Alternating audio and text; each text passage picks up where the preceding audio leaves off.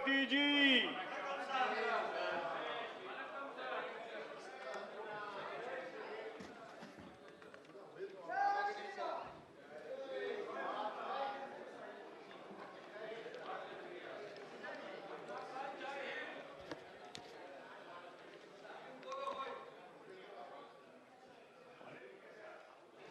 Honorable members, as agreed to by the House yesterday, there will be no 0 hour, no question hour, and further discussion on the motion of thanks on President address will start immediately after laying of the papers and other business of formal nature, and will continue without lunch break. The answers to questions listed for today are, however, deemed to have been laid on the table of the House. Papers to be laid on the table. Secretary General. Sir, with your kind permission, I rise to lay on the table a copy of the Maritime Anti-Piracy Bill 2022 passed by the Houses of Parliament and assented to by the President since a report was last made to the House on 31st of January 2023. Dr. Munspra Mahendra Bhai. Honorable Chairman, sir, with your kind permission, I wish to lay on the table of the House on behalf of Srimati Smriti Jubin Irani papers listed against her name at serial number 1 of today's revised list of business. Thank you, sir. General Retired V.K. Singh. Sir, with your permission, I rise to lay papers mentioned against my name at serial number 2 of the revised list of business. Shri Ramdas Athawale. Respected Chairman, sir, I lay on the table of the House papers listed against my name at serial number 3 in today's revised list of business. Thank you. Sadhvi Niranjan Jyoti. माननीय सभापति महोदय, मैं आज की संशोधित कार्यसूची क्रम संख्या 4 पर मेरे नाम के सामने उल्लिखित प्रपत्र सभा पटल पर प्रस्तुत करती हूँ। श्री नित्यानंद राय। महोदय, आपकी अनुमति से मैं आज की संशोधित कार्यावली में क्रमांक संख्या 5 पर मेरे नाम के सम्मुख उल्लेखित दस्तावेज सभा पटल पर रखता हूँ। श्री पंकज चौधरी। माननीय सभापति जी, मैं आज की संशोधित कार्यसूची में मेरे नाम के सामने वर्णित कागजात आपकी अनुमति से सदन के पटल पर रखता हूं। Shri Rajiv Chandrashekhar. Sir, with your permission, I rise to lay on the table of the House the papers mentioned against my name at serial number 7 of the revised list of business in the Rajyasabha for today. Thank you, sir. Shri V. Muralidharan. Chairman, sir, with your permission, I rise to lay on the table of the House the papers listed against my name at serial number 8 in today's revised list of business. Dr. Subhas Sarkar. Chairman, sir, with your kind permission, I rise to lay on the table of the House the papers mentioned against the name of my colleague Minister Srimati Annapurna Devi at serial number 9 in today's list of business. Shri A. Narayan Swamy. Honorable Chairman, sir, with your kind permission, I lay the papers of the table, the House mentioned at the serial number 10 of the today's revised list of business against my name of my colleague Susri Pratima Bhumika, Honorable Minister of Social Justice and Social Justice and Empowerment, sir. Dr. Subhas Sarkar. Honorable Chairman, sir, with your kind permission, I rise to lay on the table of the House the papers mentioned against my name at serial number 11 in today's revised list of business. Namaskar. Statements of the Committee on Welfare of Other Backward Classes, Srimati Geeta Urf Chandra Prabha. महोदय, आज मैं कार्यसूची में अपने नाम के सामने यथावत अन्य पिछड़ा वर्गों की कल्याण समिति की गई प्रतिवेदनों की अंतर्दृष्टि सिफारिशों पर सरकार द्वारा अंतिम की गई कार्रवाई को दर्शाने वाले 2 विवरणों को अंग्रेजी और हिंदी संस्करण एक सभा पटल पर रखती हूँ।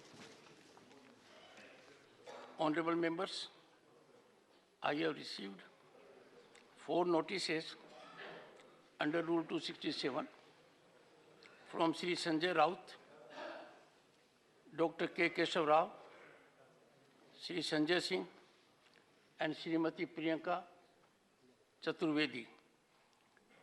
They have sought suspension of the listed business for today. Honorable members, I reiterated my stand.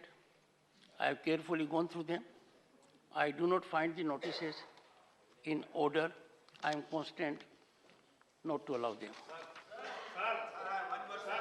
Yesterday you made a reference to us. Sir, yesterday you made a reference to two parties in this house. So you had made a reference to two parties in this house, which you have no right. It is our party, we know what to do. And we also know about the courtesies that way should be extended to our president. And I belong to Santali families. I know what it is. You need not call us tribal all the time. One second. There is nothing like tribal president in this country. She is an Indian citizen. She is a great leader. She happens to come to this Brahminic order should not be there. Why every time you say a tribal? Dr. Keshav, take your seat. Take your seat. Dr. Keshav, it is most unfortunate the kind of aggressive body language you are reflecting. You have perhaps not had the occasion to go through what I reflected yesterday with full sense of sublimity, sobriety, and seriousness. Once again, please take your seat. Take your seat. You are a senior member. Take your seat first. Please take your seat first. This is not the way we conduct this house. Kindly, one second. Please take your seat. And what I said is on record. You can take recourse to rules. This is not the way to do it. I have conveyed my sentiment, and those are the sentiments of millions of people. For the first time in this country, first time, a history of the wrong type has been created by engaging in proclaimed boycott of the of the president. I leave it at that. No, absolutely. Nothing to explain. No. No, I have declined. Sanjay Singh, I have declined, please. Motion of thanks on President's address. Shri Surendra, nothing will go on record. Nothing will go on record. Nothing will go on record. Shri Surendra Singh Nagar. धन्यवाद सभापति जी। Shri Surendra Singh Nagar. माननीय सभापति जी, कल कुछ विषय मैंने अपना अनुभव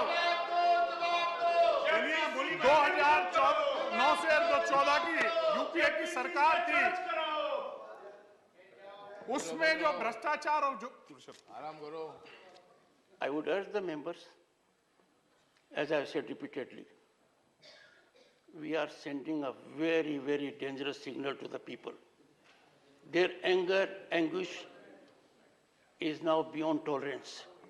Every time in the morning they see the spectacle of the house being plunged in disorder as a part of strategy. This, leave it, please. Surendra Singh Nagar.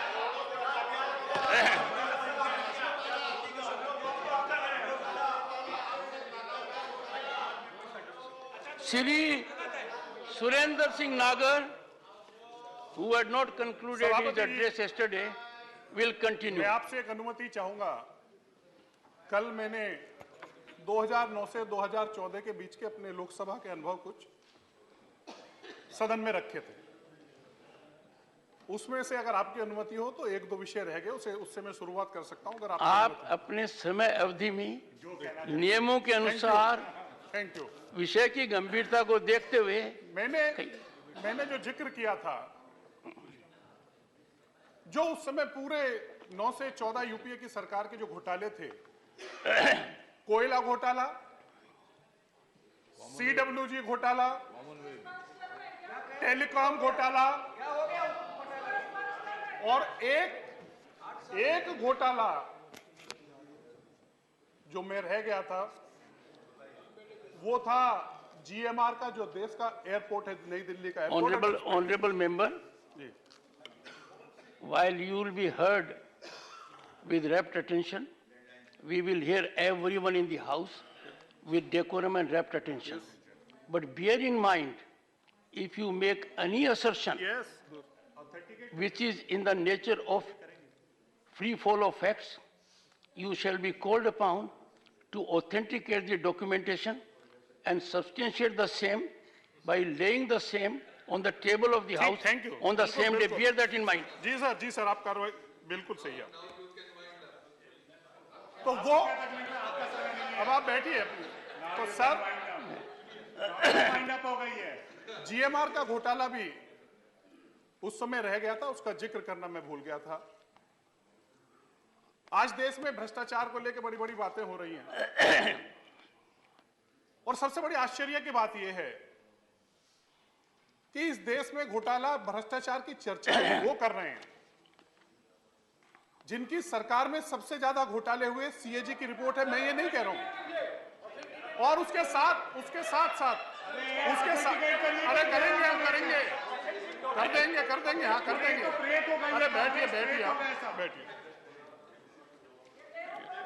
और chairman साहब,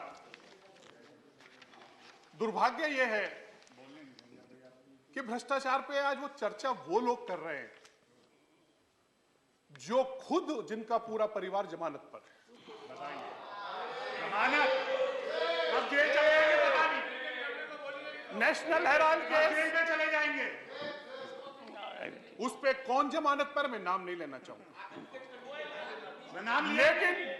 लेकिन वो लोग इस बात की चर्चा आज भ्रष्टाचार कर रहे हैं जिनकी सरकार में सबसे ज्यादा घोटाले हुए। आप तो रोज समझौते करते हैं। आज रोज आपकी नीतियां बदलती हैं। आप रोज नए समझौते करते हैं। आज आपने उसके साथ समझौता किया जो आज इस देश में संविधान, जिसने 370 और 35A का विरोध किया, जो पार्टी कश्मीर की है, उसके साथ भी, जिसको देश तोड़ने की और जो पाकिस्तान का समर्थन करते हैं, उसके साथ आपने भारत जोड़ो यात्रा, देश तोड़ने वालों के साथ आपने भारत आपके साथ रहे। आप हमें समझाइए कि देश को तोड़ने वालों के साथ आपने भारत यात्रा की, कश्मीर में उन लोगों के साथ यात्रा करने का काम किया। Honorable members, please.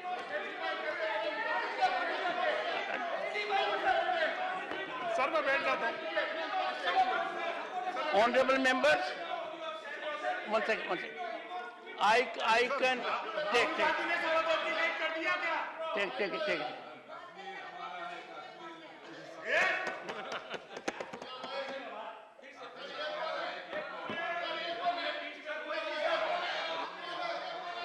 बैठिए। One second. Honorable members, sir, have my assurance. Chairman, I am taking note of everything. If there will be expediency and requirement of a document to be authenticated, and I find that such a document is already authoritatively in public domain, I may skip that, rest I'll call upon. Go ahead. Sir, and be cautious about it. Sir. And I may indicate to you, honorable member, I have given such a direction to some other members. There has been non-compliance of that. I am taking steps because such a transgression has to lead to exemplary consequences. So be aware of it. Go ahead. धन्यवाद सभापति जी। इस देश में मैं अपने को सीमित करना चाहूंगा। इंफ्रास्ट्रक्चर को लेकर देश की जो पॉलिसी पैरालिसिस था, उस पे मैं इस सदन का ध्यान, क्योंकि राष्ट्रपति जी ने अपने अभिभाषण में इसका जिक्र किया। अगर मैं बात करूं, इस देश में 2000 यूपीए की जब सरकार थी, उस समय इस देश में जो इंफ्रास्ट्रक्चर के हमारे प्रोजेक्ट्स थे, उनकी हालत क्या थी? अभी बताएंगे तो थोड़ा सब्र कीजिए। क्या चोरी की आप? थोड़ा सब्र कीजिए, सब्र। अगर आप सच नहीं सुनना चाहते हैं, टेक योर सीट। तो मैं क्या कर सकता हूँ? Take your seat. Mister Nagar, one second. क्यों नाराज हो? रंजीता जी, ऑनरेबल मेंबर, आज बताएंगे। आपके पास कभी नहीं बैठे थे। आप वन सेकेंड, चोरों के साथ कभी नहीं बैठे। One second, mister Muralidhar, what is happening to your benches? Sit down. Would you sit down? Honorable members, Honorable members, Mr. Nagar, take your seat. Mr. Nagar, I do not approve of this conduct. One second, please. Mr. Nagar, no, I don't approve this conduct. Some member speaks, that's transgression. You start communicating. Okay. Sorry. It is so elementary. Please take your seat. Take your seat. Take your seat. Why are you contributing chaos in the house? Please, I have not called upon you to speak. Honorable members, please, Honorable Minister. So the Treasury benches, if they behave like this, sit down. Honorable members, it is with pain that both sides in the House are working in a manner that is not desirable. The members are not required to speak to each other directly. We are violating something which is textbook preposition, meant even for newcomers. Mr. Nagar started reacting. There is someone sitting in this chair. The one sitting in this chair has authority, and that authority is by way of constitutional obligation. It is my bounden duty to ensure order in the House. If there is disorder in the House, created by anyone, I have to ensure consequences flow. You have contributed to disorder. Even two of the senior members from this House started speaking. Are we in chorus? I would urge everyone to listen to every speaker in silence, with rapt attention. If you have an objection, take recourse to rules. There may be an objection, there may be other point of view. Raise it in accordance with rules. Don't jump on your seat immediately. And what I find is, senior members need to guide others. Fact is, they are taking lead in this. I am sure the House will bear this in mind. Mr. Nagar. सभापति जी,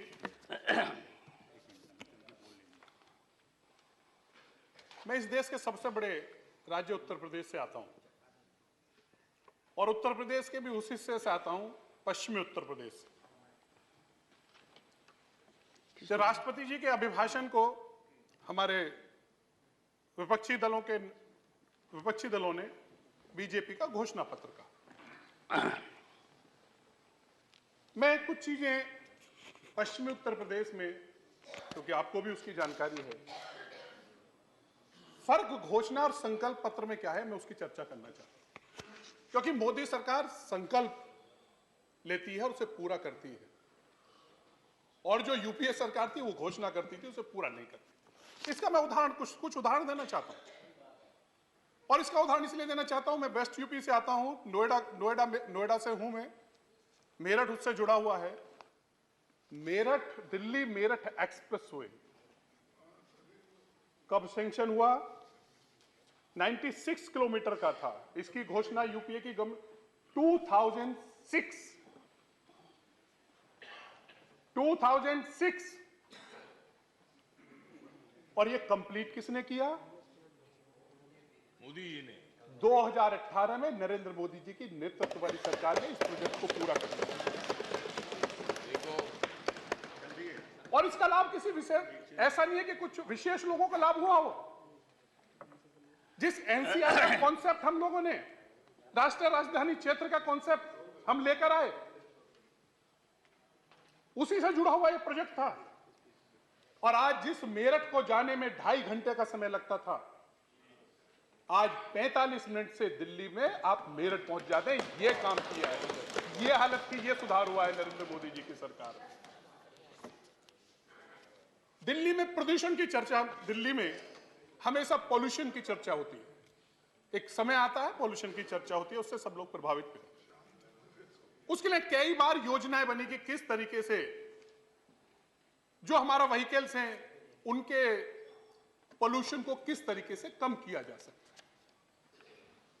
उसके लिए योजना बनाई कि जो trucks हैं, जो heavy traffic है, हैवी व्हीकल्स हैं, उनको दिल्ली में उनकी एंट्री नहीं होनी चाहिए और उनके लिए एक ऐसा रोड बनना चाहिए कि जो दिल्ली में एंटर भी ना हो और दिल्ली के बाहर से निकल जाएं, जिससे दिल्ली की जनता को इस प्रदूषण से मुक्ति मिल सके उनके लिए। ईस्टर्न पेरिफेरल, जिस क्षेत्र से मैं आता हूं, गौतम बुद्ध नगर, नोएडा, वहां से भी वो होकर गुजरता है। सभापति जी, क्या है स्थिति है इसकी? ये सैंक्शन कब हुआ? 2006 2006 में यूपीए की सरकार में ये प्रोजेक्ट सैंक्शन हुआ। अब नहीं हुआ। और इससे बड़ी बात आप देखिए,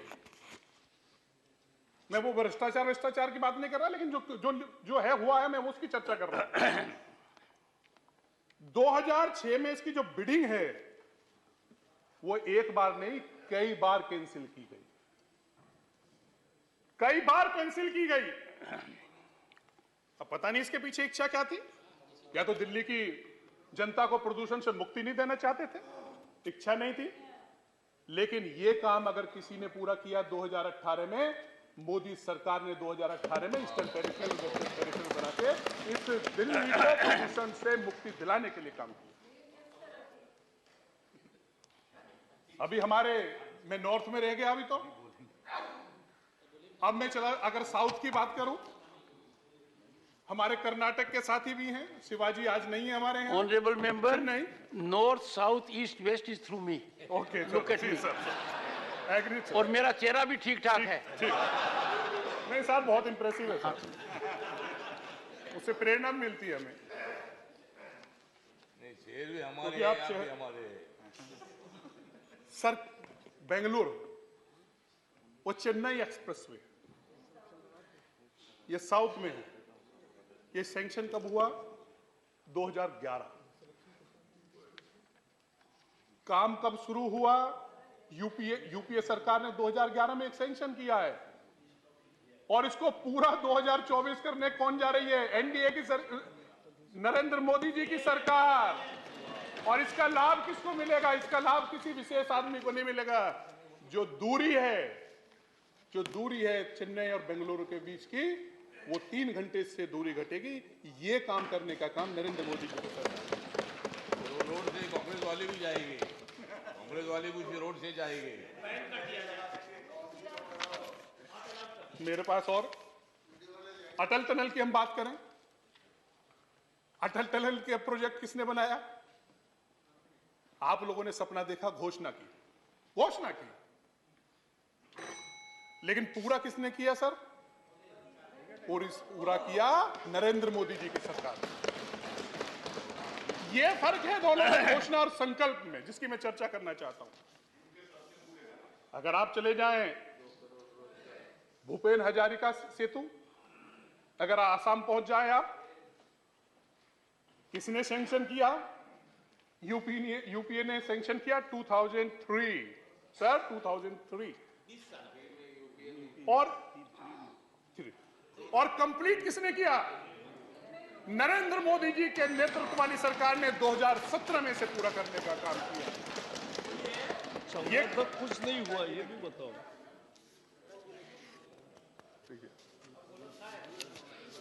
अब आप आ जाइए कंक्लूड। एक और ब्रिज है हमारा, सोनोवाल जी का है डिब्रूगढ़ से धेमाजी ब्रिज है हमारा। अच्छा, हाँ, ये अच्छे से बता सकते हैं। कुछ नाम लेने में थोड़ा मुझे प्रोनाउंसिएशन में हो सकता है कमी कहीं हो, लेकिन सर स्थिति क्या थी? ये प्रोजेक्ट सैंक्शन कब हुआ? ये प्रोजेक्ट सैंक्शन हुआ 1997 और इसको पूरा किसने करा? इसको पूरा नरेंद्र मोदी जी की सरकार ने 2018 में पूरा कर दिया। इससे फायदा क्या होगा? अभी हमारे मित्र बैठे हैं मनोज झा जी, बिहार को लेके दिल बड़ा होना चाहिए, सोच छोटी छोटी, सोच थोड़ा दिल बड़ा करो, सोच बड़ी करो, देश के लिए सोचो। हम तो रोड बड़ा कर रहे हैं। अगर मैं बात करूंगा, कोसी रेल ब्रिज महत्वपूर्ण प्रोजेक्ट था बिहार का, कब इनिशिएट हुआ? 2003। महत्वपूर्ण, मिथिला शायद वो जोड़ता है, वो मिथिला से दोनों को जोड़ने की दूरी कम करता है, बहुत महत्वपूर्ण ब्रिज है ये बिहार का। ये कंप्लीट हुआ कब? किसने किया ये कंप्लीट? नरेंद्र मोदी जी ने। ये नरेंद्र मोदी जी की नेतृत्व वाली सरकार ने इस ब्रिज को पूरा करने का काम किया, बिहार को सौंपा देने का काम।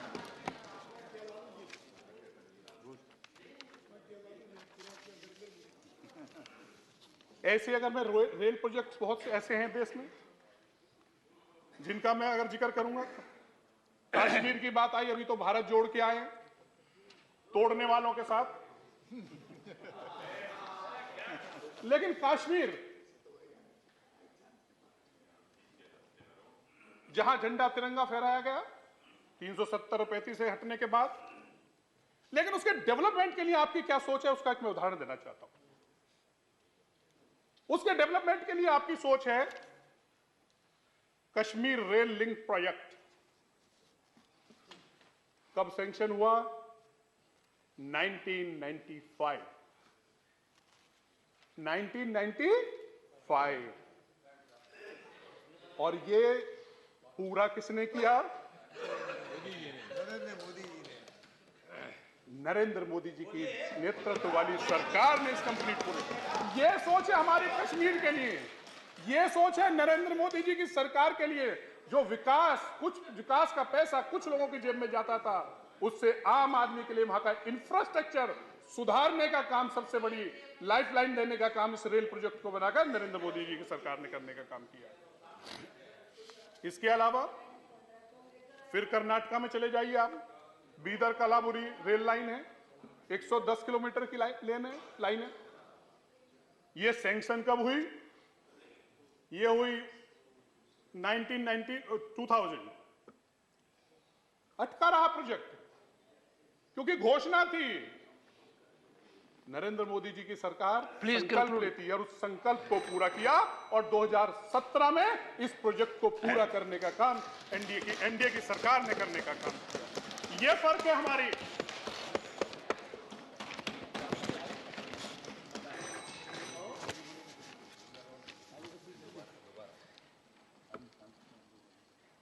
सभापति जी, आज नॉर्थ ईस्ट की बहुत बात होती है। नॉर्थ ईस्ट को हमेशा इग्नोर किया गया इस देश में। सिक्किम एयरपोर्ट जिसकी बात मैं करना चाहता हूं, जिक्र करना चाहता हूं। सिक्किम एयरपोर्ट सैंक्शन कब हुआ? 2008। और सिक्किम एयरपोर्ट को पूरा किसने किया? नरेंद्र मोदी जी की सरकार ने 2018 में। ये है हमारी नॉर्थ ईस्ट के लिए हमारी सोच। एयर कनेक्टिविटी बढ़ाने का काम हमने किया है।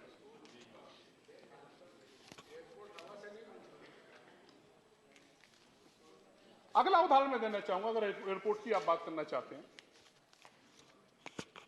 सभापति जी, मैं उत्तर प्रदेश से आता हूं। कंक्लूड। एक दो विषय रख के मैं अपनी बात करना चाहूंगा। उत्तर प्रदेश। 1 minute conclude. अगर आप 1 मिनट कहेंगे तो फिर मैं आखिर में आ जाता हूं। एक विषय रखना चाहता हूं। सभापति जी, कुछ योजनाओं का मैं जिक्र करना चाहता हूं, बाकी चीजें नहीं करना। शहरी आवास योजना का मैं जिक्र करना चाहता हूं। प्रधानमंत्री शहरी आवास योजना। मैं उत्तर प्रदेश के बुलंदशहर जनपद के गुलावटी में पैदा हुआ, वहीं मेरा घर है। मैं एक दिन 2019 का लोकसभा का चुनाव था। एक कुछ लोग मुझसे मिलने आए, मेरे पड़ोस के थे। अल्पसंख्यक समुदाय से वो लोग थे और कह रहे थे कि एक व्यक्ति सड़क पे खड़ा होकर कह रहा है, वो अल्पसंख्यक समाज से था, कि मुझे मोदी जी को वोट दें।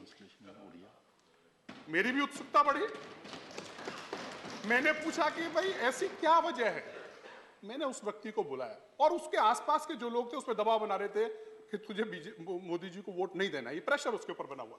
ये कांग्रेस वाले थे, कांग्रेस वाले। मैंने सभापति जी, मैं उससे मिला और मैंने पूछा, तुम ईमानदारी से बता भाई, मुझे मेरा पड़ोसी भी था वो, कि मैंने ईमानदारी से बता भाई क्यों वोट देना चाहता। मैंने तो ऐसी भाषा में, साधारण शब्दों में उससे पूछा।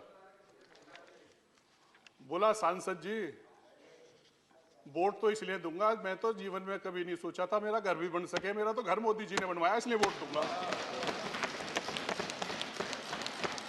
अगर मैं आखिर की बात करूं, एक चीज, फार्मर्स की इंफ्रास्ट्रक्चर जो हम लोगों ने क्रिएट किया, एफपीओस की अगर बात करूं, मैं जिस जनपद से आता हूं, उत्तर प्रदेश के बुलंदशहर का एक जनपद में एक एफपीओ चलता है। 772 महिलाएं उससे जुड़ी हुई हैं। और आज उस जो एफपीओ है हमारा, वो उदाहरण है पूरे देश में। आज वो ऑर्गेनिक वेजिटेबल्स पैदा कर रहे हैं। और इसके एक मिनट का समय और लेकर अपनी बात समाप्त करूंगा। और वो आज स्विट्जरलैंड, जापान, अन्य देशों को फ्रूट वेजिटेबल्स एक्सपोर्ट कर रहे हैं। अंत में मैं सभापति जी, देश के उन लाखों करोड़ों जो लोग हैं, जिनके लिए इस देश के प्रधानमंत्री जी ने विभिन्न योजनाओं के माध्यम से लाभान्वित हुए, उनकी कुछ बात मैं एक शेर के माध्यम से कहकर अपनी बात समाप्त करना चाहूंगा। सुनाओ। वो कह रहे हैं, दुनिया में कोई जान से प्यारा नहीं होता। ये हम सब मानते हैं कि दुनिया में जान से कोई प्यारा नहीं होता, लेकिन वो बाद में इसके बाद क्या कह रहे हैं, कुछ लोग मगर जान से भी प्यारे मिले हैं। नरेंद्र मोदी जी के लिए वो कह रहे हैं। बहुत बहुत धन्यवाद। Honourable leader of the opposition Shri Mallikarjun खड़गे।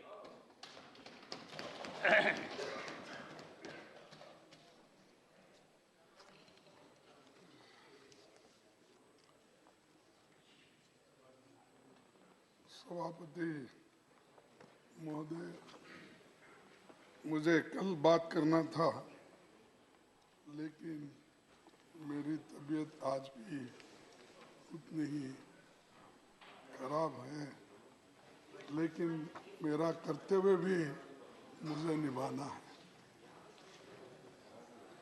तो ये मैं राष्ट्रपति जी का जो भाषण देखा, और ये मेरा दुर्भाग्य है, उस दिन मैं जॉइंट सेशन में हाजिर नहीं हो सका, क्योंकि कश्मीर में मौसम खराब होने की वजह से बहुत से वहाँ के फ्लाइट्स कैंसिल हुए। और अक्सर मेरी आदत होती है कि जब पार्लियामेंट चलती है, मैं हमेशा यहाँ पर हाजिर होने की कोशिश करता हूँ।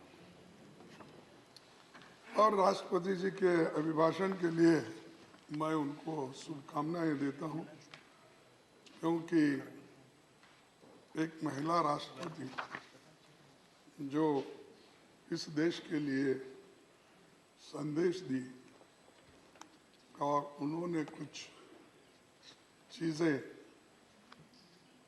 अक्सर ऐसा होता है कि सरकार जो कहती है वही राष्ट्रपति, गवर्नर वही कहते हैं।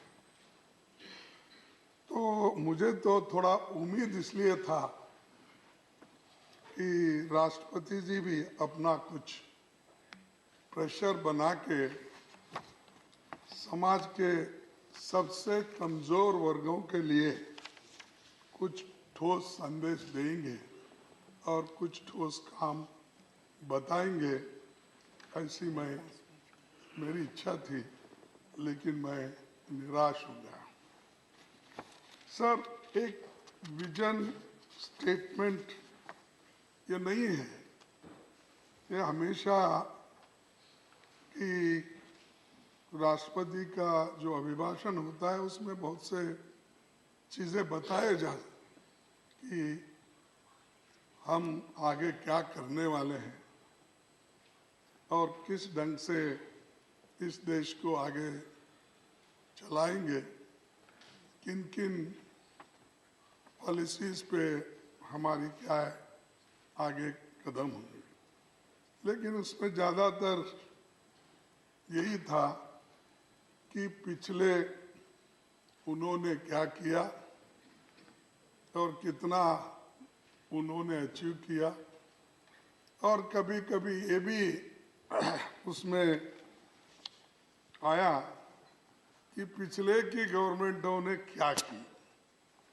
ये मैं अपेक्षा नहीं करता था कि आप जो करते हैं वो बोलिए, कितने दिन वही बोलेंगे कि पिछले आपने क्या किया।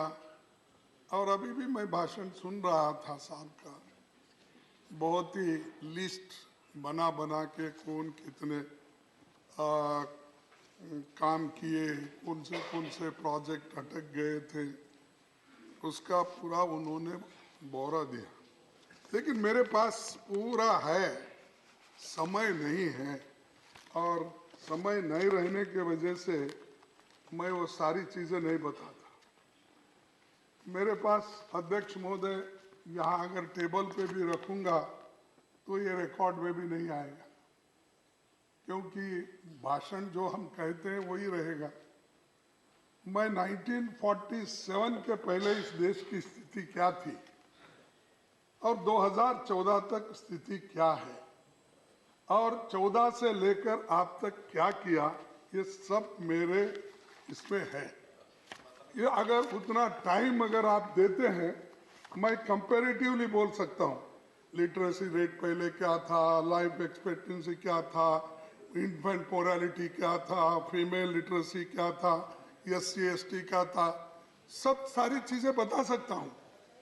लेकिन इतने काम करने के बावजूद भी आप में इतनी क्या कहेंगे हम, इतनी झलस सी क्यों है? भाई अपने बात को आप रखिए, लेकिन दूसरे जो काम किए उसकी भी थोड़ा सा कहिए। अगर बुनियाद नहीं है तुम्हारा बिल्डिंग कहाँ खड़ा होगा?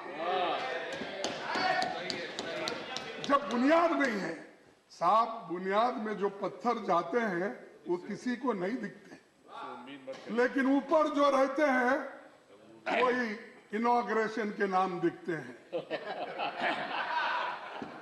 इसीलिए मैं ये 10 पेज का पूरा यहाँ पर रखूंगा, लेकिन बोलने के समय भी मुझे कम है। लेकिन आप बड़े दिल वाले हैं, मुझे नहीं मान्यवर, जरूर मान्यवर, ये समय आपने निश्चित किया है, आपकी पार्टी का समय बचा हुआ है। निश्चित किया गया कि आप 30 मिनट बोलेंगे। कल माननीय दिग्विजय सिंह जी बोल रहे थे,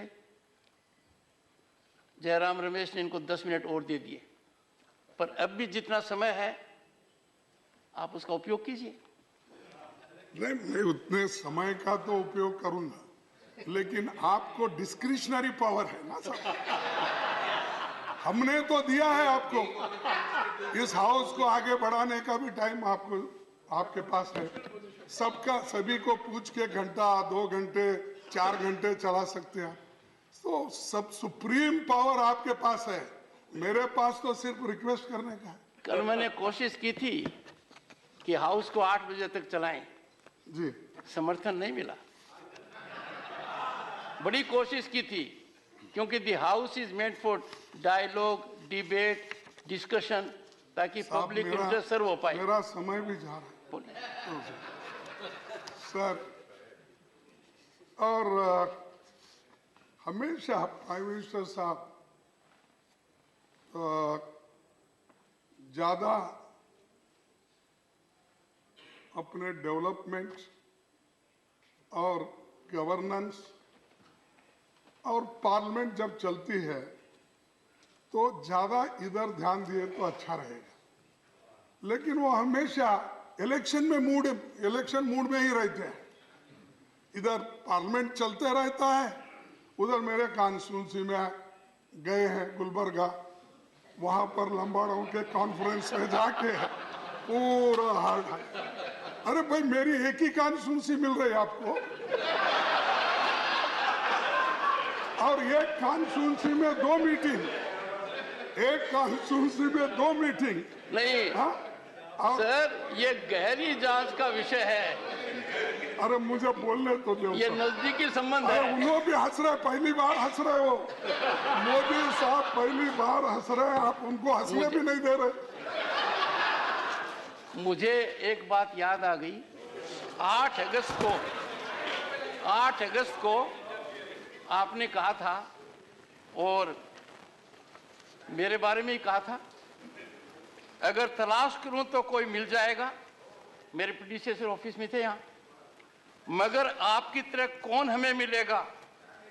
आपके साथ ये मंजर रौनक जैसा है, आपके बाद मौसम बहुत सताएगा। मौसम कहाँ सताए, मौसम ठीक है। आप भी हंस रहे हैं, इट इज बीइंग शेयर्ड। मैंने ये कहा था, उस वक्त तो नायडू साहब बैठे थे। कहा मेरे लिए था कि नहीं, आगे बहुत सताएगा। नहीं, सुनिए, आप उस वक्त नायडू साहब बैठे थे। मैं तो गए दिन तो ऐसे थे, लेकिन आगे आने वाला मौसम और भी खराब है, ऐसा मैं बोलूं। तो मेरे को ऐसा ही महसूस हो रहा है, बात करने नहीं देते और 267 में चर्चा करने नहीं देते, और कोई भी चीज हम उठाना चाहते हैं कि आप दिल दरिया होना चाहिए, कि आप उसको अलाउ करना चाहिए। फिर बाद में सरकार है, उसको निपटाती है, वो कह देते हैं इसको ठीक है नहीं है, फिर आप सबको समझा सकते हैं। इसीलिए मेरा एक निवेदन है आपसे कि ये पार्लियामेंट्री डेमोक्रेसी में तो चर्चा होती है, जब होती है तो उसका उत्तर भी मिलता है।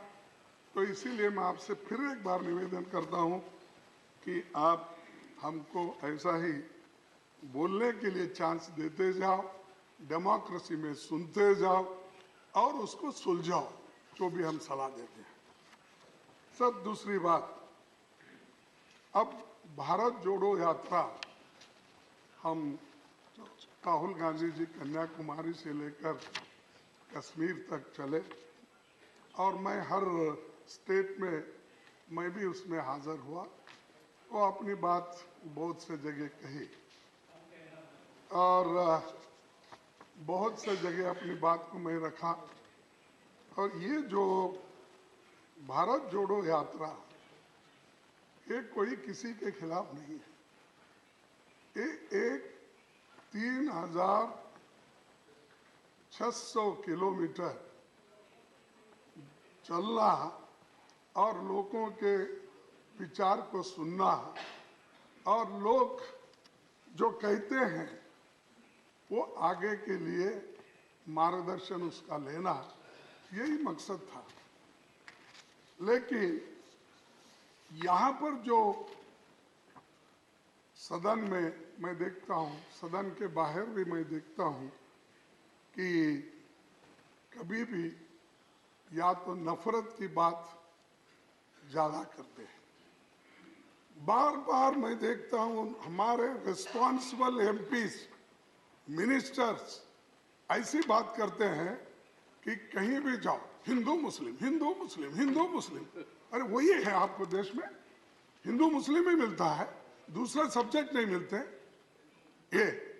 और दूसरे तरफ कहीं क्रिश्चियन का चर्च है, उसके तरफ आपकी निगाह, कहीं शेड्यूल कास्ट किसी मंदिर में गया तो उसको मारते हो, उसकी सुनवाई नहीं होती है। अरे सुनिए, देखिए एक क्या है, आज हम शेड्यूल कास्ट को हिंदू समझते ना, नहीं समझते ना, समझते हैं तो उसको मंदिर में क्यों अलाउ नहीं है? समझते हो तो उसको पानी क्यों नहीं देते? समझते हैं तो उसको शिक्षण क्यों नहीं? समझते हो तो उसको बराबरी का स्थान क्यों नहीं देते हो?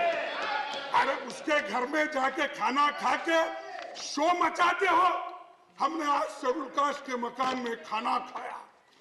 बहुत से मंत्री फोटो निकालकर टीवी में ये बताते हैं ये शेड्यूल कास्ट के घर में आज खाना खाए, बड़ी बात है। नहीं, अरे धर्म एक है ना, ऑनरेबल, जब धर्म एक है, ऑनरेबल एलओपी, जब धर्म एक है, one second, honourable LOP, please, sir, I can inform Mr. Jairam Ramesh, LOP doesn't need your support. No leader of opposition knows how to handle his affairs. Every time you get up, whether it is Digvijay Singh or someone else, that is not appropriate. Every member in the house stands on his own leg. One second, please. One second. LOP brings on the table huge experience of decades. When sitting in the chair, I find the gestures of LOP are little beyond his normal discourse. It is my bounden duty to request him to maintain composure. Sir, we are not in aggressive mode. This house is meant for sober dialogue with sobriety, so that we understand each other's point of view. Honorable LOP will bear this in mind. This is my request. Please. Sir, मैं दुख के साथ कहता हूँ, मेरा दर्द दूसरे लोग समझ नहीं सकते। इसीलिए डॉक्टर बाबा साहब अम्बेडकर ने कहा, जिसको दर्द होता है, उस दर्द पे मुलायम कौन लगाते हैं, उसी को महसूस होता है। जो मुलायम नहीं लगाने वाले हैं या उसको देखने वाले नहीं, मालूम, तो उसी को मालूम होता है। जो झेलता है ये कठिनाई उसी को मालूम होती है, दूसरों को नहीं। तो इसलिए एक तरफ वो हमारे साथ भी नफरत, फिर उसके बाद धर्म के नाम से, जाति के नाम से, भाषा के नाम से वो भी नफरत से भरा हुआ है। इसलिए नफरत छोड़ो, भारत जोड़ो। और सर, कॉन्स्टिट्यूंट असेंबली मेंबर राष्ट्रपति जी डॉक्टर राधाकृष्णन ने कहा था उस वक्त कि सभी समुदाय के अधिकारों का सम्मान करना होगा, चाहे हिंदू हो या मुसलमान, राजा हो या किसान, सबका सम्मान करना चाहिए। लेकिन आज नफरत हर जगह फैल रहा है, उसको हमारे ही प्रतिनिधि लोग, मंत्री लोग उसको बढ़ावा दे रहे। लेकिन मैं प्रधानमंत्री जी से पूछूं कि आप चुप क्यों बैठे हैं? आप हर एक को डराते हो, लेकिन इनको क्यों नहीं डरा रहे? जो लोग नफरत का फैलाने की कोशिश करते हैं, अगर आपकी नजर उधर एक तरफ गिरी तो वो ऐसा बैठ जाएगा, नेक्स्ट मेरे को टिकट मिलने वाला नहीं है समझ के वो बात बंद करेगा, बोलेगा नहीं। लेकिन आप चुप्पी साधने के वजह से और आप मौनी बाबा बनने के वजह से ये परिस्थिति घट रही है। It doesn't suit your stature. It doesn't suit your stature. It doesn't suit your stature. मैं छोड़ो, It doesn't suit your stature. अरे Frankly speaking, there are certain positions on which we have to have great regard. It was in this house, on 8th December I said, when leader of the house will speak, leader of the opposition will speak, and the two former prime ministers will speak, I will look to the rule book later. Why? These positions have august stand. I said so. Similarly, we cannot treat institutions with that kind of observation. You are a very senior member, sir. If anyone in the house, one second, if anyone in the house was to use an expression for LOP, I would come to the rescue of LOP. It's an elevated constitutional position. At least I expected from you, Mallikarjun ji, that you will raise the level of a debate and not use those juicy expressions. They are not good. They are not appropriate. Take your seat. Take your seat. Take your seat. Please take your seat. Take your seat, Mr. Venugopal. Take your seat. Take your seat. Mr. Venugopal, take your seat. Mr. One second. Take your seat. Take your seat. Take your seat. Take your seat. No, I am on the chair. No, please take your seat. Honorable members, take your seat. No, I will not allow debate to go to that level. No, please, sorry. Mr. I would urge the LOP to control his members. I would urge you.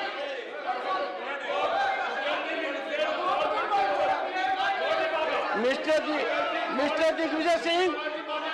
Digvijay Singh, you are such a senior member.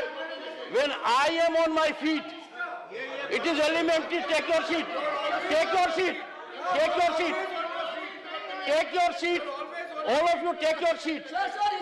Take your, Mr. Venugopal, take your seat. Take your seat. Take your seat. Take your seat. Please take your seat.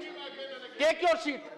Honorable members, when the LOP made reference to Ambedkar ji, you made reference to what was said in the Constituent Assembly. Am I right? Yes. Rightly. Yes. I remind you of the same observations, that it is bound and duty of every member of this House You मालूम है? to enhance decorum. Please sit down. Sit down. Take your seat. No.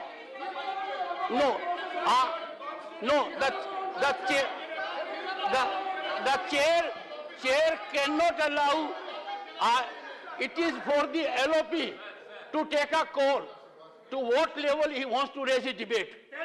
If LOP comes to that level, yes, Mr. Mallikarjun, please take your seat. देखिए साहब, मुझे Please take your seat. देखिए आप इतना emotional मत हो जाए साहब. सर मैं नहीं हो रहा वाले नहीं हैं. नहीं मल्लिकार्जुन जी, मैं ये कह रहा हूँ, सुनिए, 1 second. For every wrong practice, 1 second, Mr. Jairam Ramesh, 1 second. Honorable members, time has come for us कि हर गलत परंपरा को जस्टिफाई करने के लिए रियल व्यू में देखते हैं. We will not, please bear that mind. Mr. Mallikarjun Kharge, Leader of Opposition.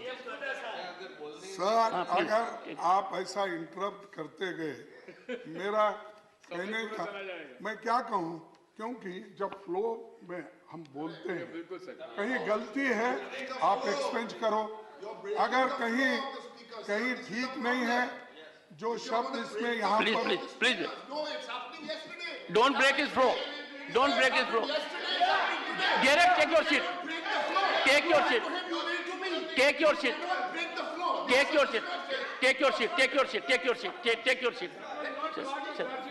एक साहब, मैं आपको और बताना चाहूंगा, वहां पर मैं 5 साल फ्लोर लीडर था. मैं बहुत सी बातें करता था, लेकिन उसको उत्तर भी प्राइम मिनिस्टर देते थे. यहाँ पर मैं 2 साल हो गए, यहाँ भी हूँ. नीचे 9 साल था वहाँ पर कर्नाटक में, और 5 साल डिप्टी लीडर था. वो एज गुड एज मैं ही चलाता था उस वक्त, क्योंकि जो लीडर थे वो थोड़े से बीमार थे. तो मेरे को थोड़ा सा तो अनुभव है साहब, इसीलिए कहा है. लेकिन आप बार बार मुझे टोक रहे हो, आपके पोजीशन के तहत बात नहीं कर रहे. आप जो कैसा ऐसा मुझे बोलना भी आप सिखाएंगे, मुझे बोलना भी सिखाएंगे. No. Take your seat. Honorable members, all throughout, 1 second, all throughout, I have shown highest respect to the leader of the opposition. And this House is witness to a spectacle when I invited the Honorable Leader of the House to my chamber He said, I don't want to quote, Leader of the Opposition. Number two, yesterday was a sad day. Digvijay Singh ji was speaking. He used an expression for the President. I did not make an issue of it. I immediately cautioned him. He withdrew immediately. What he said was, what has the President done to get that office? It could have been very different. It is my duty here to ensure there is cordiality, congeniality, and real debate and discussion. If I have urged, one second, sir, if I have urged the Honorable Leader of the Opposition that at his elevated level, the discourse has to be very different. I am sure nothing wrong with it, please. Sir, आपने तो मुझे सलाह दी, मैं उसका स्वागत करता हूं, लेकिन सलाह दोनों साइड होना चाहिए, मैं यही अपेक्षा। और सर, 2014 में प्राइम मिनिस्टर जी एक बहुत बड़ा बात बोली है या जुमला बोली है, कहा था, ना खाऊंगा ना खाने दूंगा। लेकिन मैं आपके सामने चंद उद्योगपतियों को क्यों खिला रहे हैं, ये मैं पूछना चाहता हूं। एक देखिए, एक मोदी जी साहब के नजदीकी दोस्त की दौलत 2.5 साल में 13 गुना बढ़ गया। 2014 में उसका 50,000 करोड़ रुपए थी, 2019 तक 1 लाख करोड़ रुपए हुई। अचानक ऐसा क्या जादू हो गया कि 2 ही साल में 12 लाख करोड़ रुपए की संपत्ति आ गई।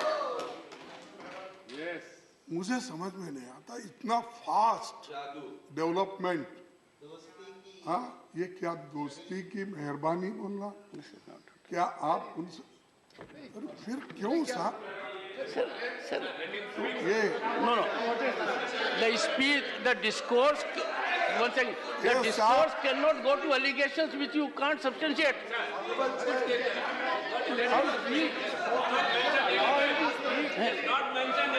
No. Yes, no, one second. I cannot allow this House to be a platform of free fall of information. Using these loose expressions, casting aspersions without any basis. Leader of the House. The Honorable Leader of the Opposition I'm calling upon Leader of the House. is a very distinguished senior leader, as you rightly pointed out. Very distinguished. We also have the distinguished former finance minister who has run this government before our government came in for many years. Honorable Leader of the Opposition is making an allegation which A, neither can he substantiate, B, an association which has absolutely no basis whatsoever, C, he's talking of a purported wealth which does not have any merit, because that's a share market calculation on which the government has no role to play. It's for the regulators to see and for the share market participants to decide what value they give. So any aspersion being cast and trying to assess and suggest that a large wealth was being created is completely baseless, and I would urge him to learn from his former finance minister what is this valuation and how this is created, whether it results in wealth or it's a valuation that's a market force driven wealth. One second. Sir, I would urge you, under what rule? 38A. Yes. 238A says, no allegation of a defamatory or incriminatory nature shall be made by a member. One second. Jairam, shall be made. Don't jump to your feet. Shall be made by a member against any other member or a member of the House, unless the member making the allegation has given previous intimation to the chairman. No. You see, You see, the honorable member, one second. Well, you see, I have insisted right from day one, we have to be extremely careful. We cannot. One second, I don't know, there's a problem. Every time any speaker of your party speaks, you want to help him out. Let them do it. Sit down, sit down, sit down. Sit down.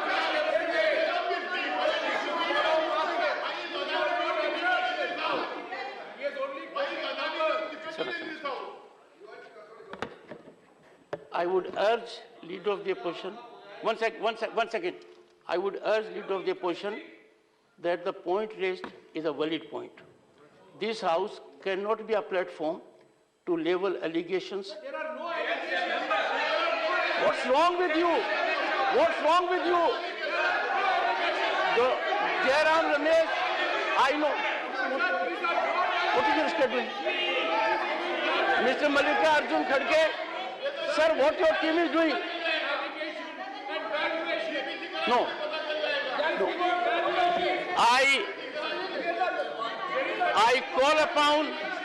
I call upon Mr. Mallikarjun Kharge to put documentation on record right now, which he has done with respect to allegations involving the name of the Prime Minister.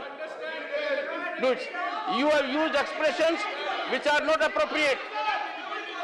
Sit down, sit down, sit down, sit down, sit down.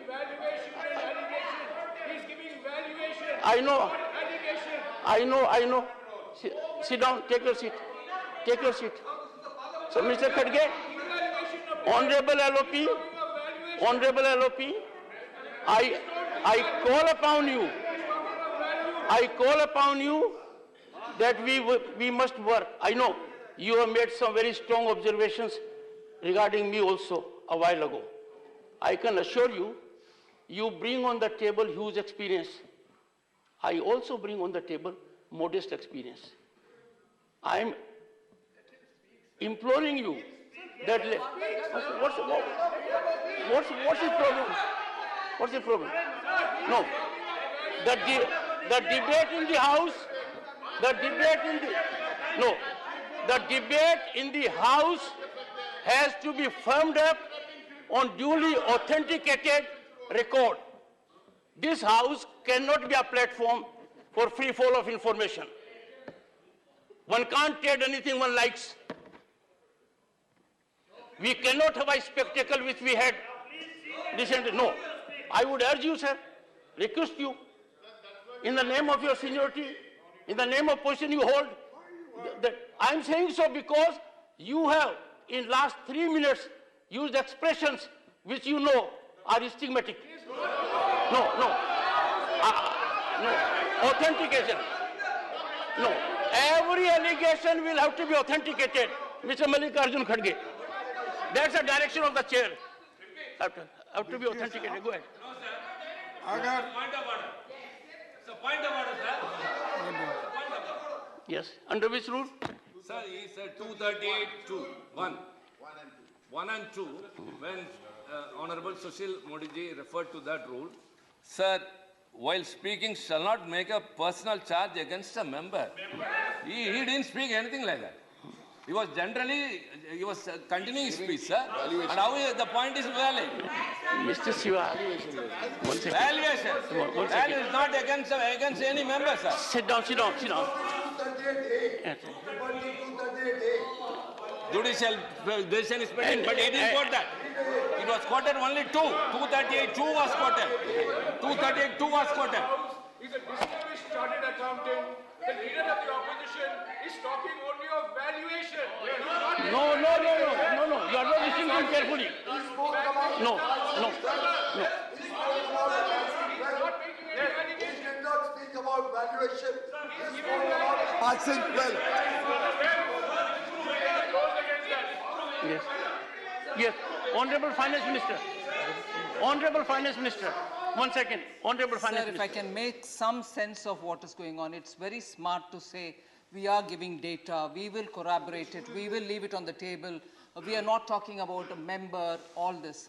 But it is completely infused with insinuations against the Honorable Prime Minister, and that is what we are objecting to. It's one thing to say it's valuation, don't you understand it? Please, all right, quote the valuation. But they are subtly and overtly, repeatedly insinuating against the Honorable PM. That's what we are objecting to. Please put the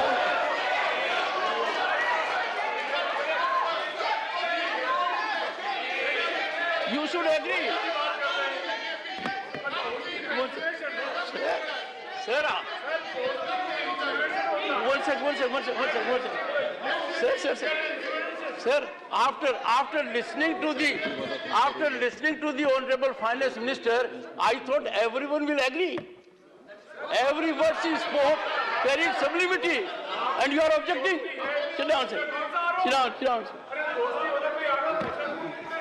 दोस्ती नहीं है sir, दोस्ती नहीं है. Mr. Digvijay Singh ji, what Khadge ji said was beyond insinuation. Now, just believe. No. You have been Chief Minister for 10 years. We are making reflection about Prime Minister of the country. Yes, that has been what. Yes, Mr. Khadge said so. No. No, sir. Sir, yesterday you were very reasonable. When the highest constitutional office came in for suffering at your hand, you immediately relented.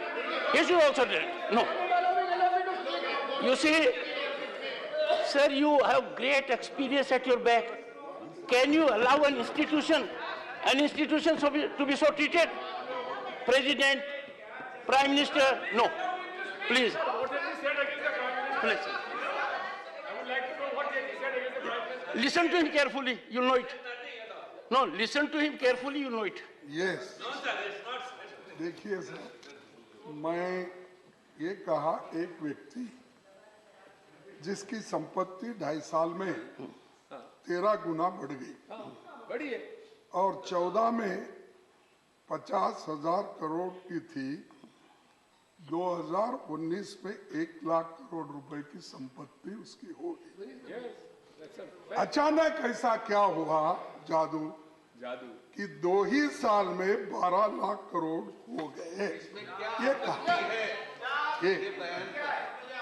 और दूसरा, अब देखिए Hindenburg की report तो है international, अब वो उसको मानते नहीं, लेकिन उसके बारे में मैं डिटेल जाना नहीं चाहता और फिर ऐसा गड़बड़ी क्रिएट करके मेरा टाइम तो चले गया, लेकिन मैं और आगे इसको बढ़ाना नहीं चाहता. नहीं, आप तो नहीं बढ़ा रहे हैं, पर मैं बता रहा हूँ, कहीं से कोई भी रिपोर्ट आ जाएगी और हम कुछ भी कर लेंगे. नहीं, ना. दुनिया के किसी भी कोने से कोई भी रिपोर्ट आ जाएगी. We have to rise to a level. मतलब मैं कुछ कहना नहीं चाहता, ऐसा नहीं है sir. My suggestion is, let us believe in ourselves, let us believe in our strength, let us believe in our institutions. हर किसी को अपनी institutions को analyze करने के लिए अधिकार दे दिया. Someone is speaking somewhere, will speak something about us, and we will get rocked by it. This can't be. बेबुनियादी विदेशी रिपोर्टों पे निर्भर कर रहे अपनी बातों को, और वो तो कांग्रेस का तरीका है. ये विदेश में क्या करते हैं, कभी चाइना के साथ कभी किसके साथ साठगांठ करते हैं. मैं तो एक स्पष्ट बात रखना चाहता हूँ. इन्हीं के खुद के नेता जिनके कहने के बगैर ये कुछ नहीं करते हैं, ऐसे नेता की संपत्ति तो पब्लिक डोमेन में, मेंबर ऑफ पार्लियामेंट के नाते वो पब्लिक डोमेन में डालते हैं. वो पब्लिक डोमेन की संपत्ति है. देख लें कि 2014 में इनके नेता की संपत्ति कितनी थी और आज उनके नेता की संपत्ति क्या 18 गुना बढ़ी है कि नहीं, क्या 16 गुना बढ़ी है कि नहीं. ये देखें कि उनकी संपत्ति, स्वयं की व्यक्तिगत संपत्ति कैसे 16 गुना बढ़ी, ये मैं ऑथेंटिकेट करता हूँ.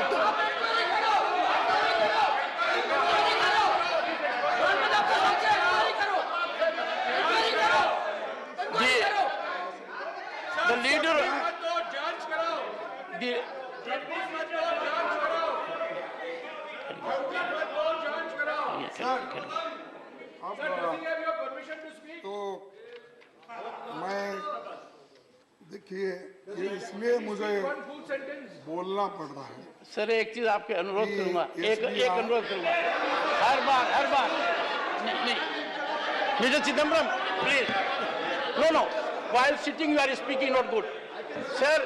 I have a request to make to the leader of the opposition. Sir, every time your member rises, you are a very senior member. Digvijay Singh is a very senior member. Every time Mr. Jairam Ramesh will rise to give support. Now I want to tell him, one second, take your seat. You must know the rule. I am on my feet. So sir, I request you that the member must be allowed to stand on his own feet, and you are capable of it. The world knows it. Don't bring down the stature of LOP or other senior members. He can defend himself. He can make his point on his own. Every time I say something to the LOP, you rise. Not good. LOP. Sir देखिए disruption बहुत हो रहा है. आप तो नहीं चाहते disruption, लेकिन जब मेरा भाषण हो रहा है तो डिसरप्शन हो रहा है. नहीं तो सर मैं आपके सामने कि इस व्यक्ति को जो प्रोत्साहन मिला है कि SBI, Punjab national bank, bank of Baroda इस ग्रुप में 82,000 करोड़ रुपए तक लोन दिया. एक उदाहरण देता हूं साहब, आप भी आश्चर्यचकित होंगे, मोदी साहब को ये मालूम होगा कि गुजरात में एक किसान को 31 पैसे बकाया के लिए उसको नो ऑब्जेक्शन सर्टिफिकेट नहीं मिला. 31 पैसे. तो मैं अनेक्सर 7 पढ़ के आपको बताऊंगा. 31 पैसे के लिए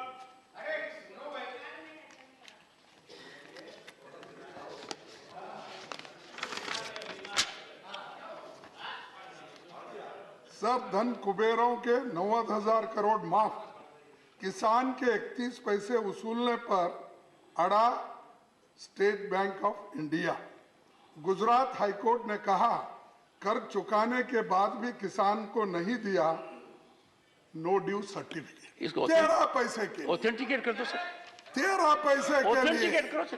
अगर यहाँ ऑथेंटिकेट और ये तो है नहीं sir it will have to be authenticated. नहीं आप in accordance with rules the statement of fact is required to be authenticated. You are yet to do it. कुछ ही समय बाद पूरा ऋण चुका. The honorable LOP is called upon to authenticate this information के जमीन during course of the day. Record में अपने नाम दर्ज नहीं कराने दे रहा. जमीन के नए मालिक 2 वर्ष पहले उच्च न्यायालय पहुंचे, जिस पर बुधवार को सुनवाई हुई और कोर्ट ने यह कहा कि भाई 50 पैसे तक तो ये माफी है.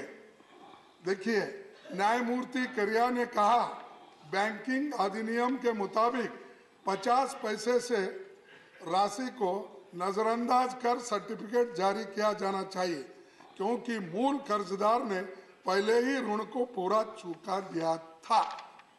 तो ये 13 पैसे के लिए हाँ सॉरी 31 पैसे के लिए ये करोड़ों रुपए लूट रहा है. और सर करोड़ों रुपए लूट के sir what you have read is required to be authenticated for 3 reasons. One, ये कोर्ट का ऑर्डर नहीं सर, ये कोर्ट का नहीं है.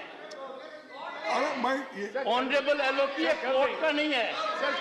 You put that on the table of the house during course of the day. अच्छा ठीक है. Now do it, authenticate it. Yes. And ask him to do it. और दूसरी चीज ये है कि ये जो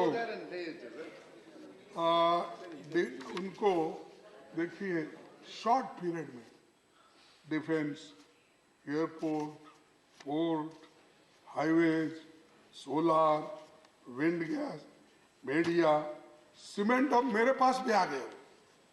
गुलबर्गे में ACC सीमेंट फैक्ट्री भी परसों ही खरीदे. वो अब भाषणों में चुनावी प्रचार में मोदी साहब मेरे पीछे लगे पैसे में सीमेंट वो लेकर वहां पर कारखाना मेरे पास शाहबाद में खरीदे ना, ठीक। तो ये इनको पैसा तो पब्लिक सेक्टर ने दिया, बैंकों ने दिया, पैसा भी मेरा, यानी मेरा मीन्स जनता का, पैसा भी हमारा, एयरपोर्ट, पोर्ट, रोड भी हमारे, चलो हमारे ही पैसे से पब्लिक सेक्टर खरीदो। और इसमें जो सामान्य लोगों को नौकरियां मिलते थे पब्लिक सेक्टर में, वो सब डूब गए। अगर पब्लिक सेक्टर जिंदा होते तो उसमें रिजर्वेशन मिलता। आज आपको मालूम है साहब, और पहले इससे भी मैंने आंकड़े निकाल के रखे थे और बोला था, सरकार में चाहे डिफेंस हो, चाहे BSNL हो, दूसरे जो जितने भी पब्लिक सेक्टर्स हैं, गवर्नमेंट के जितने भी स्कूल्स या सेंट्रल यूनिवर्सिटीज में, ये सब नौकरियों का अगर आप जायजा लेंगे, 30 लाख वैकेंसीज हैं। 30 लाख में 30 लाख में 15 लाख तो रिजर्वेशन को मिलते हैं, SC को, ST को, बैकवर्ड को, सब आप भी उसी में आते शायद, मोर और लेस उसी में आते शायद, ये बैकवर्ड्स में, OBC में आते शायद, आपको भी उसका फायदा होता था। तो 15 लाख और 15 लाख नौकरियों में से फिर 10% इकोनॉमिकली वीकर सेक्टर, ये नौकरियां क्यों नहीं दे रहे, किस लिए नहीं दे रहे, क्यों भर्ती नहीं कर रहे, और ये प्राइवेटाइज कर करके इनको नौकरी भी नहीं मिल रही है, और एश्योर्ड जॉब जो लोगों को मिलता था वो भी खत्म हो रहे। और आप तो गरीबों के लिए ज्यादा काम करने वाले हो, तो ये क्यों कर रहे हो? पब्लिक सेक्टर को मजबूत करो ना, प्राइवेट सेक्टर में पूरा पैसा भेज रहे 82,000 करोड़, उसके बजाय पब्लिक सेक्टर में इन्वेस्ट करो।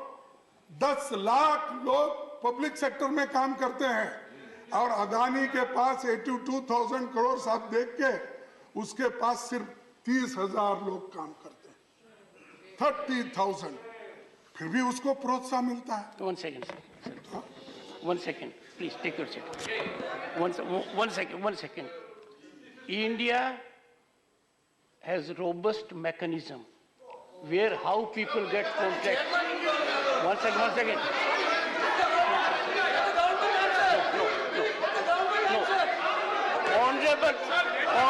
Honorable LOP. No, one second. Take your seat. No. We cannot send a signal. India.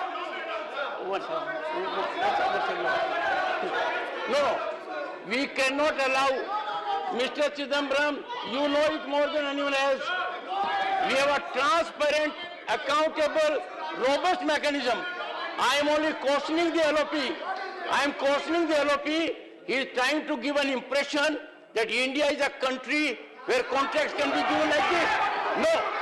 Contracts are given on the basis of accountability and mechanism. No. I know the rules are such. LOP will bear this in mind. Please. No. Take your seat. You are a senior member. Let others do it. You are very senior.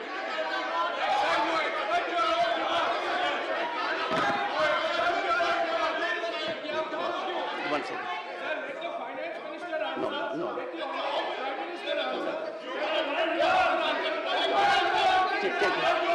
Take your seat. Take your seat. Take your seat. Okay. Take your seat.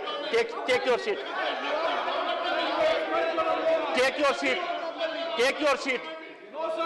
Honorable members, I have got input.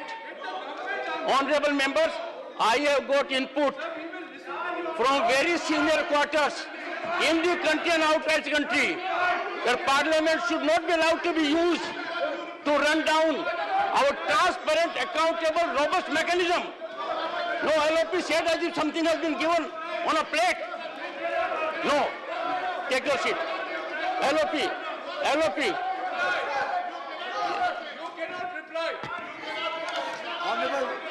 Honorable Chair, give me a minute. Honorable Chair, the opposition is trying to allege that the chair should not have made these comments. I would like to point out to the Honorable Leader of the Opposition and his other colleagues that the chair...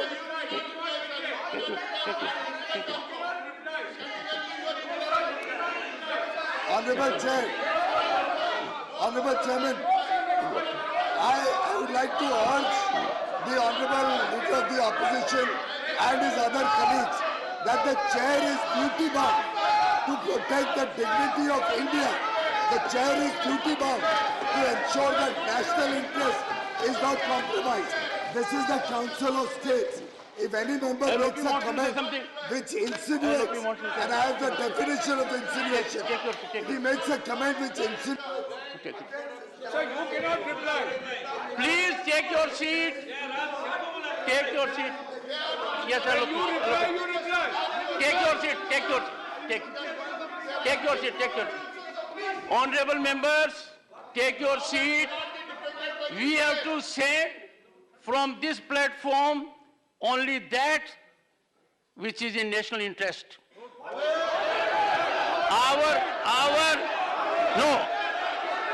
Authenticated. It can't be allegation without substantiation. No. LOP.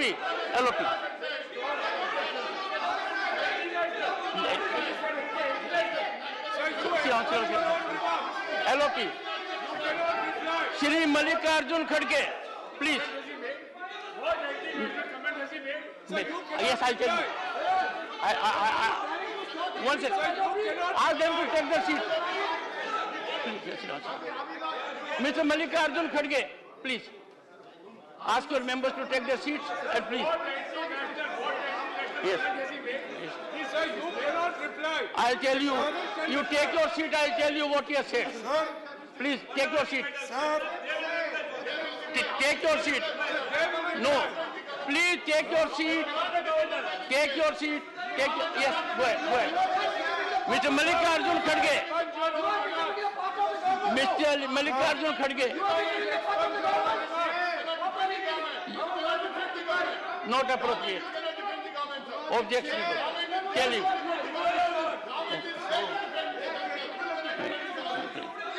Mr. Mallikarjun Khadge, please resume your address. Please.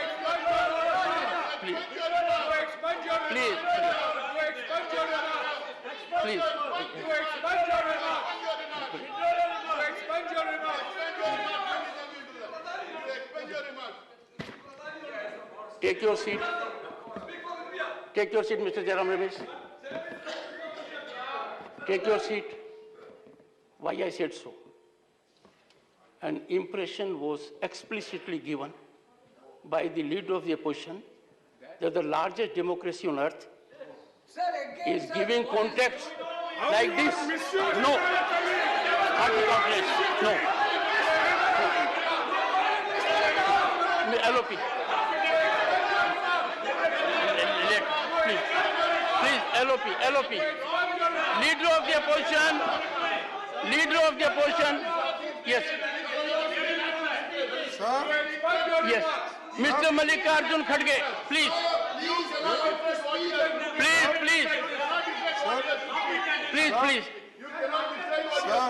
Please. Sir, I beg of you. I differ with your opinion. Yes. If I speak truth, it is anti-national. Sir. I am not anti-national. I am more patriotic than anybody of you. I am a Bhumiputra. I have not come from Afghanistan or from Germany or from other countries. I am native of this man. I am Mool Bharati. And you don't try try to suppress me, my feeling. You are looting the country and you are telling I am anti-national.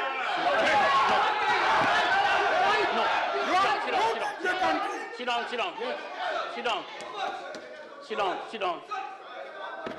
Mr. Khadge? Yes. One second. I am Khadge. Mr. I said Mr. not Khadge. Mr. We greatly appreciate you are a patriot. All of us are. There is no one here who is not a patriot. Number one. Number two, it is for the first time with a man of such experience, and you are unable to control them when they are violating the chair. No, no. No. I will not yield on this point. No. No. Let me tell you, 1 second. 1 second. I am neither this side nor this side. I am on the side of Constitution. I am not on this or that side. I can't be enlisted. No. Mr. Khadge. Mr. Khadge, please. Mr. Khadge. And sir? मेरा request Sir. Rarely speaks is the House of Commons dictum. Sir. Chair rarely speaks. Sir, every time you go outside, there is enough in our country to learn. You go to House of Commons. Sir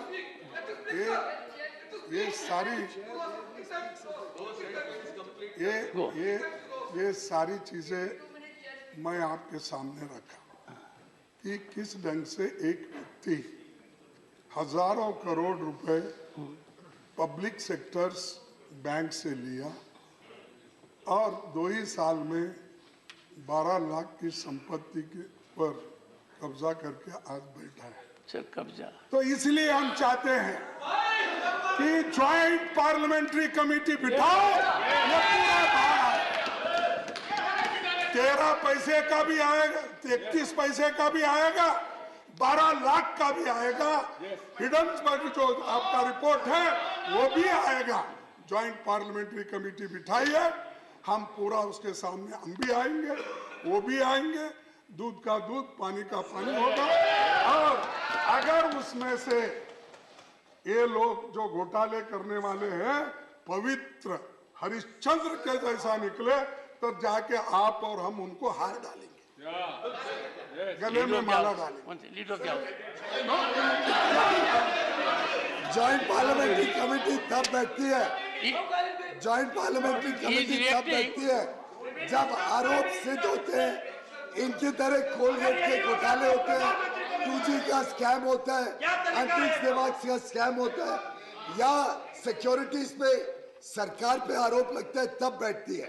ऐसे इनके हिसाब से अगर कोई एक private individual के issue में joint parliamentary committee बैठने लगे तो कल तो ज्वाइंट पार्लियामेंट्री कमेटी ये भी तय करे कि जो स्कार्फ पहना हुआ है मल्लिकार्जुन खड़गे जी ने, ये लुई विटॉन का स्कार्फ ये कहाँ से आया, किसने इसके पैसे दिए, कितने का स्कार्फ पहने, इनकी वेल्थ कहाँ से आई। अब ये ज्वाइंट पार्लियामेंट्री कमेटी का इश्यू नहीं होता। इश्यू पे कोई तत्व दे, कोई आरोप सरकार पे लगाए, कोई बताए कोई कॉन्ट्रैक्ट दिया है, कोई बताए कोई गलत काम किया, तब इसके बारे में बात करें। एलओपी ज्वाइंट पार्लियामेंट्री कमेटी से क्यों भाग रहे मुझे मालूम बताया अभी। तो आप भागते जाओ, हम पीछे आपको पकड़ेंगे। सर, एक तो ज्वाइंट पार्लियामेंट्री कमेटी की हमारी डिमांड है, सभी पार्टियों ने यहाँ पर रखा है और पूरे पार्टी के लोग एक होकर एक वॉइस में इस सदन में हमने पूछा है, उसको आप मानिए देश के हित में। ये इसमें तो देशद्रोही का मामला नहीं ना, ये तो देश के हित में है ना। और हम तो इलेक्टेड रिप्रेजेंटेटिव्स हैं, हम तो कहीं बाहर से ऊपर से तो नहीं टपके। तो इसीलिए मैं और डिमांड करूंगा, बार बार डिमांड करूंगा, ज्वाइंट पार्लियामेंट्री कमेटी आप बनाइए। दूसरी चीज, अब डेमोक्रेटिक इंस्टीट्यूशंस पे अटैक हो रहे हैं। इतना कि एक तरफ तो आप तो संविधान बहुत पढ़े हैं, क्योंकि बहुत ही जाने माने एडवोकेट हैं, और आपने कहा You will not have to authenticate it. Go ahead. नहीं, आपने इतने अच्छे साहब, आपने मुझे बताया, या बताऊं क्या नुको, मुझे मालूम नहीं, बताना ऐसा तो कुछ नहीं होगा, मैं भी बहुत सी बातें बताऊंगा तो ठीक नहीं रहेगा। अच्छा, छोड़ देता हूँ फिर साहब, वो नहीं, वो ज्यादा गंभीर है। नहीं, वो नहीं बोल रहा हूँ मैं। हाँ, बहुत ज्यादा गंभीर है। नहीं, जब आप वकालत करते थे शुरू में, आपने कहा था कि हाथ से गिनते थे। हाँ, ये तो ठीक है ना? तो हाथ से पैसे गिनते थे। जब इनकी वकालत बढ़ते गई, एक मशीन खरीदे और मशीन से पैसे गिनने लगे। ऐसा मैंने नहीं कहा। ये साहब, ये आपने कहा, आप सदन को नहीं, ऐसा है। मुझे लगता है कि आप मेरे पर जेपीसी बैठा दोगे कि मुझे तब क्या मिलता था और अब क्या मिलता था। तो मैंने आपको ये तो कहा, आपकी मेहनत और लोग आपको चाहते थे, ये हमारे तो, वकील हैं, यही सक्सेसफुल कर सकते हैं, तो लोग पैसे देते गए, आप गिनने को फुर्सत नहीं, तो आप मैडम को कहा मशीन से गिनते जाए। प्रधानमंत्री मोदी जी ने, अरे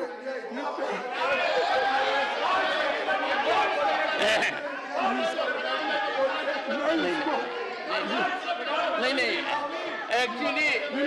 actually leader of the opposition, नहीं, leader of the opposition has said something significant about me. Leader of the house has missed it. इन्होंने ये कहा है, मेहनत करते जाओ, छलांग अपने आप लगते जाएगी। इन्होंने जो ताना बाना बुना था, उसका जवाब दिया है कि when there is geometrical rise, manifold rise, it is on account of labor, planning, hard work. ये कहा सर आपने? And contact. Yes. And the right contact. I had contact with you there.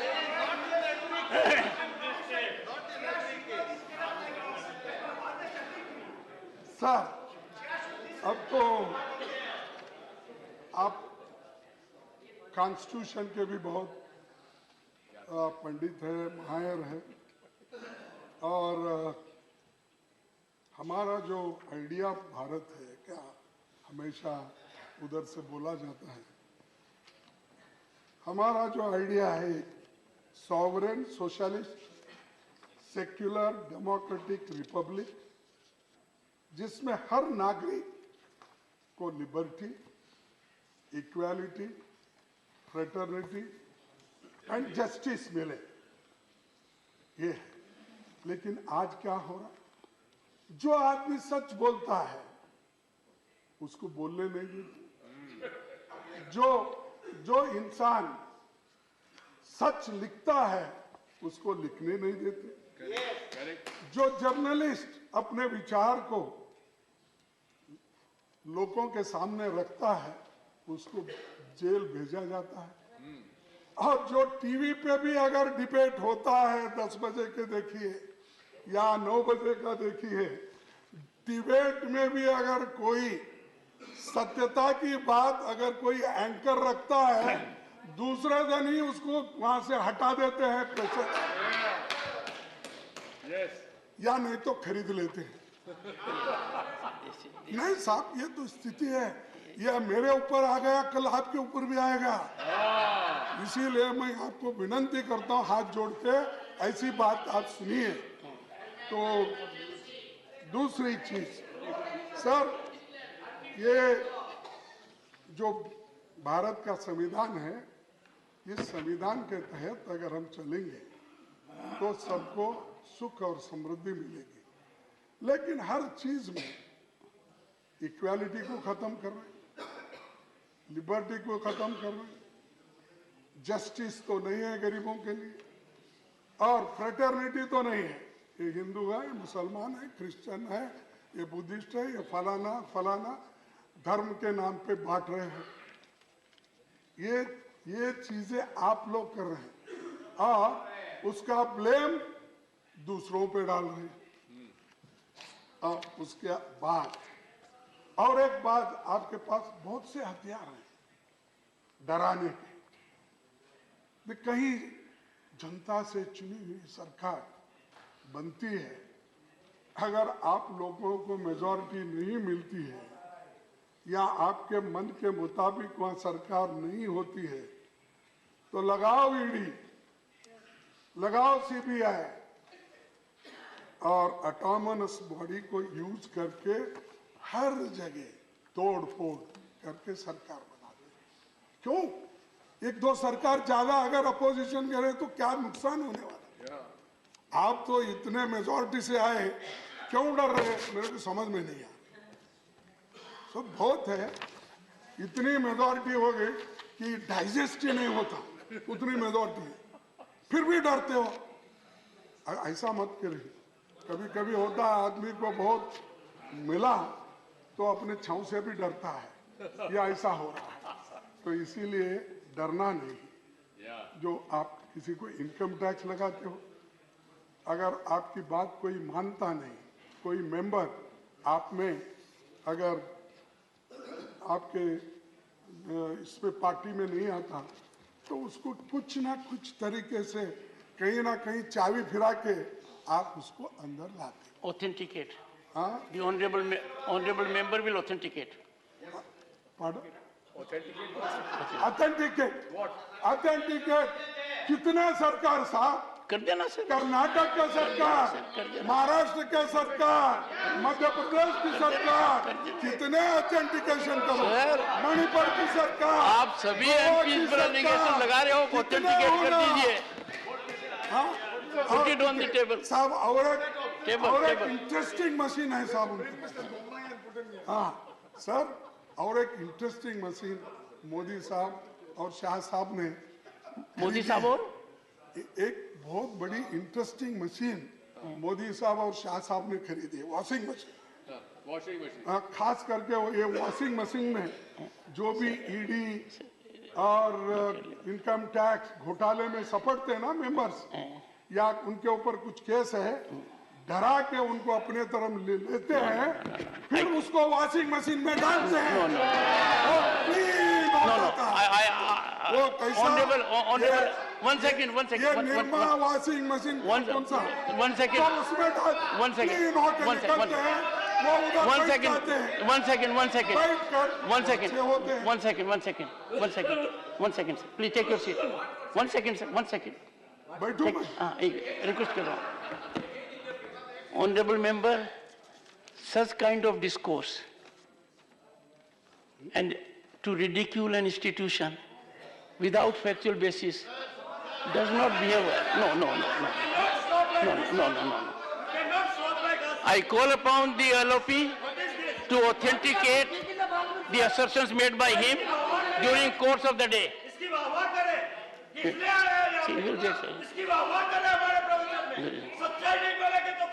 I can understand. Sit down. Shakti Singh, use your Shakti later on. What have I done? No.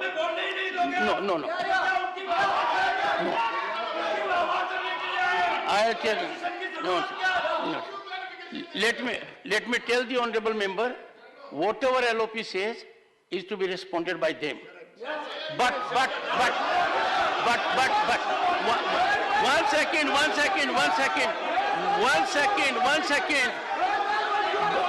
second. But I am there.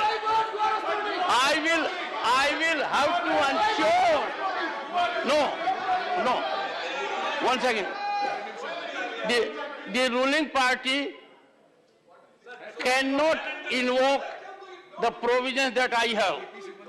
If a member makes an allegation against another member, it is my duty to live up to constitutional requirement.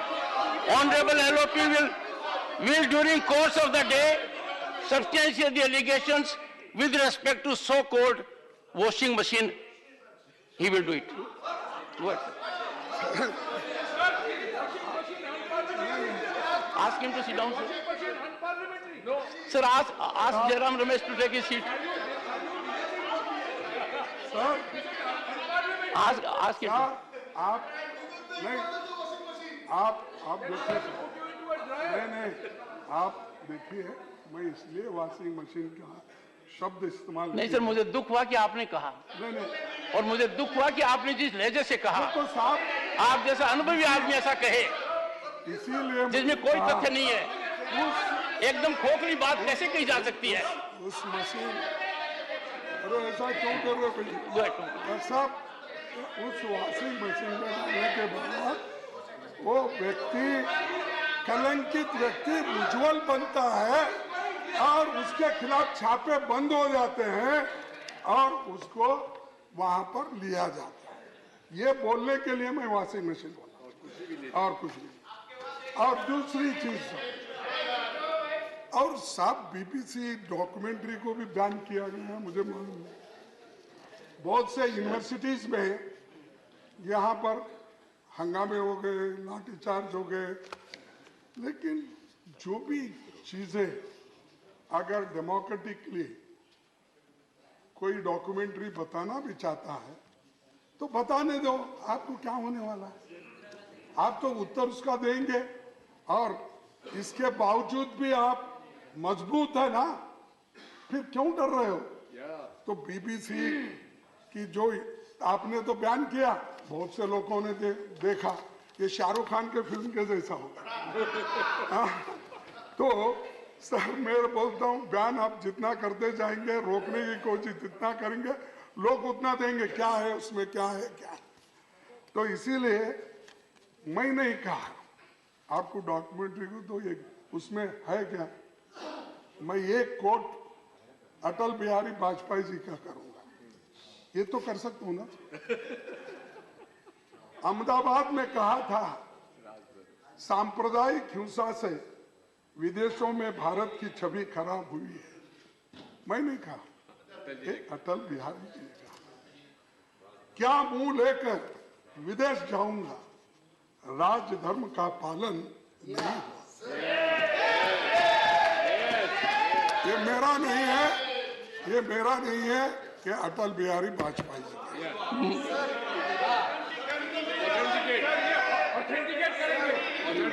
Sir, leader of the house, leader of the house, sir leader of the house.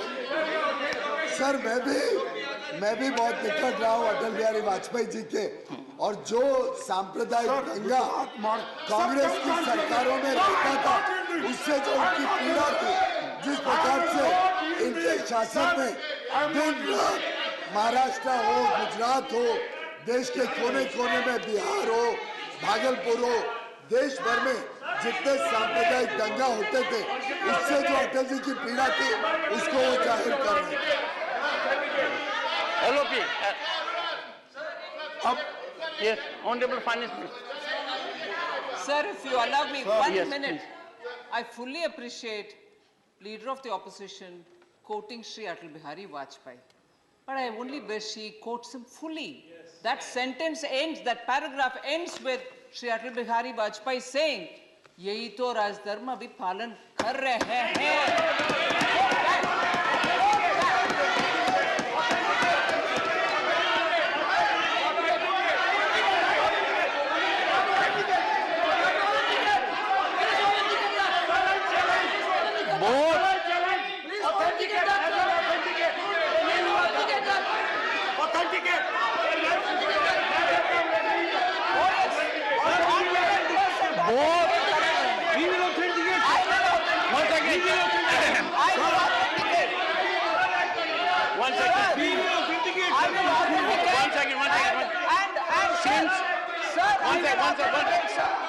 One second. Since a reference has been made to a great son of this country, a former Prime Minister, Bharat Ratna Atal Bihari Vajpayee ji, I call upon Leader of the Opposition and the Honorable Finance Minister to lay the documentation on the table of the House during course of the day.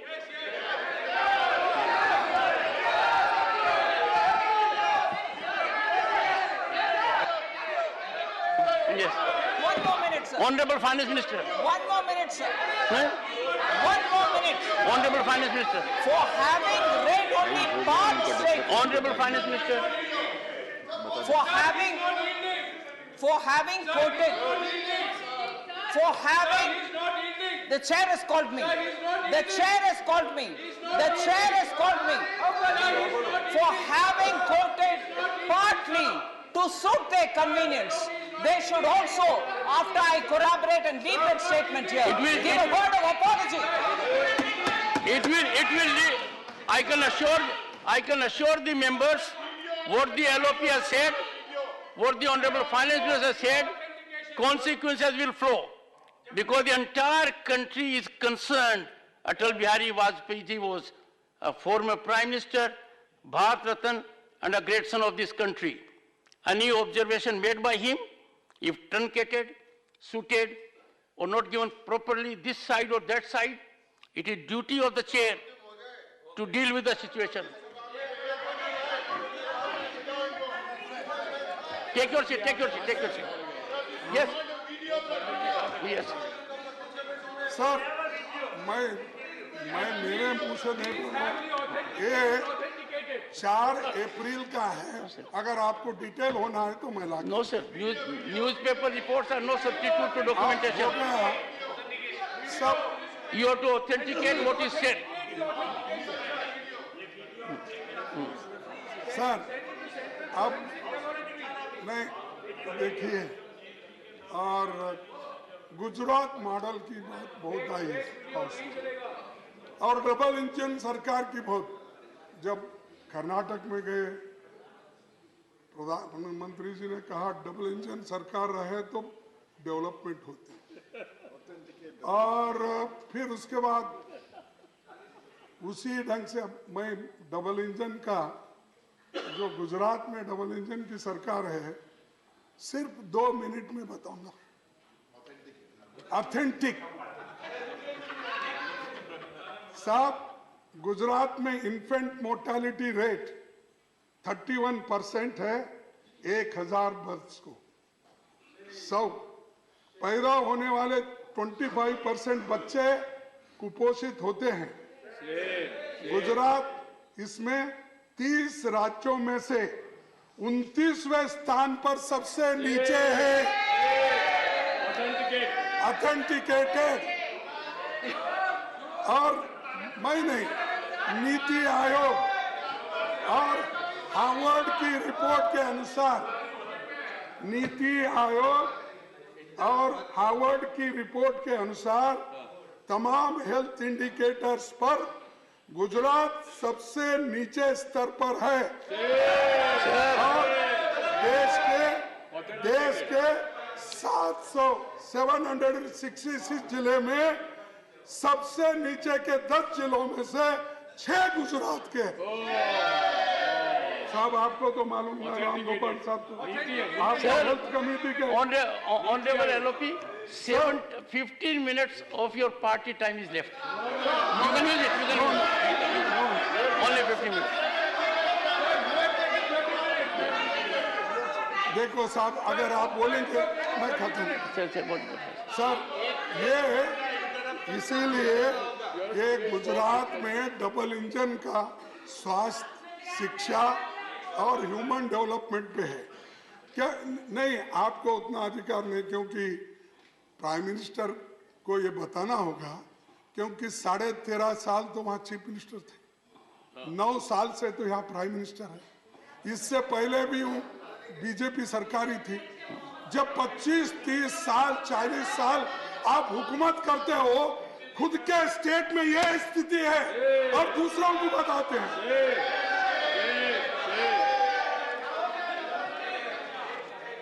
Sir मैं inflation की तो बात नहीं करता, क्योंकि सभी ने तो कहा रिकॉर्ड इन्फ्लेशन इस देश में कैसा महंगाई हुआ, एलपीजी, पेट्रोल, डीजल और इन सारे चीज़ों में। और यूपी की आप बात नहीं करते हो, जब यूपी के पेट्रोल डीजल के 70 रुपए दाम थे और सिलेंडर 410 में था और तेल के कीमत तो हाई थे, लेकिन आज तेल की कीमत में भी गिरावट आई, लेकिन एलपीजी और पेट्रोल एक्साइज में तो बढ़ती जा रही है। बेरोजगारी, सर बेरोजगारी में तो आपको मालूम है, बेरोजगारी वैकेंसी तो मैंने आपको बताया, लेकिन मैं वो छोड़ देता हूं। लेकिन कम से कम प्रधानमंत्री मोदी जी जो हमको वायदा किए थे इस देश के जनता को, 130 करोड़ जनता को हर साल 2 करोड़ नौकरियां, युवाओं मैं अगर आ गया हर साल 2 करोड़ नौकरियां दूंगा। अब 9 साल में 18 करोड़ नौकरियां कहाँ है? ऑथेंटिकेटेड स्टेटमेंट कहाँ है ये authenticated statement by prime minister? तो हाँ, तो 18 करोड़ तो छोड़िए, 50 लाख भी आप नहीं भर रहे हो, 30 लाख सरकारी नौकरी नहीं भर रहे हो, और गरीबों को जो मिलना है रिजर्वेशन में वो नहीं मिल रहा। बार बार गरीबों की बात कर रहा, टोकना, ये इधर चलता है। लेकिन आपने जो किया 2 करोड़ नौकरी यहाँ कहीं भी नहीं मिल रही, और सॉरी 15 लाख को तो बहुत हो गया। फिर वो शाह साहब उसको एक बोल दिए, अरे ये तो चुनावी जुमला था, छोड़ दो बोल। अब वो जुमला तो छोड़ देता हूँ। कम से कम प्राइम मिनिस्टर का ऑथेंटिक रिपोर्ट है। Not your level, sir. और authentic report I can coat. Not your level, sir. Not your level. Not your level. Sir और एक सर, प्राइम मिनिस्टर के हर कार्यक्रम देश पे बहुत भारी पड़े, बहुत भारी पड़े।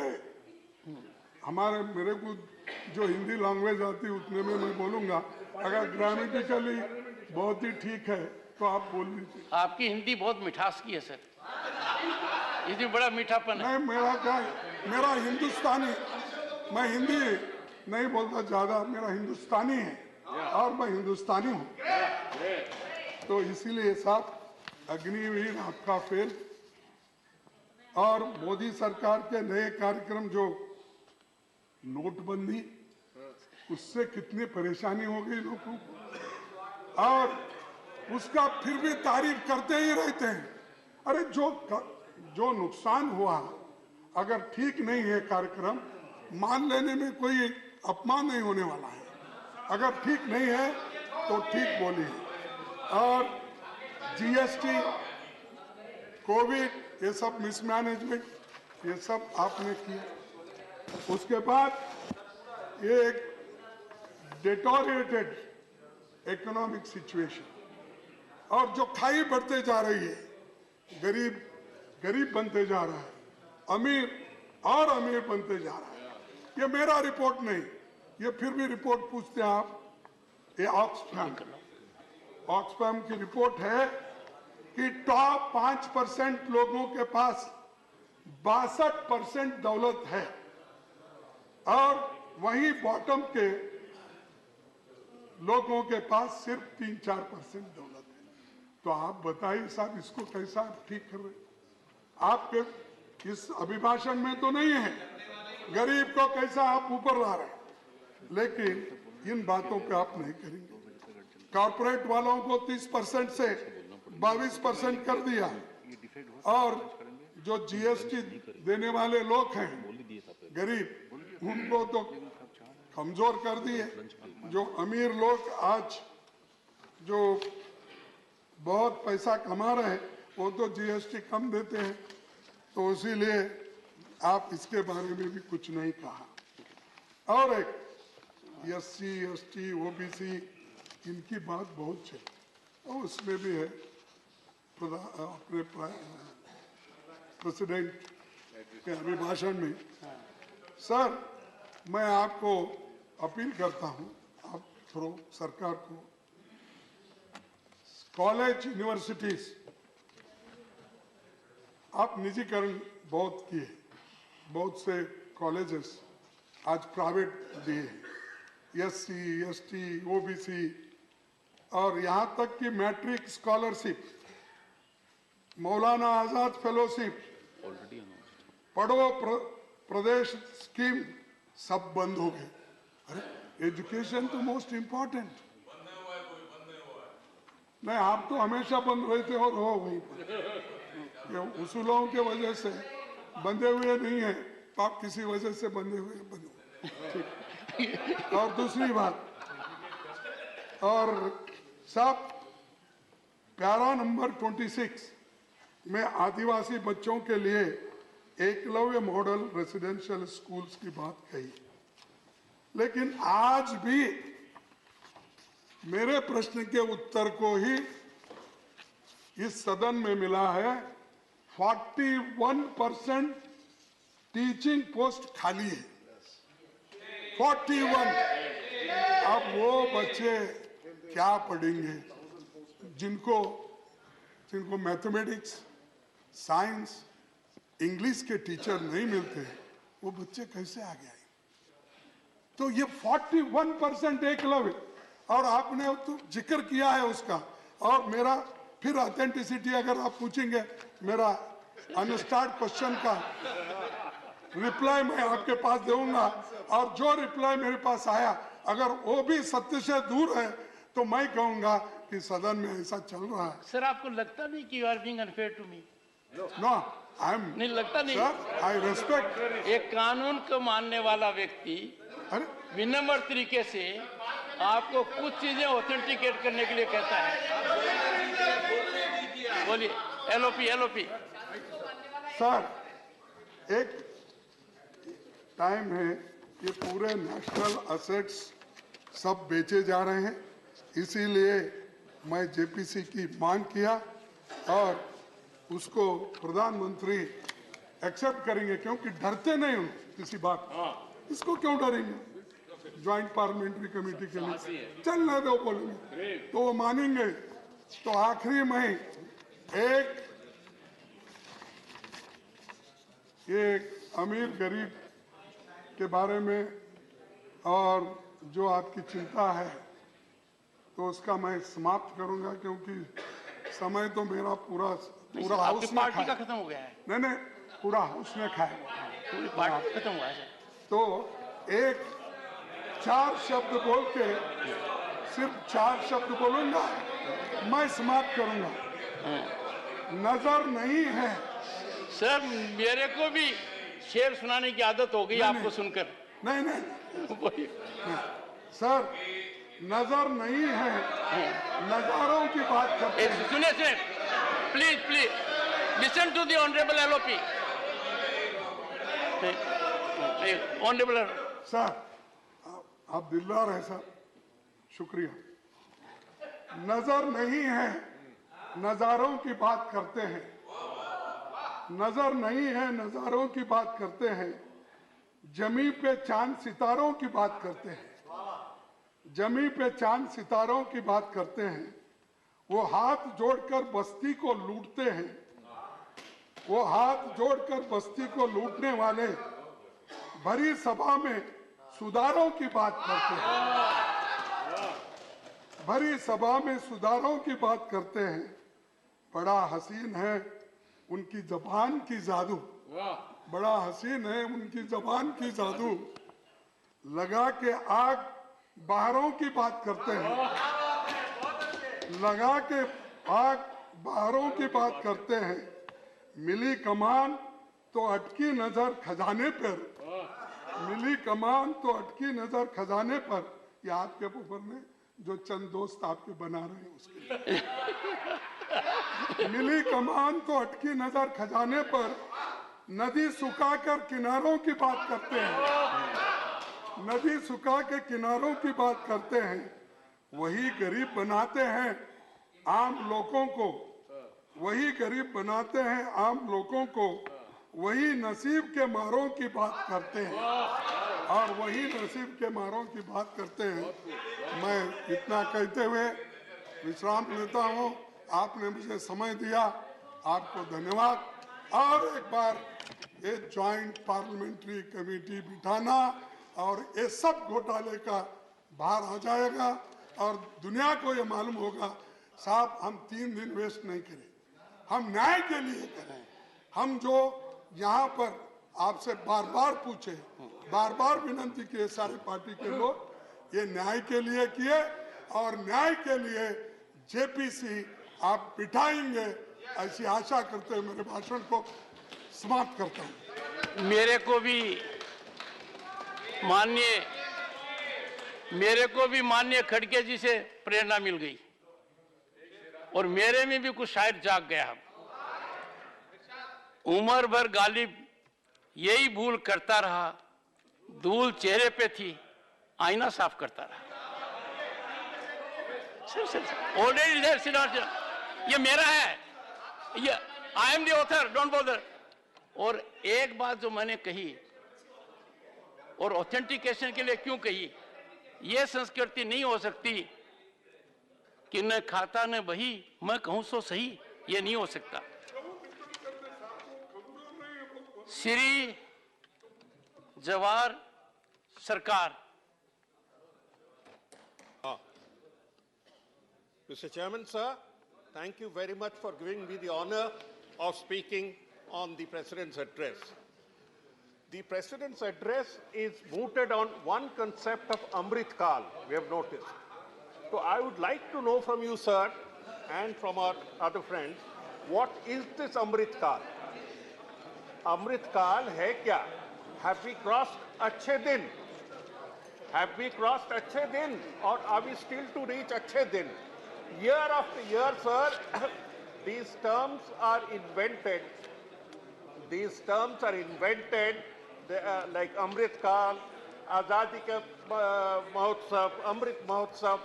ये आज़ादी के अमृत महोत्सव पर मुझे दो शब्द कहना है कि we were very glad to see those whose genetic ancestors, whose political ancestors did not take part in the Azadi freedom struggle, were celebrating, were condoning, were making... Please, House in order, please.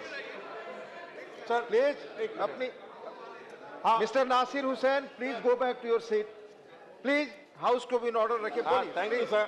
As I was saying, Azadi Ka Amrit Mahotsav became a celebration for the atonement of those who had not participated in India's freedom struggle. Those who had not. If you want, I can produce those documents. Now, talking of the other one, Achhe Din. Please. भाई साहब, please, माननीय सदस्यगण, मैं आग्रह करता हूं आपसे माननीय, please, sir, कृपया सदन में शांति बनाए रखें माननीय सदस्यगण, प्लीज, माननीय जयराम रमेश जी, प्लीज, हाँ. Sir, I hope this time is not deducted from my very limited account. Now, we were talking about Achhe Din, Amrit Kal, we were talking about Azadi Ki Amrit Mahotsav. These terms are invented every now and then to distract attention. As I said, Azadi Ki Amrit Mahotsav celebration was an atonement by those who did not take part in the national freedom struggle. Aage badhiye, Achhe Din. Sir, I was most expectant, like many other Indians, to be part of the Independence Day of last year, 2022, because several promises were made that would happen by Independence Day 2022. The first promise was farm income will be doubled by 2022 August. Has it happened? I leave it to the wisdom of the House. There was another promise that was repeated and repeated over the social media and the IT cell of a particular party, that we are heading to a $5 trillion economy and that will be complete by 15th August 2022. Sir, we were nowhere near the $5 trillion economy. We were promised that we will ride the bullet train on 15th August 2022. Sir, only 25% of the work is complete. We were told that there will be electricity in every house on a 24/7 basis by the 15th of August 2022. Whether it has happened or not, I leave it to the House. We were promised that Indian astronauts will be up there in space by that date. I started looking up, but I couldn't find any Indian astronaut. I don't know whether these are promises, whether these are Achhe Din, whether these are part of Amrit. Somebody called them, from their party, called them Jumla. Now, this biggest Jumla was, as you know, that 15 lakhs in everybody's pocket. That is nowhere in the scene. Nowhere has it happened. But the movie that was opposed, Pathan, that represents the essence of plurality, that represents the essence of our oneness, has won through, has secured record earnings. Maybe the 15 lakhs will come from there. Sir, we believe in multiculturalism.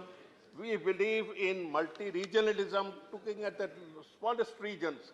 Sir, one appeal that I make on behalf of my party and on behalf of the neglected people of Meghalaya is that Garo and Khasi be placed in the 8th schedule of the Constitution. An official request has been made, I repeat it. Now coming back to the President's address, I repeat, I draw sustenance from paras 9, 10, 13, where discussion has been centered on corruption. As you can guess, the most live issue of corruption now is about a particular conglomerate. Now, enough has been spoken about that issue, but the only thing that I would like to highlight is the role of the regulatory authorities. Sir, I have observed the regulatory authorities and the civil service, the way the regulatory authorities collapsed in the face of hard facts when Adani Green Energy's share value shot up by 5,500% in 2 years, 2.5 years. No regulator, SEBI, did look the other way around. At every point of time, the Reserve Bank has failed us. At every point of time during this economic scam, the DRI has failed us. Of course, DRI did take some steps, to be correct, but certainly not consummate with the steps that should have been taken. The most glaring example of missing in action was the Enforcement Directorate and the PMLA. They were so busy raiding the opposition that they didn't find time to look at one of the biggest scams in the history of India. Our party has supported the claim to send this to a JPC.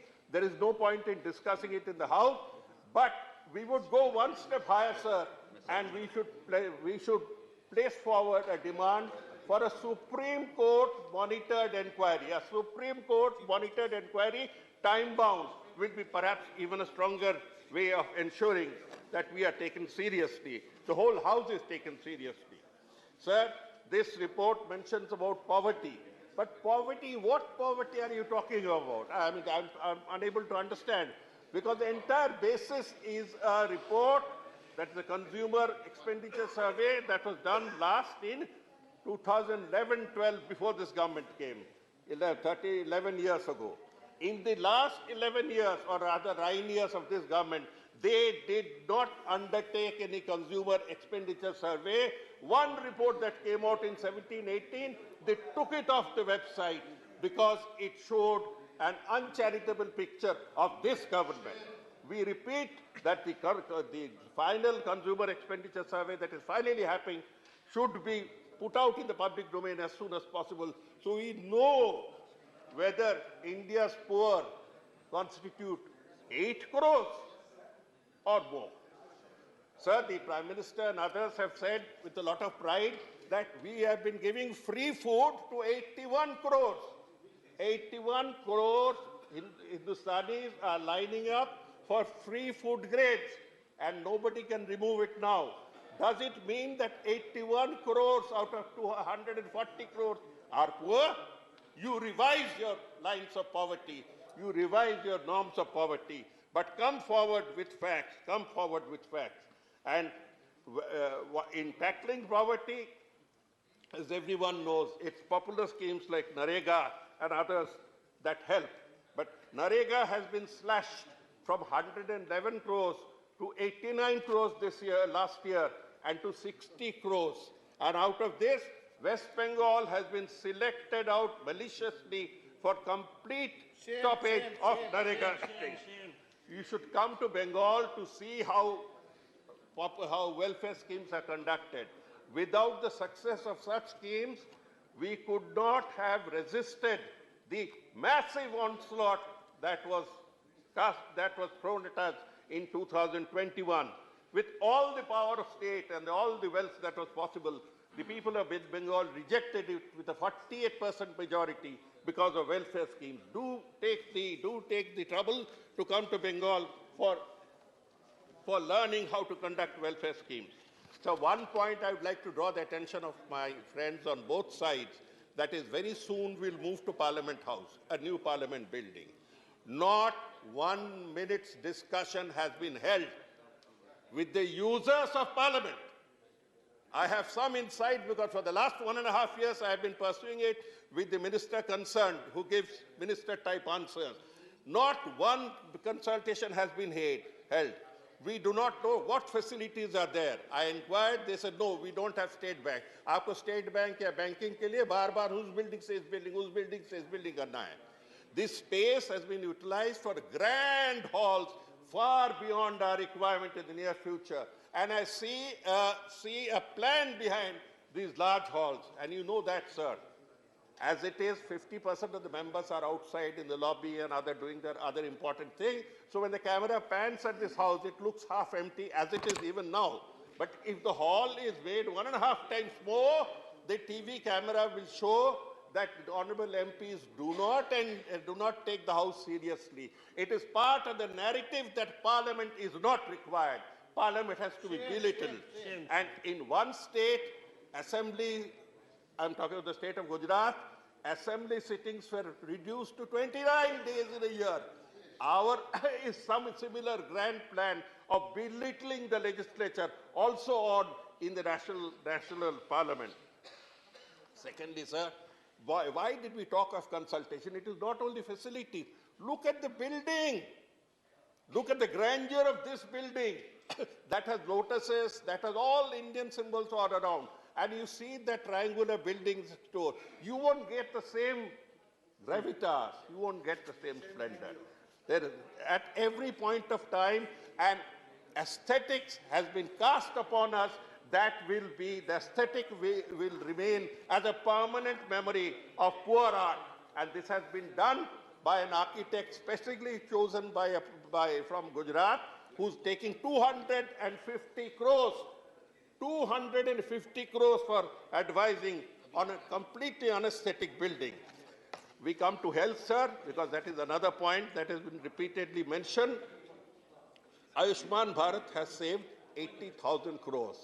I have gone through the entire health expenditure budget and find this is almost 100% of the budget. Where do they give these figures from? Where do they obtain? If the officers are misleading them, then let them question, where do you get such figures?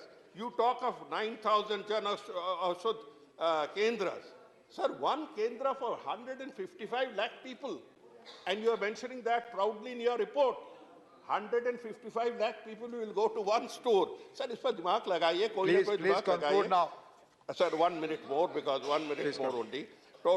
The total is, our health expenditure total is just 3.6% of the GDP. I couldn't help mentioning. And the Western world has 12 to 19%. China has 5.5%. Mexico has 6%. And we are half. We should hang our heads in collective shame that we have not been able to look after the health sector the way we should have looked after it. So I thank you for the time given. Thank you, Manya Jawahar Sarkar ji. Honorable N.R. Ilango, please. Honorable Deputy Chairman, I thank you for the opportunity given to me to speak on the Honorable President's address. Sir, the special address of the Honorable President is to inform the Parliament of the causes of the summons as per Article 87 of the Constitution of India. It is always expected to inform the Parliament that the causes of the summons, namely what the government was doing the last year and what it is going to do the next year. But I could see from the presidential address that what they were doing for the all 9 years and what is that they are visualizing for the next 25 years has been given, but not the causes of summons has been addressed in the presidential address. Sir, great Tiruvallur said எப்பொருள் எத்தன்மையது ஆகினும் அப்பொருள் மெய்ப்பொருள் காண்பது அறிவு. Which means the mark of wisdom is to see the reality behind everything. With that vision, when I saw the presidential address, I want to make some mention about 3 or 4 points. Democracy and federalism has been dealt in paragraph 79. And I quote, India's democracy was prosperous, strong, and will continue to be stronger in the future. In para 79 it is said. Sir, the true federalism in real spirit and substance and not in ornamental form would be seed for vibrant democracy. Democracy have to be practiced, not to be preached, sir. Where all democracy has been violated, I can quote, Union shall not attempt centralization and should envisage decentralization by permitting the states to exercise powers of legislation and executive. The representative of the union government in the state should act as a catalyst, and their deed should not be against the legislative democracy of the state. Delegation of power to state should be real, and colorable intervention by the union would be destructive of the constitutional mandate of federalism.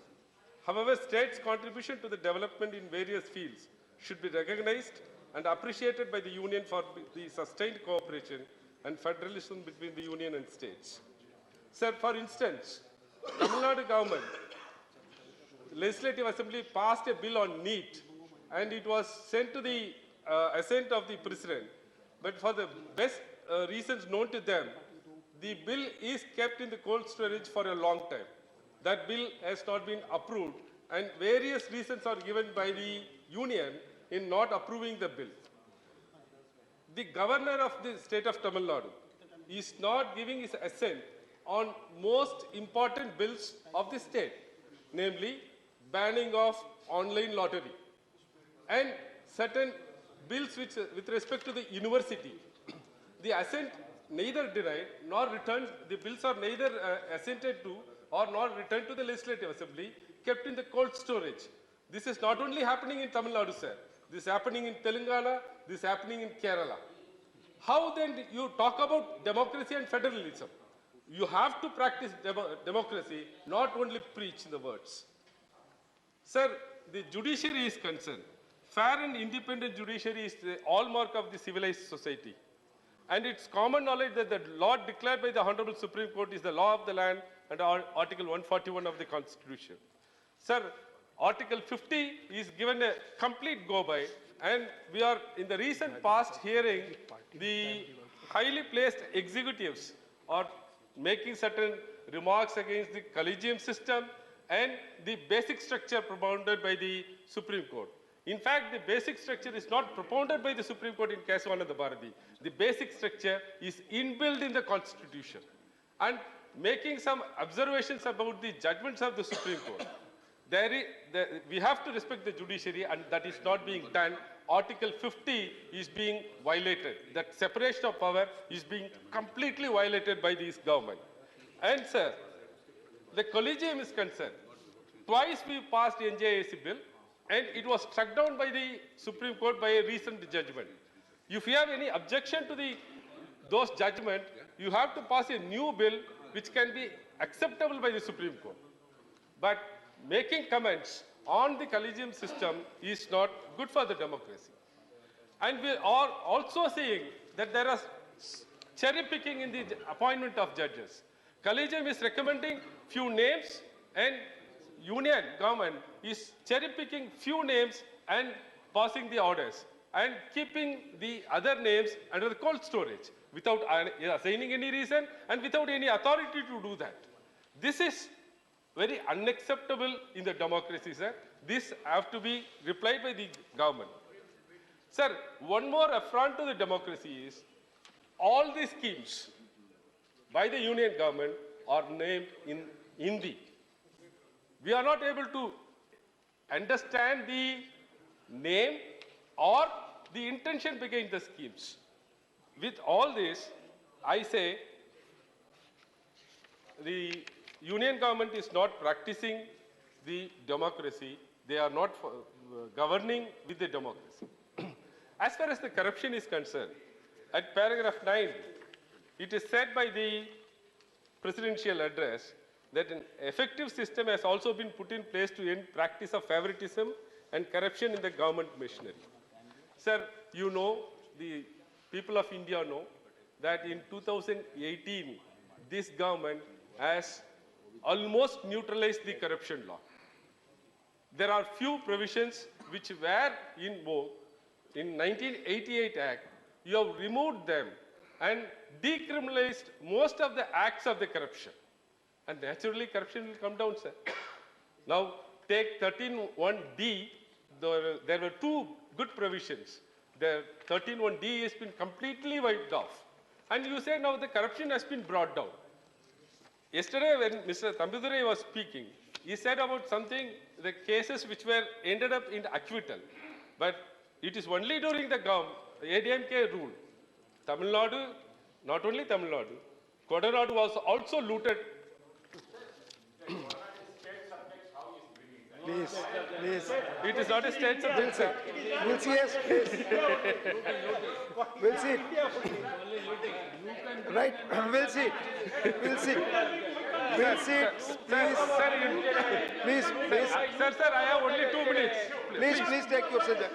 Please speak on the subject. Sir, in you know he paragraph will not 2. be raising a state subject. Please. Sir, yes, we'll see. We'll see. Please. Sir, in paragraph 2, the presidential address says about a Bharat which has no poverty and where the middle class is also prosperous. Everywhere they say Bharat when they are talking about the future. The discriminate use of the term Bharat vis-a-vis India stirs a speculation in the minds of the general public that a subtle design is envisaged by the Union to proclaim India in future as Bharat, which will prove to be fatal for the existence of the unity and diversity of this great nation, India. Sir, there is a Ekaleva model schools, about 400 has been opened. We are very happy to know about that Ekaleva model schools. I only hope and believe that this government, by not providing job opportunities to those students, taking the thumbs of those students like Dronacharya. They have to give job opportunities to them. Sir, while coming to the women empowerment, today in Tamil Nadu, our Honorable Chief Minister, Thiru Muthuvel Karunanidhi Stalin, is inaugurating the second phase of Pudumai Pen scheme, which is otherwise known as a modern girl or a revolutionary girl. Muvalo Ramamritam Ammayar Higher Education Assistance Scheme is been in vogue in Tamil Nadu. The government of Tamil Nadu has launched this scheme to enhance the enrollment ratio of girls from government schools to higher education institutions. Through this scheme, the financial assistance of 100,000 rupees per month will be provided to the girls till their completion of UG degree, diploma, ITA, or any other recognized course. This incentive amount under this scheme will be dispersed directly into their students' account. This is called Dravidian model, which is better than any other model, sir. Such a socially progressive schemes have not been introduced by the Union for the better and prosperous life of the girl children. 1 more minute, sir. Sir, as far as the observations of Prakash Javadekar yesterday, that the artifacts which are available in the other countries will be brought back to the India. I have a request to the government that a detailed report on Kiradi excavations has been submitted to the ASI on 30th of January 23. One more minute, sir. Please, Mr. Amarnath, I request the government to publish and make it a public document, sir. Thank you. Thank you. Thank you. Manya Sanjay Singh, absent.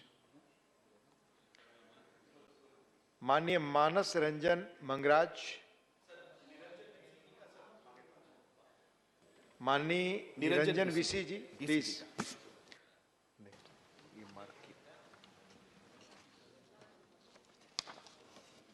Thank you, Honorable Vice Chairman, sir. I stand here to support the motion of thanks on the speech delivered by the Honorable Vice President, Honorable President of India, the first tribal woman president, who is proud of tribals of India. However, I, on behalf of my party BJD for the development of tribals of Odisha, want to highlight some important issue concerned to my state of Odisha and demand attention of the central government on these important issues of Odisha. Firstly, inclusion of 169 tribal groups or parts of such tribes pertaining to Odisha, as recommended by our Honorable Chief Minister Sri Naveen Patnaik. The left out scheduled tribes are Sahara, Tamadia, Bhanjapurana, Kolanga, Paharia, Jhodia, Mankidia, Durua, Chuktia, Bhanja, Paudia, Bhanja, Amanatia, Beldargond, Budu Kondho, Rajyasabha, Bhakta, Boigodaba, Berenga, Jhodia, Poroja, Cheranga, Kolho, Champua, Komaro. Such type of 100 of tribal communities. These communities proposed for inclusion are actually subsets or phonetic variation of the name of the existing ST communities, but are still deprived of the benefit availed by ST with similar tribal characteristics residing in different parts of the state, who have since been notified as ST. Inclusion of the left out communities will give them their much needed recognition as scheduled tribe and ensure them social justice in accordance with the provision of the Constitution of India. Secondly, sir, withdrawal of 18% GST on candle. Our Honorable Chief Minister of Odisha, Sri Naveen Patnaik, has been demanding to withdraw 18% GST on candle in the greater interest of the state of Odisha, as more than 8 lakhs poor tribal people associated with the trade are getting affected. The tribal people collect the leaves as part of their right defined under scheduled tribe and other traditional forest dweller recognition of Forest Right Act 2006. The imposition of GST of 18% on candle leaf is adversely affecting the trade. This in turn affects the livelihood of candle leaf pluckers, binders, and seasonal workers, and the implementation of the social security and welfare scheme for them. In the interest of the livelihood of the community, it is urged upon to withdraw the imposition of GST on candle leaf for the greater interest of the state of Odisha. Thirdly, inclusion of tribal languages in the 8th schedule of the Constitution of India. Odisha has the third largest tribal population in the country. As per census 2011, 40% of the population in Odisha belong to scheduled tribe and scheduled caste communities. The state is home to 13 PBTG groups. Language remains a huge obstacle for the attainment of education for tribal children. Learning should necessarily also consider the pertinence of each medium of instruction for different linguistic and cultural backgrounds. Government should focus on developing multilingual pedagogic instruments, teaching learning materials in the local dialect, considering the tribal socio-cultural surroundings. Odisha's language continues to be disregarded. We demand that the tribal language like Ho, Bhumij, and Mundari be included in the 8th schedule of the Constitution of India. Fourthly, the tribal subplan, TSP, and KBK project should be restored and budget provision should be made for development of tribals of Odisha. मैं केंद्र सरकार से ये भी जो कि हमारा महामहिम राष्ट्रपति जी है, हमारा उड़ीसा की, हमारा आदिवासी देश की गर्व और गौरव है, भारत की और सारा दुनिया की आदिवासी की वो गर्व और गौरव है। और हमारा ऑनरेबल चीफ मिनिस्टर श्री नवीन पटनायक जी सपोर्ट किए, तो उसके जो फर्स्ट भारत आज़ादी की अमृत महोत्सव के काल में जो हमारे जॉइंट सेशन में जो भाषण दिए, अभिभाषण दिए, वो सारे दुनिया के लिए, सारे विश्व के लिए एक बहुत बड़ा गर्व और गौरव की बात है। और हमारे सारे विश्व के 50 करोड़ आदिवासी के लिए बहुत बड़ा गौरव की बात है। तो हमारे आदिवासी के जो विकास के लिए, शिक्षा, स्वास्थ्य, सामाजिक, अर्थनैतिक विकास के लिए केंद्र सरकार ध्यान दें, आदिवासी का विकास के लिए।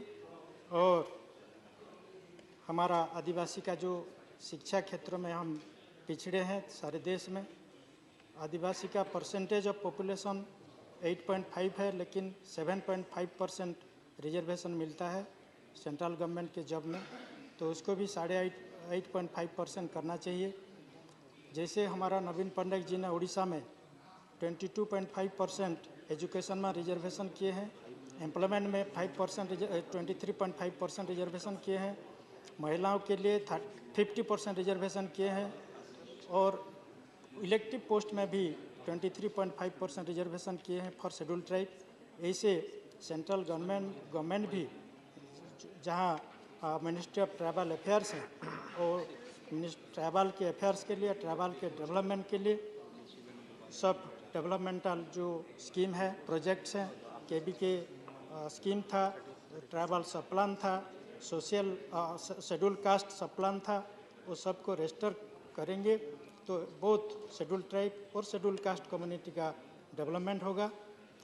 तो I will conclude by saying that fruits of development are to be shared equitably, but the focus should be on weaker section, particularly scheduled tribe and scheduled caste of the society on economic criteria. Thank you, sir. Thank you. Dr. K. Kesar Rao, not present. Professor Manoj Kumar Jha.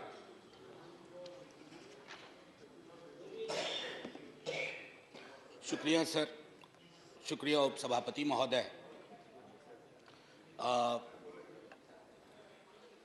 Jaya जी हैं यहाँ। Please please.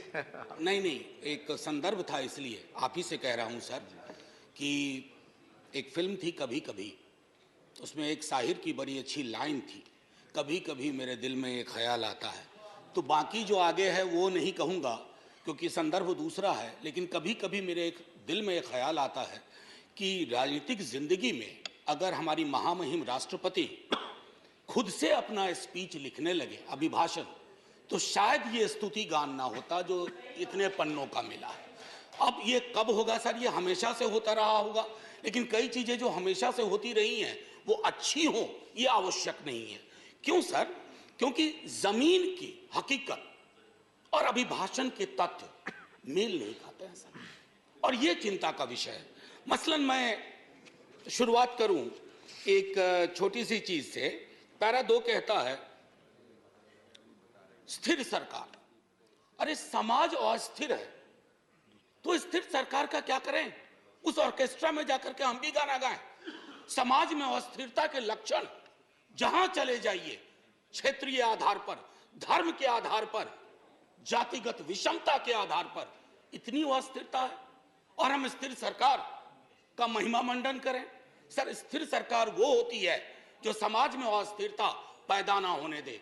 यहां उल्टा मामला है, ये चिंता का विषय है। इसकी अभिव्यक्ति माननीय राष्ट्रपति महोदया के अभिभाषण में नहीं होती है। सर, 370 का जिक्र आया। 370 के जिक्र को मैं, धन्यवाद सभापति महोदय, 370 के जिक्र को मैं थोड़ा चाहता हूं कि एक व्यापक कैनवास पे लें। आजकल ऑथेंटिकेशन की बहुत बात होती है। सर, मैं पूरी की पूरी किताब लेके आया हूं, कश्मीर आफ्टर 370, अनुराधा भसीन जी ने लिखी है, कश्मीर टाइम्स की एडिटर रही हैं। सर, लगातार खबरें आ रही हैं, आप कहते हैं कि नॉर्मैलिसी है। सर, दिल्ली के दरबार से नॉर्मैलिसी बोलना और कश्मीर में जाकर के उस नॉर्मैलिसी को महसूस करना, इसमें बहुत बड़ा फर्क है। सर, महीनों से वहां बुलडोजर चलाए जा रहे हैं, कहा जा रहा है सरकारी जमीन से अतिक्रमण घट रहा है, लेकिन सर लोगों के घर तोड़े जा रहे हैं बिना नोटिस के। मैं बार बार कहता हूं माननीय सभापति महोदय आपके माध्यम से, सर कश्मीर को जमीन का टुकड़ा ना समझा जाए। जिंदा लोग बसते हैं। जब तक कश्मीरियों का दिल नहीं जीतोगे, कश्मीर का दिल कभी नहीं जीत पाओगे, चाहे आप लाख कोशिश कर लें। सर, भ्रष्टाचार के बारे में भी कहा गया, तो सर मैं तो सोच के आया था कि ऐसी कोई बात ही नहीं बोलूंगा। अचानक आपको देखा और आप आए, बीच में प्रवेश की, एक कहानी याद आई। एक राजा को तोतों का बड़ा शौक था, कारोबारी तोते रखते थे राजा साहब, तोते का बड़ा शौक था। नहीं, आप बताइए, मुझे देखते ही आपको भ्रष्टाचार की क्यों याद आ गई? नहीं सर, भ्रष्टाचार की नहीं, राजा की याद आ गई। इसको क्लैरिफाई कीजिए। सर, राजा की याद आई। We have a distinguished member here from the same fraternity. Sir Raja की याद आई। सर तो कई तोते थे उसके पास, लेकिन अचानक उसका स्नेह एक खास तोते के लिए काफी हो गया। गौतमी प्रवृत्ति का तोता था, तो सबको चांदी और स्टील की कटोरी मिली, उस तोते को कनक कटोरी मिली। और तोते से राजा सलाह बहुत लिया करते थे, और तोता सलाह भी देता था, भूत भी ठीक करता था, भविष्य की बात भी करता था। एक दिन उस तोते के बारे में कोई अनुसंधान आ गया पड़ोस से, उस अनुसंधान के बाद तोता थोड़ा बीमार रहने लगा। अब उस बीमार तोते की वजह से राजा ने भी खाना पीना छोड़ दिया। लेकिन उस तोते का एक और भाई था जो विनोदी स्वभाव का था। अब उसने फूल नाम की एक कंपनी और एक हाँ बैंक हुआ करता था। हाँ बैंक के 48,000 करोड़ उस तोते ने 1303 करोड़ में केमन आइलैंड पे दे दिया। ये प्राचीन काल की बात है। तो तोता और राजा की कहानी में पिक्चर अभी बाकी है, शेष अगले अंक में संभवतः बजट में। राष्ट्रपति के अभिभाषण पर विशुद्ध राजनीतिकरण होता है, राजनीतिकरण होनी भी चाहिए। लेकिन सर 2018 से लेकर अब तक जब अभिभाषण में आप कंटेंट एनालिसिस करो तो 43 बार 2014 का जिक्र होता है। सर इतना तो 1947 का जिक्र नहीं होता जब हम आजाद हुए थे। 2014 ये कौन से इतिहास की समझ विकसित कर रहे हैं कि 2014 से पूर्व इस देश में अंधेरा था और 24 में अगर कुछ और हो गया तो देश में सन्नाटा हो जाएगा। सर शून्य और सन्नाटे के बीच में सर मैं माननीय सभापति महोदय, टॉलरेंस 1952 में बाबू राजेंद्र प्रसाद एक बड़ा दिलचस्प किस्सा है कि 2014 की खासियत क्या है। I was elected to parliament in 89। तो एक second, let's be little decorous. हाँ, be little decorous. These snipe swords should not be there. They don't give any dignity to anyone in the house. So we started a decade in 90s. So we used to have MPs, ex-MPs. But there was a new breed during 90s, ex-MPs, AXED. They couldn't complete their term. 9th Lok Sabha was there. Then thereafter we had that situation when we had Indra Kumar Gujral ji, S.D. Devgowda ji, and also Atal Bihari Vajpayee ji for 2 terms. So that particular phase of 30 years where the country had coalition governance came to an end in 2014. That was the reason.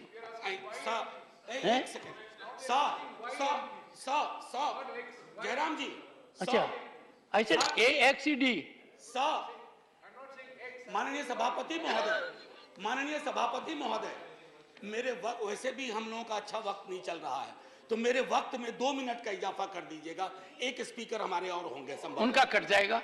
Sir please, मैं क्यों कह रहा था आप मेरे भावार्थ को नहीं समझे। 2014 सर इतिहास बोध 2014 से नहीं होगा। फिर क्या कहेंगे 47 में हम पहली आजादी की वर्षगांठ हमने 48 में मनाई थी सर, तब तक बापू को खो चुके थे।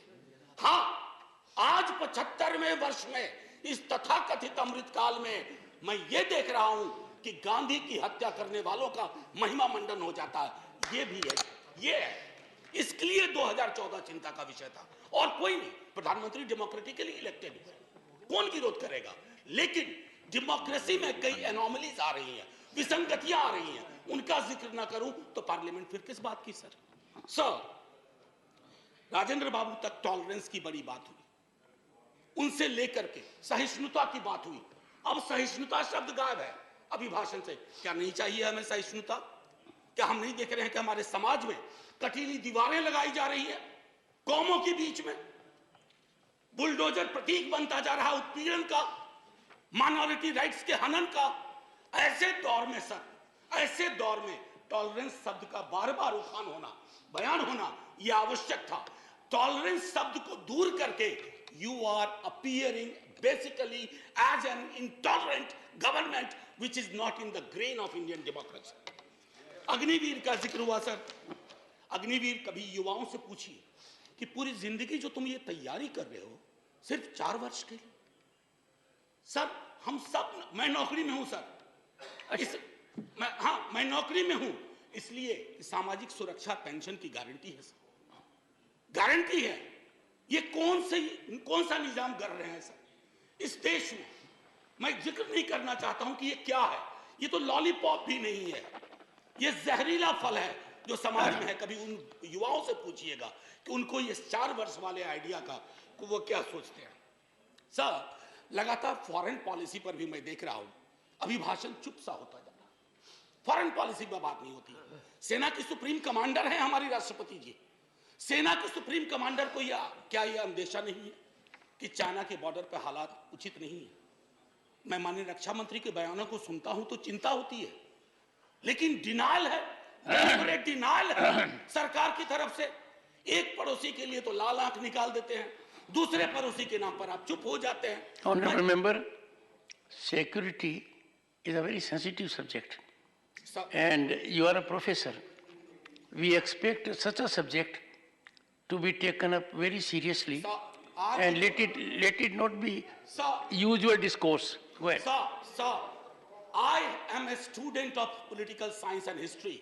In 1962, when India was at war with China, we had debated that in this parliament. Sir, national security, definition of national security is not the core prerogative of the ruling party. We are equally concerned. और मैं तो कहूंगा कि तराजू उठा लो ना भाई, आविष्कार करवा लो किसके अंदर कितना पेट्रियोटिज्म है, पता चल जाएगा हकीकत क्या है और फसाना क्या है, अफसाना क्या है। ये मैं कहना चाहता था। सर, लगातार बीते वर्षों में अगर मैं कहूं, फिलिस्तीन का जिक्र हुआ करता था।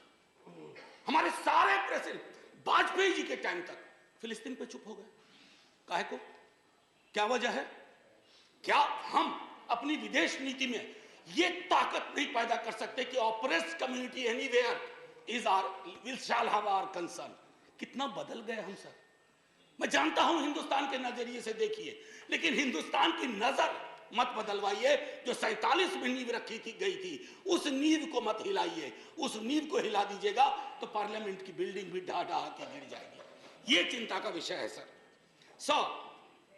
जुडिशियरी, उसके बारे में भी जिक्र था।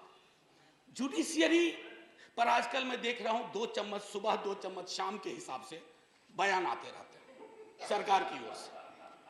साहब, हम सब जानते हैं कि जुडिशियरी में रिप्रेजेंटेशन होना चाहिए। हमारा दल, राष्ट्रीय जनता दल और हमारे नेता लगातार कहते रहे कि वंचित समाज SC ST OBC का जब तक प्रतिनिधित्व नहीं होगा, न्यायपालिका और न्यायालय दूर रहेंगे हमसे।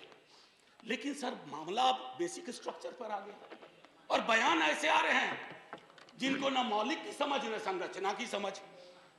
बेसिक स्ट्रक्चर पर मैं तो और किसी को नहीं कहूंगा, आप आडवाणी जी को देख लीजिए, उनको पढ़ लीजिए, पता चल जाएगा। माननीय प्रेसिडेंट साहिबा के बयान में जातिगत बहुत बातें हुई, SC ST OBC। सर, पूरे देश में एक लहर चल रही है जातिगत जनगणना की। आपके भी लोग अब बोलने लगे हैं, सत्ता पक्ष के। सर, मैं 12वें मिनट पे खत्म कर दूंगा, हालांकि 2 मिनट आपको जोड़ना भी था सर, माफी के साथ। मैं सिर्फ ये कहना चाहूंगा सर कि जातिगत जनगणना के लिए सरकार, आपका कोई नुकसान नहीं होगा। मैं आपको यकीन दिलाता हूं, थोड़ा फायदा होगा। हकीकत देखिए कौन कहां खड़ा है, इसलिए बिहार में हम सर्वेक्षण करवा रहे हैं। प्रेरणा लीजिए ताकि जिनका हक, जो वंचित रहे हैं, अब ब्लास्ट फ्रॉम द पास्ट अक्सर आता है, नाम बदलो नाम बदलो। डेली पार्लियामेंट के बाहर कोई पूछता है, आज वो फलाना का नाम बदल रहा है। मैंने कहा यार, पीस मिल में क्यों करते हो, खुदरा खुदरा कर रहे हो, थोक में करो, थोक में करो। अभी मंत्रिमंडल का विस्तार शायद होगा, एक मंत्रिमंडल बनाओ, नाम बदलो मंत्रालय, एक साथ बैठ करके एक बार में हिसाब कर दो। अरे साहब, नाम बदलने से इतिहास बदलता ना, तो नाम बदलने वाले खुद बदल गए, इतिहास नहीं बदला। हड़प्पा की सभ्यता से लेकर जो कुछ आज तक हुआ इस मुल्क में, वो हमारी धमनियों में है, किसी को कमतर मत दिखाइए। और रही बात मुगलों की, आपके अंदर तो एक बहुत बड़ा मुगल है, वो भी बिल्डिंग बनाने का शौकीन था, अभी बहुत शौकीन है। खैर, एनीवे सर, मैं आखिरी टिप्पणी ये करूंगा आपके समक्ष सर, बिना नाम बताए बता रहा हूं। हम सबल केंद्र चाहते हैं, लेकिन केंद्र की सबलता संविधान से आती है, किसी दल के सत्ता पर एक अधिकार से नहीं आती। यदि केंद्र का व्यवहार न्यायपूर्ण नहीं रहा, यदि दलगत आधार पर प्रदेशों के साथ भेदभाव या पक्षपात किया गया, तो प्रदेशों में केंद्र विरोधी भावनाएं जन्म लेंगी। मैं नहीं सर, अटल जी 74 का भाषण। बस सर, आखिरी, कुछ मित्रों ने इसे अनावश्यक कर्मकांड, यानी इस बहस को कर्मकांड का, मुझे तो यह सारा दृश्य प्रहसन सा प्रतीत होता है। राष्ट्रपति का अभिभाषण ही नहीं, इस पर होने वाली यह चर्चा करने वाला यह सदन, यह संसद कुछ अर्थों में बेमानी व्यर्थ जनजीवन से कटा हुआ, मैं नहीं अटल जी, ये हमारे लिए आईना होना चाहिए। सर आखिरी सर एक जय हिंद तो बोलने दीजिए सर, जय हिंद बोल देने दीजिए, 2 मिनट मेरा जोड़ना भी है आपका। सर मैं सिर्फ ये कहूंगा, जय हिंद बोलने से पहले सर ये अवसर होते हैं, सदन में जितने लोग हैं मैं सबका शुक्रिया अदा करता हूं, लेकिन लोकतंत्र नहीं बचेगा ना सर, तो सिर्फ अगर तंत्र बच गया तो कुछ बचेगा नहीं। जय हिंद सर, शुक्रिया बहुत बहुत। और आपके मन में कभी कभी ख्याल आता है वो बाकी चेंबर में बताइए। जी sir. Shri Vikas Ranjan Bhattacharya. Good Chairman, sir, for giving me this opportunity to deliberate on the speeches of the Honorable President of India. I offer my thanks to the Honorable President of India, but I really cannot offer any thanks or give any credence to the speeches which he has made. If you kindly go through the entire speech and in line between, you will find this is not the speech which reflects the Indian constitutional ethos or constitutional morality. It really reflects the idea of Hinduism. It reflects the basic idea of BJP, who wants to really establish a Hindu Rashtra following the RSS guideline without implementing the Indian constitutional goal. This is based on misrepresentation of ideas and facts. You see, it is said that the Rajpath is now Kartabbya because Rajpath is the symbol of colonialism. I don't know where from do they get this fact. During the colonial period, it was King's Way and Queen's Way.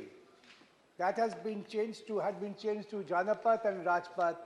Raj is not a colonial word. The Raj is a concept which is available in Indian cultural history. Now, you want to take a false credit and try to pose as anti-colonial, though your history to fight the colonial government is very poor. Now again you find throughout this speech there are references of many scholars, but unfortunately we being the country of multicultural heritage, we have the heritage of different ideas, but this speech only contains the ideas of Hindu leaders, Hindu seers. What do you mean to communicate? Do you want to keep the country united on the constitutional principle? Or your intention is to divide the country on the religious line, which is the practice now being followed by the government, unfortunately. You see, you have a false claim. I don't know who had advised the Honorable President to make this statement. Triple Talaq. Triple Talaq was the contribution of the Honorable Supreme Court of India. Honorable Supreme Court of India had declared this unconstitutional. The government doesn't have any credit to this. They were bound to make a law after the declaration of the law made by the Honorable Supreme Court. But here it is said the government has the credit of abrogation of Article 370 to triple talaq. Why this false information you want to communicate to the country through the President of India? Now you say we have poverty eradication. Kindly see, the Constitution wants the scientific temper. And here you are really trying to communicate most unauthentic, unscientific idea. Poverty does not bring illness. It says poverty is illness. For instance, major cause of poverty is illness. Is it right? Or illness is because of poverty?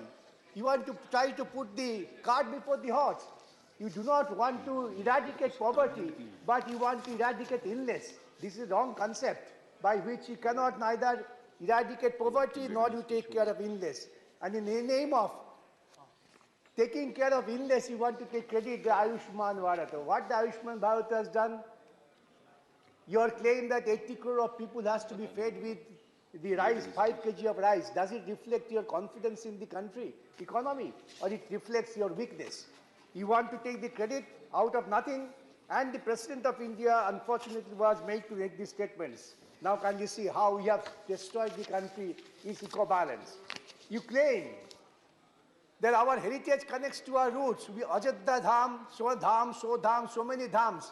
But you do not mention that this Joshimath is sinking because of your unwise decision to construct roads for the purpose of pilgrimage and make it a pilgrim spot.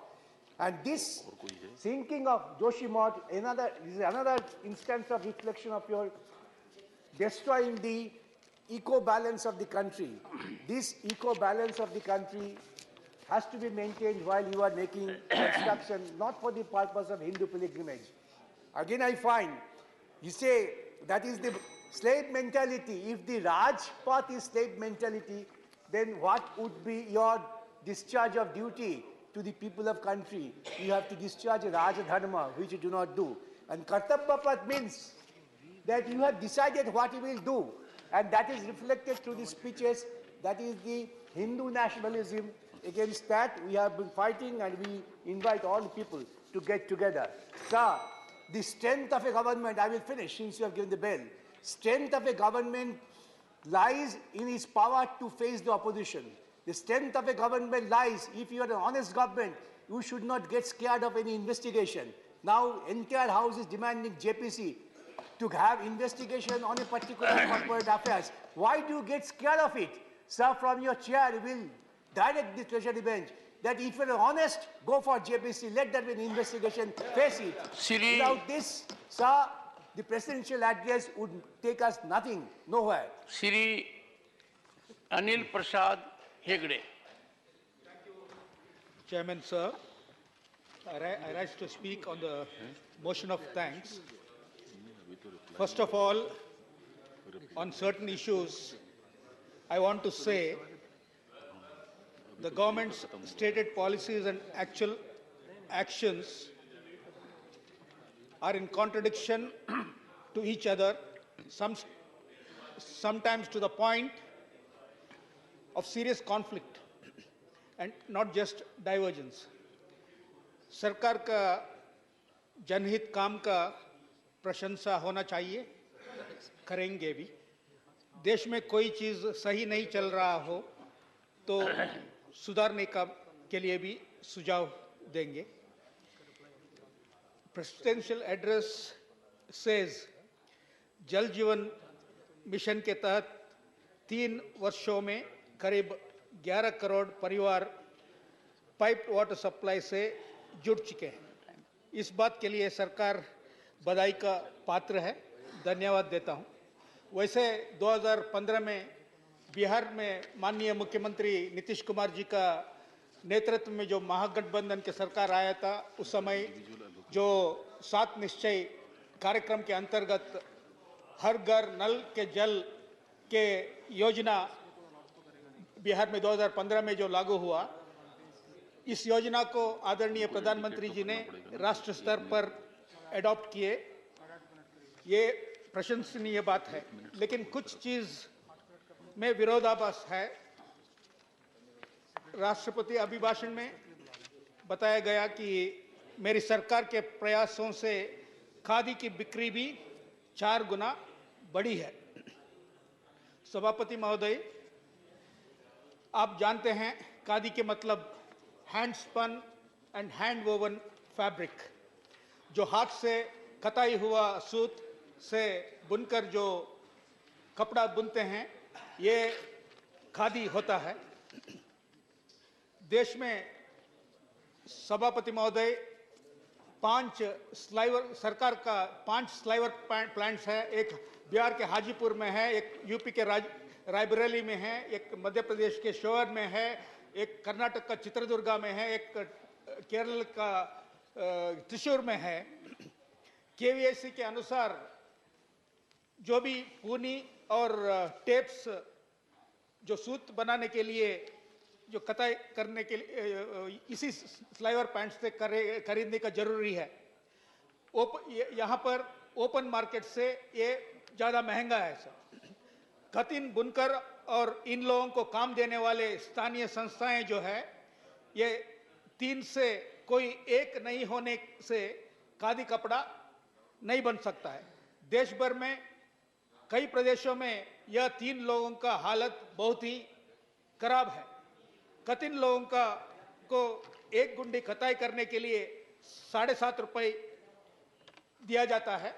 मेरे winter session में मेरा start question के लिए सरकार ने का उत्तर में ये बात को माना है और खताई के लिए खतिन को एक दिन में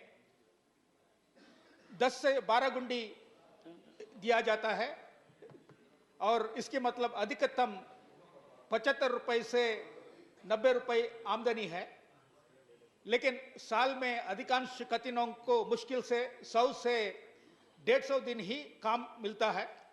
बुनकर का आमदनी भी न्यूनतम वेतन से कम है। इसके मतलब देश में अधिकांश खतिनों का आमदनी एक दिन में 40 रुपए से कम है। अधिकांश खादी संस्थाओं के पास पूनी और टेप्स खरीदने के लिए पैसा नहीं है, वर्किंग कैपिटल नहीं है। दिन प्रतिदिन खतिन और बुनकर का संख्या कम होते जा रहा है। जब खतिन और बुनकर कम होते जा रहे हैं, मुझे समझ में नहीं आ रहा है कि प्रोडक्शन 4 गुना कैसे बढ़ा है। ऐसे हालत में 2-4 साल में के बाद खतिन और बुनकर दोनों नहीं रहेंगे, तब खादी कपड़ा किस चीज के लिए हम कहेंगे? In the near future, when spinners and weavers shall not be available, they will not be left. What fabric shall we call khadi? दूसरी बात यह है कि KVIC द्वारा MMDA जो संशोधित बिक्री विपणन सहायता जो दिया जाता है, अधिकांश देश के अधिकांश जगह पे खतिन, बुनकर और खादी संस्थाओं को जनवरी 2022 से दिसंबर 2022 तक नहीं मिला है। Sir, as I said earlier, the government's stated policies and actual actions are in contradiction to each other. To illustrate my points, I want to give one more example. Sir, the President's address says, आज भारत में प्रगति के साथ ही प्रकृति का भी संरक्षण करने वाली सरकार है। Sir, while the government is talking about promotion of organic and natural farming on the one hand, and has indeed set aside funds too, like never before, it has also approved genetically modified mustard, which is herbicide tolerant. So whatever clever packaging the government might want to give to GM, genetically modified mustard, by denying that it is herbicide tolerant crop, the reality is that if farmers spray glufosinate on this GM mustard crop, it will tolerate the deadly chemical. Sir, this will increase toxic chemical usage in our farms, and residues will increase in our food. This will affect lives and livelihoods of farmers, agricultural workers, beekeepers, honey exporters, as well as organic farmers. Sir, in the year 2009, when the then government gave approval to the BT brinjal,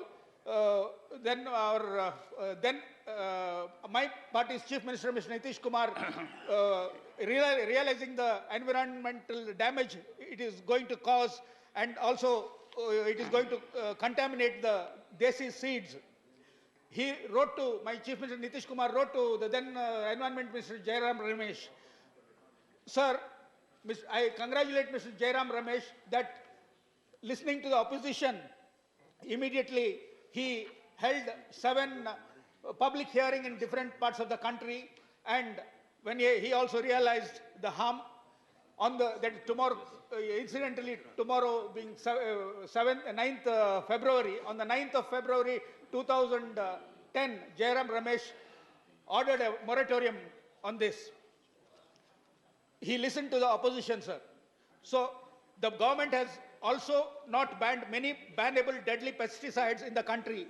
It was way back in 2020 that the Registration Committee under the Insecticides Act 1968 recommended that 27 very hazardous pesticides be banned in India.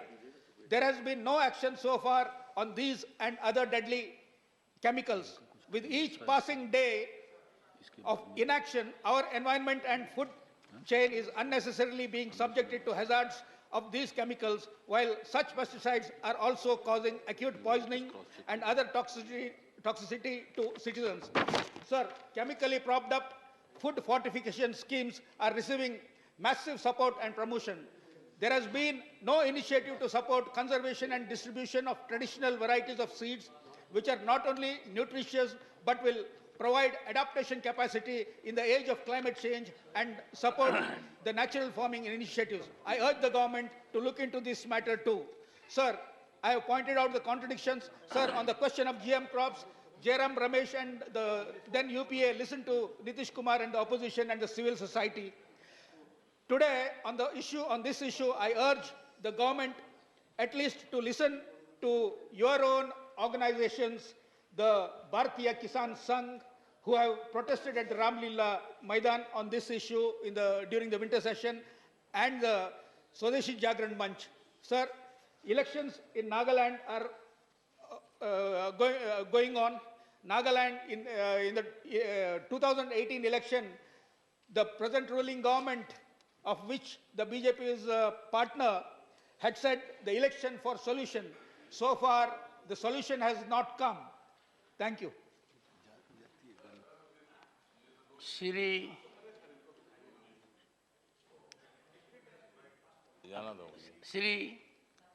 Ghulam Ali maiden speech.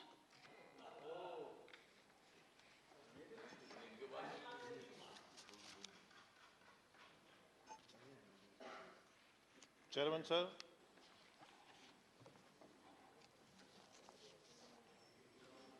मैं जम्मू कश्मीर से आता हूं और जम्मू कश्मीर के बारे में और देश के बारे में बहुत कुछ यहाँ डिस्कस हुआ है। देश के प्रेसिडेंट द्रौपदी मुर्मू जी के मोशन ऑफ थैंक्स पे बोलने के लिए मैं खड़ा हुआ हूँ। मैं बड़े ध्यान से स्पीचेस सीनियर जो ऑनरेबल मेंबर्स हैं सुनता हूँ, लेकिन दुख हुआ कल कि प्रेसिडेंट के लिए भी कुछ अल्फाज अच्छे नहीं इस्तेमाल हुए।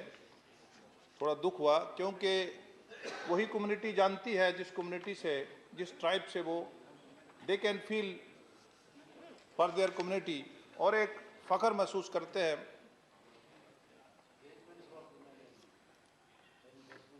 जहाँ तक देश तभी चल पाता है जब देश की सुरक्षा जो है, सिक्योरिटी जो है, वो मजबूत हो और उन हाथों में हो जो देश की जो एक कन्विक्शन रखते हैं और एक मजबूती के साथ इस अर्थ पे इस भारत को एक मजबूत ताकत की एक नियत रखते हैं। कई बार पिछले 30 सालों में जो कश्मीर में जो पाकिस्तान की तरफ से क्रॉस बॉर्डर टेररिज्म हो,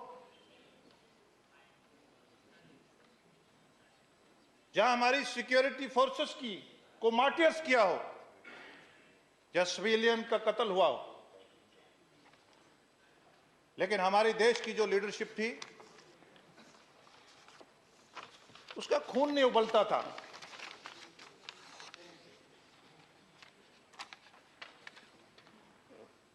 और पिछले आपने पुलवामा अटैक पे देखा होगा कि हमने पाकिस्तान के अंदर घुस के अटैक करा और देश की जो वजूद है और जो सिक्योरिटी है और उसको करारा जवाब दिया।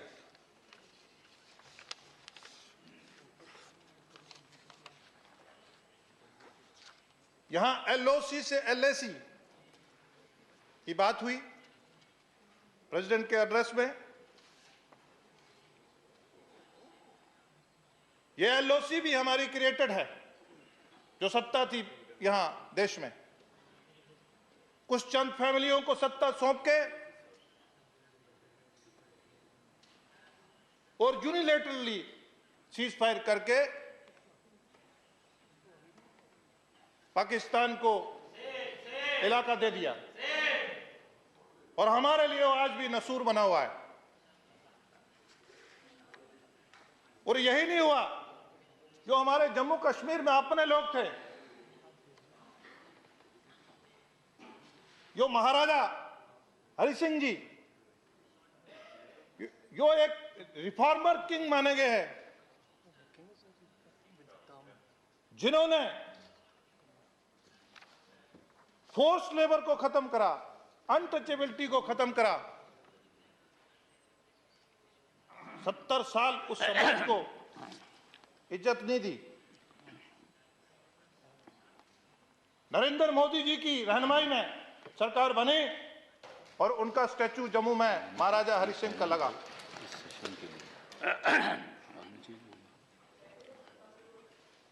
कश्मीर का गरीब कश्मीरी हो या वहां की तीसरी बड़ी कम्युनिटी गुर्जर कम्युनिटी हो, इन्होंने इंटेंशनली पीओके को इसलिए यूनिलेटरल सीजफायर करा था कि अगर ये कम्युनिटी इधर रहेगी तो कुछ फैमिलीज को जिनको लॉन्च करा था उनकी कभी हुकूमत नहीं बन पाएगी। पहली बार देश के वजीर आजम नरेंद्र मोदी जी, तब चीफ मिनिस्टर थे, उन्होंने ललकार रैली, जम्मू में एक बहुत बड़ी सलाब रैली हुई, उसमें हजारों की तादाद में मुस्लिम समाज ने शिरकत की।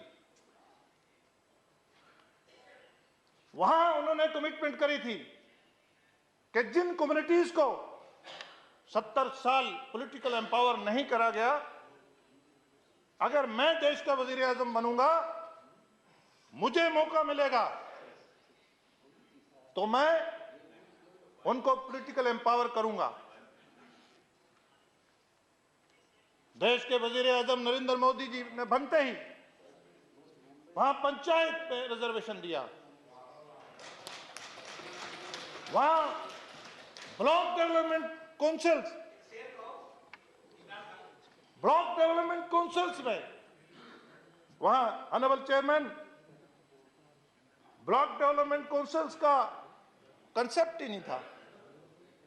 बड़ी बड़ी बातें करते थे हम, 73 अमेंडमेंट, 74 अमेंडमेंट, लेकिन प्रैक्टिस में नहीं करा। और वहां डीडीसी और पूरी रिजर्वेशन, जिस समाज ने सोचा नहीं तक नहीं था, उसको भी, वो भी जिला परिषद के डीडीसी के चेयरमैन जिलों में बने। ये नरेंद्र मोदी जी के होते ही मुमकिन हो सकता है। आज क्रॉस बॉर्डर टेररिज्म अपना लास्ट उसमें है, बुखलाट में। आज नहीं, कभी स्टिकी बम लेके आता है, कभी टनल निकालता है, कभी ड्रोन से हमारे इलाके में हथियार फेंकता है। लेकिन आज मिलिटेंट की, टेररिस्ट की उम्र जो है, जो क्वेश्चन उठाते हैं वहां नॉर्मलसी नहीं है, जिनकी आंखों से दिखता नहीं है। आप टेररिस्ट का एज को देखिए कि वो कितना जल्दी न्यूट्रलाइज होता है। इसी का नाम कन्विक्शन है, इसी का नाम नरेंद्र मोदी है।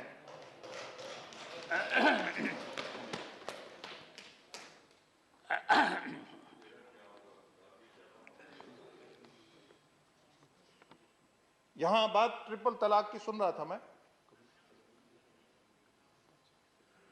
देश में जिन पॉलिटिकल पार्टी सत्ता में रही हैं, कम से कम इश्यू को पढ़ लेना चाहिए। कुरान की जो बेसिक टेनेट्स है,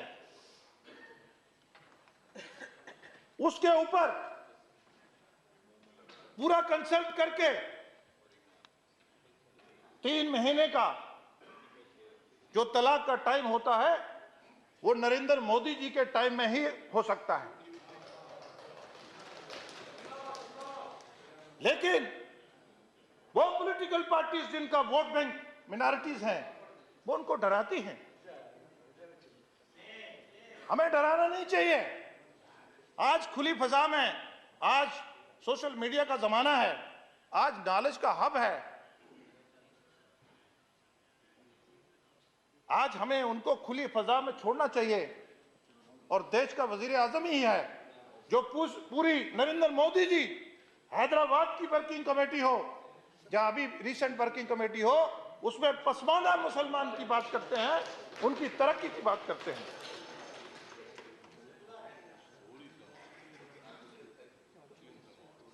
मुझे चेयरमैन साहब, मुझे एक लास्ट राइट्स में 40वां होता है, मुझे रिमोट इलाके पुंछ में एक 40वें में जाने का मौका मिला।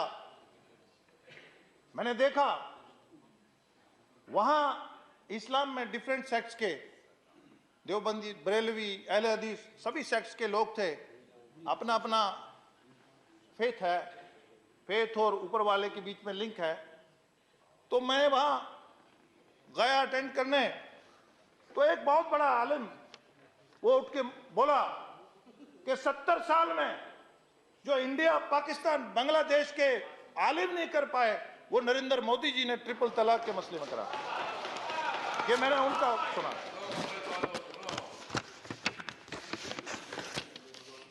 अभी हम G20 को होस्ट कर रहे हैं।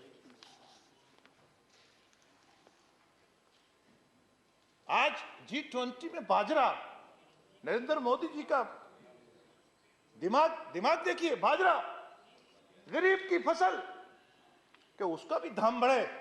आज बाजरा को एक फेस्टिवल, और बाजरे की इतनी वैरायटी, और ये सिर्फ डिप्लोमेटिक होस्ट नहीं है, ये हम डिप्लोमेटिकली नहीं, ये हम नुमाइश करेंगे अपने कल्चर की और पोटेंशियल की नुमाइश करेंगे। ऑनरेबल चेयरमैन सर, पूरे देश का जो हमारा पोटेंशियल है और जो हमारा कल्चर है, उसकी हम नुमाइश करेंगे, और देश के हर बड़े शहर में अपने कल्चर से उनको वाकिफ करवाएंगे।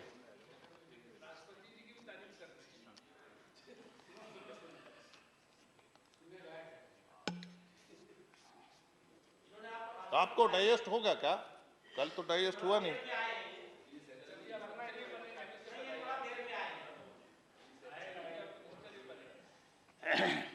क्वाड में जो हमारा एक इंपॉर्टेंट इंटरनेशनल फोरम है, हमारे उसमें से है, वो नरेंद्र मोदी जी के होते हुए मुमकिन है। टेररिज्म पे इंटरनेशनल फोरम पे हमारा जो स्टैंड है, आज पूरी दुनिया को हमने रागिब करा है, मजबूर करा है। हमारा आज जो से है इंटरनेशनल फोरम है, ये बातें भी हमें अपने जहन में लानी चाहिए और अपनी अनक के शीशे को धोना चाहिए, ताकि ये वाली बातें भी दिखें कि हम कॉलर खड़ा करके आज बोलते हैं आई एम इंडियन, मैं हिंदुस्तानी। पूरी दुनिया में आज हम बोलते हैं। कल तक हम शर्म करते थे, हमारा मुल्क मजबूर सा दिखता था, गरीब, लेकिन आज हम फख्र से बोलते हैं आई एम इंडियन। आज इंटरनेशनल ऑर्गेनाइजेशन की रेलेवेंस को कभी हुआ कि देश भारत आज इंटरनेशनल फोरम को रेलेवेंस को क्वेश्चन करता है, उनकी एफिकेसी को।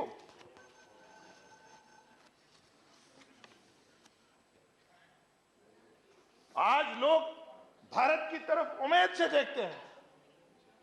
कोविड में हमने, चेयरमैन सर, कोविड में हमने कितने देशों को हमने इंजेक्शन दिया फ्री। आज लोग हमारी तरफ उम्मीद से देखते हैं। डिजास्टर के अभी टर्की में, सीरिया में सानिया हो गया, देश के वजीर आजम ने तुरंत वहां वो रिलीफ के लिए जहाज भेजे। आज विदेश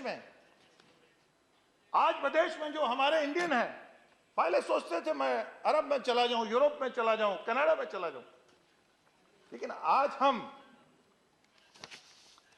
आज हम सोचते हैं, आज हम डिस्कस करते हैं कि भारत की किसी सिटी में मैं जाके अपना घर बनाऊं। पॉजिटिव नैरेटिव भी हमें दिखाना चाहिए, मेरा ये मानना है। देश का वजीर आजम, हम जिसको बड़ी छोटी बात समझते हैं, परीक्षा पे चर्चा,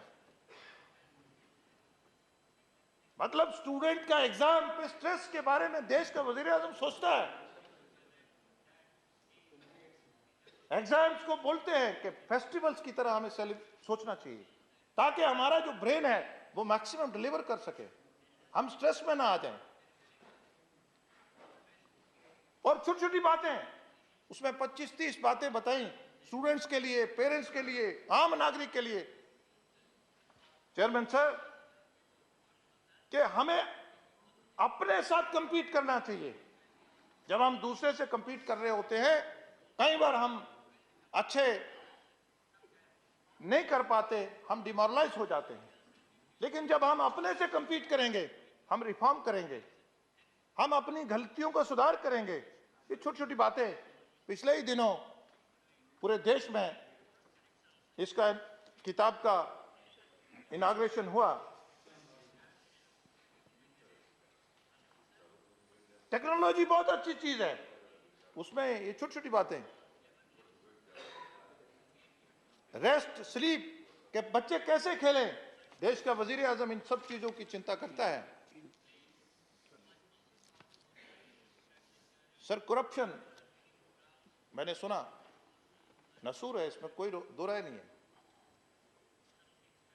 बट कभी हमारे देश के सरपंच ने ये सोचा था कि जितना पैसा दिल्ली से आएगा उतना ही उसके अकाउंट में जाएगा। वो पहले वीडियो एसीडी डायरेक्टर के चक्कर लगाता था, कमीशन देता था। ये ट्रांसपेरेंसी है, ये डिजिटल जमाना है। कभी हमने सोचा था कि हमने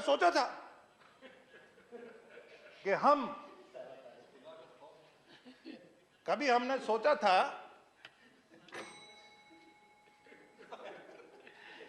अभी तो शुरुआत ही नहीं हुई। First 16 minutes. मैं स्टूडेंट हूं sir. Okay, one more minute. 16 minutes are over. One more minute. Normal practice is 15 minutes. Around 1 minute.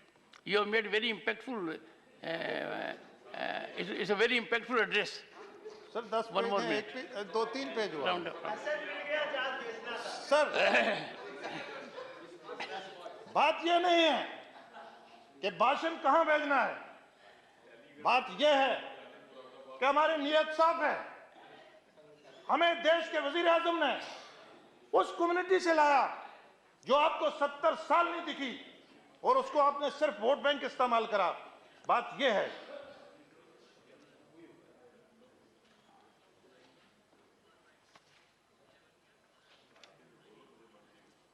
Biggest achievement यह है सर कि हम सेल्फ कॉन्फिडेंस हर भारतीय का बढ़ा है, और यहां बहुत सारी बातें करी गई। अब मैं कहां से शुरू करूं? बहुत सारी बातें करी गई। अब तो बुलडोजर चलाया जा रहा है। अंत करने का समय आया है। सर, बुलडोजर चलाया जा रहा है। सर, पूरे देश में land to tillers, land reforms का ढिंडोरा फेंटा। हमने लैंड रिफॉर्म्स करे जम्मू कश्मीर में। सर, एक आदमी को 70 साल में मालिकाना हक नहीं दिए, सभी स्टेट लैंड, और वोट लेते रहे। हम देने जा रहे हैं, हमने अभी अनाउंस करा है, हम देंगे, हम ही देंगे। सर, इन्होंने वोट लिया और जमीनें डेवलपमेंट अथॉरिटीज में डाली। हमने अस्पताल बनाए, वहां 2 एम्स सोच सकता है। जम्मू जैसे सिटी में एम्स, IIT, IIM, अरे ट्राइबल को 9 सीटें रिजर्व है। टेररिज्म में इतना graph low. Honourable member, please conclude. सबसे ज्यादा मैं नहीं बताऊंगा तो ये मेरे लेक्चर के साथ नाइंसाफी हो जाएगी। मेरी स्पीच के साथ जो थैंक्स मैं कर रहा हूं। सर 370 का नुकसान ये था कि वहां के कश्मीर के गरीब नौजवान के मैं डबल माइंड पैदा होता था, दुविधा में रहता था सर। आज वो देश की सोचता है। आज वहां रात को फ्लाइट चलती है। Shri Ramdas Athawale. Thank you sir. बहुत बढ़िया। हमने भी आज शेर शायरी की है। आदरणीय चेयरमैन सर, राष्ट्रपति जी का अभिभाषण मजबूत करेगा भारत नेशन। विरोध करना है कांग्रेस की फैशन, विरोध करना है कांग्रेस की फैशन, इसलिए मैं उनके विरोध में कर रहा हूं भाषण।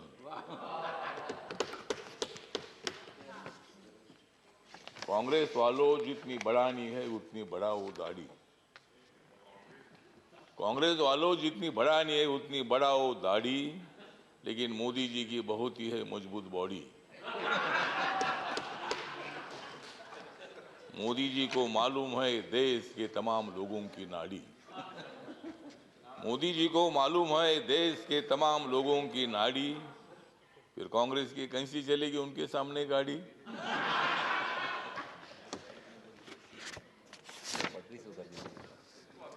मोदी जी आदमी है खास, मोदी जी आदमी है खास, इसलिए उनके साथ है रामदास। यस। मोदी जी को विकास की है आस, मोदी जी को विकास की है आस, इसलिए राजनीति में हो गए हैं पास। कांग्रेस वाले हमेशा मारते हैं भास, कांग्रेस वाले हमेशा मारते हैं भास, इसलिए राजनीति में हो रहे हैं नापास। तो आज यहाँ माननीय राष्ट्रपति के अभिभाषण पर चर्चा हो रही है और कांग्रेस वालों का और अपोजिशन का आभार व्यक्त करता हूँ कि मतलब वो रोज वेल में आ रहे थे। ये तो मतलब राष्ट्रपति का अभिभाषण ये है मोदी सरकार के विकास की गंगा। काय के लिए लेते हो उनके साथ पंगा? तो दंगा छोड़कर आपने इस चर्चा में भाग लिया, इसीलिए कांग्रेस पार्टी का मैं आभार व्यक्त करता हूं, अपोजिशन का आभार व्यक्त करता हूं और यही आशा व्यक्त करता हूं कि आप हमेशा उधर ही रहेंगे और हम इधर ही रहेंगे। तो मतलब आप टीका करने के लिए, क्रिटिसाइज करने के लिए आवश्यकता है तो राष्ट्रपति जी का अभिभाषण जो है पॉइंट टू पॉइंट था। सभापति महोदय, राष्ट्रपति जी ने दलित समाज है, आदिवासी समाज है, ओबीसी समाज है, अल्पसंख्यक है, जनरल कैटेगरी के लोग हैं। मोदी सरकार ने जनरल कैटेगरी के लोगों को 10% आरक्षण देने का निर्णय लिया। मोदी सरकार ने schedule caste and schedule tribe का जो एक्ट है उसमें अमेंडमेंट करने का निर्णय लिया। मोदी सरकार ने मतलब बाबा साहब अम्बेडकर जी का जो मेमोरियल है, कांग्रेस पार्टी ने तो बाबा साहब अम्बेडकर जी को 2 बार हराया था। बाबा साहब अम्बेडकर जी को लोकसभा में आने का मौका नहीं दिया था, लेकिन बाबा साहब अम्बेडकर जी का 125वां जन्म दिवस नरेंद्र मोदी जी ने बनाया। बाबा साहब अम्बेडकर जी का फोटो सेंट्रल हॉल में नहीं था, जब वीपी सिंह जी थे तब उन्होंने वो फोटो लगाया। कांग्रेस पार्टी को उसकी भी जानकारी तो नहीं थी कि भाई बाबा साहब का फोटो जी सेंट्रल हॉल में बैठकर बाबा साहब ने संविधान लिखा। ड्राफ्टिंग कमेटी के चेयरमैन के नाते रात रात जागकर 26 अलीपुर रोड में बाबा साहब अम्बेडकर काम करते रहे और मतलब ये काम जयराम रमेश जी, ये काम आपने करना चाहिए था, लेकिन हाँ ठीक है ना, आपने किया नहीं, बाबा साहब अम्बेडकर जी को संविधान सभा में आपने लाया, लेकिन उसके पहले 2 बार बाबा साहब को हराया। मुझे भी शिरडी में हराया, इसीलिए मैं छोड़कर इधर आ गया। मुझे भी शिरडी ने आप लोगों ने हराया, तो इसीलिए ठीक बात है। तो इसीलिए बाबा साहब अम्बेडकर जी के लिए संविधान बदलेंगे, ये बोलते हैं कि भाई संविधान बदलेंगे, कैसा बदलेंगे? हमने तो कांग्रेस को बदला है, संविधान क्यों बदलेगी? संविधान बदलने का विषय नहीं है। जिस मोदी ने 2019 में सेंट्रल हॉल में संविधान को माथा टेक कर उन्होंने शपथ ले ली है कि बाबा साहब के संविधान का भारत में खड़ा करूंगा, सबका साथ सबका विकास, इसलिए दिख रहा है यहाँ अच्छा प्रकाश। तो मतलब मोदी जी ने सबका साथ सबका विकास की भूमिका रखी है और आप चल रहे भारत जोड़ने के लिए। बाबा साहब अम्बेडकर जी ने और संविधान ने भारत को जोड़ ही दिया है। झगड़े होते रहते हैं लेकिन फिर भी हम एक हैं। यहाँ कोई पाकिस्तान का संविधान हमारा तो नहीं है, यहाँ कुछ भी हो जाएगा लेकिन देश टूटेगा नहीं। जम्मू कश्मीर भी हमारा है। अभी हमारे साथी बोल रहे थे कि 370 को हटाया है, पहले हमने कांग्रेस को हटाया फिर 370 को हटाया, तो इसीलिए मतलब हटाने का विषय तो नहीं है। तो इसीलिए मतलब सभापति महोदय, राष्ट्रपति जी मतलब हमारी अनुसूचित जनजाति के राष्ट्रपति जो है पहली बार बनाया, मतलब शेड्यूल कास्ट का जो राष्ट्रपति है नरेंद्र मोदी जी ने बनाया, आपको भी बनाया, मुझे भी बनाया। तो इसीलिए मतलब ये राष्ट्रपति का जो अभिभाषण है तो इसका सपोर्ट करने के लिए जो मेरी रिपब्लिकन पार्टी ऑफ इंडिया है, बाबा साहब अम्बेडकर जी ने स्थापित की हुई पार्टी है, इस पार्टी की तरफ से इस अभिभाषण का सपोर्ट करने के लिए मैं यहाँ खड़ा हूँ और सभी लोगों को मैं निवेदन करना चाहता हूँ, ये अभिभाषण जो है ये अभिभाषण देश के विकास को आगे ले जाने वाला है। हमारी सरकार आगे बढ़ रही है, सभी लोगों को लेकर आगे बढ़ रही है और भारत नरेंद्र मोदी ने जोड़ दिया है, आप लोगों को जोड़ने की आवश्यकता नहीं है। इन शब्दों के साथ मैं मेरे 2 शब्द खत्म करता हूँ। जय भीम, जय Bharat. Thank you, Chairman, sir.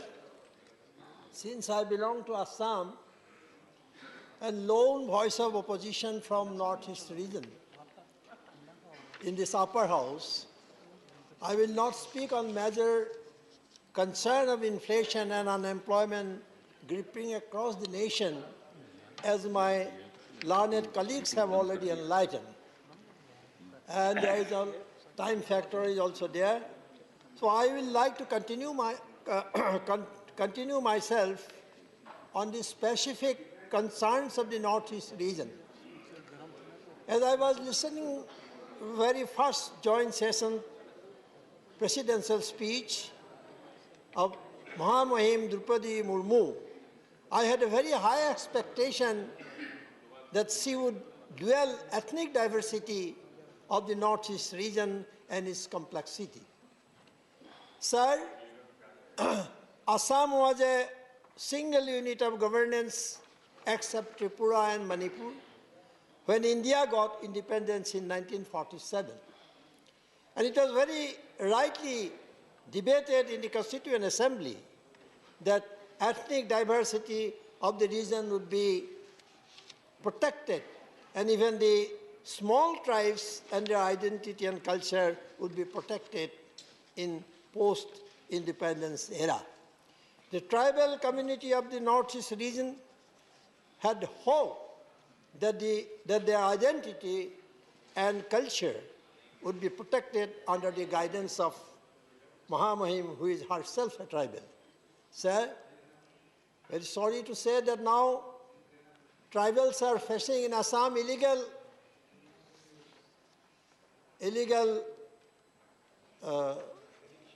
eviction.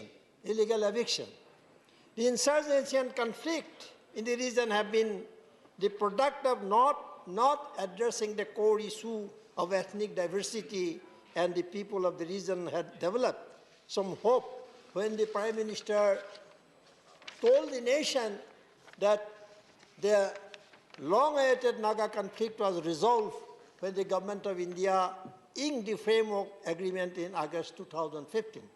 The President's speech did not reflect any concern on the Naga conflict.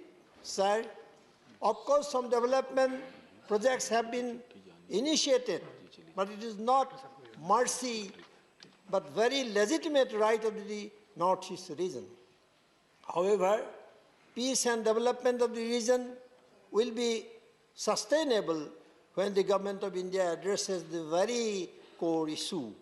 Sir, please allow me to highlight the very promise of the Prime Minister Narendra Modi who assured the 6 communities of Assam to be given the special scheduled tribe status, and almost the second tenure of the government is coming to end, but no such intent has been reflected on the presidential speech. Sir, a high-level committee headed by the retired Justice of the Guwahati High Court was formed by the Home Ministry in July 2019.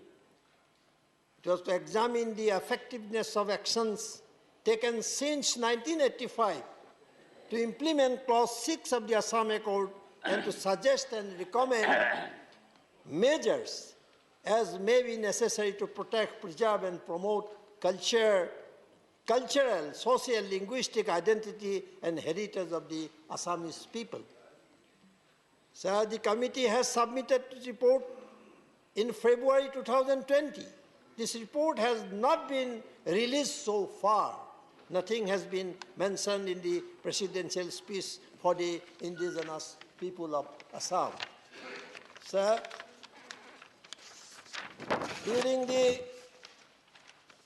general election in 2014, Narendra Modi promised in a public meeting in Assam that within 100 days, every problem of Assam will be solved. But nothing has been solved so far.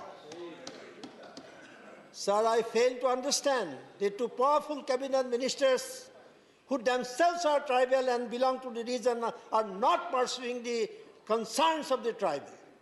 Have they become voiceless or scared of the mighty notion of the duo Narendra Modi and Amit Shah?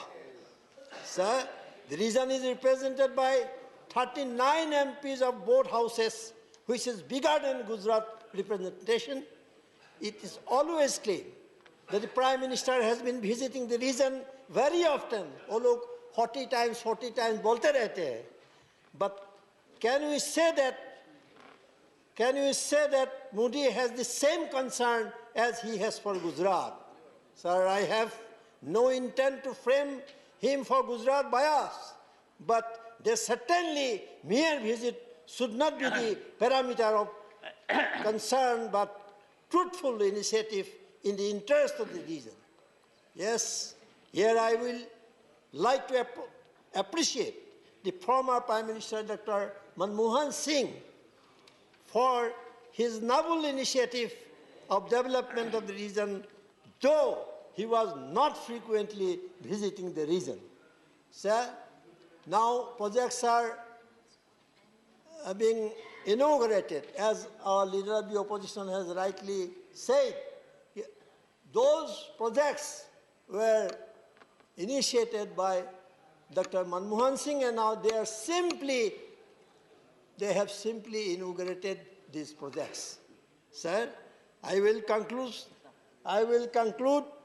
by the famous say that the human being is not known by physical appearance, but honestly conceived intent of ideas and action. Thank you, sir. Shri Vivek Thakur.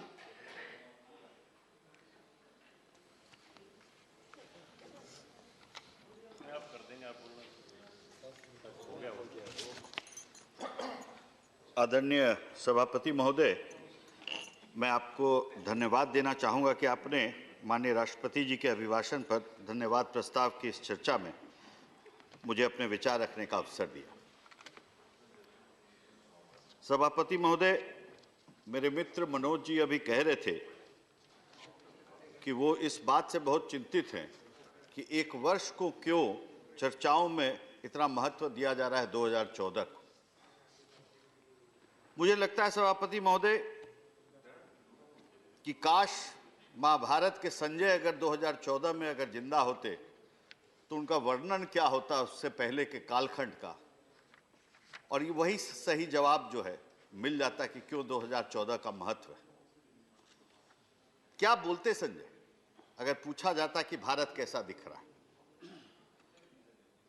तो शायद ये इसके अलावा और कुछ बोल नहीं पाते कि पूर्वोत्तर में आग लगी हुई है, कश्मीर जल रहा है, बंबई में आतंकी घुसे हुए हैं, लोगों को मारते जा रहे हैं, पूरा देश लाइव उस चीज को टीवी पे देख रहा है।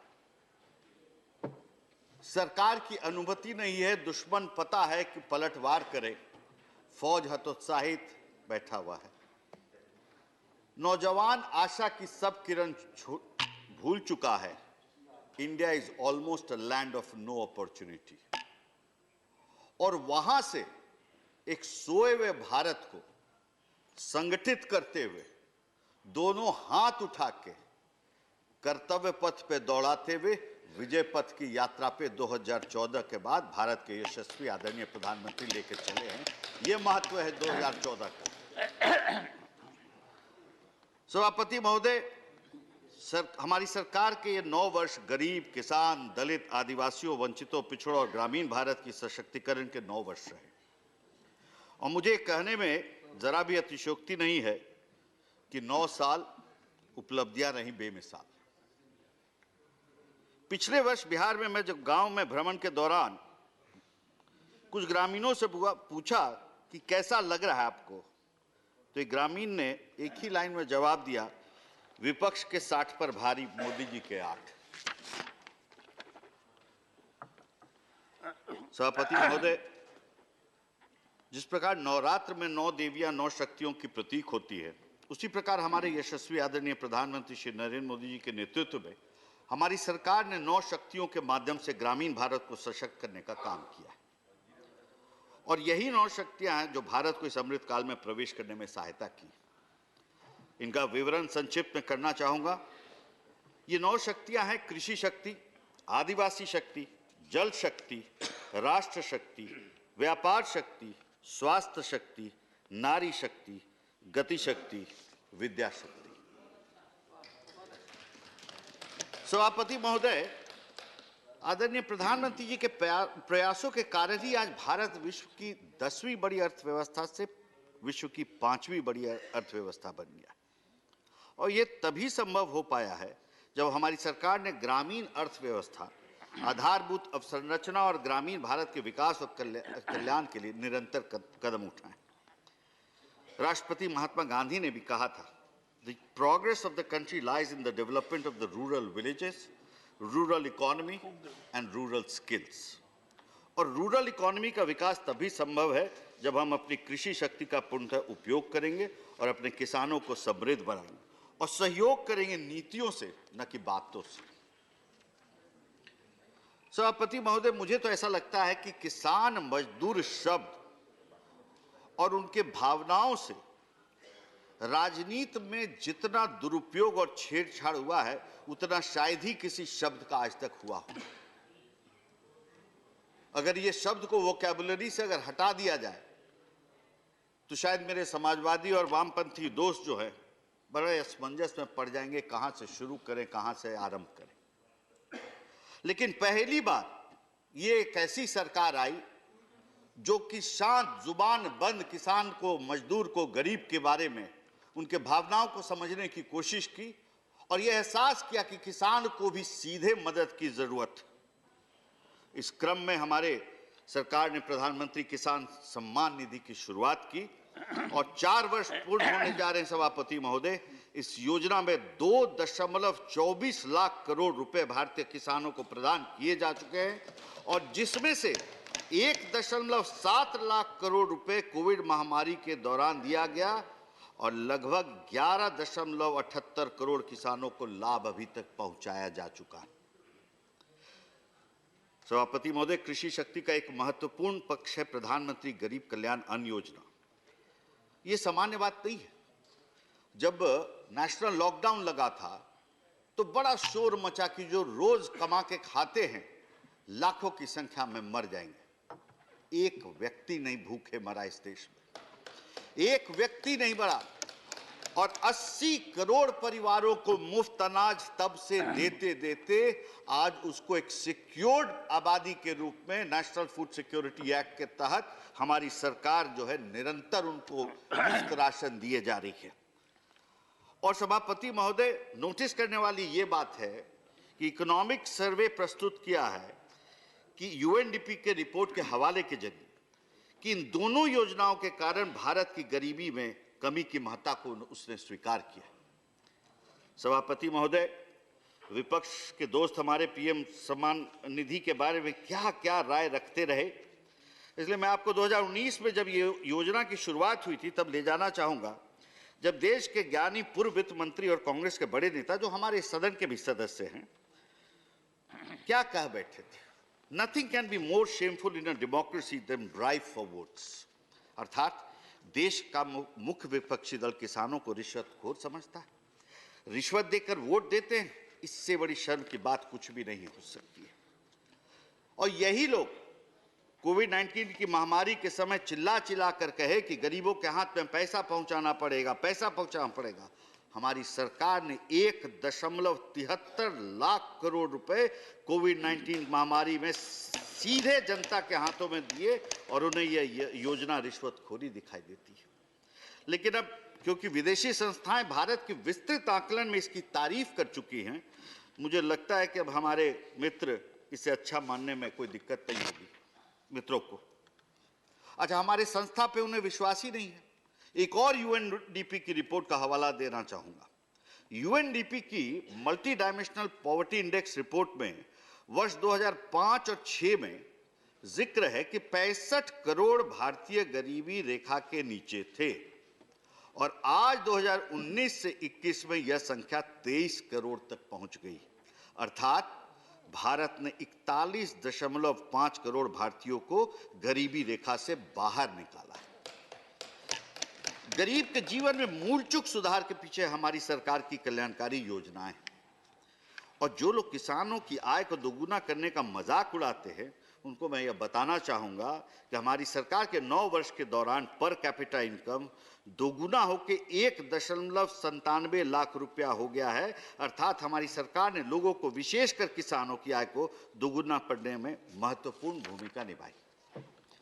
सभापति महोदय, ग्रामीण भारत की दूसरी महत्वपूर्ण शक्ति आदिवासी शक्ति पर आता हूं। पिछले 9 वर्षों के दौरान हमारी सरकार ने आदिवासी शक्ति के माध्यम से देश को बहुत मजबूती प्रदान करने का काम किया है।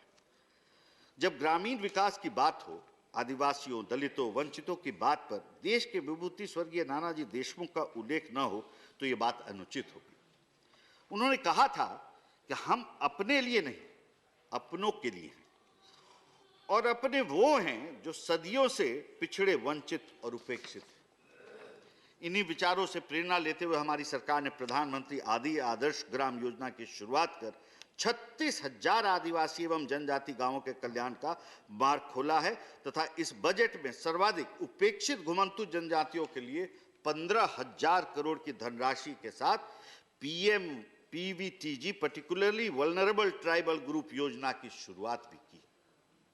सभापति महोदय, जनजाति समुदाय को उनकी मातृभाषा में शिक्षा प्रदान करना अति आवश्यक है और इसलिए हमारी सरकार 689 एकलव्य मॉडल रेजिडेंशियल स्कूल द्वारा आदिवासी क्षेत्रों में शिक्षा प्रदान करने का महत्वपूर्ण काम भी कर रही है। इसी बीच में सभापति महोदय, गरीब किसान की पीड़ा को समझते समय मुझे लगा कि गुलजार साहब की 2 पंक्तियां यहां पर जरूर रखना चाहूंगा। उन्होंने कहा, अब लिखा है इनफैक्ट, खबर सबको थी कच्चे मकान की, खबर सबको थी कच्चे मकान की, फिर भी लोगों ने दुआ में बरसात ही मांगी। गरीब किसान की पीड़ा समझिए।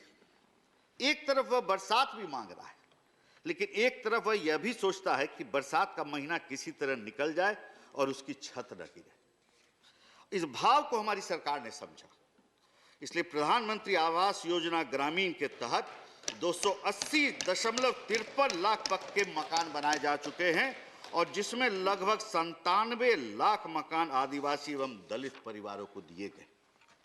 सभापति महोदय, हमारे विपक्ष को हमारे बातों पर भरोसा तो है नहीं, इसलिए प्रधानमंत्री आवास योजना ग्रामीण पर national institute of public finance and policy NIPFP का एक अध्ययन, मैं उसका जिक्र करना चाहूंगा। उन्होंने यह पाया कि न केवल लोगों को पक्का मकान मिला, बल्कि योजना के तहत इस्तेमाल किए जाने वाले कंस्ट्रक्शन मटेरियल भी उच्च गुणवत्ता के थे, जो अपने आप में इस योजना की सार्थकता को सिद्ध करता है। सभापति महोदय, क्योंकि दलितों, वंचितों, किसानों, आदिवासियों की बात हो रही है, और मैं बिहार के दो महान विभूति, अभी तक के देश के सबसे बड़े किसान नेता स्वामी सहजानंद सरस्वती और राष्ट्र कवि रामधारी सिंह दिनकर का उल्लेख न करूं, ये अनुचित होगा। जिस प्रकार देश का सबसे बड़ा किसान नेता स्वामी सहजानंद सरस्वती, जो निरंतर छोटे किसान, दलित, वंचित, मजदूर के लिए संघर्षरत रहे, उनको देखते हुए राष्ट्रकवि दिनकर ने उन्हें दलितों का सन्यासी की संज्ञा दी थी। और आज इसे कहने में कोई अतिशयोक्ति नहीं होगी कि हमारे यशस्वी प्रधानमंत्री भी आधुनिक भारत के दलितों के सन्यासी। सभापति महोदय, मैं दिनकर जी के ही शब्दों में कहना चाहूंगा जो उन्होंने स्वामी जी के बारे में कहा, और आज के आधुनिक भारत के परिप्रेक्ष्य में हमारे यशस्वी प्रधानमंत्री पे भी बड़ा सटीक बैठता है। वो आया जैसे जल ऊपर आए फूल कमल का, वो आया जैसे जल ऊपर आए फूल कमल का, वो आया भू पर आए ज्यों सौरभ नवमंडल का, लोक भाव अंजलि ले सबके लिए कल्याण, आया है वह कि जो गति से धीर हीर गुणवान, आया है जैसे सावन के आते मेघ गगन में, आया है जैसे आता कभी सन्यासी मधुबन में, हवन पूत कर में सुदंड ले मुंडित भाल विरागी, आया है नफपत दिखलाने दलितों का सन्यासी। प्रधानमंत्री दलितों के सन्यासी इसलिए भी हैं क्योंकि एक तरफ वह प्रयागराज कुंभ में सफाई कर्मियों के पांव धोते हैं और वहीं दूसरी ओर मैनुअल स्कैवेंजिंग को खत्म करने हेतु मशीन से मैनहोल की सफाई हेतु योजना की शुरुआत भी करते हैं। इसलिए उन्हें आधुनिक भारत के दलितों का सन्यासी करने में तनिक भी संशय नहीं रखना चाहिए और न है। सभापति महोदय, मैं आदरणीय प्रधानमंत्री के द्वारा संसद में मनरेगा पर दिए गए बयान का स्मरण कराना चाहूंगा। बड़ा चर्चा चल रहा है जब से यह बजट आया है मनरेगा पे, और जो सबसे, और ये भी बोला जाता है कि पत्रकार ये नहीं लिखते वो नहीं लिखते, और जो एक अद्भुत डेटा है जिसका मैं जिक्र करना चाहूंगा कि मनरेगा में हमने क्या चेंज किया, और उसको लेकर जो डेटा है मैं प्रस्तुत करता हूं।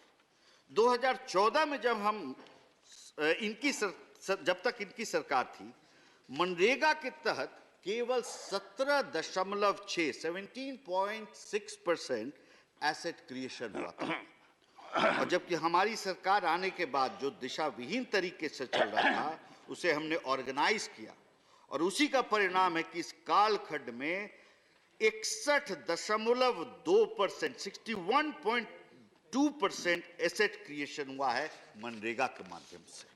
फर्क साफ है। सभापति महोदय, ग्रामीण भारत की तीसरी महत्वपूर्ण शक्ति है जल शक्ति।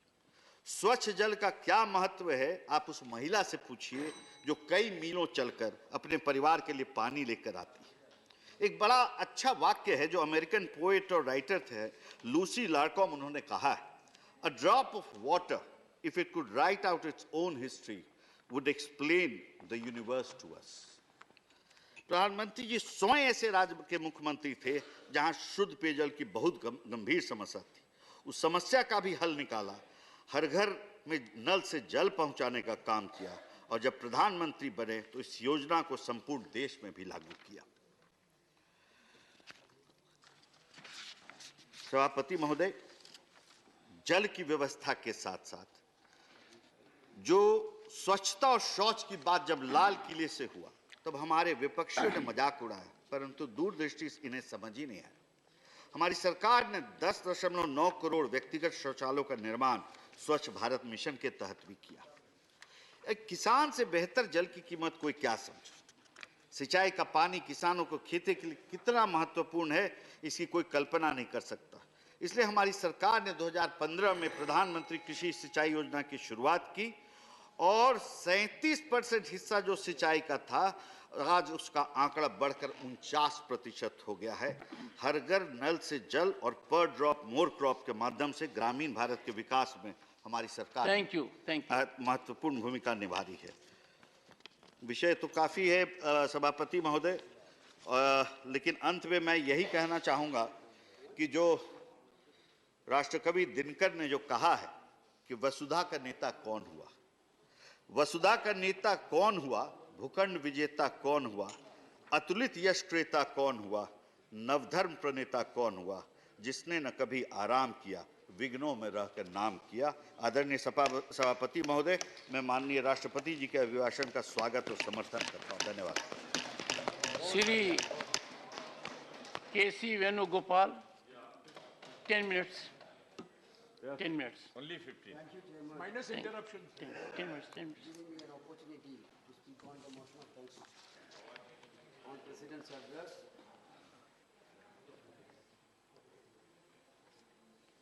Sir, last 9 years, we are hearing the beautiful slogan all over India of Sabka Saath, Sabka Vikas. And of course, 2014, before 14 itself, Acha Din Aayega ka nara bhi aa gaya. Now, what the country is witnessing is quite totally in a different way. Sabka Saath Vikas nahi hai. Only 2-3% are getting Vikas. Yes. Sir, we are on the greatest moment of this country through Bharat Jodo Yatra. We walked from Kanyakumari to Kashmir. Beyond political limit, beyond caste and community limits, people of India, young people of India, farmers of India came to the Yatra. They raised their concern to our leader Rahul Gandhi. Sir, see the plight of the youth of the country now. Morning, leader of opposition already raised 2 crore jo per year promised by this government. Wherever we went through the yatra, we can hear the pain and agony, we can witness the pain and agony of the young people of this country. They are not getting job.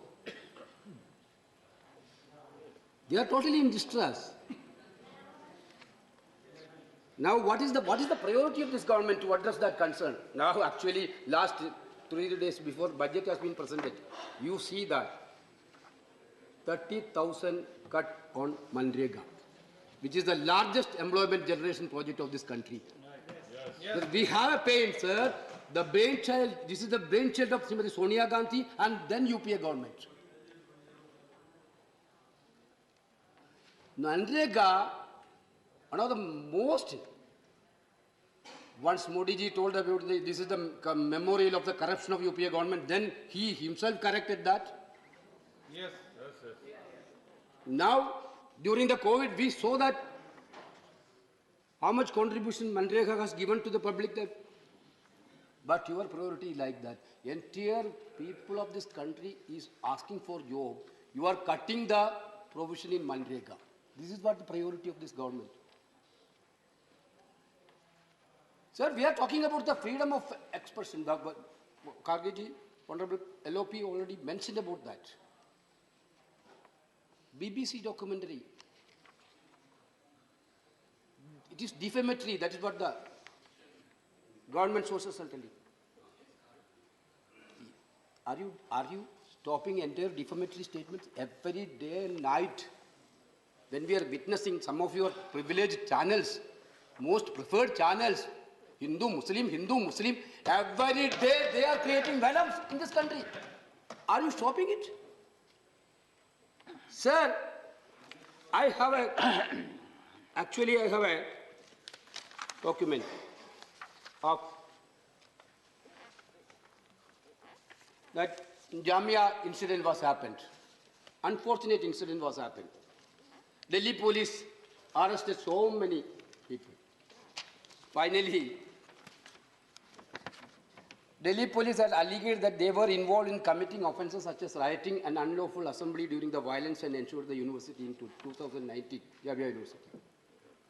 In his detailed order on Sakhi Court, Judge Verma heavily criticized the Delhi police for filing an ill-conceived charge sheet and added that their case was devoid of irrefragable evidence. Not only that, it added that the police have arbitrarily chosen to make some people from crowd as accused and others as police witness. This cherry picking was detrimental to the perception of fairness. One more thing is Justice Ormai saying, dissent is an extension of the inviolable fundamental right to freedom of speech and expression, which was a right that the court we are sworn to uphold. Sir, you are one side. The government is trying to stop entire voices of the dissent. On the other side, when BBC documentary, which Modi ji, when he was the chief minister, just now I am remembering, he narrated BBC is the most credible media in the world. Yes, 2013. Yes. In 2013, I have a video. If you want that evidence, I will prove. I will authenticate it. As per our Prime Minister, BBC is the most. Prime Minister told, don't believe the Indian media. Don't believe Indian media. Only believe in BBC. Yes. You are now asking that BBC documentary is totally discreditable. How can we agree, sir? I have a point. You are only given time to me. You are to. Yes. What is the point of order, sir? Sir, rule. Rule 238. 238. What is that rule? सब rule 1. Sir, हम सब लोग right to expression को article 19 को मानते हैं, पर house constitution के आर्टिकल 118 से चलता है. उसके अंतर्गत राज्यसभा में जो रूल बने हैं, रूल 238 सब रूल 1 है, वो ये कहता है refer to any matter of faction which a judicial decision is pending. हम ये कह रहे हैं कि पहले भी जुडिशियल डिसीजन, अभी भी वो जुडिशियल डिसीजन के लिए पेंडिंग है. Any matter which is pending for judicial decision, जो डॉक्यूमेंट्री का विषय ये कह रहे हैं, जिसके मेरिट को ये कह रहे हैं, वो subject to the pendency of judicial decision है. Rest upon you.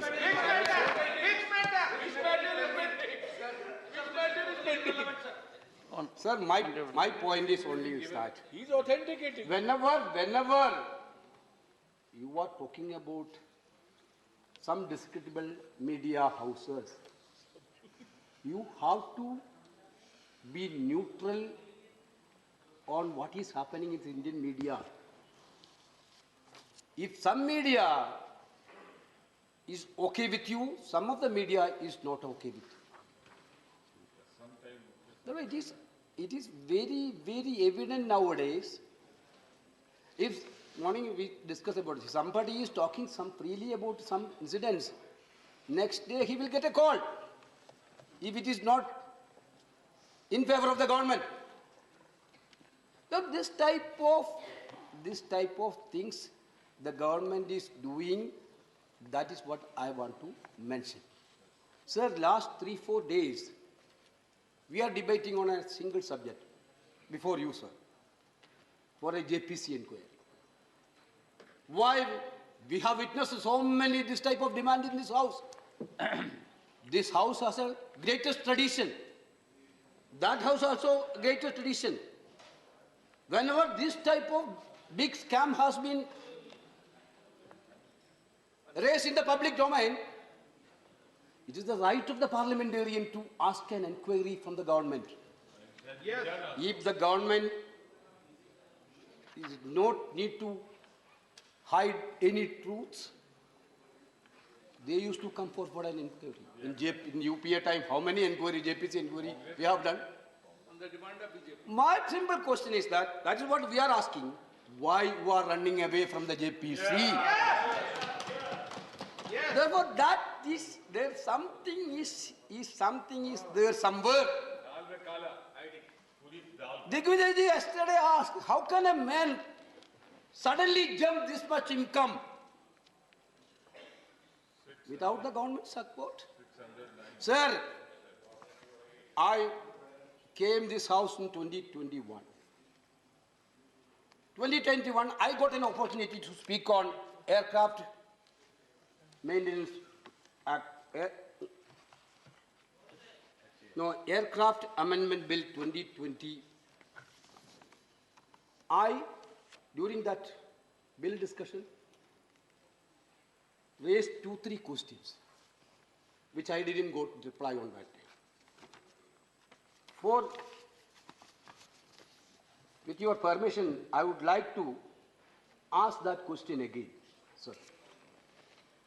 Sir, Adani has given 6 airports. In 2019, government awarded Adani Group the right to purchase 6 Mr. mega. Venugopal, you say Adani has been given 6 airports. What does that mean? No, public, because No, no, no. private case is No, not no, airport. I mean, out of 6 airports, one second. 5 airports are profit-making airports. One second. Take your seat. You have been heard by everyone, rapt attention. I want everyone to be heard like this. And therefore, you will take note of what I am saying. Yes. If on the floor of this house, a statement is emanating from a senior member of the opposition that a particular industrialist has been given 6 airports, that is baffling for 2 reasons. One, our country is governed by law, and whoever gets something is out of evolution of a process.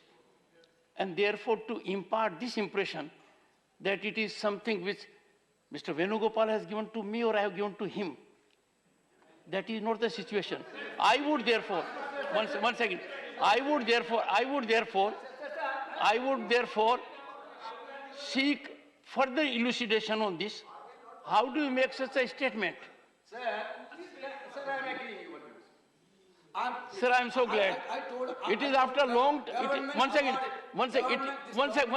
It is after a long time we have agreed with each other. Okay. After a very, very long gap, it should be more frequent. I mean that the government awarded 6 airports through process. But that through process is not transparent at all. No. But that process is not transparent at all. That is what I want to say. Yes, that is why I am saying. One second. Okay. Say, in our country, every process is open to participation in terms of terms and conditions, and it is evolved. Were you a participant? No. Were you a participant?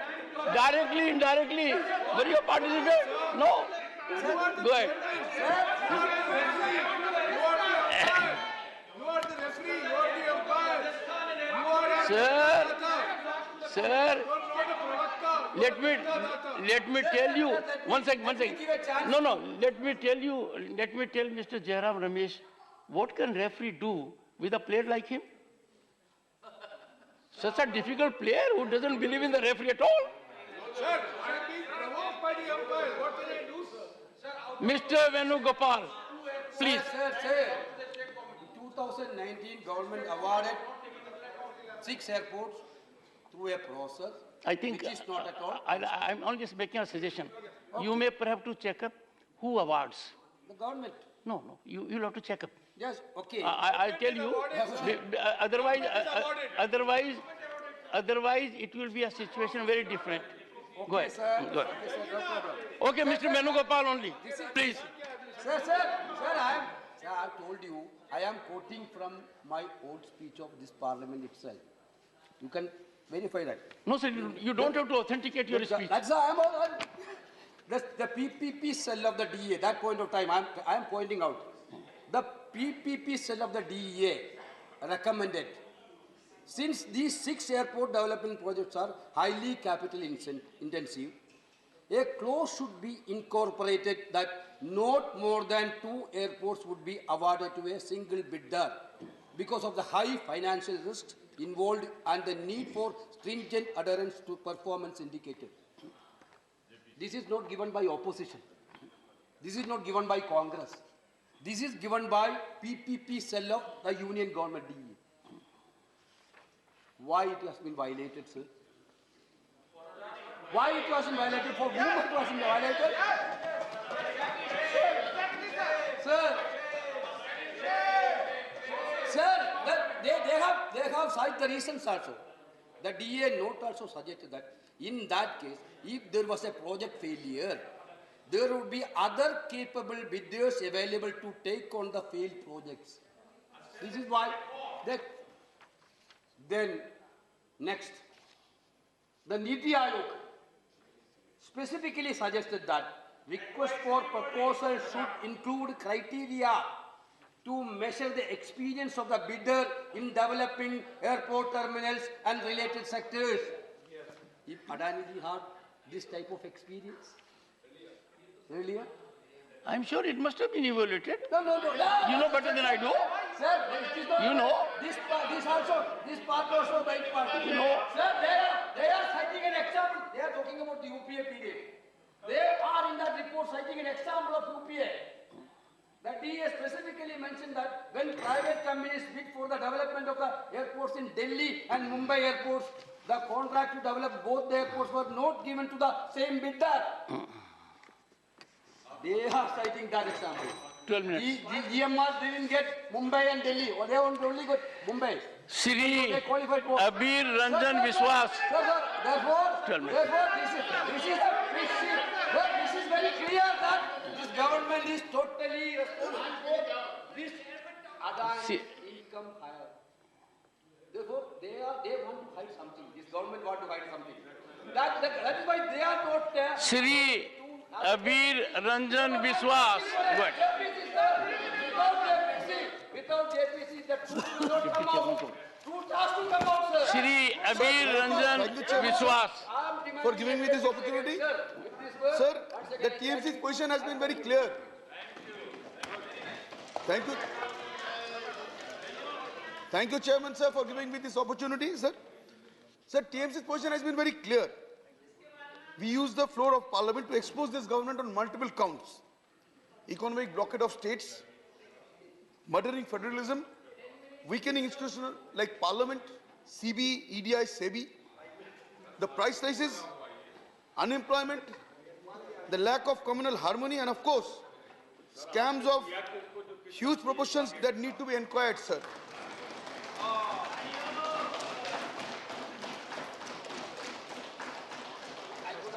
The immediate inquiry of the big scam, which is currently creating much furor, can happen in two different ways. Firstly, by a JPC, as many are suggesting. But madam, I understand the weak nerve of the government. All the previous governments who had constituted JPCs have not come back. Maybe on that count, they are afraid they might not.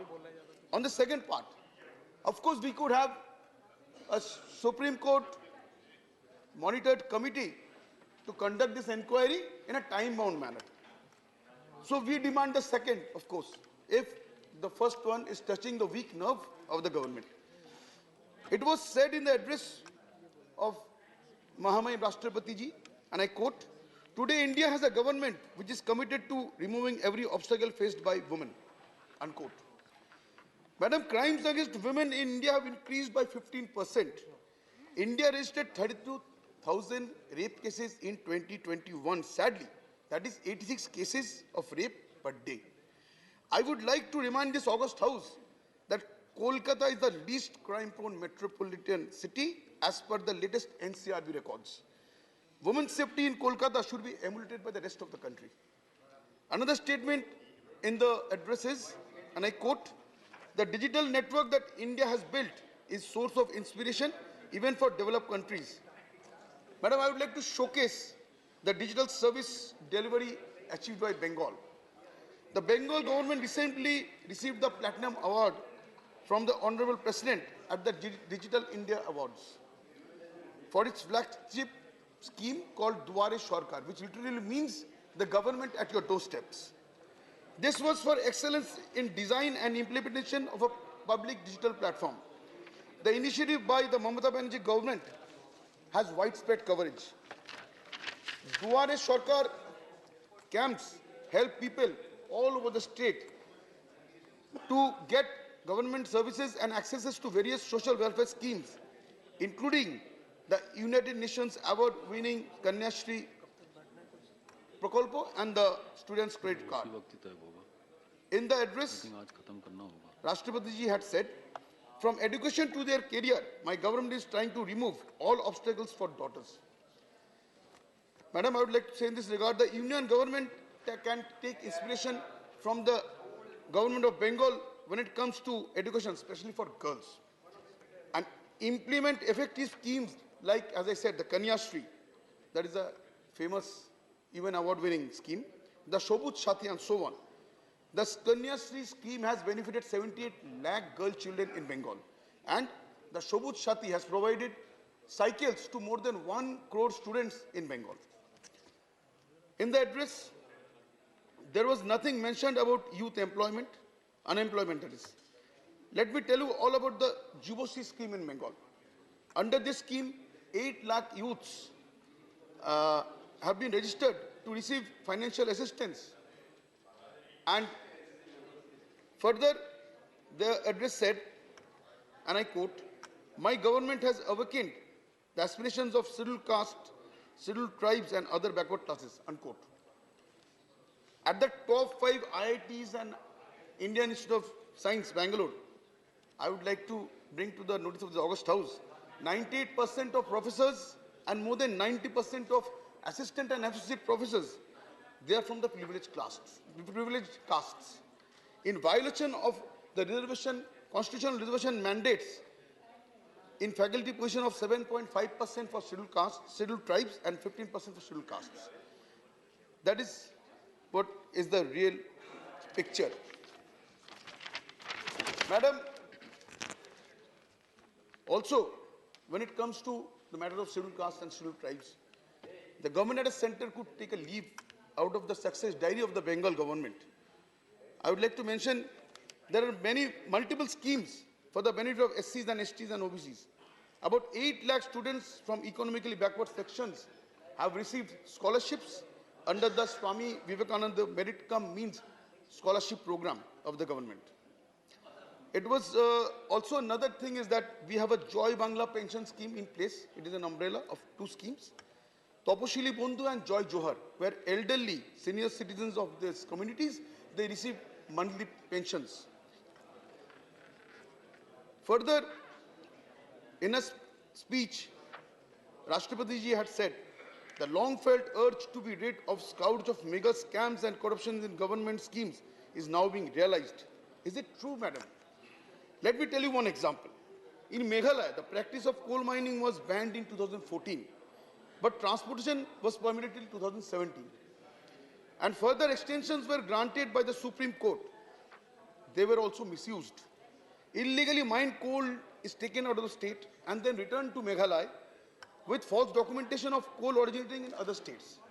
Last December, re-verification of extracted coal before the ban on illegal mining of coal revealed that there are over 19 lakh metric tons of coal and not over 32 lakh metric tons of coal as stated by the government. In 2018, activists Agnes Kharsing and Amita Sangma faced a near-fatal attack while they were on their back after lodging a complaint on illegal mining. It has been 5 years since, but where is the justice? I would also further like to mention, coming to the given situation, geopolitical situation, we know the 25% of current import of petroleum, that is the Russian crude, this comes at a very lower price, about average $48 to $52 per barrel. But when the prices rose to over 100 rupees of petrol, the international prices of crude per barrel were more than $120 US. Currently, 25% of the import is of $40 to $52 per barrel. But how is this advantage? How is the benefit of this percolating to the poor? We only can say sabka saath, sabka vikas, but it should not remain as a jumla. If we want to have sabka vishwas also and sabka prayas, this benefit should percolate down to the people, as bringing down the oil prices will have ripple effect. It will bring down the prices of other commodities that are coming up due to transportation, and definitely the people at the lowest rung of society who are suffering from high price rises will have the benefit. So things should not just remain as statements, that is jumla. things should reflect in ground. We can have many things said, but one thing delivered will be much more than many things said. And I would like to conclude by saying that I would thank the Mahamahim Rashtrapati ji for her address. Having said that, inequality in gender, caste and class is far from becoming reality and needs to be our focus in all policies. The issues of people on the margins require urgent intervention by the government. I conclude by re-emphasizing our demand for an immediate Supreme Court inquiry into what could be the world's biggest scam. Thank you, Madam.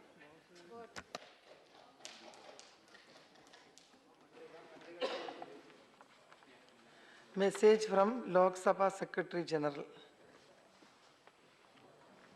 Madam, with your kind permission, I rise to report that the Lok Sabha at its sitting held on 8th February 2023 adopted 3 motions recommending to the Rajyasabha that Rajyasabha do agree to nominate 1. 10 members from Rajyasabha to associate with the Committee on the Welfare of Scheduled Castes and Scheduled Tribes of the Lok Sabha for the term beginning on the 1st May 2023 and ending on 30th April 2024. And 2, 7 members each from Rajya Sabha to associate with the Committee on Public Accounts and Committee on Public Undertakings respectively of the Lok Sabha for the term beginning on the 1st May 2023 and ending on 30th April 2024, and do communicate to the Lok Sabha the names of members so nominated by the Rajya Sabha to the above said 3 committees. Honorable Sri Manas Ranjan Mangaraj for his maiden speech.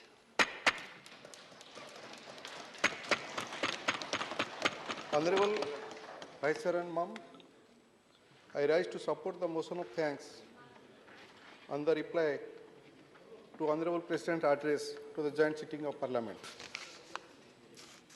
माननीय राष्ट्रपति तांको संबोधन में देशर भित्तिभूमि विकास एवं अभिवृद्धि विषय उल्लेख करछंती।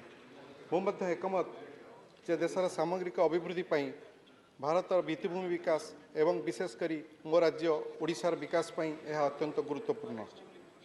भित्तिभूमि विकसित होइथिबा बेले ओडिशा परि राज्यगुड़िक केवल आज नुहे गत 75 वर्ष मध्य केन्द्र यह लक्ष्य संपूर्ण लाभ पाइबाकू जाउछंती। माननीय मुख्यमंत्री श्री नवीन पट्टनायक नेतृत्व में ओडिशा भारतर द्रुततम अभिवृद्धि करुवा राज्य मानक मध्यरु अन्यतम। यार वास्तवता हृदयंगम हो पार जितेबाला केन्द्र सरकार मध्य ओडिशा राज्य को भित्तिभूमि सहायता तथा संबल प्रदान उपरे अधिक ध्यान देवे। कृषि शिल्प एवं सेवा क्षेत्र में ओडिशार व्यापक संभावना रही एवं ओडिशार भित्तिभूमि विकास पई केन्द्रर सहायता आवश्यक। Ma'am, national highways, railways, mobile connectivity, digital connectivity and banking are the key areas of infrastructural development which the government of India should provide for Odisha with steadfast support. जातीय राजपथ, रेलवाई, मोबाइल संजोग, डिजिटल जोगाजोग एवं banking हेउछि भित्तिभूमि विकासर प्रमुख क्षेत्र जहाँ भारत सरकार ओडिशा को निरंतर समर्थन जोगाइबा उचित। कटक भुवनेश्वर जातीय राजपथ परी अनेक जातीय राजपथ प्रकल्प बहु वर्ष धरी दुर्बल अवस्था रही। आम देखुचु गत 14 वर्ष धरी यही जातीय राजपथ गुड़िक अत्यंत दीर्घ वर्ष धरी विपर्यस्त अवस्था पड़ी एवं एथिपाई ओडिशा को निरंतर समर्थन जोगाइबा आवश्यक। कटक संबलपुर जातीय राजपथ परी अनेक जातीय राजपथ प्रकल्प बहु वर्ष धरी दुर्बल अवस्था रही। अनेक जातीय राजपथ विपर्यस्त हो पड़ी एवं यार जरूरी रक्षणाबेक्षण आवश्यक हो पड़ी। अनेक वर्ष बीतवा पर उपकूल राजपथ प्रकल्प केवल फाइल रे सीमित रही एवं ओडिशार उपकूल राजपथ पई गोटे भी इटा आज पर्यंत पड़ पारना।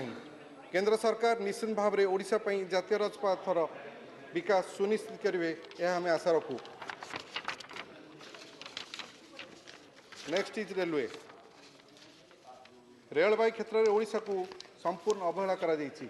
माननीय मुख्यमंत्री श्री नवीन पट्टनायक एवं ओडिशा सरकार विभिन्न रेल प्रकल्प पई मागणारे जमी एवं जयपुर नवरंगपुर एवं जयपुर मालकानगिरी लाइन पई प्रकल्प खर्चर 50% अर्थ प्रदान करुछंती, किंतु ସେହି ପ୍ରକଳ୍ପଗୁଡ଼ିକରେ କୌଣସି ଅଗ୍ରଗତି ପରିଲକ୍ଷିତ ହେଉନାହିଁ।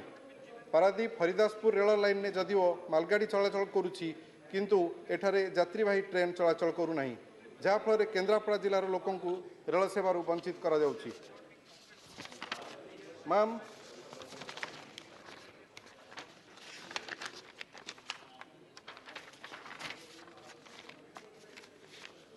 in railway section, Puri Konark 35 kilometer new line project. For a new rail line from Puri to Konark, Government of Odisha has offered to share 50% of land cost as well as 50% of construction cost. Though Honorable Chief Minister has given this offer to Minister of Railways on 24th August 2017, no confirmation has come yet from Railways. Next is Jaleshwar Digha new BG rail line project. Even though the project was sanctioned in the year 2010-11, land acquisition process and filling have been started by South Indian Railway, yet citing reasons no cooperation from Government of West Bengal. Next is modernization of railway stations in Odisha. Many railway stations had announced in redeveloped 12 stations, namely Puri, Bhadrak, Brahmapur, Katak, Jajpur, Keonjhar Road, Khordha Road, Rayagada, Sambalpur, Baleshwar, Jharsuguda, Raurkela and Bhubaneswar in Odisha to international standards with superior passenger amenities. MOU was signed on 20th November 2019 between Bhubaneswar Development Authority and East Coast Railway to construct a world-class station building at Bhubaneswar at the cost of state government. When will Railways plan for the balance 11 stations as declared by the ministry? Ma'am,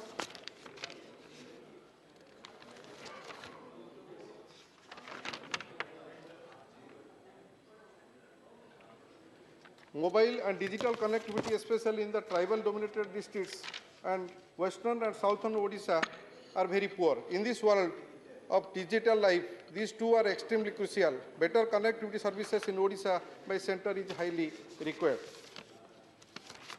आदिवासी अध्युषित जिला एवं पश्चिम और दक्षिण ओडिशा रे mobile एवं digital संजोग अत्यंत दुर्बल अटे। डिजिटल जीवन रा दुनिया रे एही दुईटी अत्यंत गुरुत्वपूर्ण। केंद्र द्वारा ओडिशा रे संजोग उत्तम संजोग सेवा जरूरी अटे, कारण आजिका दिन रे मध्य विभिन्न दुर्गम क्षेत्र रे लोक माने गछरे चढ़ी मोबाइल सेवार उपयोग करुछंती। ओडिशा रे वर्तमान अनेक पंचायत रे बैंक सेवा मध्य नाही।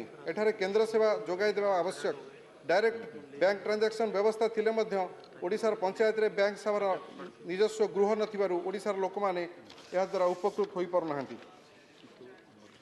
I truly hope that central government will proactively support Odisha's infrastructural development, and with these words I support the motion of thanks on the reply to Honorable President's address. Thank you, ma'am.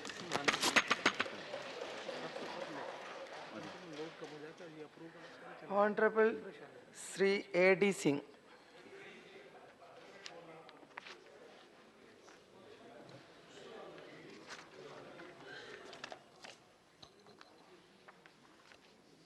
I rise to thank the Honorable President for a very thoughtful and comprehensive maiden address at the start of Amrit Kal. Perhaps this was also the last time when such an address will take place in this building. She is an example of the strength of our nation, its diversity, and the immense opportunities it affords to each and every citizen of this country, irrespective of her origin, caste, or creed, or religion, or gender. She is also a powerful symbol of the empowerment of women in India. Without the full participation of 50% of our nation, we will not be a developed nation or even just an equitable society. However, we had expected that the new president would also present a report card made over the last 9 years. While the direction we wish to travel is known, a detailed and realistic roadmap is missing. In short, Madam, I conclude respectfully that the address was little long on adjective and short on specifics. Perhaps the government hopes that what they do not talk about today will soon be forgotten by the people. Borrowing the famous word, the nation wants to know what happened to the goals set for the end of 2022. And there were several, nearly 40 such goals which were supposed to be achieved by 15th August 2022 when New India was to take place. Niti Aayog should have sent her a report card. It can still be done in the next address. Honorable President talked about Swarim Bhavishya Ka Sankalp of transforming India into a developed nation, but without spelling out the essential conditions or even its defining features. What distinguishes a development nation from the developing or even an emerging nation like ours? It is only the size of is it only the size of the GDP? If that is the yardstick, what size is the inflection point? We have heard different numbers from different ministries about the 4 trillion economy, 5 trillion economy, going up to 40 trillion. Inequality. Do you believe that the current state of inequality, extent of poverty allows us the luxury of such fanciful talk? While no doubt our GDP is growing at a healthy rate of growth, the problems are multifaceted. India's growth has come at the cost of sharply increasing inequality and extreme concentration of wealth in a few hands. The Gini coefficient is at 37.5 and the top 1% of the nation owns about 50% of the national wealth. In recent report, if I remember correctly, it was stated that 21 individuals own more wealth than 70 crore citizens. According to one estimate, those earning minimum wages in India will take 941 years to earn what a billionaire makes in a year. We continue to produce billionaires at an impressive rate, even if they are only paper billionaires. GST, which while much needed by definition, is a regressive tax. And according to Oxfam study, the poorest 50% of the population pay 68% of the tax, and the rich pay only 3%. Clearly, this is not sustainable, but a corrective steps has to. In evidence, government itself claims that Great Pride, that is running the largest free food support system of 80 crore लोगों को grain supply कर रहे हैं.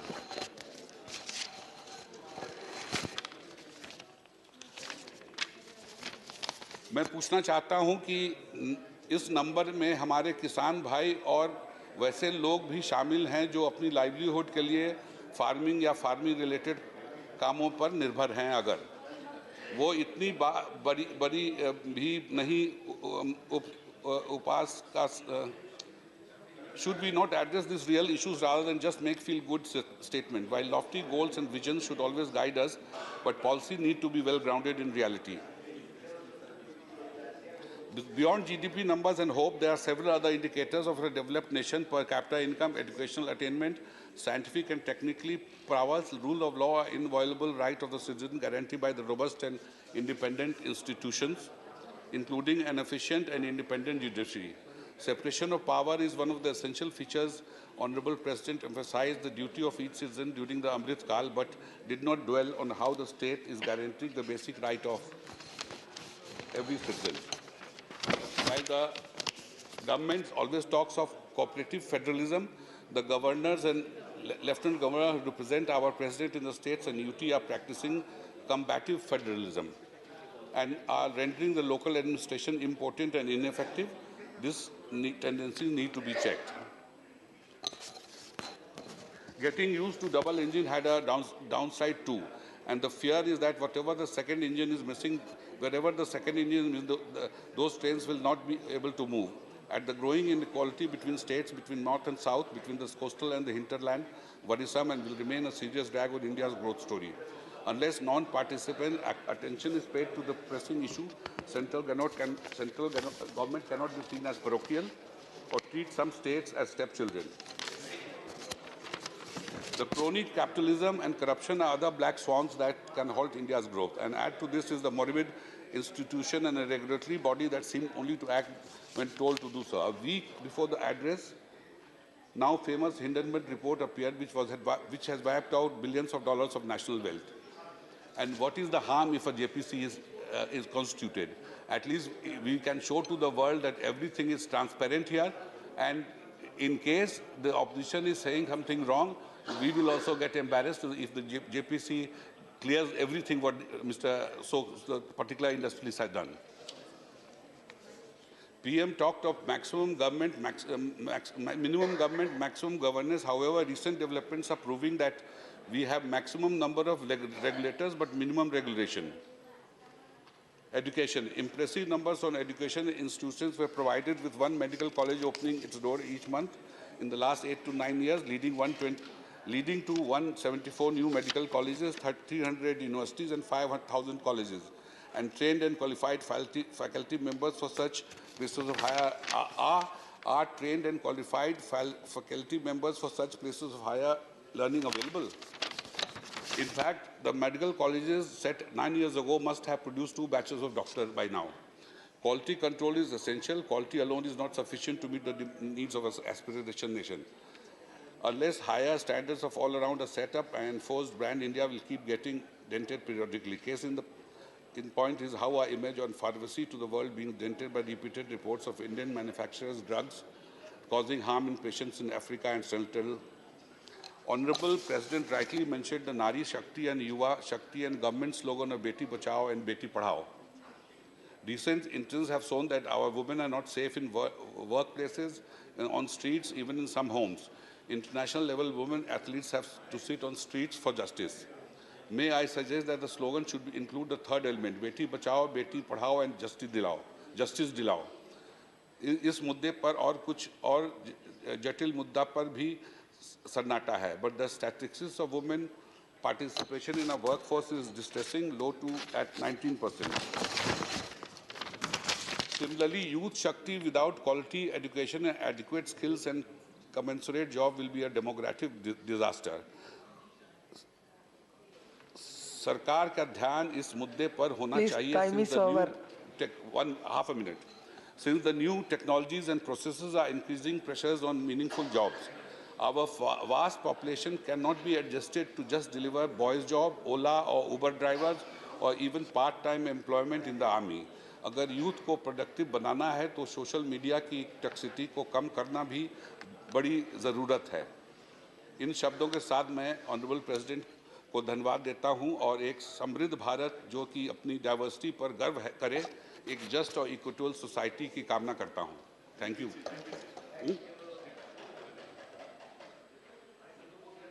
Honorable Sri Santosh Kumar P. Thank you, Madam Vice Chairman. I rise to oppose the motion in support of the Honorable President. With due respect to the post of President of India, I would like to state in this august House that her address to the joint session was more rhetorical and, of course, less realistic, and like that of the Prime Minister of this country. And what we are witnessing during these 8-9 years, there is a systematic attack on the idea of India, purposefully endangering all our democratic institutions. All our agencies are being misused, and there are attempts to topple various state governments through governors also. And let us talk about the most important issue of this time, that is the mega scam of Adani and his company. What we are demanding, the whole world is witnessing the session, what is happening in this country, and what is our genuine demand. Our demand is to constitute a JPC. And of course, the one who knows the ABCD of politics can understand that this JPC will be a body in which there will be more ruling party members. The gravity of the situation is, madam, that they are fearful of a JPC in which even the ruling coalition will have a majority. That is the most important aspect. We all know that this Adani group has been enjoying political patronage from the center and its leadership. their theory, one nation, one culture, one leader, finally collapsed like everything has ended like one businessman. And there now, whether you announce or JPC or not, you may not be in a mood to announce JPC. What is going to happen? This will mark a tectonic shift in Indian politics. And this company has got exposed. I don't want to go into the other details. Got exposed. And the people of this country know very well that the political nexus and patronage enjoyed by the Adani and company. Now, coming to the question of women empowerment. And we were always talking about 33%, at least 33% reservation to the women. Madam Vice Chairman, I would like to remind you of one thing, that this is the birth centenary of one of the legendary parliamentarians, Geeta Mukherjee. She was instrumental in bringing this women reservation a major agenda in our political scenario.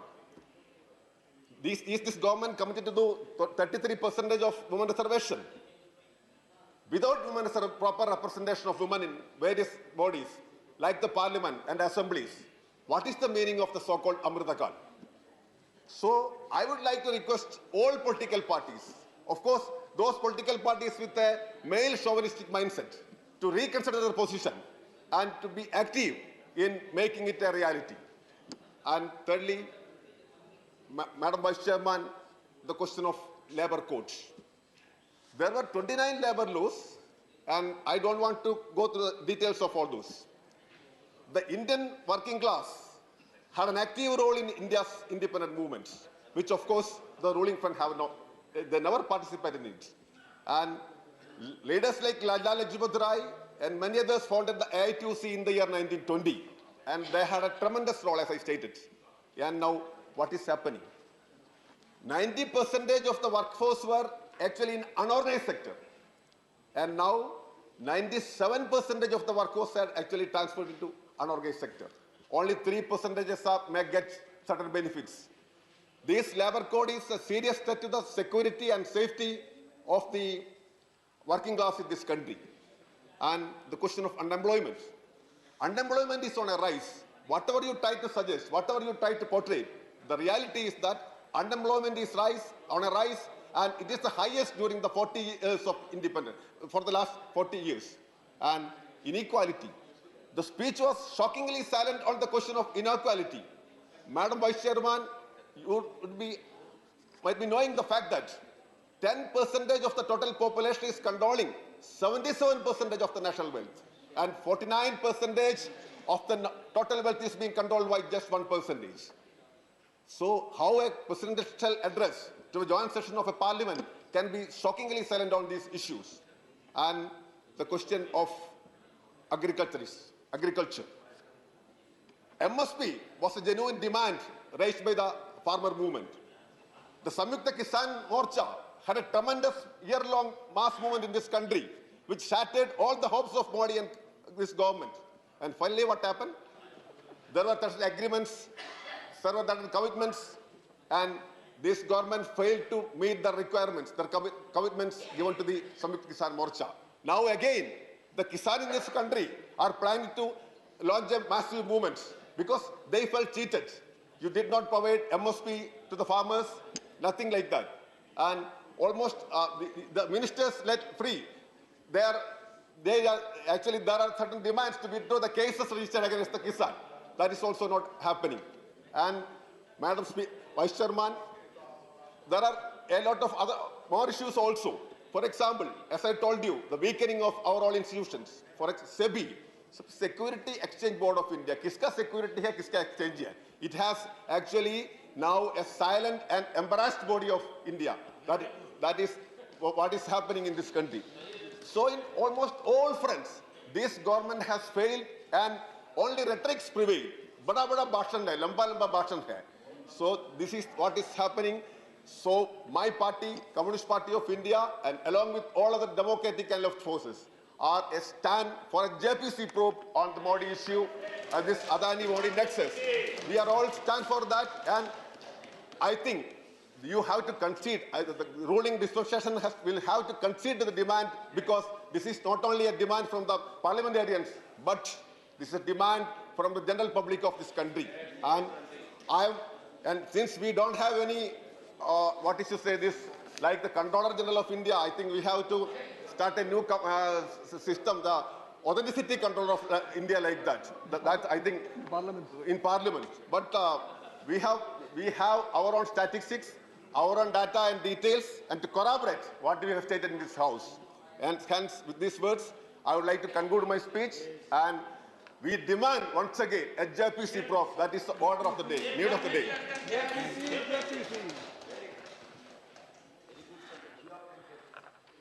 Honorable Sri Radha Mohandas Agrawal.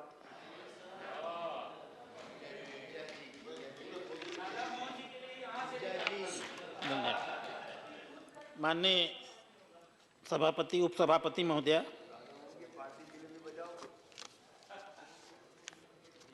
देश की आज़ादी का इतिहास ये बताया जाता है कि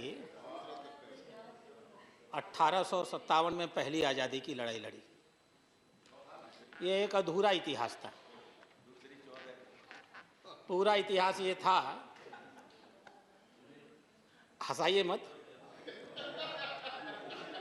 पूरा इतिहास ये था सभापति महोदय कि 1784 में इस देश की आज़ादी के लिए पहला बलिदान हुआ था।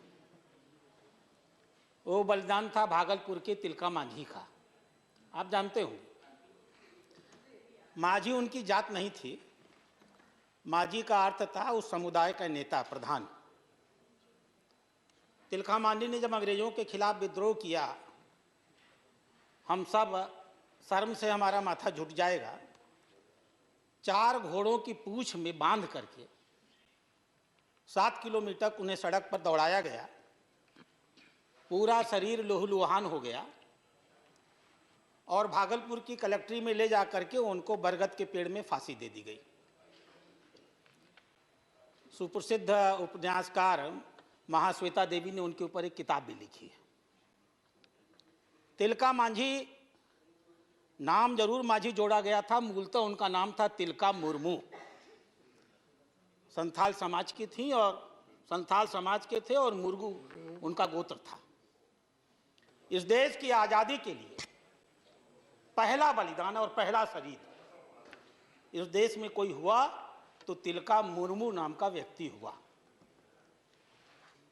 बात बिरसा मुंडा तक गई है, बात अल्लूरी सीतारामा राजू तक गई है। दूसरा सबसे बड़ा बलिदान हुआ अध्यक्ष महोदय, प्रथम स्वतंत्रता आंदोलन के 1 साल पहले 1856 में।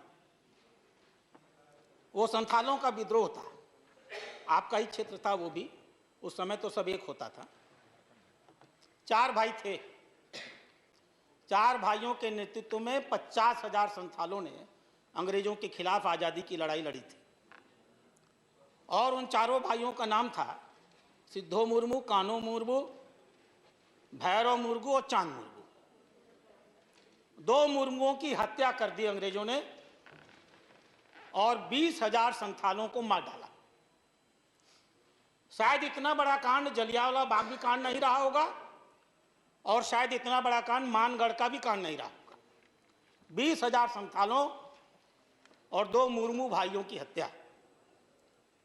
आज से ये करीब 100-200 साल पहले की बात है उपसभापति महोदय। कितनी शर्मिंदगी का एहसास होता है जब देश की आज़ादी हुई तो आज़ादी का इतिहास लिखने वालों ने लिख दिया, दे दी हमें आज़ाद बिना खदक बिना ढाल। इतिहास के पन्नों से वो जिन्होंने देश की आज़ादी के लिए अपना बलिदान किया था, उनके इतिहास को मिटा दिया गया। आश्चर्य होता है। ऊपर जब वो बैठते होंगे और सोचते होंगे, वक्त जब गुलशन का था तो लहू हमने दिया, बाहर आई तो कह दिया तेरा काम नहीं।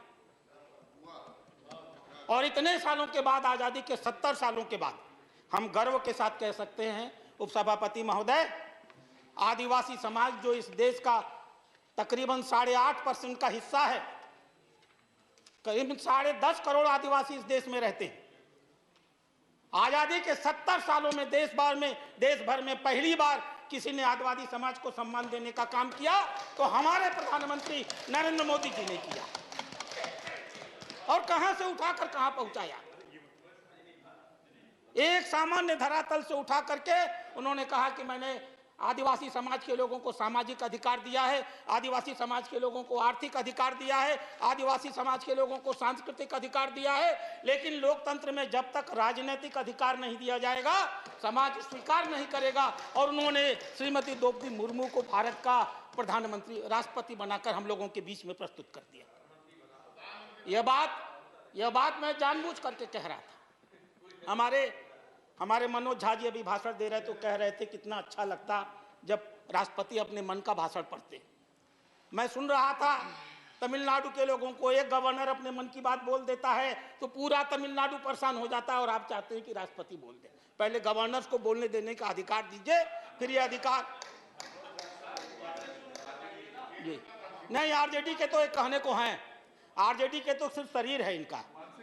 हाँ अध्यक्ष महोदय, उपसभापति महोदय, मैं चूंकि पेशे से डॉक्टर हूं, महामहिम राष्ट्रपति ने चिकित्सा के बारे में कुछ बहुत महत्वपूर्ण बातें की।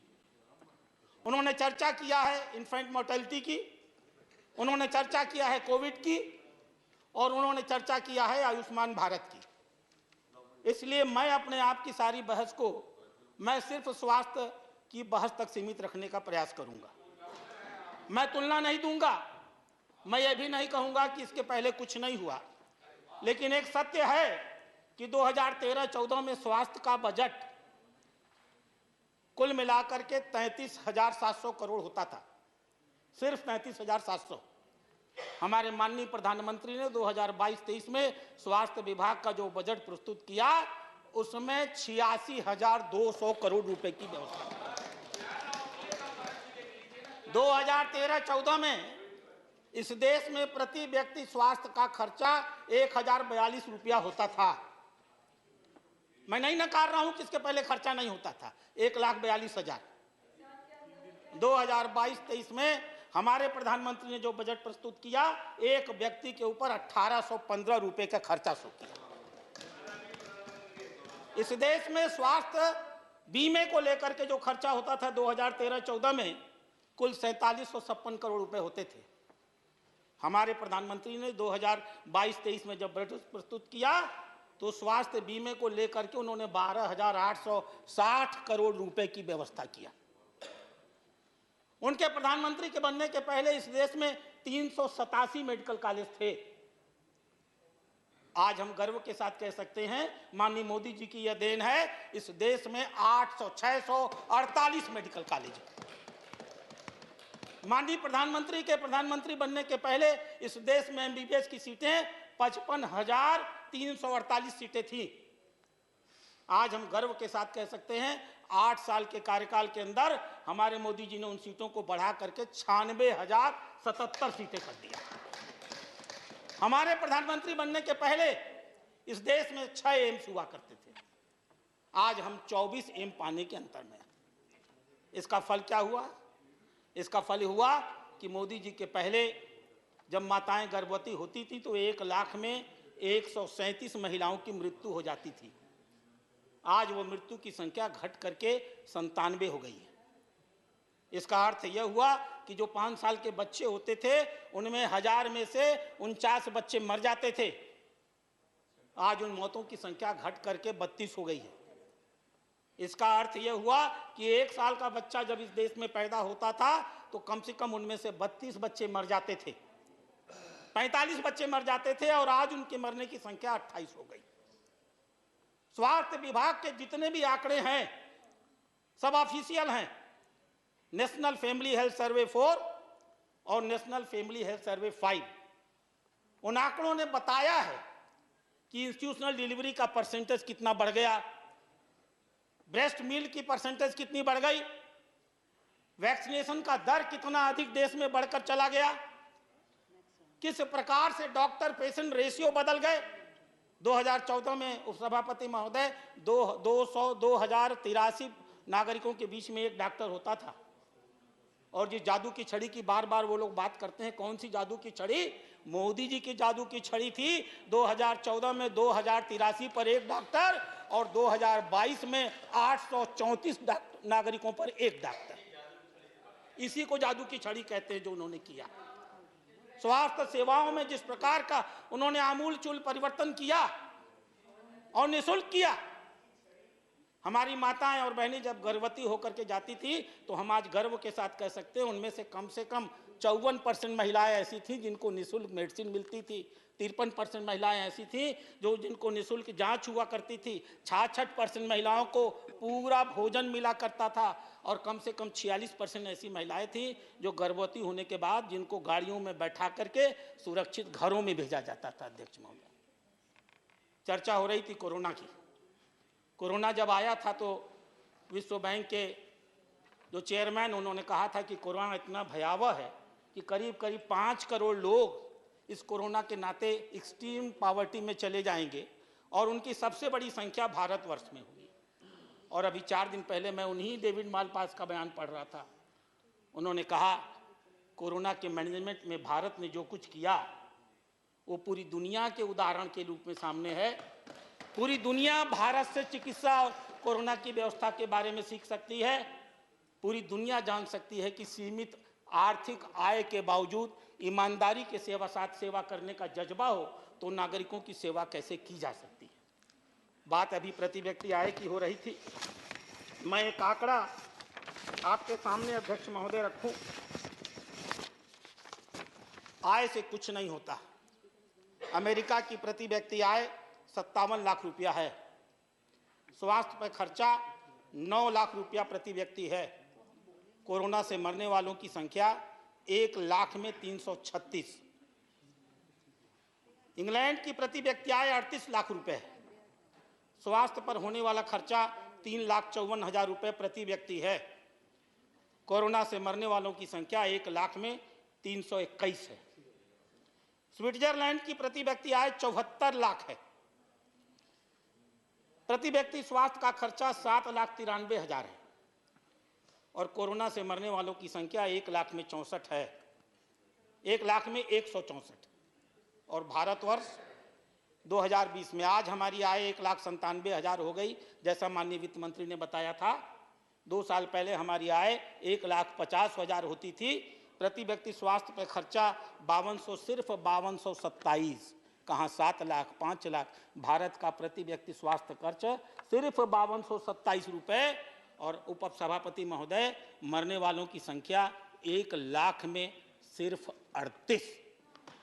गौर कीजिए, जब कोरोना आया तो इस देश में न तो किट थे, न पीपी किट था, न जांच की लेबोरेटरीज थी, न स्वाब था, न फेस मास्क था, न N95 था।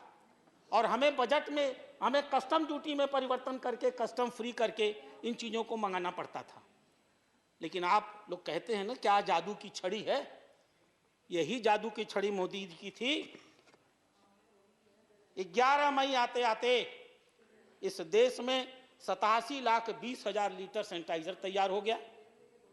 इस देश में 41,91,000 पीपी किट तैयार हो गए।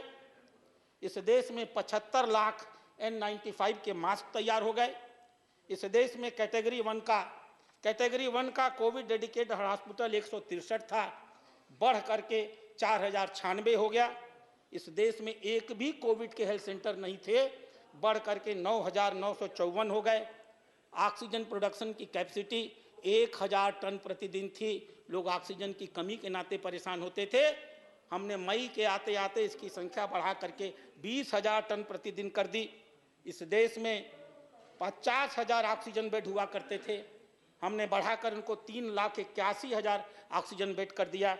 इस देश में 47,000 वेंटिलेटर होते थे, आज 1 लाख वेंटिलेटर हो गए। इस देश में 2500 ICU होती थी, मोदी जी ने बढ़ा करके 1,13,000 कर दिया। तकरीबन इस देश में 41,000 आइसोलेशन बेड थे, आज देश में 17,17,000 आइसोलेशन बेड्स हैं।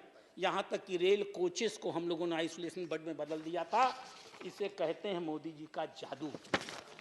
और यह जादू सिर्फ इलाज में नहीं चला था अध्यक्ष महोदय, दुनिया त्राहिमाम कर रही थी, अर्थव्यवस्था टूट रही थी, लोगों के अंदर मंदी आ रही थी, व्यवस्थाएं नहीं हो पा रही थी। उस चुनौती के दौर में एक और माननीय प्रधानमंत्री ने मार्च में घोषित किया लॉकडाउन, और दूसरी ओर उन्होंने मार्च में ही घोषित किया स्टिमुलस 1,70,000 करोड़ का, और घोषित किया प्रधानमंत्री अन्य कल्याण योजना।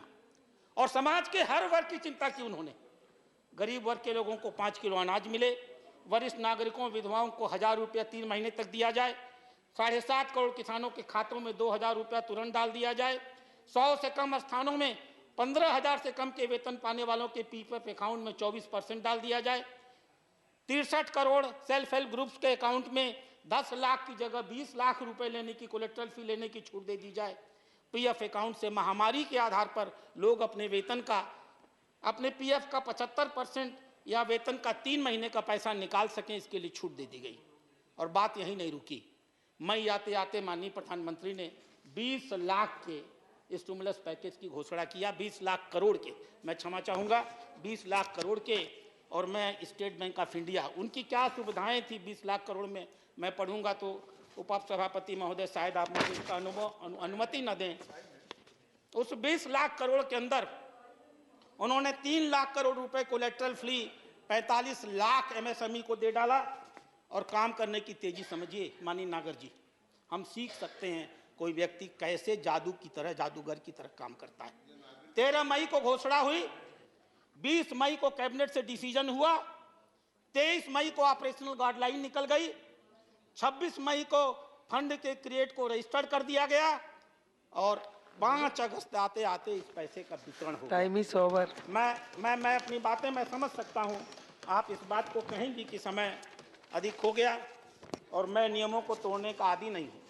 अध्यक्ष महोदय, उपसभापति महोदय, हमने कोरोना के दौरान ही वेलनेस सेंटर शुरू किया था। आज इस देश में 1,09,000 वेलनेस सेंटर हैं। हमने देश की सबसे बड़ी स्वास्थ्य बीमा योजना प्रारंभ की, और इस देश के 50 करोड़ नागरिकों को निःशुल्क बीमा की छूट दी। और आज हम गर्व के साथ कह सकते हैं 4,18,000 नागरिकों ने स्वास्थ्य की छूट ले ली। मैं अपनी बातें समाप्त करूंगा। अंत में सिर्फ एक बात कह करके, हम गरीब जरूर कहे जाते होंगे, लेकिन हम दिल से गरीब नहीं हैं। कोरोना हुआ, अमेरिका में दवा की कमी हुई, आपको याद होगा। देश के, दुनिया के अधिकांश देशों में दवा की कमी हुई। हम गर्व के साथ कह सकते हैं तकरीबन इस देश में 100 ऐसे देश हैं जिन्हें भारत से, जिसमें अमेरिका भी शामिल है, जिन्हें भारत से हाइड्रोक्सीक्लोरोक्विन और पैरासिटामोल भेजने का काम किया गया है। आप गौर करिए, उसी दौरान ऑपरेशन वंदे मातरम चला था। हमने 37,000 भारतीय नागरिकों को सुरक्षित बाहर लेने का काम किया था। उसी दौरान ऑपरेशन समुद्र सेतु चला था। हमने मालदीव से 1,200 नागरिकों को लाने का काम किया था। हमने जहाज चलाकर देश के कोने कोने में, हमने कुल 751 जहाज चलाए, और देश के कोने कोने में कोई ऐसा क्षेत्र न हो जहां दवा के अभाव में हमारे नागरिक मर सके। हमने दवा पहुंचाने का काम किया था। और हमने सिर्फ अपने नागरिकों की नहीं, हमने दुनिया के नागरिकों की चिंता की। मैं अपनी बातें खत्म कर रहा हूं। 52,000 विदेशी नागरिकों को, 80 देशों के विदेशी नागरिकों को हमने इस देश से उनके देश में सुरक्षित भेजने का काम किया था। यह काम अगर किसी ने मोदी जी किया। मैं अपनी बातें खत्म करूंगा।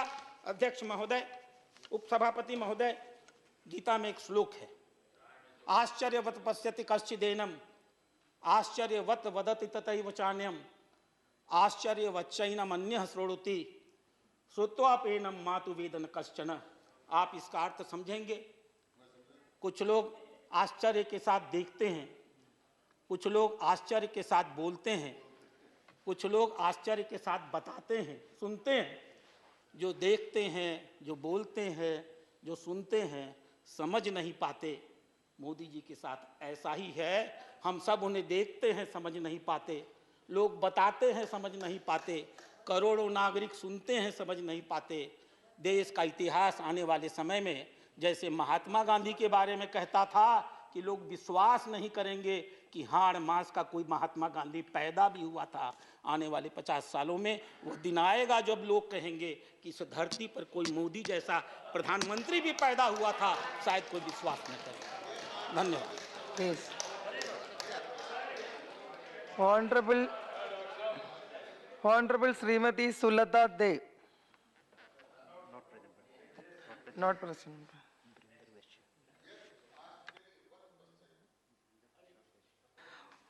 Honorable Sri Birendra Prasad Beshya. Not present. Honorable Sri Abdul Wahab.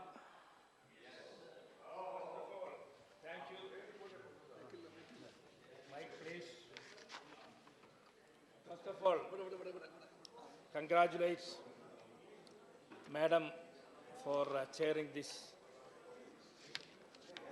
respectable chair. Thank you very much for giving me a time, and I am here to oppose the motion.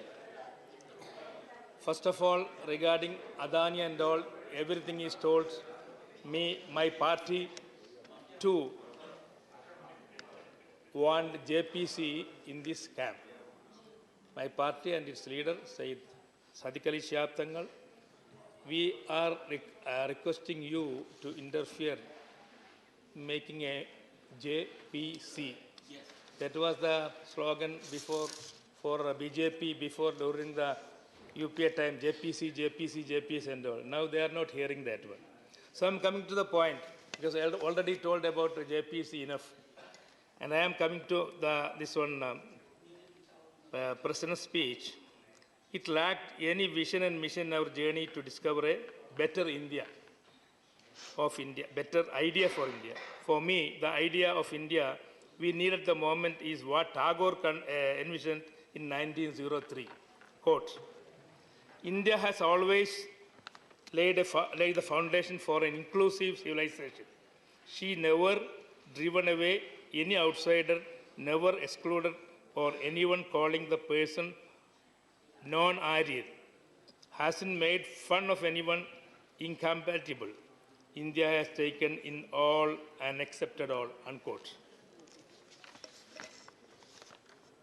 One of my concern in President's speech in Her Excellency's ignorance is struggles of minority.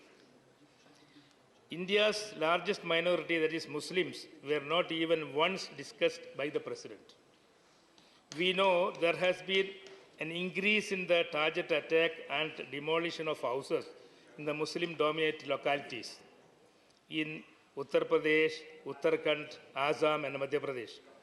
The President, who holds a constitutional position, should have condemned this systemic discrimination against Muslims in the hands of various state governments and public.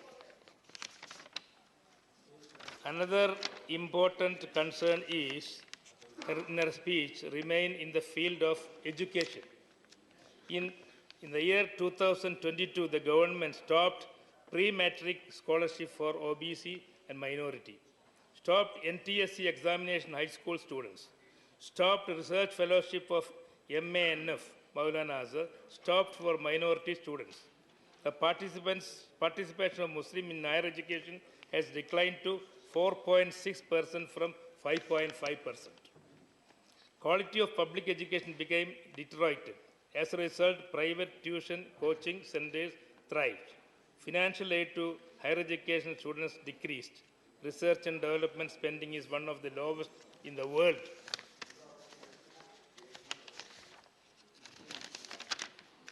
One of my other observations in her speech is the fallacy and false optimism. President has used the word increase 9 times in her speech, but the scope of the term increase is limited only in praising the government, such as increase in the length of road construction, increase in the name of change of railway stations. With this logic of her speech, my age also increased from 71 to 72 last year, and it will further increase this year. I am on the opinion that President should have at least a roadmap in addressing the common concern of her citizens, such as increase in unemployment, increase in gas cylinder and petrol price, increase in the price of essential food items. These are the points I have to mention, and it was all excluded. And the JPC we are already asked, at the end we will ask JPC again. But my good thing today is I am seeing one of our best Keralite in the chair. That is, and I request our chair that just like in Olympics, you should not go fast. You should be this one, especially opposition, given good time. Not one point, how many points I don't know. 0.001 point you missed your medal, our medal, not your medal, our medal. Just like India's medal. Now the case is for opposition. You are not giving any time, but you are giving. But the government or the authorities are not giving. I praise you coming here and not telling, interfering. Otherwise, today morning, what was happening? Yamesha, the chair speaks, but at least you are not speaking. That is it. Chair interferes much more than what you call anybody the speaker. So that is not here. I congratulate you and I condemn the government of India for excluding Muslims, especially. No single word Muslims is used. We are how many percentage, you know, in India? One time the president is not used Muslims. And we again condemn this sort of exclusion. Thank you very much for giving me the time. Honorable Dr. Sonal Mansingh.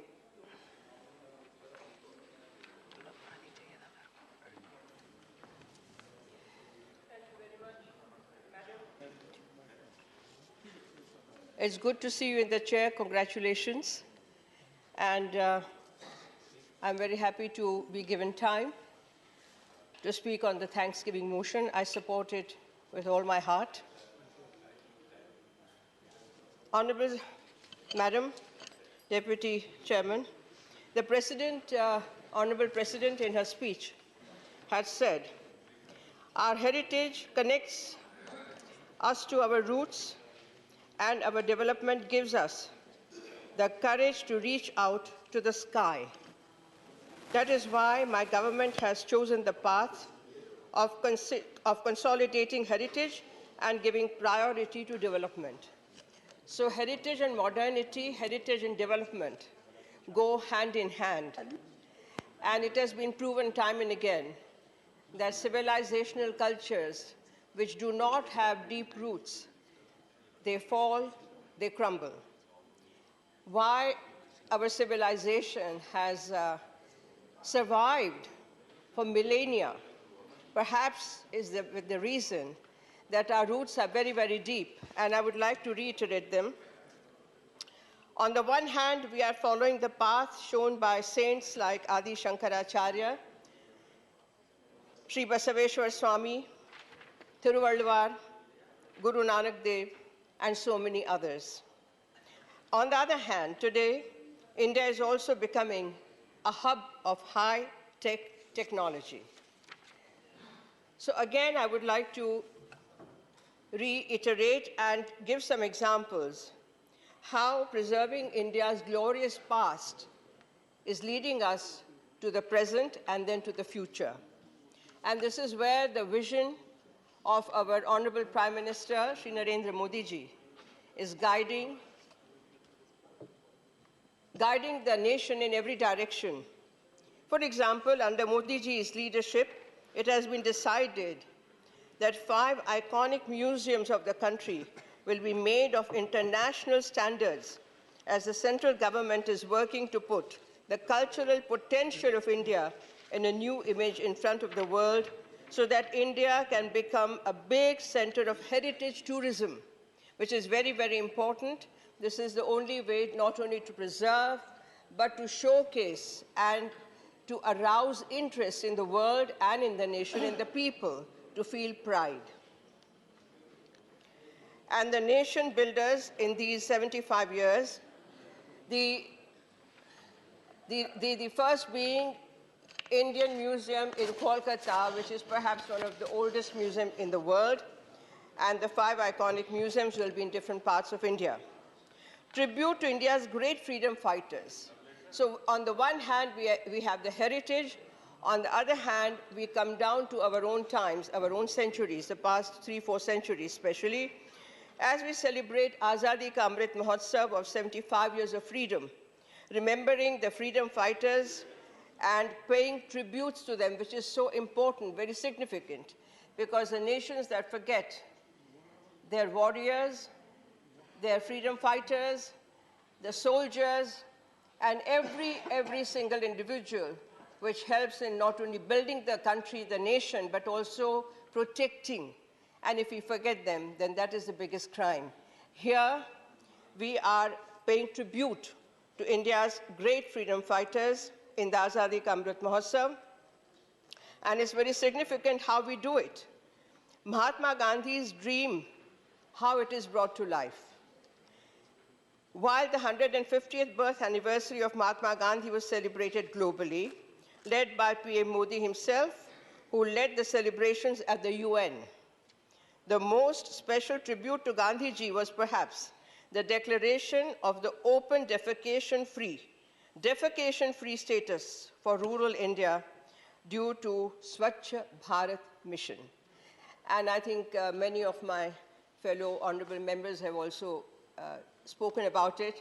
The first time when he spoke from the Red Fort on 15th August and Swachh Bharat mission and what it meant, people were surprised. They were taken by surprise at how did a prime minister speak about all these things from the ramparts of Red Fort. But that had an all-India implication, and today it has carried the message to every corner of India. The Statue of Unity, the forgotten name of Sardar Patel, who was a unifier of India, and today India stands proud and tall because of Sardar Patel's endeavors. I myself have some experience of that due to my late grandfather, who brokered the peace between Nizam of Hyderabad and Sardar Patel, who both met at Nagpur, where Nizam signed the document of accession. So it is Sardar Patel who's being paid tribute by erecting the tallest statue in the world, 182 meters tall. Honoring Netaji. Now, Netaji Subhash Chandra Bose was duly forgotten, happily forgotten.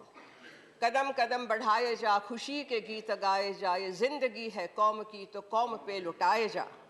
And this is what today Modi ji is taking us on that path, kadam kadam badhaye ja.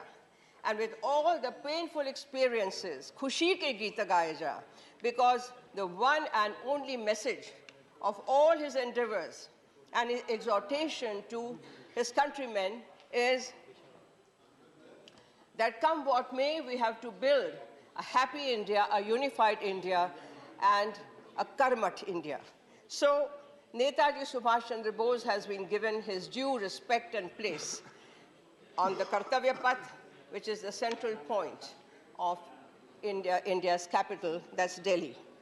And then respecting and commemorating, remembering freedom fighters, innumerable freedom fighters across India. And for that, a complex of museums is built in the iconic Red Fort.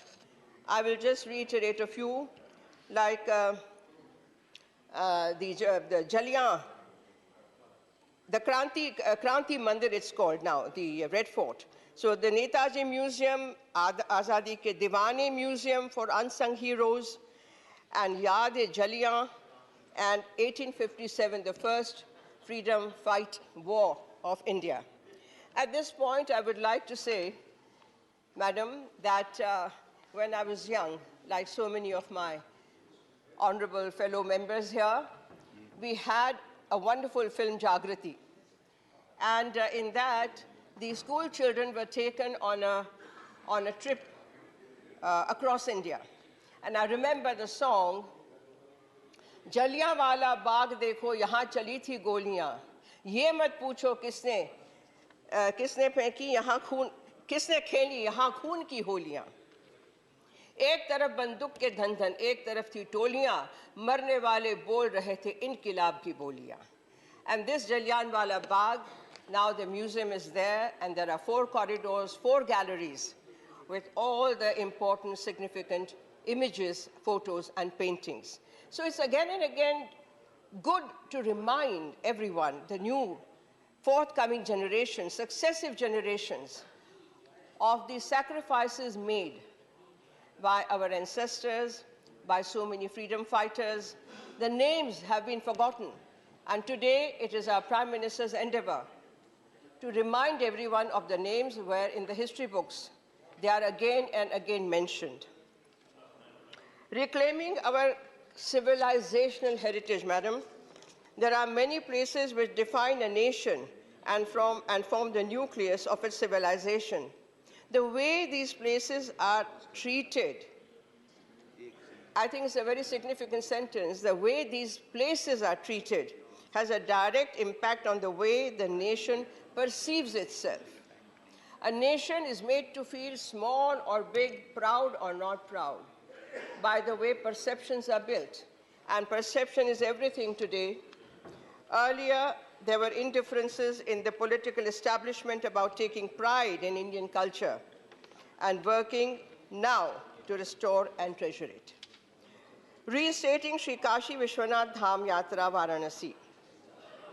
The timeless city of Sri Vishwanath has always been special for Indians, and irrespective of and from every direction of India, there will be these hubs which are created where everybody comes together in the spiritual energy.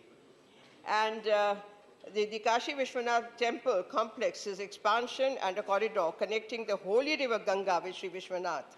The goal of the redevelopment was to protect heritage structures while also providing a visible link between the temple and the ghats where Ma Ganga flows.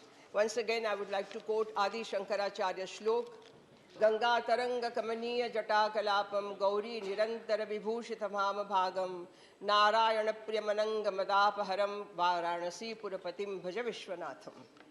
So this is one of those places.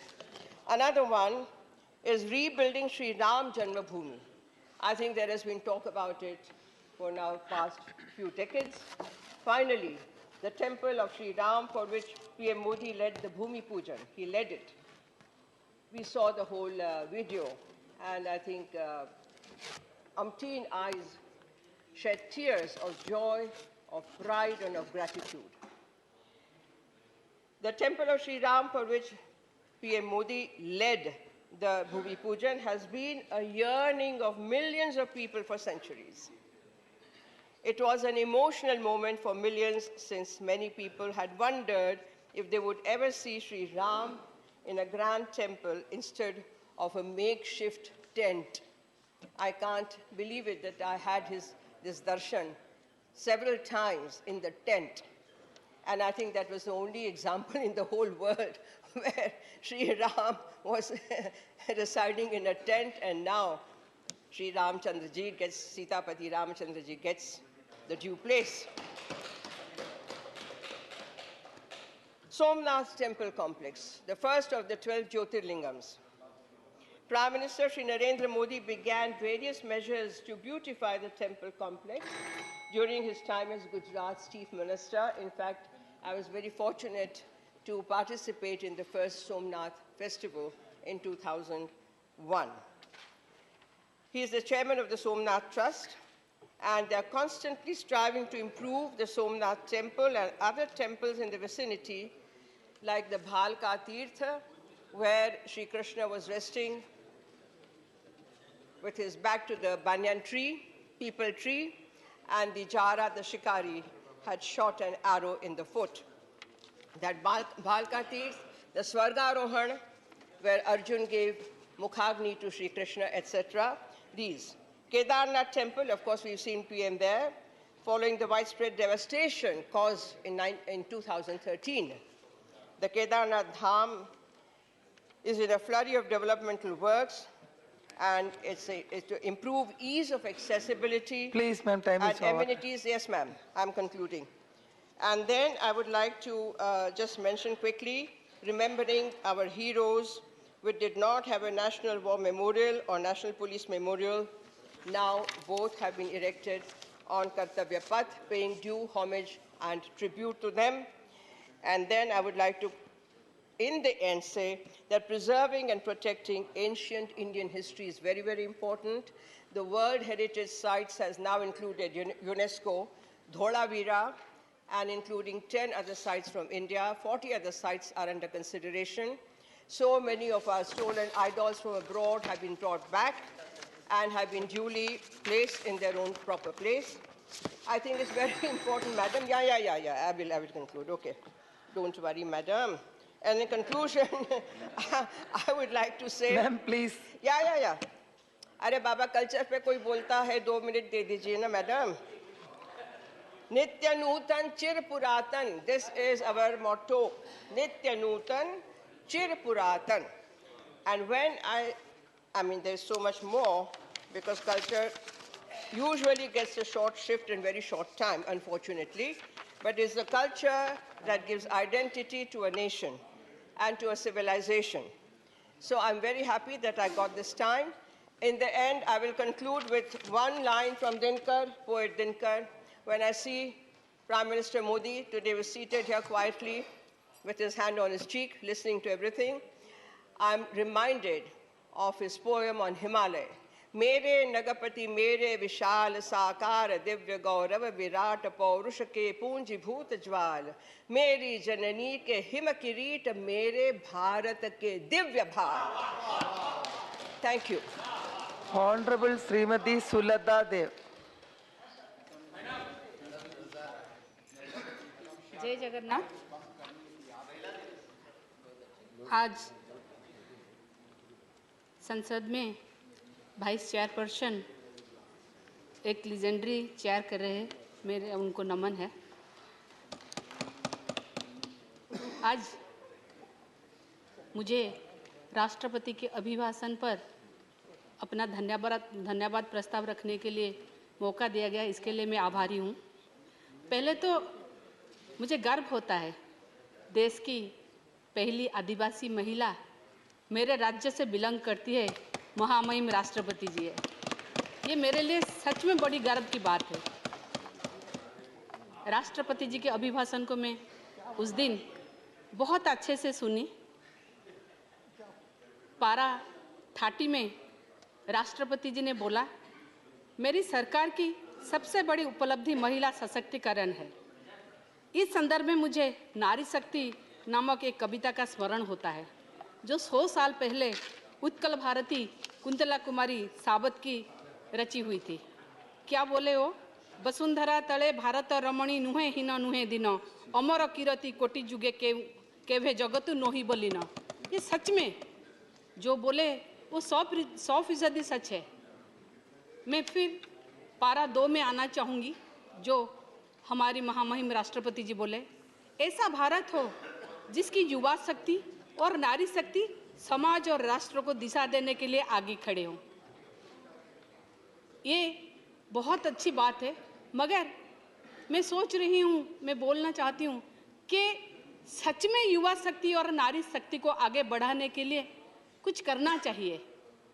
मैं हर तरह से उनके अभिभाषण का समर्थन करती हूँ मेरे पार्टी की तरफ से, मगर मैं कहीं ना कहीं जब नारी शक्ति और महिला सशक्तिकरण की बात आती है, मुझे 33% रिजर्वेशन के बारे में मैं बोलना चाहूँगी, क्योंकि मेरे नेता नवीन पटनायक जी हमेशा 33% महिला संरक्षण की तरफ कदम बढ़ाए हैं और इनिशिएटिव जितना भी लिए हैं, मगर कहीं ना कहीं ये फल फूल नहीं रहा.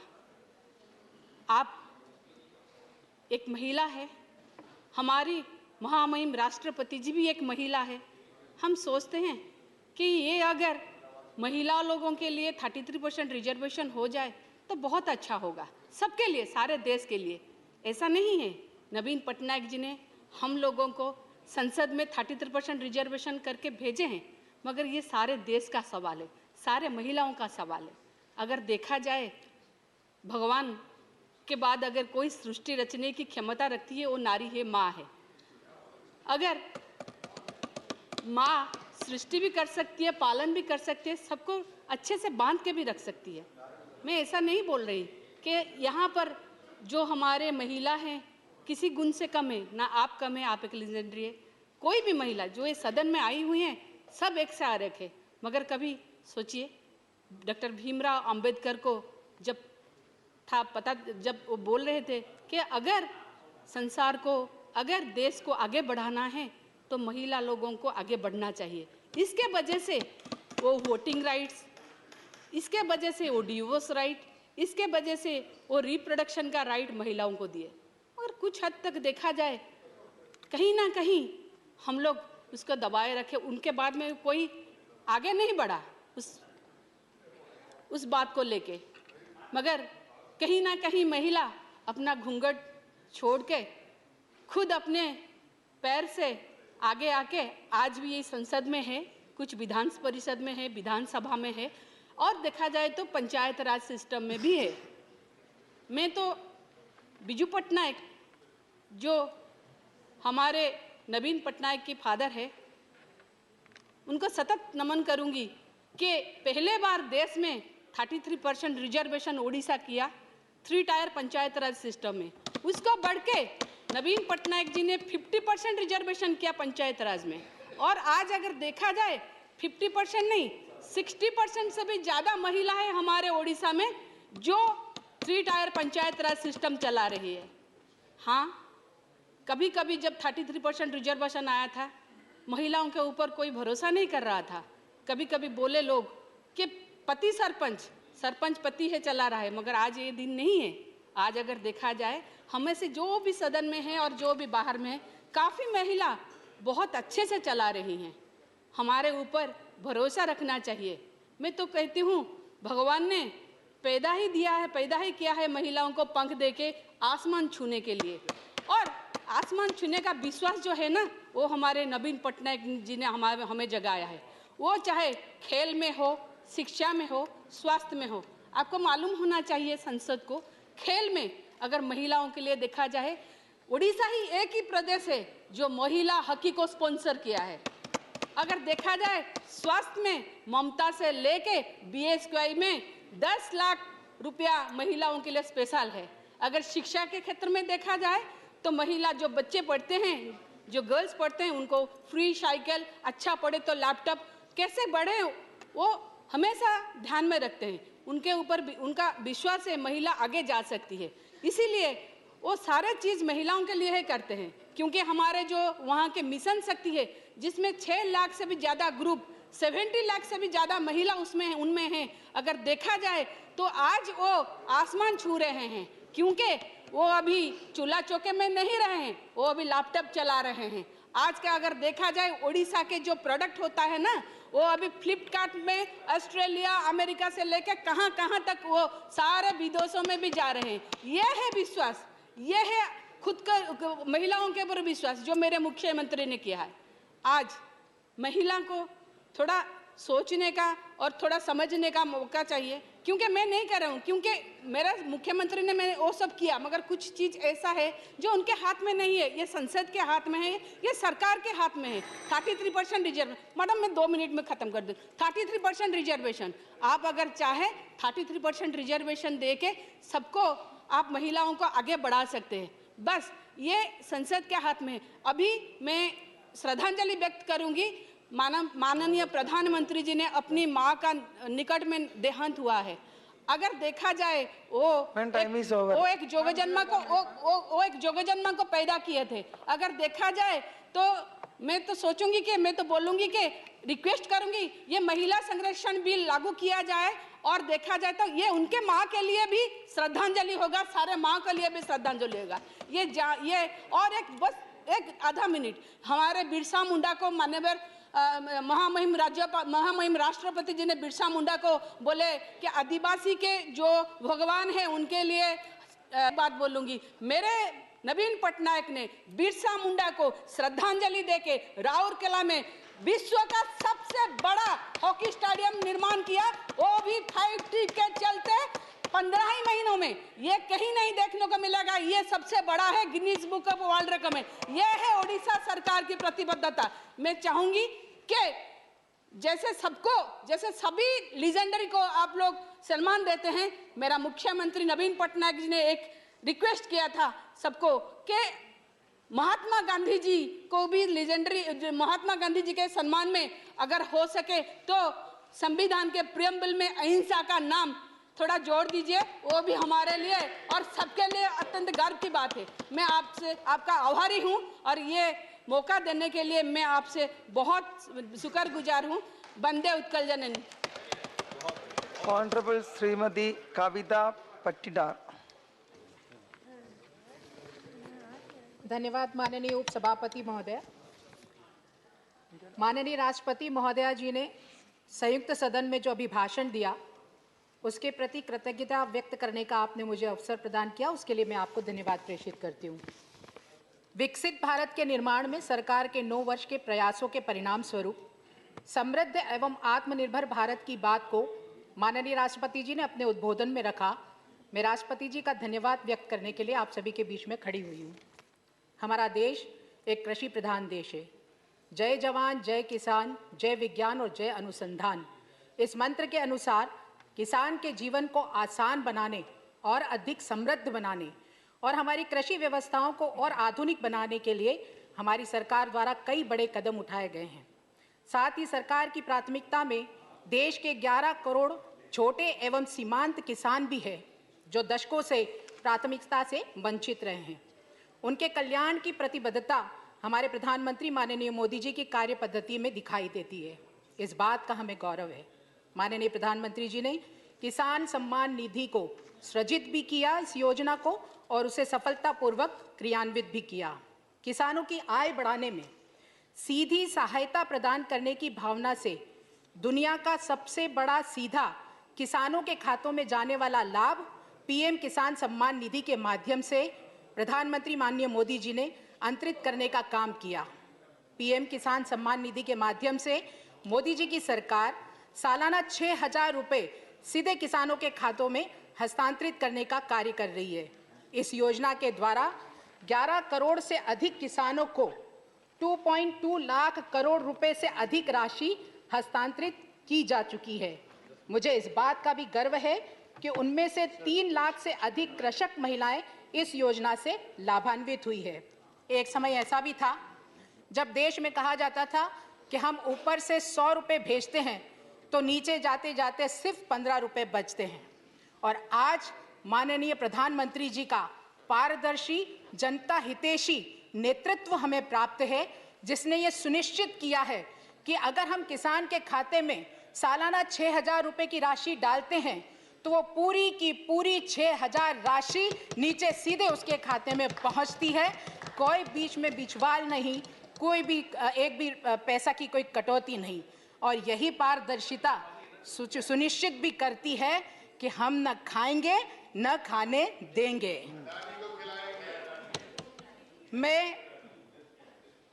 मैं आज पारदर्शिता की बात करते हुए, चूंकि मैं मध्य प्रदेश की निवासी हूं, मैं मध्य प्रदेश की भी बात कहना चाहूंगी कि माननीय मुख्यमंत्री आदरणीय शिवराज सिंह चौहान जी ने, जिनके बारे में मैं कहूंगी कि जाके पैर न फटे बेवाई, वो क्या जाने पीर पराई। हमारे मुख्यमंत्री माननीय शिवराज सिंह चौहान स्वयं एक किसान हैं, इसलिए किसान की पीड़ा से बहुत अच्छे से वाकिफ है। इसलिए प्रधानमंत्री किसान सम्मान निधि के साथ मुख्यमंत्री किसान कल्याण निधि जो 4,000 रुपये सालाना है, वो जोड़कर मध्य प्रदेश के किसानों को अब 10,000 सालाना राशि उनके खातों में पहुंचती है। ये कार्य करने का काम माननीय मुख्यमंत्री शिवराज सिंह जी ने किया है। उसके साथ ही सहकारी संस्थाओं के द्वारा शून्य ब्याज पर ऋण उपलब्ध करवाना, हमारी सिंचाई परियोजना को बढ़ाना और साथ ही समर्थन मूल्य देना, ऐसे कई प्रयास मध्य प्रदेश में कर रहे हैं। और उसी का ये परिणाम है कि 7 बार का कृषि कर्मण अवार्ड मध्य प्रदेश को मिला है। हम सभी इसके लिए गौरवान्वित हैं। मुझे याद है इसी सदन में माननीय प्रधानमंत्री जी ने महाकवि मैथिली शरण गुप्त जी की कविता के साथ अपने भाव को जोड़ते हुए कहा था, अवसर तेरे लिए खड़ा है, तू आत्मविश्वास से भरा पड़ा है, हर बंदिश हर बाधा को तोड़, अरे भारत आत्मनिर्भरता के पथ पर दौड़। और मुझे ये कहते हुए बहुत गर्व है कि ये बात सिर्फ शब्द मात्र नहीं थी, बल्कि अक्षरशः इसका पालन करने के लिए माननीय प्रधानमंत्री जी के नेतृत्व में हमारी सरकार ने दिन रात प्रयास किया। और उसी का परिणाम है कि आज कृषि निर्यात में दुनिया के टॉप 10 देशों में भारत का नाम शामिल है। कोरोना रुकावट के बावजूद भी कृषि निर्यात में 18% की वृद्धि हुई है। हम गुजरात के कमलम फ्रूट, जिसे ड्रैगन फ्रूट कहते हैं, वो आज निर्यात किया जा रहा है। हिमाचल से पहली बार ब्लैक गार्लिक का निर्यात हुआ है। जलगांव का केला हो या भागलपुरी आम हो, ऐसे अनेक फल जो विदेशी बाजार को भा रहे हैं और ऐसे उत्पादनों को प्रोत्साहन देने का काम हमारी सरकार कर रही है। सरकार द्वारा जिला स्तर पर निर्यात हब बनाए जा रहे हैं, जिससे छोटे किसानों को सीधे बाजारों से जुड़ने का अवसर मिलेगा।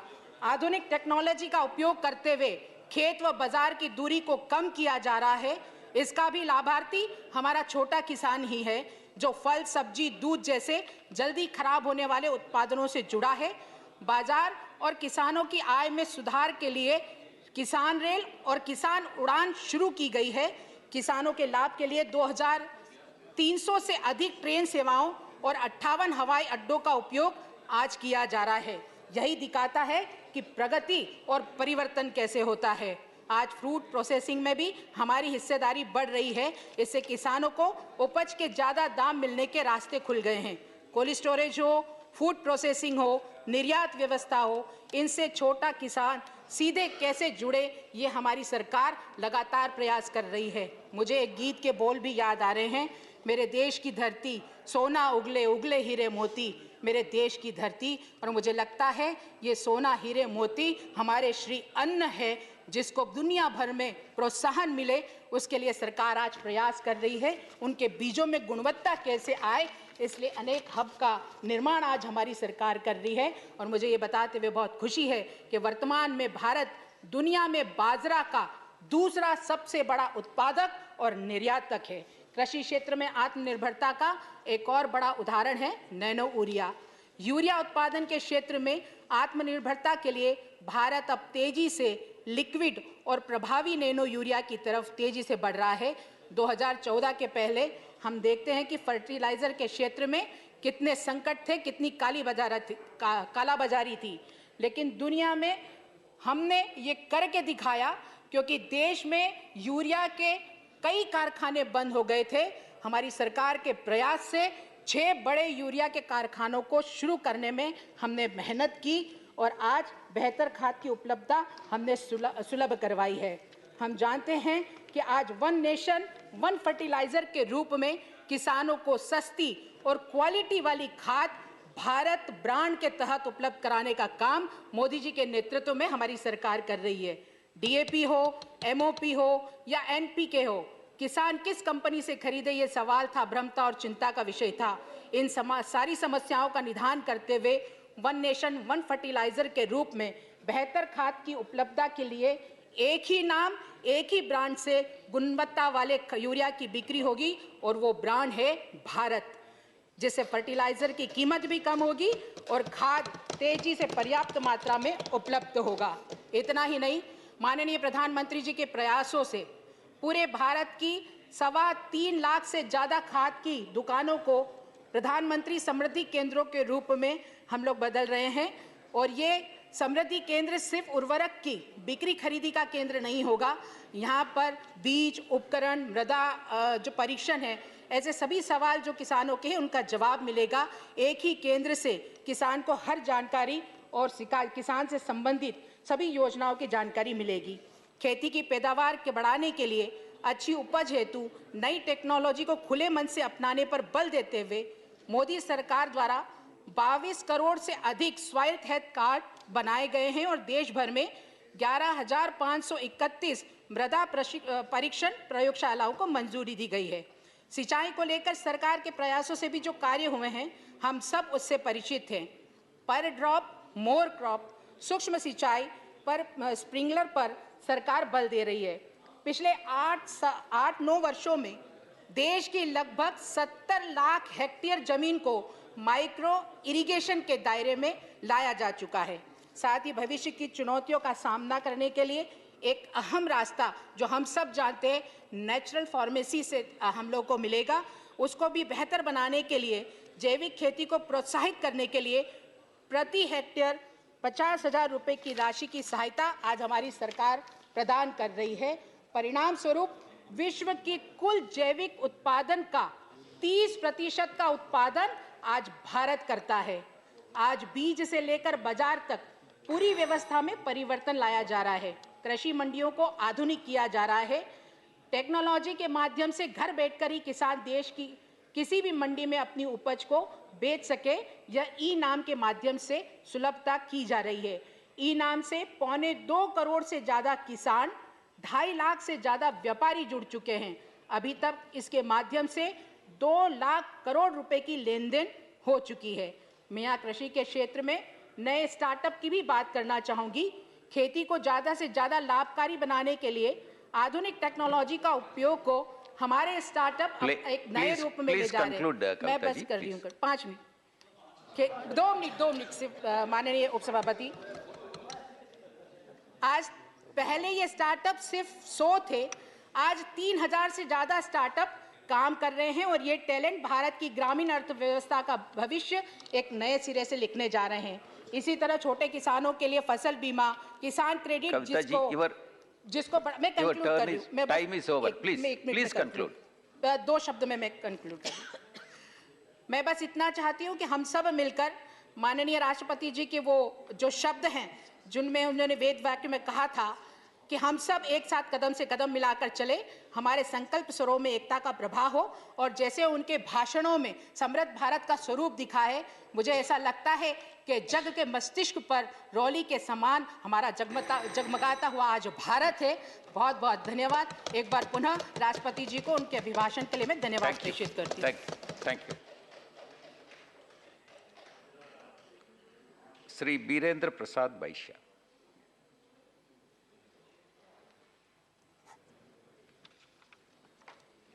Thank you, sir. I, and on behalf of my party, Assam Gana Parishad, rise here today to support vote of thanks addressed by Her Excellency, President of India, sir. Sir, I am proud I am an Assamese. Sir, I am proud I belong to Northeastern regions here. And I'm too proud I am an Indian, sir. In Indian freedom struggle, like other parts of India, Assam and Northeastern region also contribute much. I remember, sir, a 14 years school girl from Gohpur, Assam, who is trying to host the national flag in Gohpur police station in Assam, was killed by the British army, sir. I salute cannot let us, sir. Sir, in the Azadi call of Indian independence, sir, I am too proud joint session of Indian Parliament addressed by Her Excellency President of India, who belongs to a tribal community, sir. That this is the respect of our government towards the tribal people. This is the respect of our government towards the backward people, sir. Sir, I like to going back, sir. In 2014, sir, India was ruled by the British, sir. And in the British rule, first Asia first refinery was established at Sir Digboy in Assam, sir. That was the first refinery of Asia, sir. From 1947 to 23, days are going very fast, sir. Country also developing very fast, sir. After independence, Pandit Jawaharlal Nehru was the Prime Minister of India, sir. And after independence, rightly, genuinely, people of Assam demanded for establish one refinery in Assam, sir. But it's a decline, sir. A refinery was established at Barawani with the crude oil from Assam when Jawaharlal Nehru was the Prime Minister of the country, sir. But it will take long time, sir. After the long agitation of 13 years, in 2060, we got a refinery. In British Raj, we got a refinery in Dibrugarh, and independent Bharat, we got a refinery in Assam, but it is a small refinery, sir. This is just 1 million ton refinery, sir. But it is known to everybody, Assam is a crucial processing state, sir. Sir, poverty. I remember, sir, in 70s, in our school life, there is a food crisis in our country, sir. People are not getting to eat the food, sir. There is no rice, sir. There is no food, sir. Now we are self-sufficient, not only self-sufficient under the leadership of Prime Minister Narendra Modi ji. 80 crore people got fed during the COVID time, sir. Sir, self-sufficient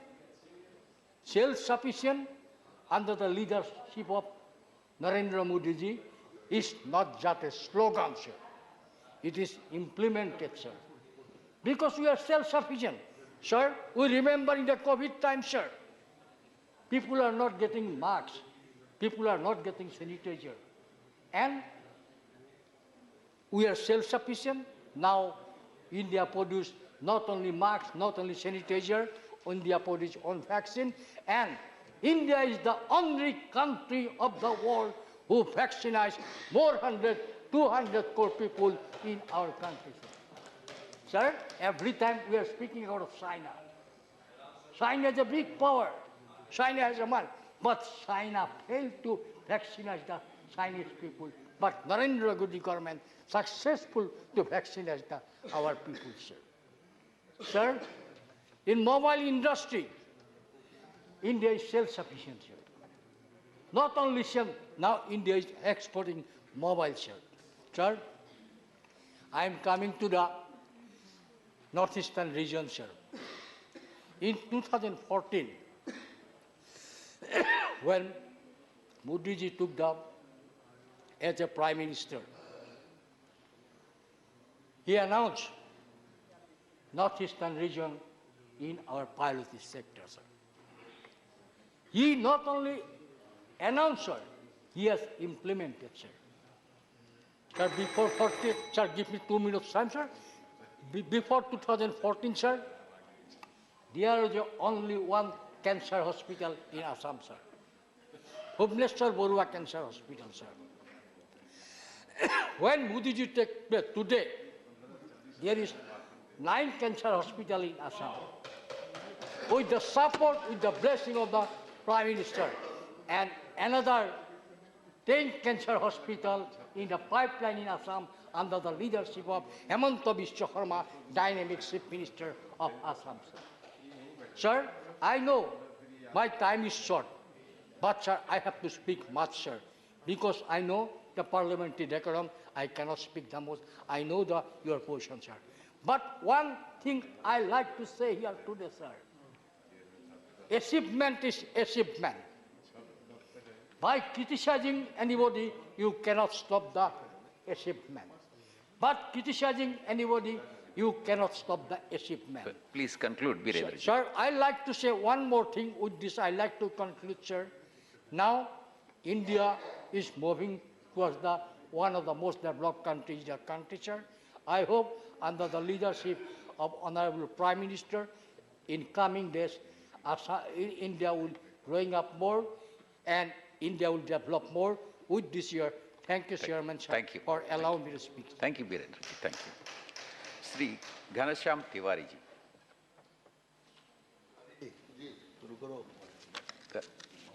माननीय उपसभापति महोदय, मुझे बड़ी प्रसन्नता है कि आप आसन पर हैं और मुझे बोलने का मौका मिला है। मैं इसलिए कह रहा हूं कि आप बहुत अच्छे वक्ता हैं और वक्ता बहुत अच्छे हैं तो श्रोता भी बहुत अच्छे होंगे और मुझे समय मिलेगा, क्योंकि श्रोता वक्ता ज्ञान निधि, जो वक्ता श्रोता होता है वही ज्ञान का निधि होता है और मैं समझता हूँ आप ज्ञानवान आदमी है, इसलिए मैं अपनी बात शुरू कर रहा हूँ। माननीय सभापति महोदय, मैं उपसभापति महोदय में निवेदन करना चाहता हूं कि हमारे शास्त्रों में कहा गया है कि किसी भी सभा में जाओ, उसमें अगर सत्य आपको पता है और उस सत्य को आप प्रकट नहीं करो तो आप पाप के भागीदार होंगे। तो मैं आज मन से एक सत्य को प्रकट करना चाहता हूं। आज जो चर्चा जिसमें हो रही थी, विपक्ष के माननीय नेता खड़गे साहब एक घटना की बात कर रहे थे और माननीय अटल बिहारी जी वाजपेयी का उन्होंने वो वक्तव्य सुनाया था। उस घटना के समय, उस वक्तव्य के समय मैं भारतीय जनता पार्टी की राष्ट्रीय कार्यकारिणी में उस समय मौजूद था और मैं उन तथ्यों को और उन बातों को सदन के सामने अगर स्पष्ट रूप से नहीं रखूं तो मेरे लिए उचित नहीं होगा। राष्ट्रीय कार्यकारिणी की मीटिंग में गोधरा के गुजरात की स्थिति के बाद में चर्चा हो रही थी और माननीय प्रधानमंत्री नरेंद्र मोदी जी उस समय गुजरात के मुख्यमंत्री थे, वो कार्यकारिणी की मीटिंग में बिल्कुल पीछे बैठे थे। पूरी समय पर चर्चा हो गई और चर्चा होने के बाद में माननीय नरेंद्र मोदी जी खड़े हुए और खड़े होकर बोले निर्लिप्त भाव से, मुझे ध्यान है सीन, आप आधी बाहों की कमीज पहन रखी थी और खड़े होकर बोले, एक शब्द बोले थे कि यदि कार्यकारिणी को इतना बोलते मैंने जिंदगी में पहली बार देखा। मैं 12 साल तक भारतीय जनता पार्टी की राष्ट्रीय कार्यकारिणी का मेंबर रहा हूं। सारी कार्यकारिणी ने एक स्वर से कहा कि नो नो नो, आपको मुख्यमंत्री रहना है। और फिर अटल बिहारी वाजपेयी जी ने कहा था कि आप तो राजधर्म का पालन कर रहे हैं, इसलिए अपना मुख्यमंत्री पद पर बने रहिए। ये उस समय की घटना है जो मैं वहां का प्रत्यक्षदर्शी हूं और इसलिए मैंने आज सभा के सामने अगर मैं बात, मैं उस समय भी खड़ा हुआ था जिस समय बात चल रही थी, इसलिए इस सारी शब्दों को एक साथ बोलकर काम करने का काम करना चाहिए, ये मैंने कहा। माननीय सभापति महोदय, मैं इस बात से बहुत ही इस प्रस्ताव का समर्थन करते हुए बात करना चाहता हूं कि माननीय राष्ट्रपति महोदया ने, महामहिम ने, जो उड़िया कवि उत्कल भारती कुंतला कुमारी सावंत की जिस कविता का जिक्र किया था अपने अभिभाषण में, वसुंधरा तले भारत रमणी, नूहे हीन नूहे दीन, अमर कीर्ति कोटि युगे, कैभे जगतुम नोहिम लीन। भारत की नारी पृथ्वी पर किसी की तुलना में न तो हीन है न दीन है, संपूर्ण जगत में उसकी अमर कीर्ति युगों युगों तक कभी लुप्त नहीं होगी, यानी सदैव बनी रहेगी। इसके इस ओडिशा की कविता की उस 100 वर्ष पहले कही गई, इसके साथ उन्होंने शुरुआत की और उसका प्रतीक के रूप में भारत के लोकतंत्र के 75 साल के अमृत महोत्सव के अवसर पर एक अमृत की बूंद की तरह से माननीय द्रौपदी जी मुर्मू ने ये अभिभाषण दिया। उस अभिभाषण का हम समर्थन करते हैं और उस अभिभाषण में जो उन्होंने पहली बात कही, हमें 2047 तक ऐसे राष्ट्र का निर्माण करना है जो अतीत के गौरव से जुड़ा हो और जिसमें आधुनिकता का हर स्वर्णिम अध्याय हो। माननीय सभापति महोदय, अतीत से जुड़ा हो और स्वर्णिम अध्याय हो। आज अमृत काल में कहा कि अतीत से जुड़ा हो और स्वर्णिम अध्याय हो। 25 साल बाद जब 100 साल का होगा, इसका अर्थ क्या है? अर्थ बहुत साफ है, जय हे जगती के प्रथम राष्ट्र, ओ चिर नवीन, ओ पुराचीन, उपमा विहीन, जय है, ये इसका अर्थ है। जगती का प्रथम राष्ट्र भारत। मुझे आज बड़े दुख के साथ कहना पड़ता, जब मैं भाषण सुन रहा था, आइए आप भी भारत जोड़ो में शामिल होइए, आप भी भारत जोड़ो में शामिल होइए। भारत कोई नया राष्ट्र नहीं है। दुनिया मानती है कि विश्व का सबसे पुराना ग्रंथ ऋग्वेद है। उसमें कहा है वयम राष्ट्रे जागरयाम, हम हमारे राष्ट्र का जागरण करें। उसमें राष्ट्रगीत है, आराष्ट्रे राजन्य सूर्य खभ्योति दोग्द्री धेनु नडवाणानसु स्त्री युवा से जवान से वीरो जायता, बहुत लंबा है। तो राष्ट्र आज का नहीं। अरे राष्ट्र को जब जोड़ने की बात करते हैं तो थोड़ी सी बात सुन लें कि पार्वती माता, शिव जी की पत्नी, वो गिरिराज की बेटी है, हिमालय की बेटी। उनको शिव जी से प्यार हो गया, लव मैरिज करने की इच्छा होगी कि शिव जी से प्यार करेंगे। अब शिव जी से प्यार करना था, शादी करनी थी, वरम शंभु ने तो रही कुमारी, तो उनको हिमालय की बेटी को कैलाश के थोड़ा ऊपर जाना चाहिए था, मानसूर की तरफ। वहां न जाकर वो कन्याकुमारी में गई, तमिलनाडु के पास, और कन्याकुमारी में जाकर वहां तपस्या की, और वहां देवी पादम का मंदिर कन्याकुमारी में बना हुआ है। तो जो कन्या पार्वती हिमालय से कन्याकुमारी में गई और वहां जाकर शिव जी के लिए प्रार्थना की, तो पार्वती माता समुद्र के किनारे कन्याकुमारी से हिमालय पर शिव जी को देख रहे हैं, और शिव जी महाराज उत्तर में बैठे हुए पार्वती को तपस्या करते हुए देख रहे हैं कन्याकुमारी में। तो जब शिव जी और पार्वती जी संपूर्ण भारत को अपने नेत्रों से देख रहे हैं, तो ये भारत तो उसी दिन जुड़ गया था। इसको कौन जोड़ने का प्रयत्न करता है? ये भारत जुड़ा हुआ है, भारत उस भारत को। अरे पार्टी ना जुड़ी तुमसे क्या भारत क्या जोड़ो? अब भारत जोड़ो। अब फिर भारत जोड़ने का प्रयत्न किया, मैं बोल रहा हूं, बोलने दीजिए। भारत जोड़ने का प्रयत्न किया आदि शंकराचार्य ने। वो कहां से चले? वो केरल के कालड़ी गांव से चले, और केरल के कालड़ी गांव से चलकर ठेठ केदारनाथ तक गए। उस भारत जोड़ने वाले सन्यासी की गांव में कौन गया? कालड़ी में श्री नरेंद्र मोदी जी ने जाकर वहां उनके गांव में घर में जाकर वो बात की, और वहां से केदारनाथ में जाकर उनका स्मारक बनाया, जो आज तक नहीं बना था। ये भारत जोड़ने का काम तो ऐसा है ना, आओ जुड़ो, आओ जुड़ो। हम तो जोड़ ही रहे हैं, हम तोड़ने का काम कर ही कहां रहे हैं।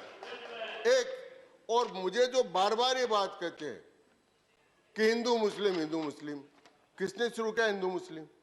हमने कभी नहीं किया, हमने कभी नहीं किया। 1900 कांग्रेस अधिवेशन में किया।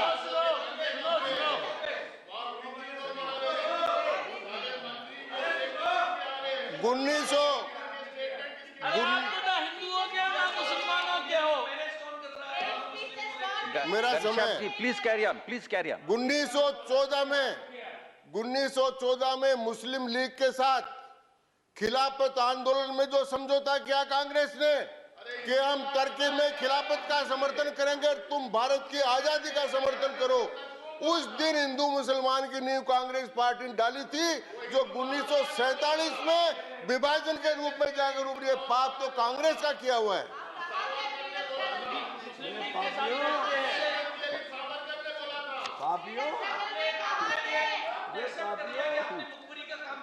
हमने तो कभी नहीं कहा कि हिंदू मुसलमानों का अलग कानून बनना चाहिए। हम तो हिंदू मुसलमान के अलग कानून के पक्ष में नहीं है साहब। सबका साथ, हम तो सबका साथ, सबका विश्वास, सबके लिए एक कानून, सबके लिए एक काम हो। हम तो कभी इसमें करते ही नहीं। 80 करोड़ लोगों को राशन दिया बिना जात के। अब जितनी लाभार्थी हैं भारत में मुस्लिम जनसंख्या के आपात में, वो करते मुसलमानों का नाम नहीं लिया। हम तो हिंदू मुसलमान को अलग मानते ही नहीं है। इसलिए जब लाभार्थियों में जितने गरीबों को लाभार्थी मिले हैं, उनमें 31% मुस्लिम है। आबादी से दुगना उनको लाभ मिला है। ये नहीं दिखता है। एक तो इसलिए अरे यहाँ की बात करो, वर्तमान की। मौलाना याद कर रहे हो, माल खा रहे हो, माल। मौलाना तो सभापति महोदय, मैं ये बात कहना चाहता हूँ। दूसरे मैं कहना चाहता हूँ कि शिक्षा के क्षेत्र में माननीय मोदी जी ने जो अभूतपूर्व काम किया है, उस काम को मैं आप जानना चाहता हूँ। अब ये रनिंग कमेटी मत करो भैया, सुन लो, थोड़ा सा धैर्य रखो। वो डायरेक्ट होंगे। तो मैं सभापति महोदय, मैं निवेदन करना चाहता हूँ कि शिक्षा के क्षेत्र में नई शिक्षा नीति लाई। No, is it point of order? Is it 238 with explanation? Sir, there is nothing against you, but you referred to Khilafat Andolan. That was an idea of Mahatma Gandhi. This house has not acquired a stature whereby you can question the decision of none other than the great personality called Mahatma Gandhi. It was Mahatma Gandhi's idea. Mahatma Gandhi ji का हम इतना समर्थन करते हैं, तो मैं please carry on सभापति महोदय, नई शिक्षा नीति माननीय मोदी जी ने जारी की। उस नई शिक्षा नीति वो लॉर्ड मेकाले की जो शिक्षा नीति 1884 में उन्होंने कहा था, मद्रास से लेकर, उसमें मद्रास नाम था चेन्नई का, मद्रास से लेकर उन्होंने यात्रा की और यात्रा करके हाउस ऑफ कॉमन्स में उन्होंने भाषण दिया कि हमने यहाँ नए गरीब देखा है, न हमने यहाँ पर लाचार आदमी देखा है, न झूठने वाला आदमी देखा है। जब तक हम इनकी शिक्षा पद्धति को समाप्त नहीं कर सकते तब तक हम इनको गुलाम नहीं बना सकते। इसलिए उन्होंने हमारी शिक्षा पद्धति पर हमला किया और लॉर्ड मेकाले के आधार पर हमारी शिक्षा नीति बनी। वो शिक्षा नीति चलती रही, उसको चेंज करने का प्रयास सबसे पहले किया मुरली मनोहर जी जोशी जब भारत के मानव संसाधन मंत्री थे अटल बिहारी वाजपेयी जी की सरकार में, तब सर्व शिक्षा अभियान प्रारंभ किया गया, वहां से काम चालू हुआ। और उसके बाद भी मैं कांग्रेस पार्टी को धन्यवाद देना चाहता हूं कि जब माननीय अर्जुन सिंह जी मानव संसाधन मंत्री थे तब उन्होंने मैं शिक्षा मंत्री था राजस्थान का, और सारे भारत की केब कमेटी का यूनिवर्सलाइजेशन ऑफ सेकेंडरी एजुकेशन का चेयरमैन बनाया था। इसलिए मैं आपको धन्यवाद देना चाहता हूं।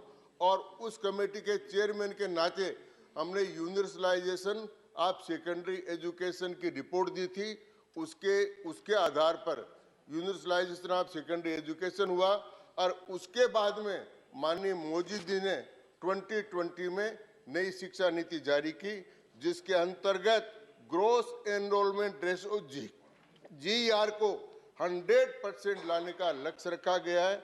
उसी प्रकार शिक्षा के क्षेत्र में सकल घरेलू उत्पादन का 3% से बढ़ाकर 6% सार्वजनिक व्यय करने का तय किया गया है और मानव संसाधन मंत्रालय का नाम बदलकर शिक्षा मंत्रालय किया गया।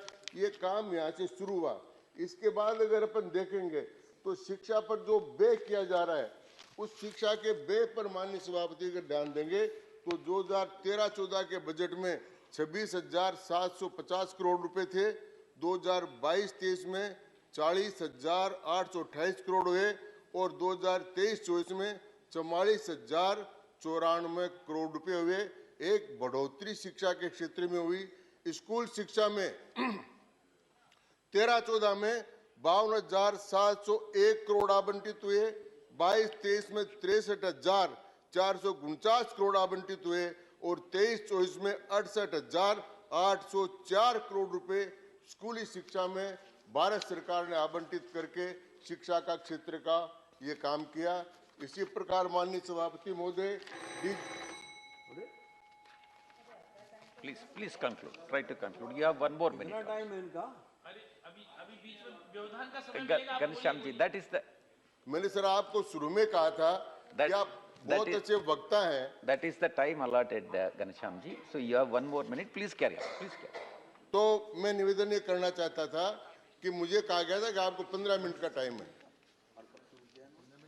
It is only caution bill, one more minute, please हाँ, यस। 1.5 करोड़ लोगों का नामांकन हुआ डिजिटल में, 18 लाख विद्यार्थी और 14,500 स्कूलों का विकास हुआ। इसी प्रकार से केंद्रीय विद्यालय हैं, उनका भी हमने 1,049 से बढ़ाकर 1,249 किए। नवोदय विद्यालय खोले हैं। उच्च शिक्षाओं में हमने 42,343 कॉलेज जो हमारी हो गई हैं। इसी प्रकार से यूजीसी की संख्या में बढ़कर 90% की बढ़ोतरी हुई है। शिक्षा के हर क्षेत्र में काम किया है और शिक्षा को गुणवत्तापूर्ण करने के लिए, मातृभाषा में शिक्षा देने के लिए और 2 डिग्री एक साथ लेने के लिए। और मुझे कहते हुए प्रसन्नता है कि इस शिक्षा नीति को भारत के सभी प्रांतों ने भी स्वीकार, सरकारों ने भी स्वीकार कर लिया है और ये शिक्षा नीति भारत के लिए एक नई दिशा का काम करेगी।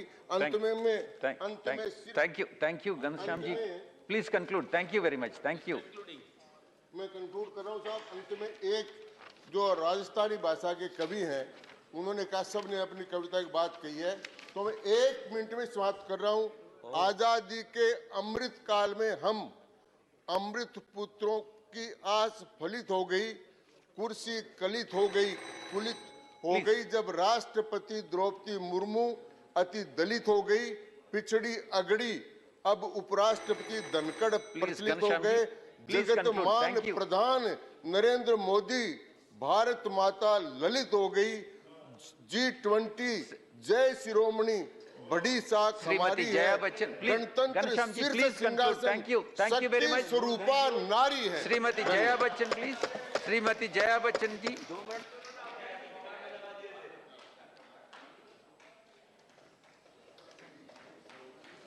Thank you, sir. This has been a test of endurance. All the members sitting here should all be applauded for being here almost the whole day, since 11 in the morning. जी हाँ कुछ कह रहे हैं आप बिल्कुल इंटरप्ट मत करिए हाँ मैं आपको बहुत हम्बली रिक्वेस्ट कर रही हूँ So I'll read because the time is very little and reading is faster than speaking. So while thanking the President of India for her benevolence, I'd like to discuss the life of every Indian of the country, a life which they should live in the Amrit Kal with pride and dignity and security. The first point, again, a lot of my MPs have spoken about, especially the women, such a tragedy that men never talk about women and empowerment. The first,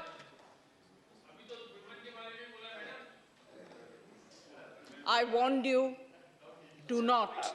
Please do not interrupt when honorable members speak. Whenever you get an opportunity, you can express your views. Please carry on. And sir, you'll have to give me this time. Please carry on, Bachchan. Thank you. Please carry on. The first point is women welfare, their presence in the society and their dignity. Dignity. If you see the mention in the address, there is only proclamation of what the government has done, but no mention of what the government has achieved or bettered in the life of women.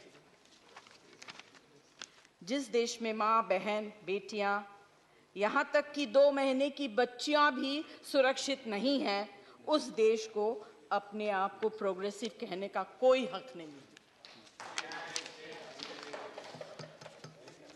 जहां तक महिलाओं का सम्मान के साथ जीने का सवाल उठता है सर, उसमें सरकार का कोई हाथ नहीं है। चेष्टा जरूर है, ये मैं कहूंगी, चेष्टा जरूर है, आप लोगों ने तो नहीं किया। It is said in the address that from education to career, the government is trying to remove obstacles for our daughters. How is my question? It's a huge question. I think all women are asking this. How are you going to do it? I don't see it in the address. Just proclaiming that they have built toilets for women, the government cannot claim that dignity to women has been provided. I want to give a small example. I know a lot of NGOs who work in villages, and I know a little young girl who wants to do some work, went to Madhya Pradesh. वो जा रही थी भोपाल से छिंदवाड़ा तक. In the middle, she needed to use the toilet. So there was an old lady, she asked her, मुझे toilet जाना है, मैं कहाँ जा सकती हूँ? तो उन्होंने कहा, वो खेत में चले जाइए. This young girl was very shocked because she came from a very different environment and she was told that there are toilets provided, dignity to women is provided. Sir, ये है सच्चाई स्वच्छ भारत अभियान का. This is the actual truth. I've been to villages, I have seen what's happening. So I would also like to know why there is no mention of the Nirbhaya fund in the speech. What's happened? Nirbhaya has vanished. The fund has vanished. As it is, the fund was reduced. Now, There is no mention. I think there should have been a mention. Mera dusra point is about sanitation workers. There is a little mention, but who also need to lead a life of dignity and pride. Unfortunately, there is no mention about their welfare and safety in the address. अमृत काल के समय में हम ये सोच रहे हैं कि आधुनिक मशीनरी कब तक और कितनी आएंगी और कब हमारे sanitation workers को राहत मिलेगा. When will their dignity as a human will be given duly deserved by them? My third point is, sir, दुर्भाग्य की बात है that there is no mention as to what the government has done to provide dignity and livelihood to the senior citizens and to live in this country with pride. India's elderly population aged 60 years and above is projected to touch 194 million in 2031, from 138 million in 2021. A 41% increase according to the National Statistics Office. What is the government's action plan? May I ask, what is the government planning to do for these senior citizens? There is complete negligence towards this section in a progressive country. All over the world, social security is provided to the handicapped, disabled, and elderly by the government. But in our country, no such provision is given. Millions of senior citizens have served the country to bring the country up to this standard. They have been completely ignored, deprived of any dignity of age, since hard work and dedication to the country. Lastly, sir, I would like to point out the government's absolute disregard for the artistic community. We have had Bharat Ratnas like Pandit Ravi Shankar.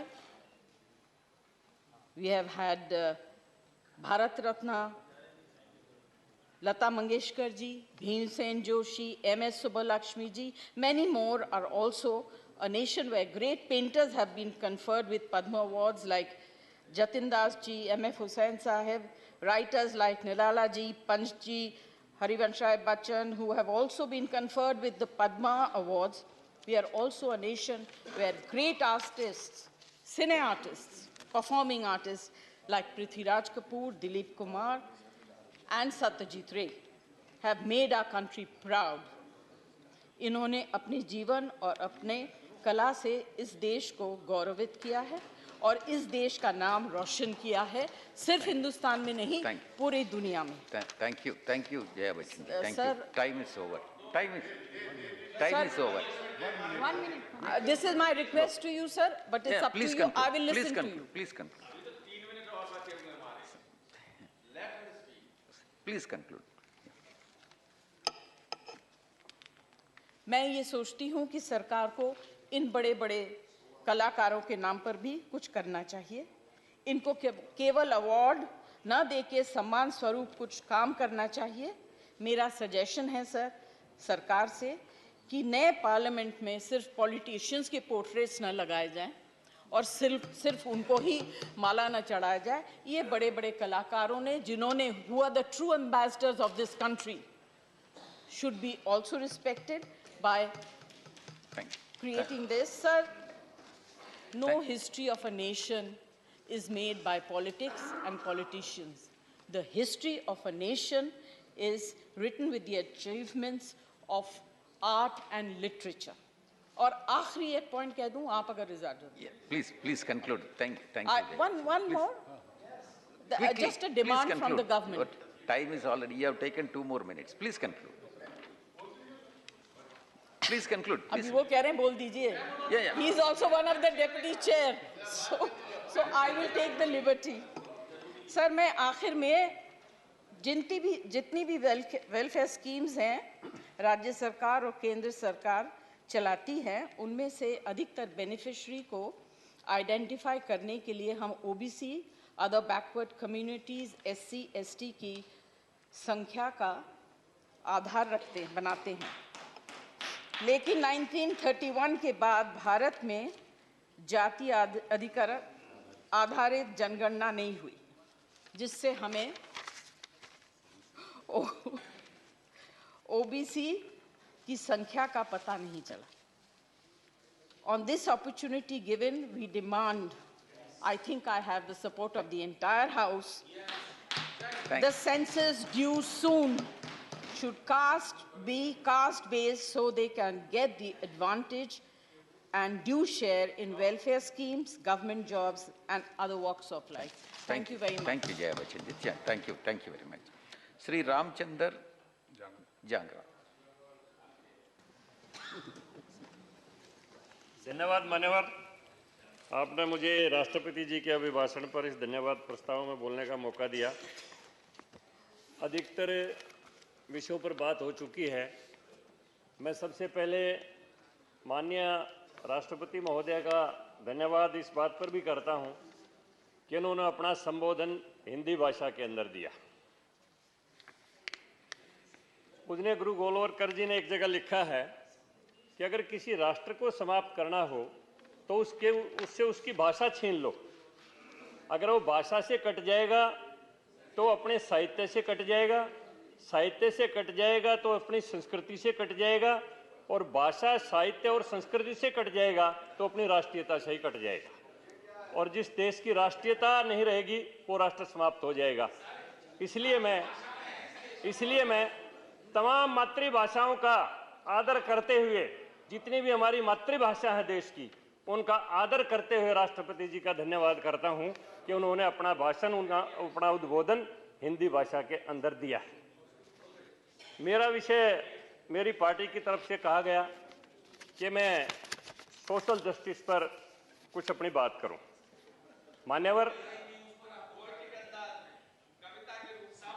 मान्यवर, आदमी केवल रोटी के ऊपर जिंदा नहीं रहता है, आदमी के पास एक मन भी होता है, और इसी को दीनदयाल उपाध्याय जी ने कहा है चिति, जिसको चित्त कहते हैं। आदमी भूख को कठोरता से बर्दाश्त कर सकता है, शारीरिक चोट को भी बर्दाश्त कर सकता है, लेकिन मन के ऊपर जो चोट लगती है, उसकी आस्था के ऊपर जो चोट लगती है, उससे आदमी तिलमिला जाता है, और उस अपनी आस्था और स्वाभिमान की रक्षा के लिए आदमी कोई भी बड़े से बड़ा बलिदान देने के लिए तैयार हो जाता है। माननीय लक्ष्मण जी ने अपने पहले संबोधन में वीर बाल दिवस के बारे में चर्चा की थी। 2 नाबालिग साहिबजादों ने किस तरह से अपनी आस्था को बचाने के लिए अपना बलिदान दिया, ये इतिहास के अंदर पन्नों के ऊपर दर्ज है। मैं एक और वीर बालक की चर्चा करना चाहूंगा। वीर हकीकत राय का जिक्र आता है इतिहास के अंदर।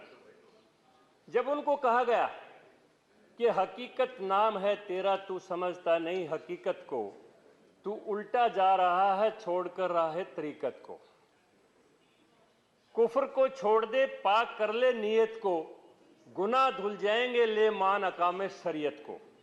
यहां और आकबत दोनों जहां में सुरखरू होगा, नहीं तो ये देख ले तलवार होगी और तू होगा। 12 साल के हकीकत राय ने क्या जवाब दिया कि तुम्हारे पास ताकत है, मेरे पास है आत्मिक शक्ति, तुम्हारे पास खंजर है, मेरे पास है ओम की भक्ति।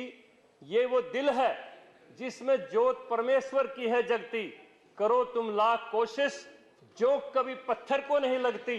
तुम में इतनी तो हिम्मत है, मेरा सर तुम उड़वा दो, लेकिन बहादुर तब जानू जब मेरा धर्म तुम छुड़वा दो।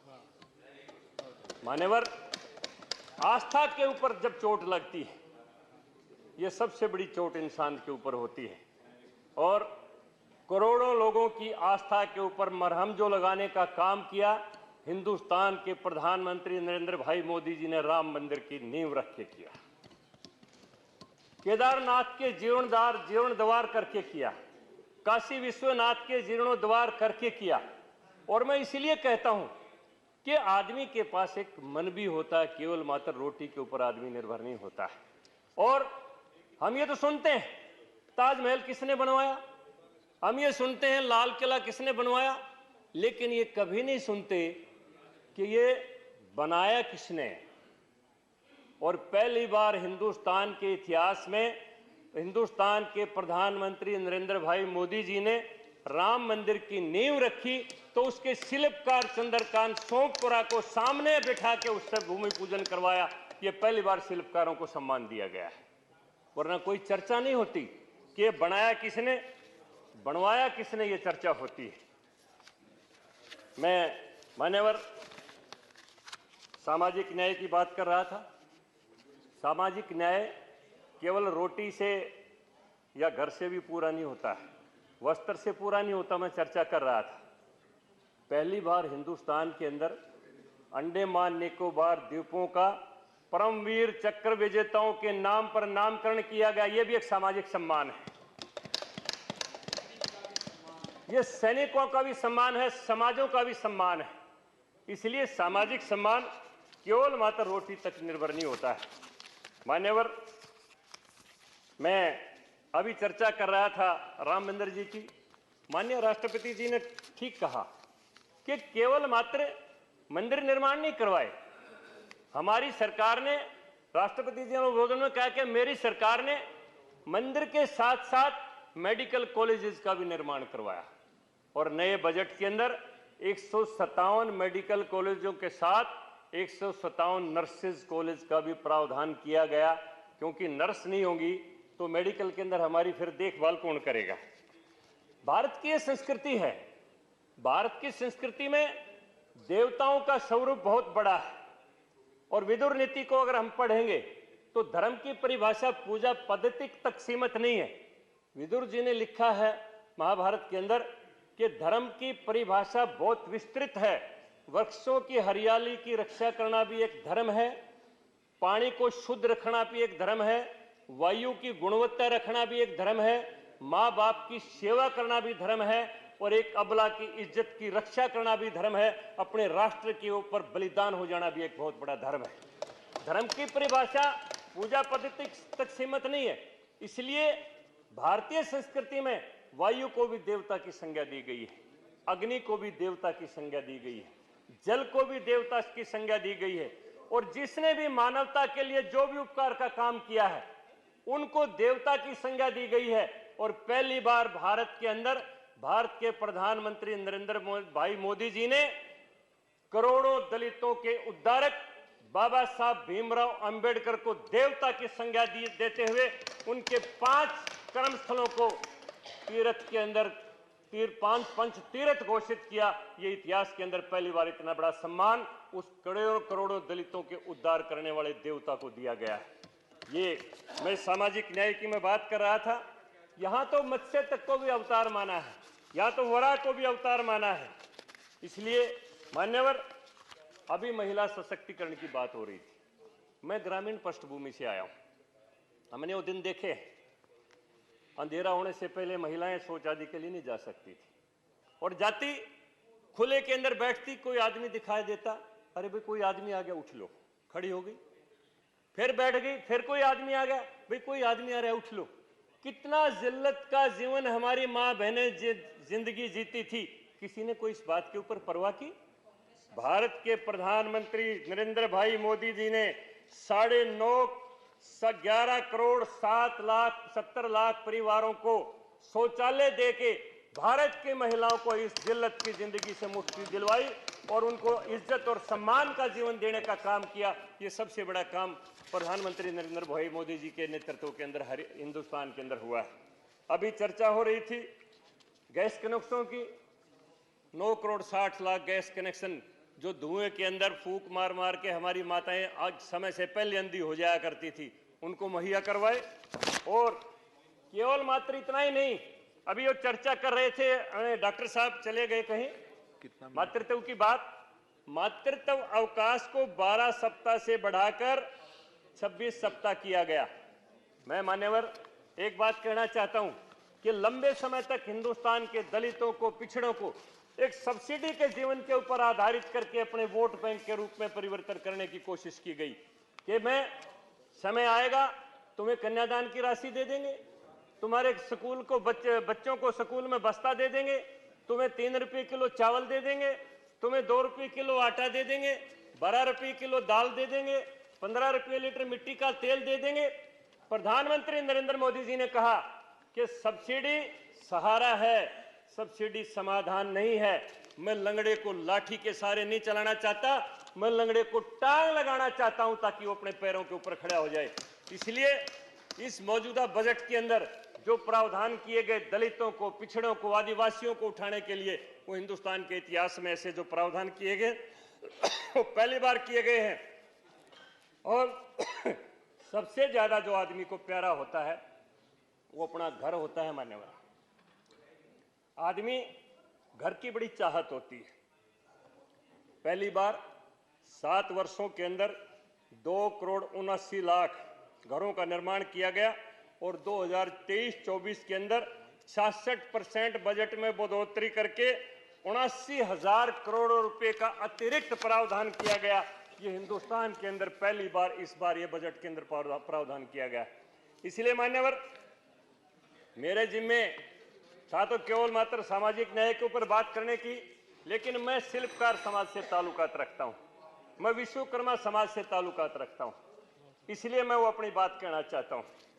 भारत के अंदर क्या रहा? आपका समय खत्म हो रहा है, आप कंक्लूड करें। मैं 1 मिनट में बस अपनी बात को समाप्त कर दूंगा। आज तक शिल्पकर्मा, विश्वकर्मा परिवार के जितने भी वंशज हैं, उन वंशजों के हाथ को काम देने के लिए क्या किया गया? कोई स्किल डेवलपमेंट के लिए योजना नहीं चलाई गई, कोई नए हुनर उनके अंदर विकसित करने की योजना नहीं चलाई गई, कोई उनको विदाउट कोलेटरल गारंटी के ऋण देने की योजना नहीं चलाई गई, कोई उनके उत्पादों को एमएसएमई के साथ जोड़ के, उस चेन के साथ जोड़ के उनकी बिक्री की व्यवस्था नहीं करवाई गई। पहली बार भारत सरकार के बजट में देश के करोड़ों विश्वकर्मा वंशजों को, देश के शिल्पकारों को आर्थिक, सामाजिक, शैक्षणिक और तकनीकी रूप से समृद्ध बनाने के लिए प्रावधान किए गए हैं। मैं भारत के प्रधानमंत्री नरेंद्र भाई मोदी जी का, माननीय निर्मला सीतारमण जी का इसके लिए धन्यवाद करता हूं और हम सदैव इस बात के लिए भारी रहेंगे। आपने जो मुझे समय दिया, बहुत बहुत धन्यवाद। धन्यवाद झंगड़ा जी। Honourable doctor Fauzia Khan. धन्यवाद डेप्यूटी चेयरमैन सर। सर, महामहिम राष्ट्रपति ने इस देश के विकास के बारे में बड़ा सुंदर वर्णन किया है, इतना सुंदर कि किसी भी भारतीय को ये वर्णन सुनकर अभिमान से उसका सीना फूल जाए। ये भाषण को मैं एक फूलों के गुलदस्ते की तरह देखती हूँ, लेकिन कांटे बाहर रखे गए। सभापति महोदय, जैसा एक विवाह मंडप होता है, विशाल, प्रकाशी, चमकदार, लेकिन पीछे क्या होता है ये उसकी हकीकत हम सब जानते हैं। सभापति महोदय, महामहिम राष्ट्रपति जी ने अमृतकाल का उल्लेख किया। यहाँ सोनल जी भी कह रही थी इंडिया के हेरिटेज के बारे में। हमारे भारत का हेरिटेज राम राज्य भी है और मुझे ऐसा लगता है राम राज्य की बात हमने करना चाहिए। राम राज्य किसे कहते हैं? राम राज्य वो राज्य है जहां किसी आंख में आंसू न हो, जहां हर चेहरे पर मुस्कुराहट हो और जहां हर किसी के साथ सच्चा न्याय हो। सभापति महोदय, सच्चाई की बात निकली तो महात्मा गांधी का ख्याल आया, इस देश के सबसे बड़े राम भक्त। सभापति महोदय, जिन्होंने कई तूफानों के बीच हमारे देश की कश्ती को अहिंसा, सत्य, भाईचारा, प्यार, इसकी तरफ हमारी कश्ती को दिशा दी। सभापति महोदय, आज हम जिस प्रजातंत्र में जी रहे हैं, उस विशाल प्रजातंत्र की नींव भी महात्मा गांधी जी ने ही रखी। महात्मा गांधी के आश्रम में एक भजन गाया जाता था, न सिर्फ गाया जाता था बल्कि जिया जाता था।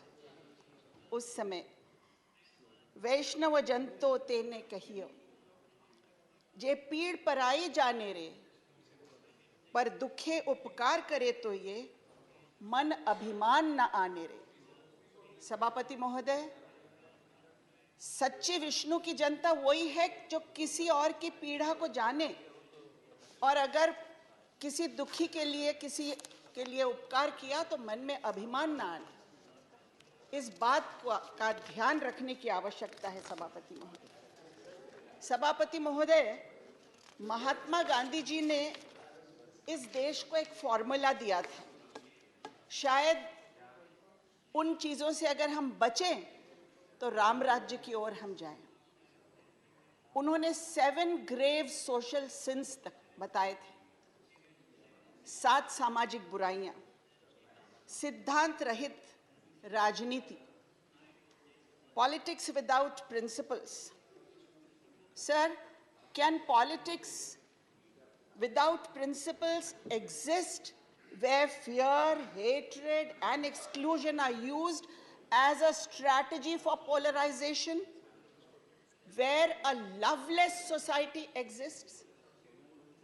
ये बात हमको सोचनी चाहिए। हमने तो ये भी देखा है सभापति महोदय के इस देश के बापू एक सच्चे राम भक्त को भी क्रोध की आग ने लपेट लिया है। ऐसा माहौल आज हम देख रहे हैं। Where is the politics without principles? सदाचार रहित व्यापार, कॉमर्स विदाउट मोरालिटी।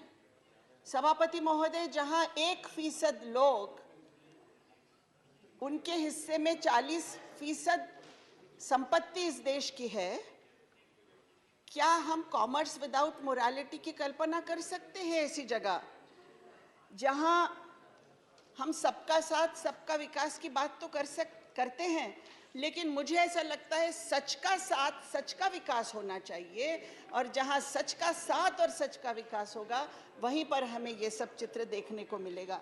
परिश्रम रहित धनोपार्जन, वेल्थ विदाउट वर्क। सभापति महोदय, हमारी राष्ट्रपति महोदया ने कहा कि the government is relentlessly fighting against corruption.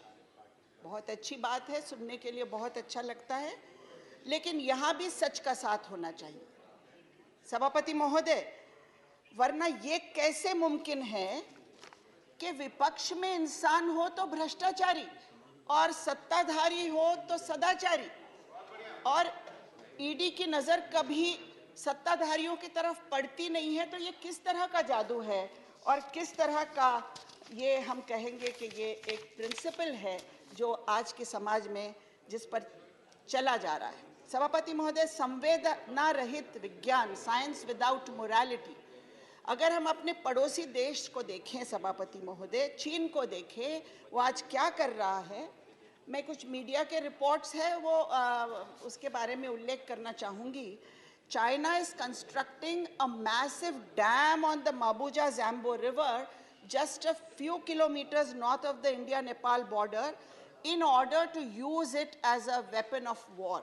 Sabhapati Mahoday, this could lead to tensions in the near future, and China could establish complete control over the water in the area, Sabhapati Mahoday. वहाँ China एक airport भी build करना चाह रहा है जिसमें air force movement हो। क्या भारत इस बारे में सतर्क है? सभापति महोदय, आगे चल के ये भी कहा गया है कि तिब्बत से जो ब्रह्मपुत्र निकलती है उस पर 20 डैम्स बनाने का नियोजन किया जा रहा है, और वहाँ एक हाइड्रो इलेक्ट्रिसिटी पावर स्टेशन बनाया जा रहा है।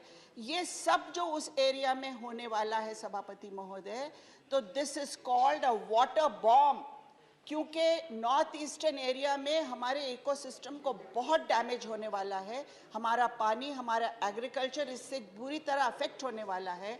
तो क्या हमारा देश कोई ट्रीटी के बारे में सोच रहा है, जैसा हमारा इंडस वैली ट्रीटी है उस तरह की चाइना के साथ?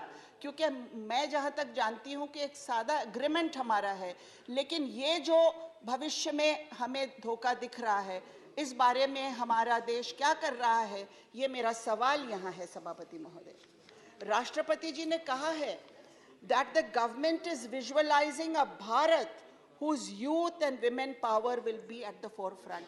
मेरा प्रश्न है सभापति महोदय, when and how? प्लीज सभापति महोदय, did we मैं even दोनों तरफ से आग्रह start करता हूं। taking? आपकी तरफ भी यही हालत था, इधर भी यही हालत। सभापति महोदय, did we even start taking some baby steps in this direction, and what is stopping us? मेरा मन मुझे एक प्रश्न पूछ रहा है सभापति महोदय कि भारत की राष्ट्रपति महिला है, हमारी अर्थ मंत्री महिला है, तो क्या सारे भारत की महिलाओं को प्रतिनिधित्व मिल गया है? जहां समाज में न्याय की बात हम करते हैं, उस समाज में प्रतिनिधित्व बहुत जरूरी है और वो हर क्षेत्र में मिलना चाहिए।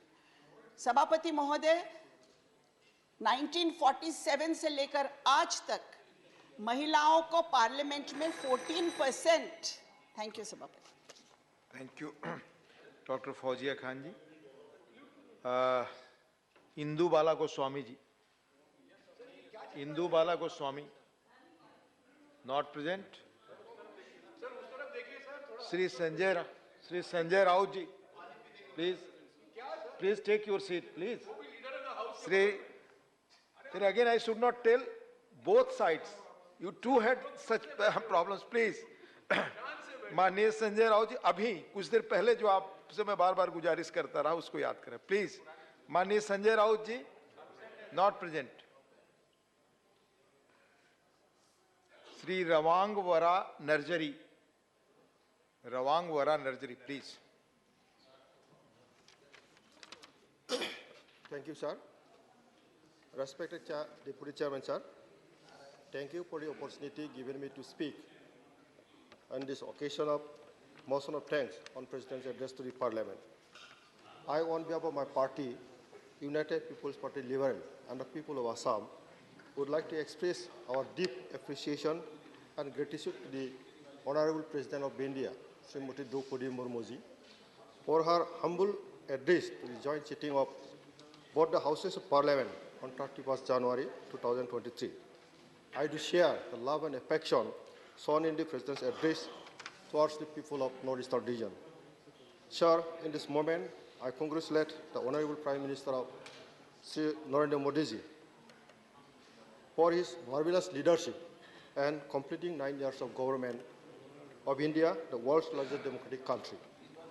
Under the vibrant leadership of Sri Narendra Modi ji, India could occupy and move to her economic position from 10th to 5th largest economy in the world.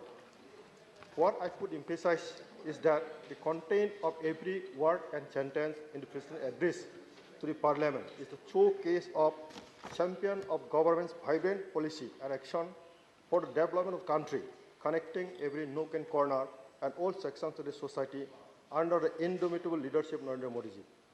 The thought process of Government of India, Sabka Saath, Sabka Vikas, Sabka Vishwas, and Sabka Prayas, become the source of inspiration and quotable paths of development of great India. Sir, there was a moment that people of Northeastern region had always been felt deprived and ignored by the Government of India in every sphere of life. But nowadays, under the leadership of Narendra Modi ji, the feeling of deprived and ignored has switched over to the feeling of care and experiencing a new dawn of peace and development. Sir, the number of successful steps taken by the Government of India for containing the difficult situation of unrest and terrorism in the northeastern region has brought to a path of peace and development. Sir, the signing of Bodo Accord, with Bodo, Karbi and other ethnic groups, and speedy implementation of Accord itself shows the positive attitude and care of the Government of India towards the people of northeastern region. The policies, action taken by the Government of India for the development of northeastern region, which is reflected in the address of the President of India, is appreciable and adorable. I express our appreciation and gratitude to the Government of India, looking forward prosperous and inclusive developed India under the leadership of Narendra Modi ji. Sir, I conclude my words supporting this President address. Thank you, sir. Thank you. माननीय श्री पवित्र margherita, माननीय श्री पवित्र margherita,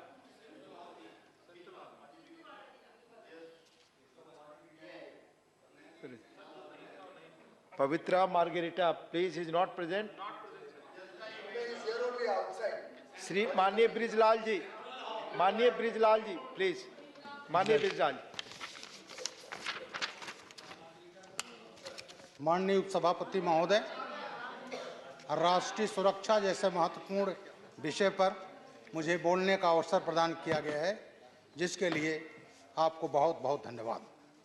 मैं सबसे पहले 31 जनवरी 2023 को संसद के दोनों सदनों को संबोधित करने के लिए मैं माननीय राष्ट्रपति श्रीमती द्रौपदी मुर्मू जी को धन्यवाद देता हूँ। महोदय, भारत के प्रधानमंत्री के निर्देशन में भारत सरकार द्वारा सशक्त भारत के लक्ष्य को अपनाया गया है। मोदी जी के नेतृत्व में कानून व्यवस्था को सुदृढ़ बनाने के लिए आवश्यक कानूनी प्राविधानों को मजबूत किया है।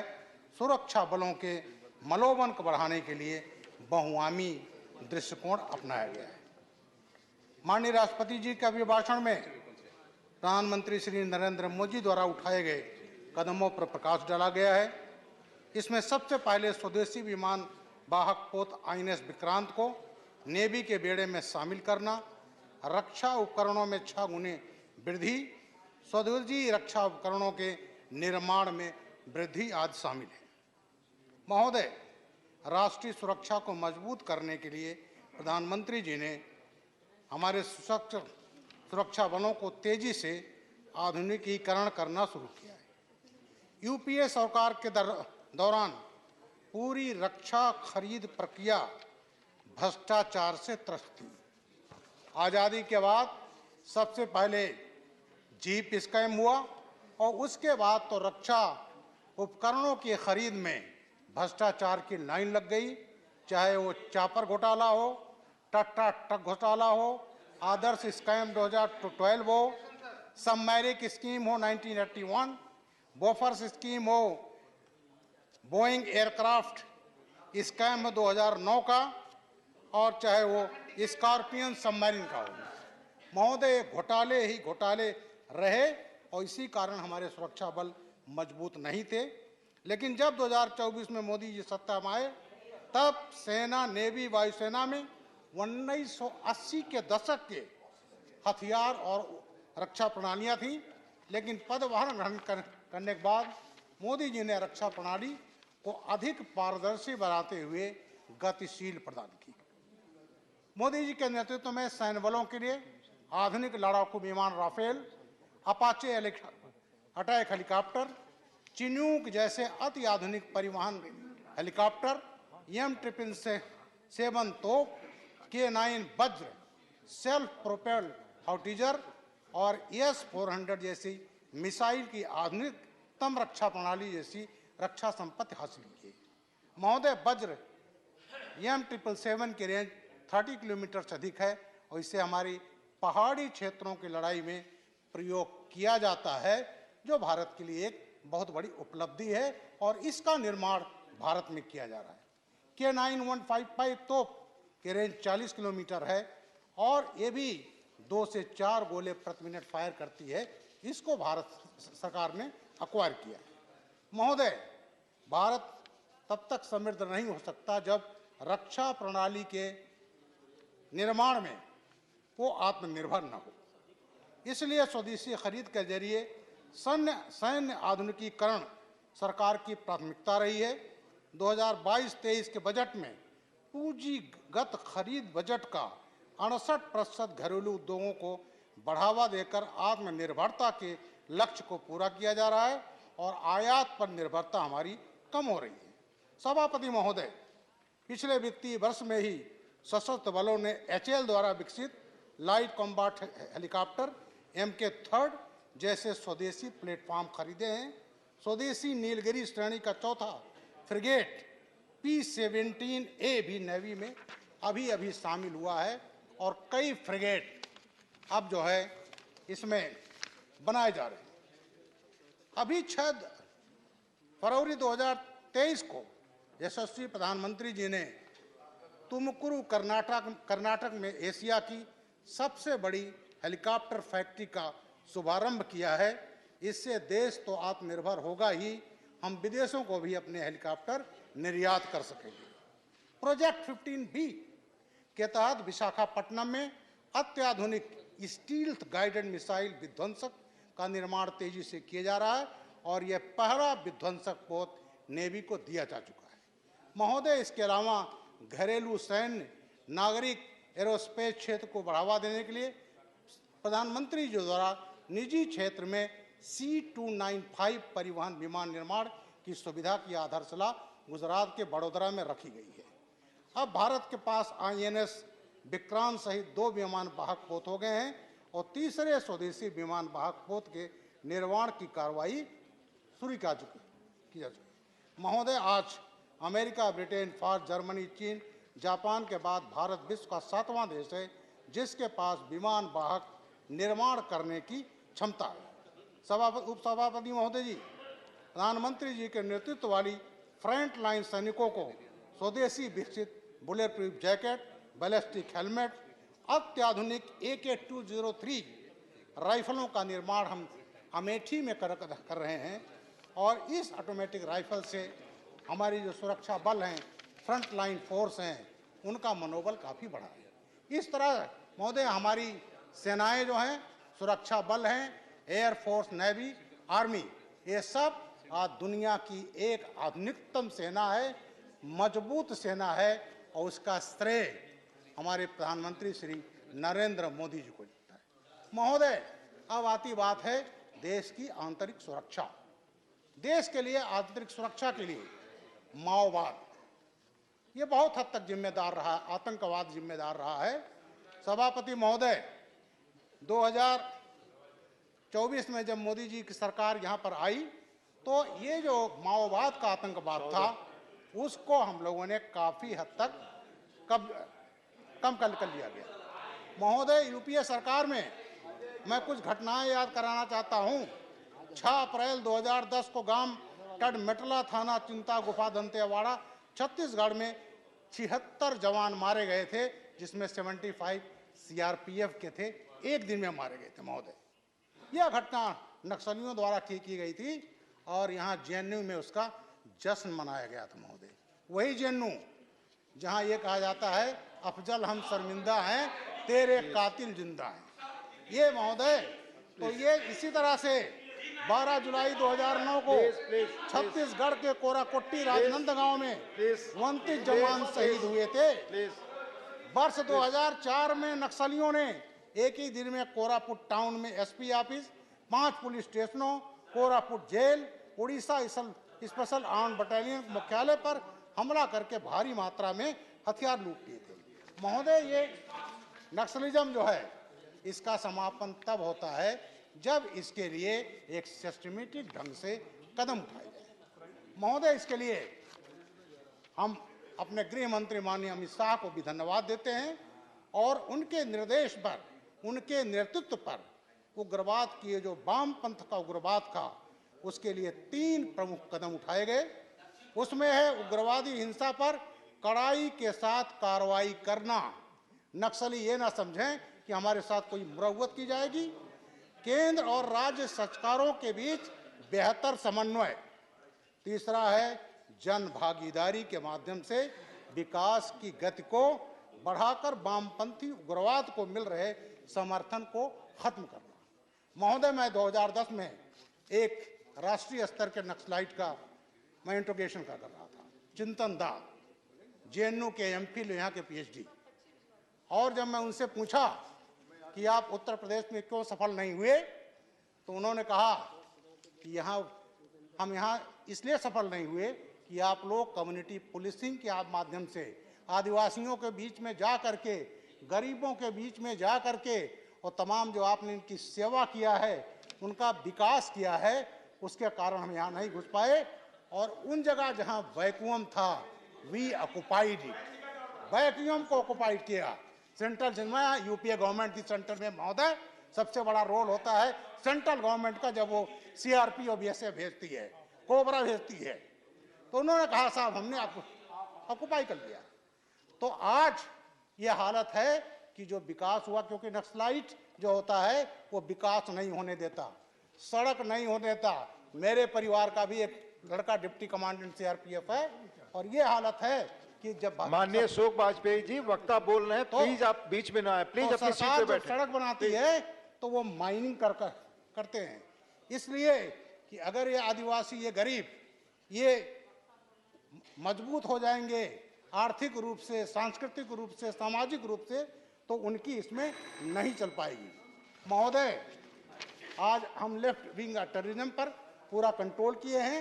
जहां तक आतंकवाद की बात है, भारत के हिंटरलैंड में ब्लास्ट होते थे, चाहे यूपी के ब्लास्ट हो, जयपुर ब्लास्ट हो, अहमदाबाद ब्लास्ट हो, चाहे 29/10/2005 सरोजिनी नगर दिल्ली ब्लास्ट हो, 13/9/2008 दिल्ली ब्लास्ट हो, और तमाम जगह जो होते थे हिंटरलैंड में, आज क्यों नहीं हो रहे? इसलिए नहीं हो रहे हैं कि मोदी सरकार ने जो जीरो टॉलरेंस की नीति अपनाई है, उस जीरो टॉलरेंस का है कि आज ये आतंकवादी यहाँ नहीं पनप पा रहे हैं। कारण यूपीए की सरकारों में आतंकवादियों के मुकदमे वापस लिए जाते हैं। मेरे स्टेट में, उत्तर प्रदेश में, एक राजनीतिक पार्टी ने 14 मुकदमे एक दिन वापस लिए थे। महोदय, जब यहाँ पर अफजल गुरु को फांसी हुई तो तमाम राजनीतिक पार्टियां, उन्होंने रात में सुप्रीम कोर्ट खुलवाया, याकूब मेनन के फांसी की सजा हुई, दरवाजा खुलवाया और ये मैसेज दिया वो आतंकवादियों के साथ हैं। लेकिन आज मोदी जी का विजन बड़ा क्लियर है और यही कारण है आतंकवाद का खात्मा हो गया। इन्हीं शब्दों के साथ मैं अपनी बात समाप्त करता हूं और माननीय प्रधानमंत्री जी को धन्यवाद ज्ञापन। माननीय पवित्र मार्गेरिटा, प्लीज आप देखें, please please please, no point of view, the discussion is over. No please please, माननीय पवित्र मार्गेरिटा, प्लीज। माननीय उपसभापति महोदय, मैं बहुत गर्व, आशा, विश्वास के साथ माननीय राष्ट्रपति महोदय के अभिभाषण पर धन्यवाद प्रस्ताव के समर्थन में यहाँ खड़ा हूँ। महोदय, मैं असम तथा पूर्वोत्तर से आया हूँ। अपने भाषण में माननीय राष्ट्रपति महोदय द्वारा कही गई प्रत्येक बात ने समग्र देश सहित उत्तर पूर्व को भी स्पर्श किया है। इसी संदर्भ में मैं सबसे पहले असम तथा उत्तर पूर्व के विषय में कुछ बातें उल्लेख करना चाहता हूं, and it has got relevance to the subject. महोदय, महाकाव्यिक युगों से ही असम एवं नॉर्थ ईस्ट अखंड सांस्कृतिक भारत से जुड़ा हुआ है। महाभारत के कुरुक्षेत्र युद्ध में कामरूप के राजा भगदत्त ने युद्ध किया था। मां सती के मृत शरीर का अंग कामरूप में गिरा था और वही स्थान में है मां कामाख्या का मंदिर। शक्तिपीठ मां त्रिपुरा सुंदरी का मंदिर भी यही है। बख्तियार खिलजी ने नालंदा विश्वविद्यालय को जला दिया था, पूरे उत्तर भारत पर कब्जा कर लिया था। किंतु उसी शक्तिशाली आक्रमणकारी बख्तियार खिलजी को कामरूप के महाराजा पृथु ने हराया था। No doubt it was not taught in our text book और हिस्ट्री, लेकिन ये तथ्य है। महावीर लासित बरफुकन के नेतृत्व में आहोम सेना ने औरंगजेब की सेना को पराजित कर खदेड़ दिया था। मुगलों को असमिया सेना ने 17 बार पराजित किया था। अंग्रेजों के विरोध हमने भी किया था। उत्तर पूर्व के देश प्रेमिकों ने अंग्रेजों के खिलाफ युद्ध किया था, जेल गए थे, अपने प्राणों की आहुति दी थी। गोमधर कुंवर, रानी गाइडिनलियू, वीर तिकेंद्रजीत सिंह, विद्रोही रत्नमणि रियांग, हेलेन लेप्सा, यू तीरथ सिंह, श्याम, रानी रपुलियानी, मोजेरीबा, संगुधन फंगलो के आदि अनेकों ने स्वतंत्रता के लिए युद्ध किया था। हमारे उत्तर पूर्व में 200 से भी अधिक जाति जनजाति है और 220 से भी अधिक बोली भाषाएं हैं। तमिल भाषा के बाद 14वीं शताब्दी में रामायण का अनुवाद असमिया भाषा में हुआ था। हेमकोश असमिया भाषा में, ब्रेली में भी अभिधान है। सन 1935 में पहला असमिया सिनेमा जयमती का निर्माण किया गया था। यह भारत के प्रथम 10 बोलने वाले सिनेमाओं में से एक है। महान गुरु श्रीमंत शंकरदेव असम के संतान है। भारत रत्न डॉक्टर भूपेन हजारिका से आर.डी. बर्मन, एस.डी. बर्मन, रतन थ्याम, अरिबाम श्याम शर्मा, मेरिकम से लेके हिमा दास, लावलीना बरगुहाई, मीराबाई चानू, क्रीड़ा और संस्कृति के अनेक उज्जवल सितारों की जन्मभूमि है उत्तर पूर्व। उसी तरह महान आहोम वंश ने असम को 600 साल शासन किया था। एशिया महादेश का प्रथम ऑयल रिफाइनरी असम के दिग्बोई में स्थापित हुआ था। देश के 50% चाय का उत्पादन हम करते हैं। हम उत्तर पूर्व केवल भारतवर्ष के ही नहीं, पूरे विश्व में एक शक्तिशाली और सुसंस्कृत क्षेत्र है। फिर भी विभिन्न जोनों के बीच क्यों जन्म हुआ विच्छिन्नतावाद, उग्रवाद। स्वाधीनता के बाद असम में तथा उत्तर पूर्व हमेशा उपेक्षित हुई और उन्नयन से भी वंचित होती रही। Who was in power both in the northeastern states and in the center? This is the main question. और लेकिन फिर भी ऐसे तूफान के बीच भी उत्तर पूर्व साहस के साथ आगे बढ़ता रहा। Although we were exploited, we were ignored, we were considered to be on the periphery, not on the so-called mainstream. But उत्तर पूर्व में आज टेररिज्म नहीं है, उत्तर पूर्व में आज टूरिज्म है। इसी समय, right at this moment, G20 का Y20 समिट अभी चल रहा है, लेकिन just 10 years ago, we used to see headlines related to terrorism. ये संभव किसके लिए हुआ? I know even my friends from the opposition can answer it. It is because of Modi ji. The answer is known even to the friends from the opposition. और क्योंकि उत्तर पूर्व ही अब विशाल भारत का ग्रोथ इंजन है, जिसके चालक है हमारा परम आदरणीय प्रधानमंत्री नरेंद्र मोदी जी। माननीय नरेंद्र मोदी जी द्वारा देश के प्रधान सेवक का दायित्व ग्रहण करने के बाद ही उत्तर पूर्व में उग्रवाद का घटना 74% कम हुआ है। जो अपना दिग्विजय सिंह साहब बोल रहा था अमृतकाल किसके लिए, कहां के लिए, हम अमृतकाल is for northeastern people. Decrease of 70% of activities in the terrorism. 8,000 से अधिक उग्रवादी ने आत्मसमर्पण किया है। राष्ट्रद्रोह नहीं, अब राष्ट्र निर्माण में वो लोग they are dedicated themselves. 95%, almost 95% of the terrorist rebel groups are in dialogue. उन लोगों का साथ समझौता हुआ है। Almost, I can say all the list, like Karbi उग्रवादी संगठनों का साथ, NDFB का 5 गुटों के साथ, 8 आदिवासी विद्रोही संगठन का साथ, सबका साथ मोदी जी आने का बाद ही शांति प्रक्रिया शुरू हुआ है। और बाकी 2-3 जो है उनके लिए भी बढ़िया माहौल अब बन रहा है। Even the other separatist groups are showing their willingness for the dialogue. So this is the change. That is why I don't know for Congress people whether it is Amritkal or not. For the 4.5 crore north eastern के लिए यही है अमृतकाल। यही है अमृतकाल, क्योंकि in North East there is no terrorism now, only tourism. No, and again, because the love and respect for the northeastern people of Modi ji, I want to just give an example. Chairman sir, with the people of Assam, had sent a great scholar, economist, to the parliament, after which he occupied one of the highest posts of Indian democracy. We sent. Almost he occupied the post for 10 years.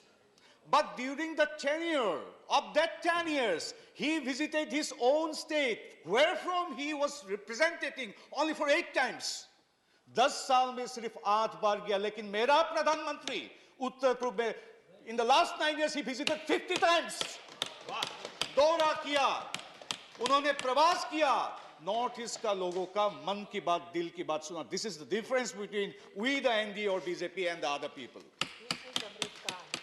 And some facts I must say because it will reflect the scale of development. Both hai, I don't have so much time, so, and I have to cover almost all the 7 states along with my friend Kanyak. So the central government ministries departments have spent over 3.04 lakh crore under 10% gross budgetary support to Northeast from 2014. And by spending by approximately 13,000 crores, Tuirial hydroelectric plant of Mizoram, Paria hydroelectric project and Kameng hydro project of Arunachal Pradesh, Tripura gas-based power plant, Agartala gas turbine combined cycle extension project have been dedicated to the nation. The central government is developing AIMS in Guwahati. We generally, in Assam, we don't establish clinics at Mahalla, but rather we commission medical colleges in the districts, jahan all the modern technologies and medical science can be availed. And in Guwahati, AIMS is established with a cost of ₹1,123 crore. Mane Pavitra ji, please. 1 minute. Motion of thanks on president address पर शेष जो बचे वक्ता हैं उनको आज बोलना है और ये संपन्न होना है, तो हम तब तक बैठते हैं जब तक जो शेष वक्ता है 3-4 लोग बोल लेते हैं। Thank you. ठीक, आप बोले। हाँ, please go. Yes, so I don't know. In between, I will give 2-3 examples. Then I also can conclude. So, since independence in 67 years, Assam had only 3 bridges over River Brahmaputra. That is one Horaighat Bridge, Kolia Bhumra Bridge, and Pancharatna Bridge. In 67 years, we had only 3 bridges. But when Modi came to power, our NDA, our BJP came to power. Within 9 years, we got new 3 bridges and 3 other on the pipeline. And these are to be completed within a year or 2.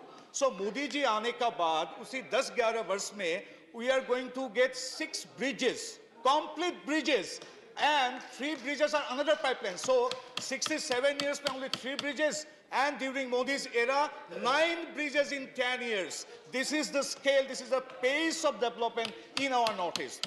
So, till 2018, over 3,000 kilometers of roads have been built with the investment of 29,000 crore. And so many data I have, but I think I don't have time to say each and everything. So, riverine connection hai, railway connection. So, a very interesting point I want to mention. In 1903, our northeastern state, Nagaland, got its first railway station, 1903 mein. So you can imagine, you can say me, what is the second station should be built or commissioned? 1920, 1930, 1940, 1950? No. We, the people of Northeast and the Nagaland, the state of Nagaland, we had to wait for 119 years for the second railway station, which was commissioned by Narendra Modi ji's government. 119 साल रुकना पड़ा हमको for the second station. And another, you'll be very glad to know that Mizoram, I'm talking about Mizoram. Railways saw the light of the day in Mizoram. First broad gauge train charged into the Mizoram on 27th May 2016, when Honorable Prime Minister Narendra Modi ji flagged off the Silchar Bhairabi daily passenger. Similarly, Manipur entered the railway map of India when Honorable Prime Minister Narendra Modi ji flagged off the first passenger train from Silchar to Jiribam. Sikkim is also waiting eagerly to get its first railway connectivity, which is nearing completion under this tenure of Narendra Modi ji. So this is the connectivity, because Narendra Modi ji always says that Northeast, the mission of Northeast is transformation by transportation. So not only this, we have got airports now about air connectivity. Honorable Modi ji took keen interest in improving air connectivity in our region. With Uran scheme in force, aircraft movement in Northeast from August 17 to 22 rose to 7,973 flights. Further, Rupsi Airport in Western Assam, which remained defunct since 1984, has been redeveloped under Uran and open to public in 21. So Maharaja Bir Bikram Airport of Tripura has increased threefold. Pakyong Airport is the only airport in the state of Sikkim and the first greenfield airport constructed in the northeastern region of India, which is inaugurated by Honorable Modi ji in 2018. So you had been, the opposition, especially the Congress, had been in power for so long, but sab kuch to aaj Modi ji ka din mein hi ho raha hai. That's why we wholeheartedly support which is being addressed by Honorable Her Excellency the President of India. Or Baki, I want to mention one thing. The opposition, even from our treasury bench also, we are discussing about Bharat Joro. It's good. But Chairman Sir, before I conclude my speech in support of the address of Honorable President, I will mention about a few points about our youth and sports. But before that, because Bharat Joro is a topic we have been noticing that's being glorified by the Congress people. Bharat Joro Yatra, okay. the official tweet on 10/2/22 in an official handle, which was tweeted in 10/2/22, the numero leader and the signatory of the Bharat Jodo Yatra had narrated, I quote, "There is strength in our nation." It's not my version, it's been I'm quoting it. It was reiterated by one of the highest leader of the Bharat Jodo Yatra, the main signatory, the center of attraction. He tweeted officially. Very interesting and very heartening for you Northeastern people. Just, you'll be surprised to listen to these sentences. There is strength in our nation.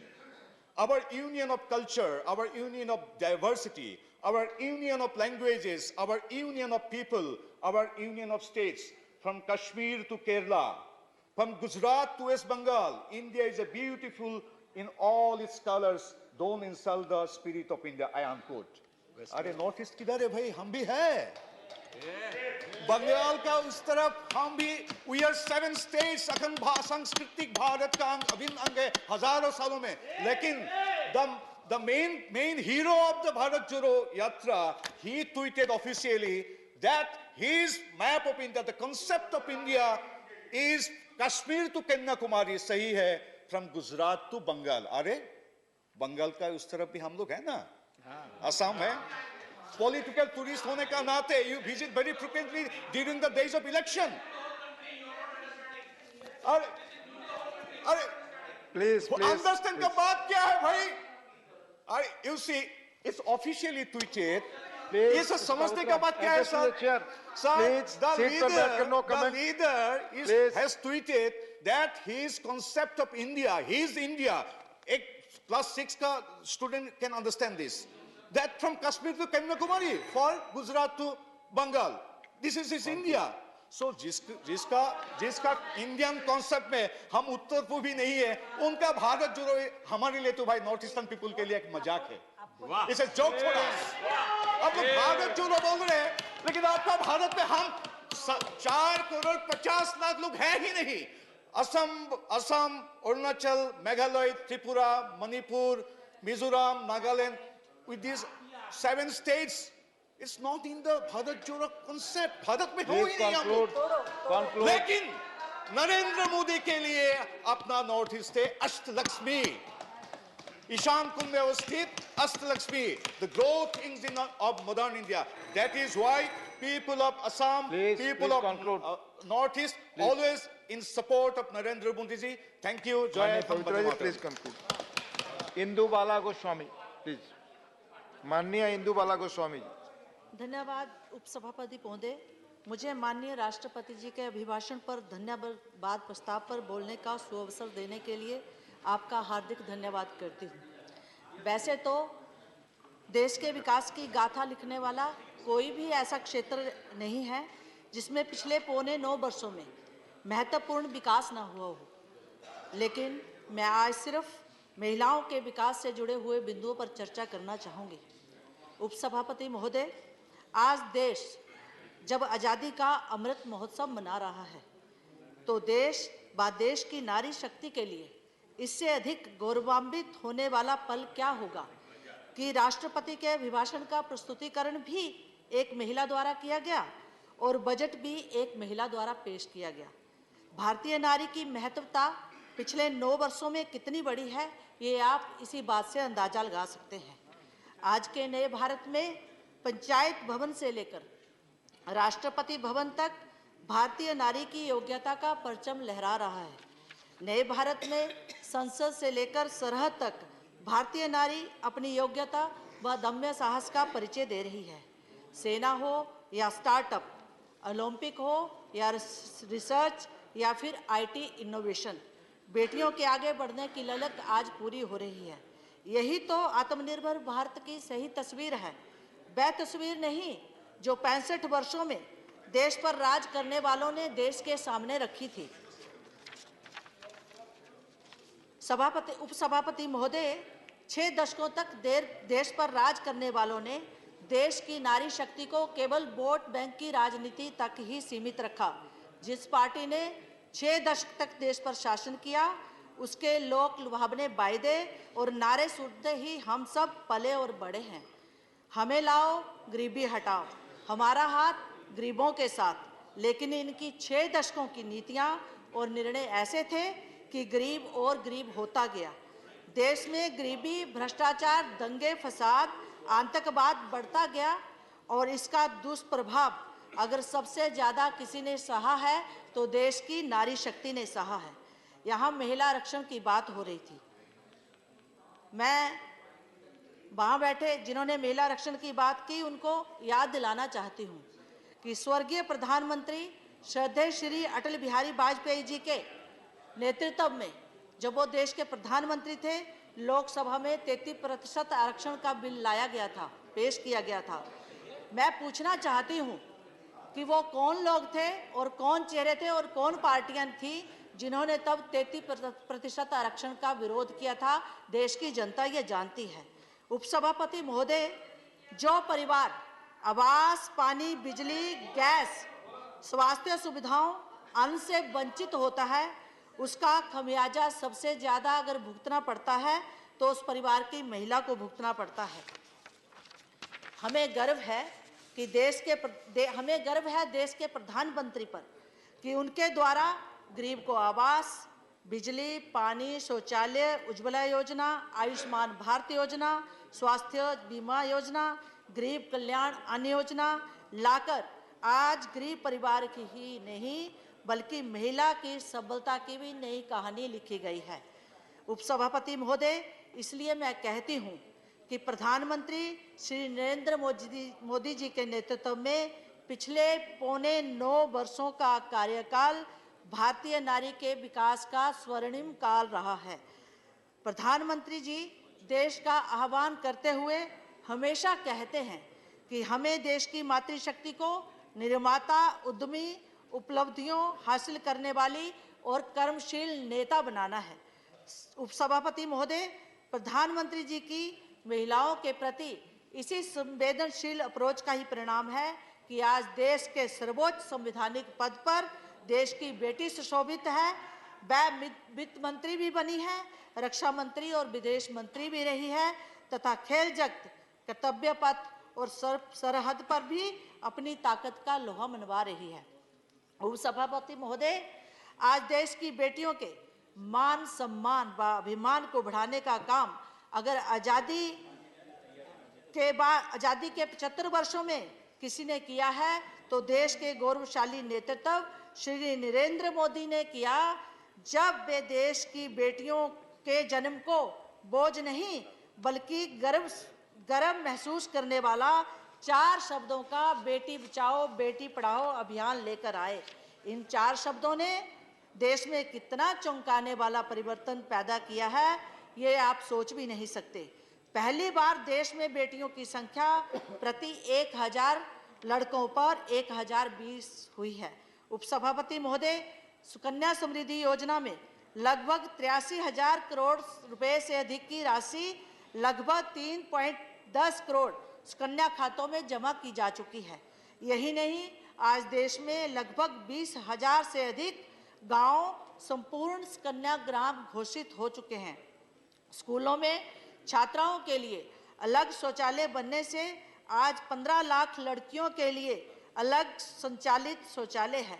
उपसभापति महोदय, जिसका परिणाम ये हुआ है कि जो माध्यमिक स्कूलों में छात्रों का नामांकन 2014 में 75% था, वह 2021 में बढ़कर 80% हो गया है और बच्चियों का ड्रॉप आउट कम होकर नामांकन में 33% की वृद्धि पाई गई है।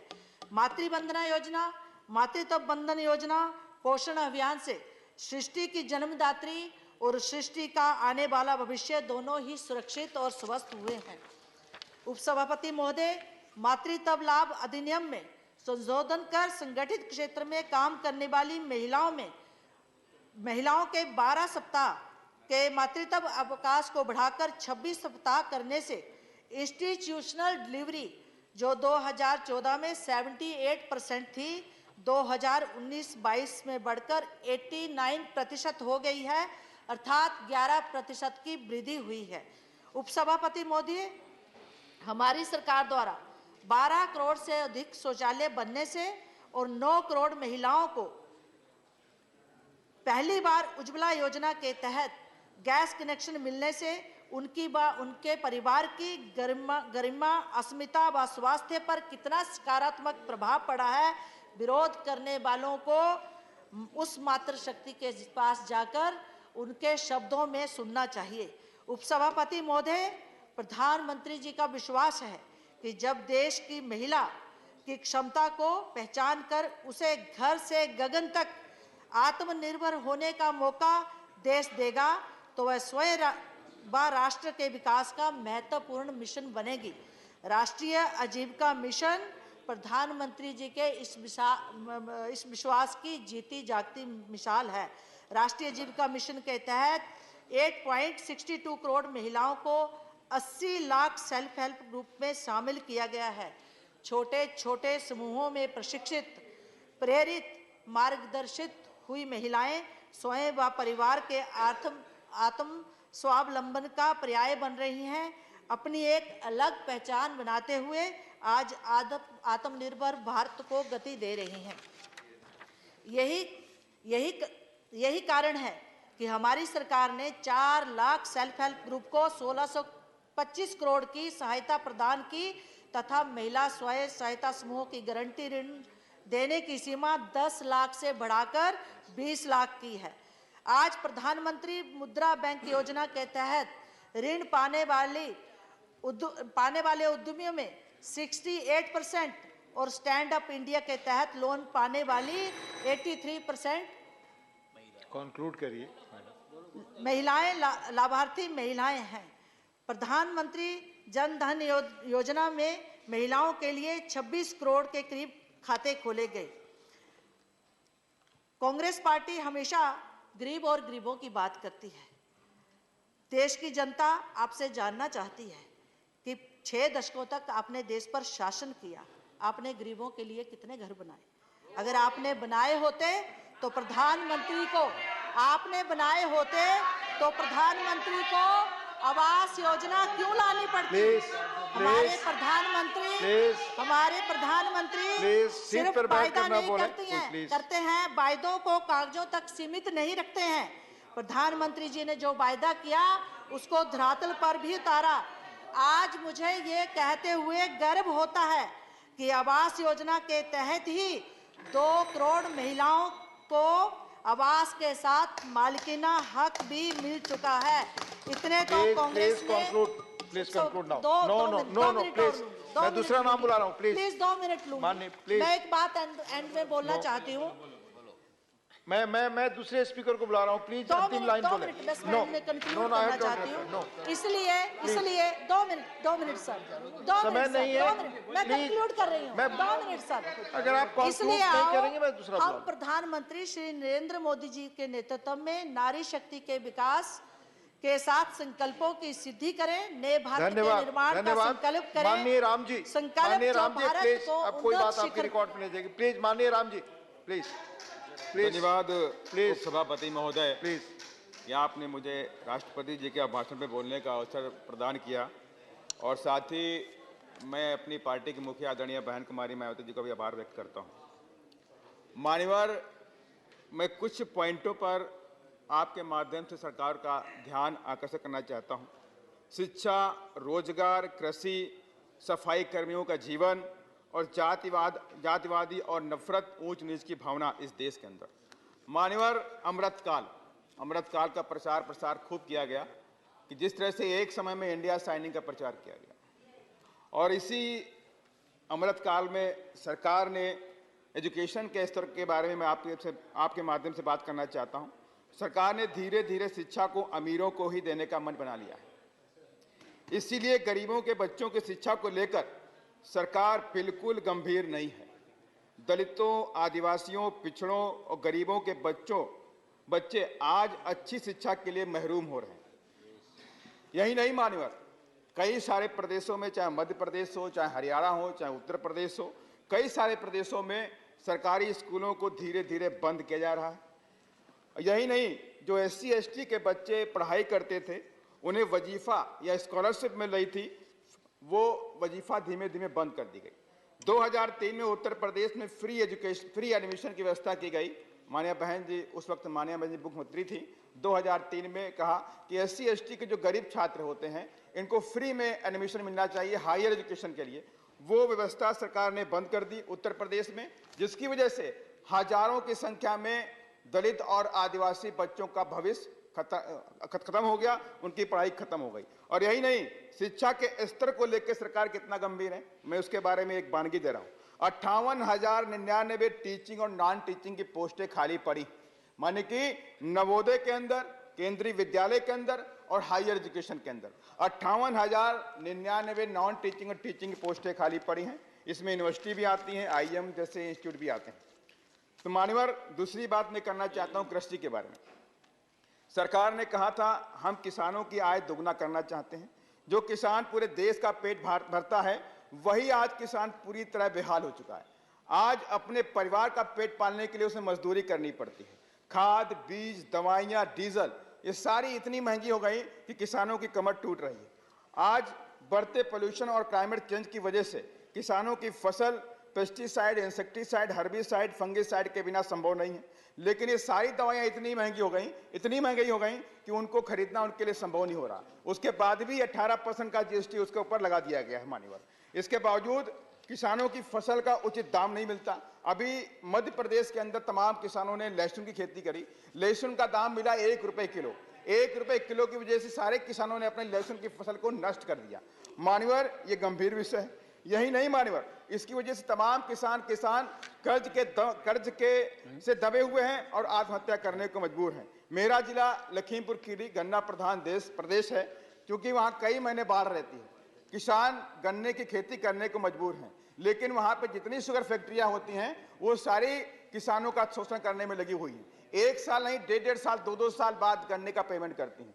किसान बेचारा दवाई खरीदता है, खाद खरीदता है, पैसे खरीदता है, ब्याज देता है उसके ऊपर, लेकिन उसके पैसे पे फैक्ट्रियां ब्याज देती नहीं है। इसलिए मैं आपके माध्यम से सरकार के ध्यान इस ओर लाना चाहता हूं कि ऐसे मामलों में किसानों को उन पर ब्याज मिलना चाहिए अगर फैक्ट्रियां उन पर पैसा देर में देती हैं। रोजगार के मामले में, रोजगार के अवसर के देने में भी सरकार पूरी तरह विफल रही।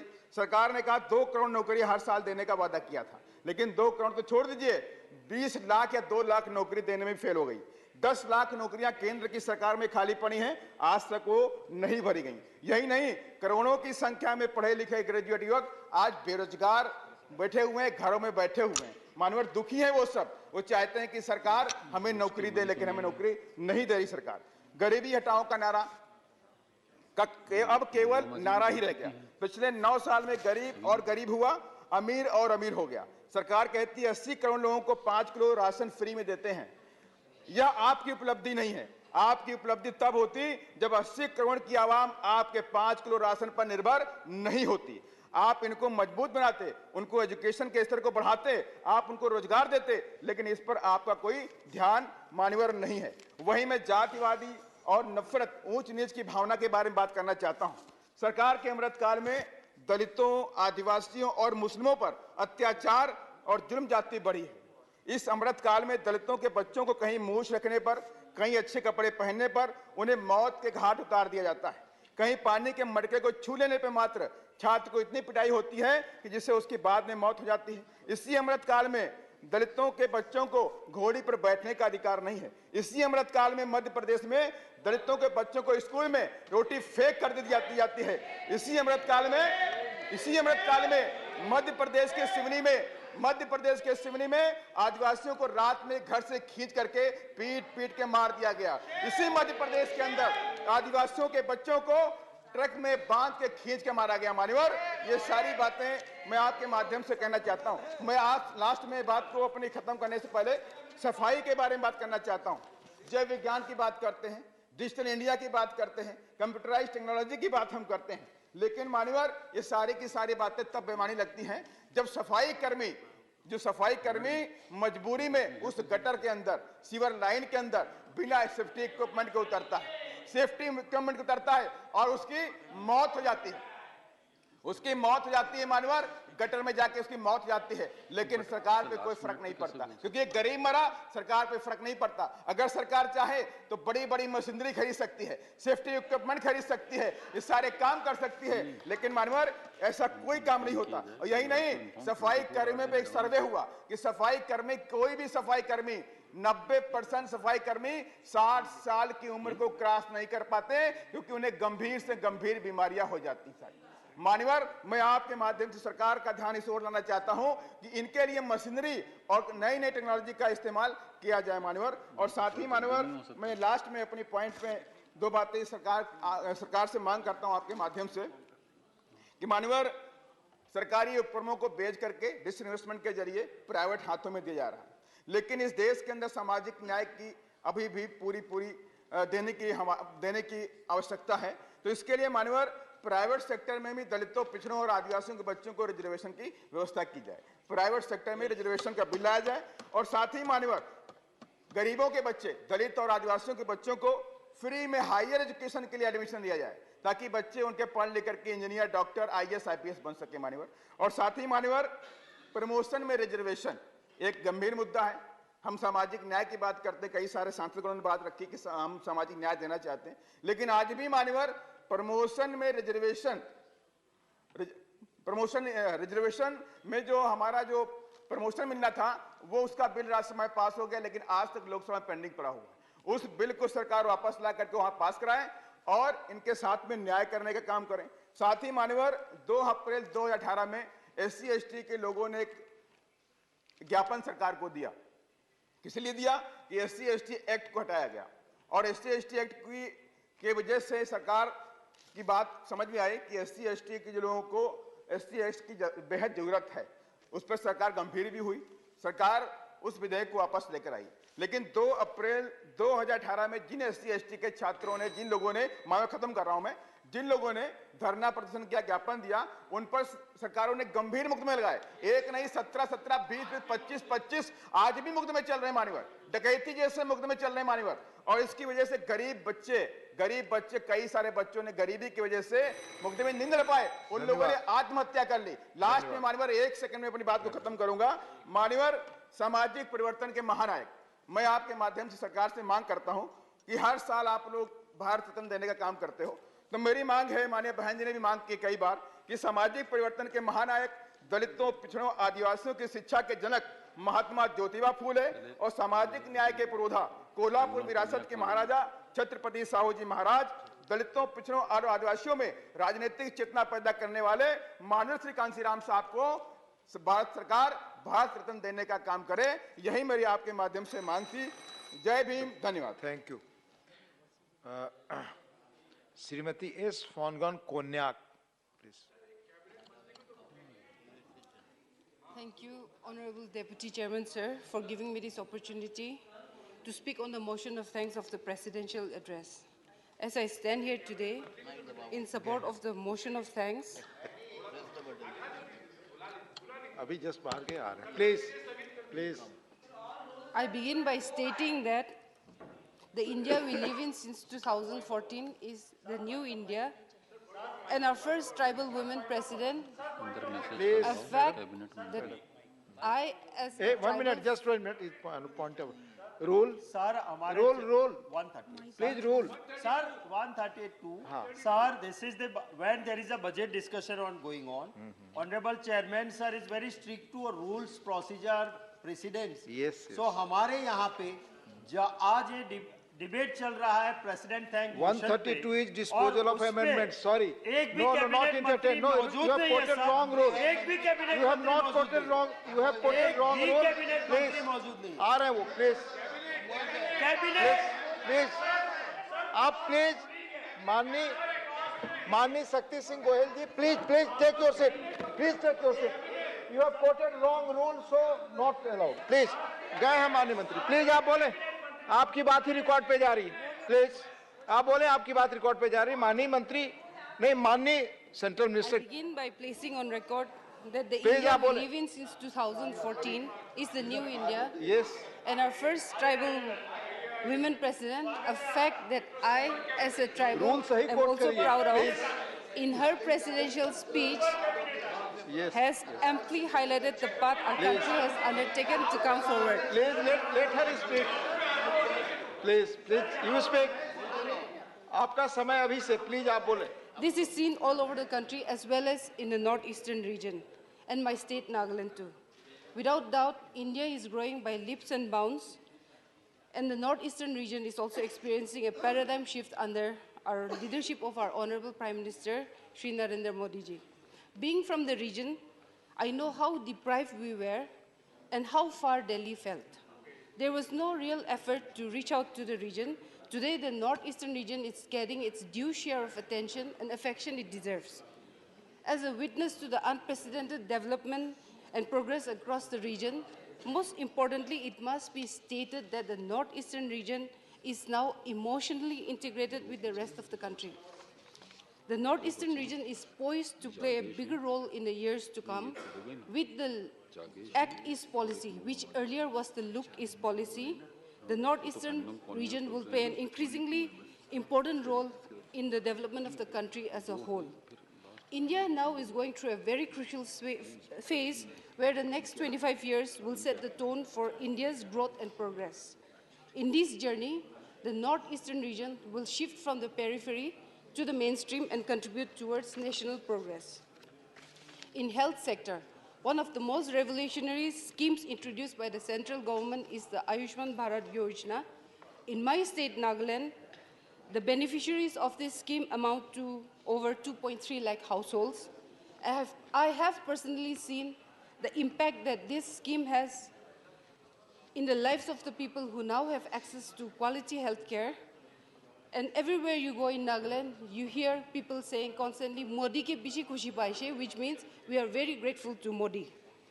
It is a fact that Honorable Prime Minister Modi ji is hugely popular across the northeastern states because of his wise and astute leadership. When our President spoke about the infrastructural development, the northeastern region has been a major beneficiary of infrastructural development. I was also there present when on 18th December 2022, when Prime Minister Modi laid the foundation stone, inaugurated and dedicated projects worth over 2,450 crores for Meghalaya during the Golden Jubilee celebration of the Northeast Council. In Assam, the Bogibeel Bridge connects Assam and Arunachal. And this is a standing testimony of the infrastructural development taking place in the Northeast. While in Manipur, the world's tallest pier bridge is on the verge of completion, and also the first national sports university is set to be established in Manipur. We see the commitment of the Modi government in the Northeast. In Nagaland, we now have 2 medical colleges coming up, one in Kohima and one in Mon district. Connectivity in Nagaland has also increased. For a small state like Nagaland, where agriculture is the mainstay of the people, its famous ghost chili, the king chili, has been exported. A total of 2,04,477 beneficiaries have registered under the Pradhan Mantri Kisan Samman Nidhi, the PM Kisan scheme in Nagaland. Similarly, another northeastern state, Tripura, is seeing a lot of positives in the field of agriculture. And this is a result of the proactive policies pursued by the Modi government. In fact, in 2022, Tripura exported pineapples worth 14 crores to Dubai, Qatar, and Bangladesh, besides exporting other fruits and horti products to countries like England and to Germany. It was the first of its kind. It was a waterway consignment. Kisan Rail and Kisan Udan schemes of the central government are benefiting the farmers of Tripura immensely. In the pursuit of making India the logistic hub of the world, the introduction of the PM Divine scheme, which is the Prime Minister's development initiative for Northeastern region, will play a massive role. It aims at rapid and holistic development of the Northeastern region by funding infrastructure and social development projects. In the spirit of PM's Gadi Shakti, it will ensure livelihood for the youth of the region and fill the developmental gaps in various sectors. The Naga political issue, which has been mentioned twice today in the motion of thanks, the people of Nagaland are grateful that under Honorable Prime Minister Modi ji, the framework agreement has been signed in August 2015. Talks which had been going on for decades have, under Honorable Prime Minister Modi, proactively moved forward, and we are hopeful that the negotiating parties will come to a conclusion soon with a solution that is honorable, acceptable, and sustainable.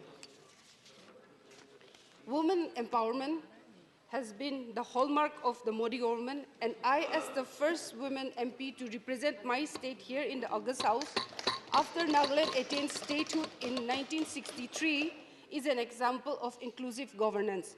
Successive earlier political parties and governments never thought of this. But under the double-engine government of Narendra Modi ji, today I am here representing my state. Also, I like to thank the inclusive vision of our Honorable Prime Minister that has brought in a luminary, an icon from the field of sports, and a small-time worker like me from the most backward area of Nagaland, where, as mentioned earlier, 100 years, after 100 years, we're getting a second railway station, which has been commissioned in Sukhumvit last year. With gratitude, I accept the Honorable Senior Member gave his congratulations, and with gratitude, I accept his congratulations because my election has also given a lot of hope to the women of Nagaland. It has given a lot of hope to the women across northeastern region and also the well-wishers across the country. I accept the congratulations without the rider that followed it. Harnessing Nari Shakti has been a crucial factor in moving India upward in the developmental index. And in the northeastern states, schemes like Ujjwala Yojana, Jal Jeevan Mission has brought much relief to our mothers, sisters, and daughters. Women empowerment is about many things, including creating an enabling environment for women to come forward. It is about opening sainik schools for female students. It is also about commissioning women officers in the armed forces. It is about bringing in women in the cabinet with key portfolios like external affairs, like defense, like finance. It is about celebrating the girl child with schemes like Beti Pachao, Beti Parao, and which has led to the increase in female sex ratio of 120 females for every 1,000 males. As I conclude, I would like to state some figures because this morning education also came out, educational institutions. Female students outnumber their male counterparts at every level of higher education in Nagaland. The All India Survey on Higher Education for 2021, released on 29 January by the Union Ministry of Education, reflected that out of 46,954 students enrolled at various levels in Nagaland, there are 21,750 males and 25,204 females. Overall, the enrollment in higher education institutions rose from 37,125 in 2012-13 to 46,954 in 2020-21, which represents an increase of 26.51 in the past decade. Nationwide, male students slightly outnumber females. But in the northeastern region, however, female enrollment stands at 6.14 lakhs in 2021, which is higher than the male enrollment of 5.92 lakhs. And this trend has been seen since 2018-19. In 2012-13, 4 universities in Nagaland, there was 1 central and 1 open university, as well as 2 private universities and 59 colleges. In 2020 and 21, now, the number of universities increased to 5 with an addition of 1 private university, and the number of colleges has gone up to 68. All these facts and figures show that the northeastern region is now on the path of peace, progress, and development under Honorable Prime Minister Narendra Modi ji. And with these words, I welcome and support the presidential address. Thank you. Shrimati Mawa Maji. धन्यवाद माननीय सभापति महोदय। मैं अपनी party Jharkhand Mukti Morcha की ओर से माननीय राष्ट्रपति के अभिभाषण पर धन्यवाद प्रस्ताव पेश कर रही हूं। माननीय राष्ट्रपति महोदय ने अपने संबोधन में वर्तमान केंद्र सरकार के पिछले 8 वर्षों की उपलब्धियों को गिनाया।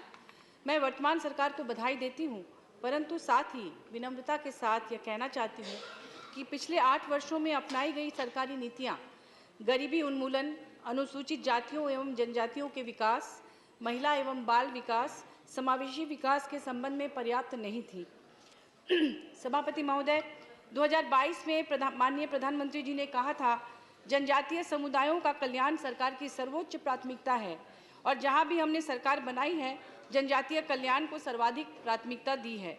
किंतु पिछले कुछ वर्षों में सरकार ने आदिवासी क्षेत्रों में प्राकृतिक संसाधनों की लूट को बढ़ावा देने वाली आदिवासी विरोधी नीतियों को आक्रामक रूप से आगे बढ़ाया है। 2022 में प्रस्तावित वन संरक्षण अधिनियम मेरे दावे की संपुष्टि करता है। पुराने नियमों में जहां आदिवासी क्षेत्रों में शुरू होने वाली परियोजनाओं में ग्राम सभा की सहमति आवश्यक थी, उसे सरकार ने निरस्त कर दिया है। इससे प्रकृति निर्भर आदिवासी संस्कृति एवं जंगलों का विनाश अवश्यंभावी हो गया है। आदिवासी संस्कृति जल, जंगल और जमीन की संस्कृति रही है। आदिवासियों के जितने भी संस्कार होते हैं, जन्म से लेकर मृत्यु तक, वे सभी जंगलों पर आधारित होते हैं। उसमें साल के पत्ते, नदी, झरने, पहाड़ जिसे बुरु कहते हैं, इन तमाम चीज़ों को लेकर ही वे अपने संस्कार करते हैं, चाहे वो विवाह हो या कोई भी पर्व त्योहार, जैसे कर्मा, सरहुल, माघे पर्व, सोहराय, जतरा, हर पर्व त्योहार में जंगलों का बहुत बड़ा साथ होता है। और मुझे लगता है कि विकास का जो आदिवासी मॉडल है आज के समय में, वही इस धरती को बचा सकता है, न कि विकास का पश्चिमी पूंजीवादी मॉडल। तो मुझे लगता है कि इस तरह से ग्राम सभा के अधिकार को छीनना बहुत बड़ी भूल होगी। इससे हर जंगल कट जाएंगे और आदिवासी, गरीब आदिवासी जो सदियों से लघु वनोपज, जो जिनकी आजीविका का साधन रहे हैं, जैसे घोंगा, खुकड़ी, रुगड़ा, फिर आपके नदी से मछलियाँ या पत्ता जो होता है केदू पत्ता जिससे कि बीड़ी बनता है, इन तमाम दतवन, इन तमाम चीज़ों को जंगल से ले जाकर वो बेचते हैं और उसी से उनकी आजीविका चलती है। जब तक कि सरकार उनके लिए कोई वैकल्पिक व्यवस्था नहीं करती आजीविका के, तब तक इस अधिनियम को उन पर थोपना बहुत बड़ी भूल होगी, जबकि ये सरकार कहती है कि वो आदिवासी कल्याण की बात कर रही है। हमारे माननीय मुख्यमंत्री श्री हेमंत सोरेन जी ने बार बार सरकार को, केंद्र सरकार को पत्र लिखकर इस अधिनियम का विरोध किया है, लेकिन अभी तक केंद्र सरकार ने कोई भी कारगर कदम नहीं उठाया है। मानव तस्करी की घटनाएं सबसे ज़्यादा गरीब आदिवासी बहुल इलाके से होती है। भाजपा कार्यकाल में पन्नालाल जैसे तस्करों ने लगभग 15,000 आदिवासी लड़कियों की तस्करी की, उन्हें नौकरी देने के नाम पर, और जो अभी जेल में हैं। तो इस तरह की घटनाएं लगातार होती रही हैं। इसलिए महिलाओं को आर्थिक रूप से स्वावलंबी बनाने के लिए, उन्हें सम्मानजनक रोजगार से जोड़ने के लिए एक बड़े बजट की आवश्यकता थी। उसे क्यों नहीं दी गई? सिर्फ यह कह देने से कि सरकार महिला और आदिवासी के लिए बहुत काम कर रही है, काफ़ी नहीं होता। जमीनी कठिनाइयों, हकीकतों की पड़ताल के बाद ही बजट बनाना कारगर होता है, जिसका अभाव इस बजट में स्पष्ट दिखाई देता है। इसी प्रकार 2021 में ध्वनिमत से पारित हुई खान और खनिज संशोधन विधेयक केवल पूंजीपतियों को ध्यान में रखकर बनाया गया। यह नियम खान मालिकों को हमारे देश की बहुमूल्य खनिज संपदा को मुक्त बाजार में बेचकर ज़्यादा से ज़्यादा लाभ कमाने के लिए प्रोत्साहित करता है। सरकार की विकास की नीतियों ने पर्यावरण और खनन क्षेत्रों में रहने वाले आदिवासियों के भविष्य के साथ पिछले 8 वर्षों से इसी प्रकार बस समझौता ही किया है। माइंस में काम करने वाले मजदूरों, महिलाओं और बच्चों के स्वास्थ्य के लिए क्या बजट है, ये अभी तक स्पष्ट नहीं हो पाया है। आप सभी जानते हैं कि कोडरमा एक ऐसा जिला है जहां माइका निकालते हैं और उसमें जो बच्चे और औरतें होती हैं, तमाम दिन भर वो लोग उसको निकालते हैं और कहते हैं ढिबरा, उसका नाम ढिबरा बोलते हैं लोकल भाषा में। उसको चुनते चुनते कितने लोग बीमार पड़ते हैं। क्या इन चीज़ों पर ध्यान है? सिर्फ रॉयल्टी के पैसे सरकार का ध्यान उस पर है। हमारे राज्य सरकार का 1,36,000 करोड़ रुपए बकाया है रॉयल्टी के पैसे कोल इंडिया के पास, लेकिन बार बार पत्र लिखने के बावजूद माननीय मुख्यमंत्री द्वारा अभी तक केंद्र सरकार उस पैसे को वापस नहीं कर रही है। जबकि आप जानते होंगे कि झरिया, धनबाद में बहुत महत्वपूर्ण जगह है झरिया, जहां वर्षों से आग लगी हुई है कोयले के खदान में और जमीन के नीचे नीचे वो आग फैलती ही जा रही है। उसके लिए कोई बजट नहीं है कि कैसे उस आग को बुझाया जाए। किलोमीटर पर किलोमीटर पूरा नीचे से खोखला हो गया है क्योंकि अंदर अंदर आग है। वो राख के ढेर पे वो शहर बसा हुआ है झरिया। मैं गई थी विगत दिनों उसे देखने के लिए। रात में लगता है कि चारों तरफ आग लगी हुई है। ऐसे में इन चीज़ों पर सरकार क्यों नहीं ध्यान देती? सिर्फ उस राज्य को लूटने के लिए वहाँ पर तरह तरह के माइंस हैं, वहाँ से खनिज संपदा लेकर पूरे राज्य को, पूरे देश को समृद्ध करती है सरकार। लेकिन क्यों नहीं वहाँ के लोगों के बारे में सोचती कि जो आग की ढेरी में जिनके घर है उन्हें रात में नींद नहीं आती यह सोचकर कि कभी भी वो धंस जा सकते हैं, वो आग में जमींदोज हो सकते हैं और उनके घर के बीच से कभी कभी फट जाती है जमीन और वहाँ से जहरीली गैस निकलती है। आप सोचिए उनके बारे में जो उस आग के ढेरे में सालों से रह रहे हैं। ये झरिया धनबाद में से फिल्में भी बनी है, लेकिन अभी तक केंद्र सरकार इसके लिए कोई भी कारगर उपाय नहीं अपना रही है। कुछ दिन पहले मैंने देखा कि कार्बन उत्सर्जन को लेकर बिल आया, अच्छी बात है। 10 लाख की फाइन के बारे में कहा गया कि कोई स्कूटर भी अगर पुराना चलाएगा और कार्बन उत्सर्जन होगा तो गरीब को भी 10 लाख फाइन देना पड़ेगा। लेकिन मैं कहती हूँ कि ये जो प्रदूषण इस तरह के माइन से निकल रहा है, सरकार की गलती से, कोयला कंपनियों की गलती से, उसके लिए सरकार से फाइन कौन लेगा? जो कि लोगों की जिंदगी से खिलवाड़ हो रहा है, जो वहाँ पर काम करते हैं, जो वहाँ के उन इलाकों में बसते हैं। एक और महत्वपूर्ण बात कहना चाहूँगी कि अडानी पावर प्लांट, आपको पता होगा कि झारखंड में है और नया खुला है, जो कि बांग्लादेश को बिजली बेच रही है। और वो अडानी पावर प्लांट से जो प्रदूषण होता है वो वहाँ के लोकल आदिवासी, वहाँ के लोग उसे झेलते हैं। उनके लिए कुछ भी नहीं कर रही है सरकार। और ऊपर से जो कॉन्ट्रैक्ट साइन हुआ था कि राज्य को 25% उसमें से बिजली देनी है। आप सभी जानते हैं कि झारखंड में किस तरह की बिजली की किल्लत हो गई थी और जिसके लिए बार बार उसे बदनाम किया जा रहा है कि वो बिजली क्यों नहीं दे रही है। तो वो 1,36,000 करोड़ अगर केंद्र सरकार दे देती राज्य सरकार को, तो उससे छोटी सी राशि लेकर वो डीवीसी को देती तो निश्चित रूप से ये बिजली की किल्लत दूर होती। क्या वहाँ पर गैर भाजपा सरकार है? इसी वजह से ऐसा किया जा रहा है कि ताकि जनता की नजरों में सरकार बदनाम हो। और आडवाणी 25% क्यों नहीं बिजली दे रही है हमारे देश को? सॉरी, अडानी इस देश को हमारे राज्य को 25% बिजली क्यों नहीं दे रही है? अगर वो दे तो बिजली की किल्लत दूर होगी। और वो दादागिरी दिखा रही है कि हम नहीं देंगे, क्या कर लोगे? क्या उनको केंद्र का सपोर्ट है? अगर केंद्र का सपोर्ट है तो क्यों है? क्यों नहीं केंद्र दबाव बनाती कि तुम उस राज्य को बिजली दो जहां पर कॉन्ट्रैक्ट साइन किया है तुमने और जहां से बिजली लेके तुम दूसरे देशों को बेच रहे हो। मुझे लगता है कि इन चीज़ों पर निश्चित रूप से केंद्र सरकार को ध्यान देना चाहिए, वरना इसी तरह से राज्य जो गरीब राज्य है, आदिवासी राज्य, हम सिर्फ बोल दे कि हम आदिवासियों के कल्याण के लिए काम कर रहे हैं, ये काफ़ी नहीं होता। वो काम में भी दिखना चाहिए, निश्चित रूप से दिखना चाहिए। 1932 का खतियान आधारित स्थानीय नीति झारखंड विधानसभा से पारित किया है हमारे माननीय मुख्यमंत्री जी ने, और उसे राज्यपाल ने वापस कर दिया। और केंद्र सरकार उसे पारित क्यों नहीं कर रही है? अगर आप आदिवासी के पैरोकार हैं तो निश्चित रूप से इसे आप तुरंत पारित कीजिए, क्योंकि हर राज्य में, चाहे वो कर्नाटक हो, पश्चिम बंगाल हो, चाहे वो महाराष्ट्र हो, हर बिहार हो, हर जगह स्थानीय लोगों के लिए वहाँ पर रिजर्वेशन पॉलिसी होती है कि 3rd और 4th ग्रेड की नौकरी में उन्हें जगह मिले, क्योंकि बाहरी लोग आकर कई बार उनकी नौकरियां खा जाते हैं और वो पिछड़े रहते हैं। तो हमारे राज्य में इसकी मांग हो रही है और इसीलिए खतियान आधारित स्थानीय नीति की मांग हमारी सरकार कर रही है, जो अभी तक नहीं दी गई है और उसे तत्काल दिया जाए, ये हमारी मांग है। महिला सशक्तिकरण की बात सरकार करती है, लेकिन 2014 के बाद से महिला हिंसा में लगातार बढ़ोतरी दिखती है। निर्भया कांड के लिए, निर्भया फंड कांड के बाद जो 1000 करोड़ की राशि हर साल एक अकाउंट में जमा किया गया, देश जानना चाहती है कि उस राशि का क्या उपयोग हो रहा है और क्यों लगातार महिला हिंसा बढ़ रही है। मुझे लगता है कि महिलाओं पर हिंसा इसलिए नहीं रुक रही क्योंकि दोनों सदनों में महिलाओं की संख्या आज भी बहुत ज़्यादा कम है। जब नया हमारा देश बना था उस दौरान 1952 में लोकसभा में 4.5% और राज्यसभा में 16% महिलाएं थी। आज 2023 में इतने सालों बाद, जबकि हम आज़ादी का अमृत महोत्सव मना रहे हैं, मात्र 14.4% है।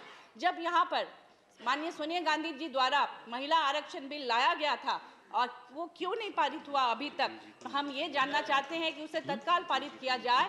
और मुझे लगता है माननीय राष्ट्रपति महोदय खुद एक महिला हैं, अगर वो चाहती हैं कि सचमुच में महिलाएं इस देश में सशक्त हो तो अविलंब महिला आरक्षण बिल पारित किया जाए, ताकि महिलाएं अपने हाथों से अपने लिए कानून बना सके, उन कानून का उल्लंघन हो तो उसके लिए वो कारगर कदम उठा सके। और इस तरह से मुझे लगता है महिला हिंसा तभी रुकेगी जब महिलाएं खुद यहाँ पर संसद में अधिक संख्या में होंगी।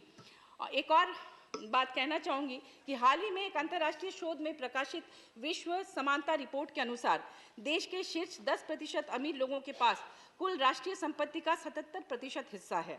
वह लोग जो पहले से ही अमीर थे, पिछले एक दशक में उन अरबपतियों की संपत्ति में लगभग 10 गुना बढ़ोतरी हुई है और उनकी कुल संपत्ति वित्तीय वर्ष 2018-19 के लिए भारत के पूरे केंद्रीय बजट से अधिक है, जो कि 24,422 अरब रुपए थी। महोदय, मैं एक जनजातीय आदिवासी बहुल इलाके का प्रतिनिधित्व करती हूं और दावे के साथ यह कह सकती हूं कि वर्तमान सरकार की नीतियां केवल अमीरों के पक्ष में झुकी हुई हैं। वंचितों और जरूरतमंदों को सरकार ने हाशिए पर रख छोड़ा है। करोड़ों युवा रोजगार की तलाश में भटक रहे हैं, मगर बेरोजगारी जैसे जरूरी मुद्दे पर बजट में बात ही नहीं की गई। ये बहुत ही दुखद है।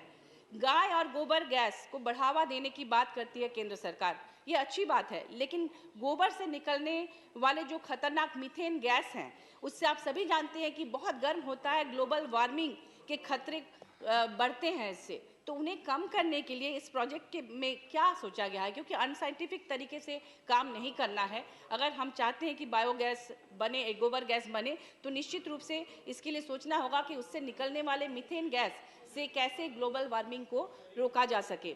सस्टेनेबल डेवलपमेंट की बात करती है केंद्र सरकार। झारखंड जैसे राज्य में जहां माइंस की बहुतायत है, वहां सस्टेनेबल लाइवलीहुड के लिए क्या बजट बनाया गया है, यह झारखंड जानना चाहता है। बहुत बहुत धन्यवाद। Shri Jose K money.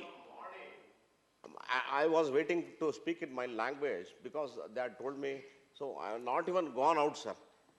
I'm just sitting here from 7.5 years to speak something. Please kindly give me one opportunity because I got a news that there is no time. No. Please, sir. It's my Call your request. name.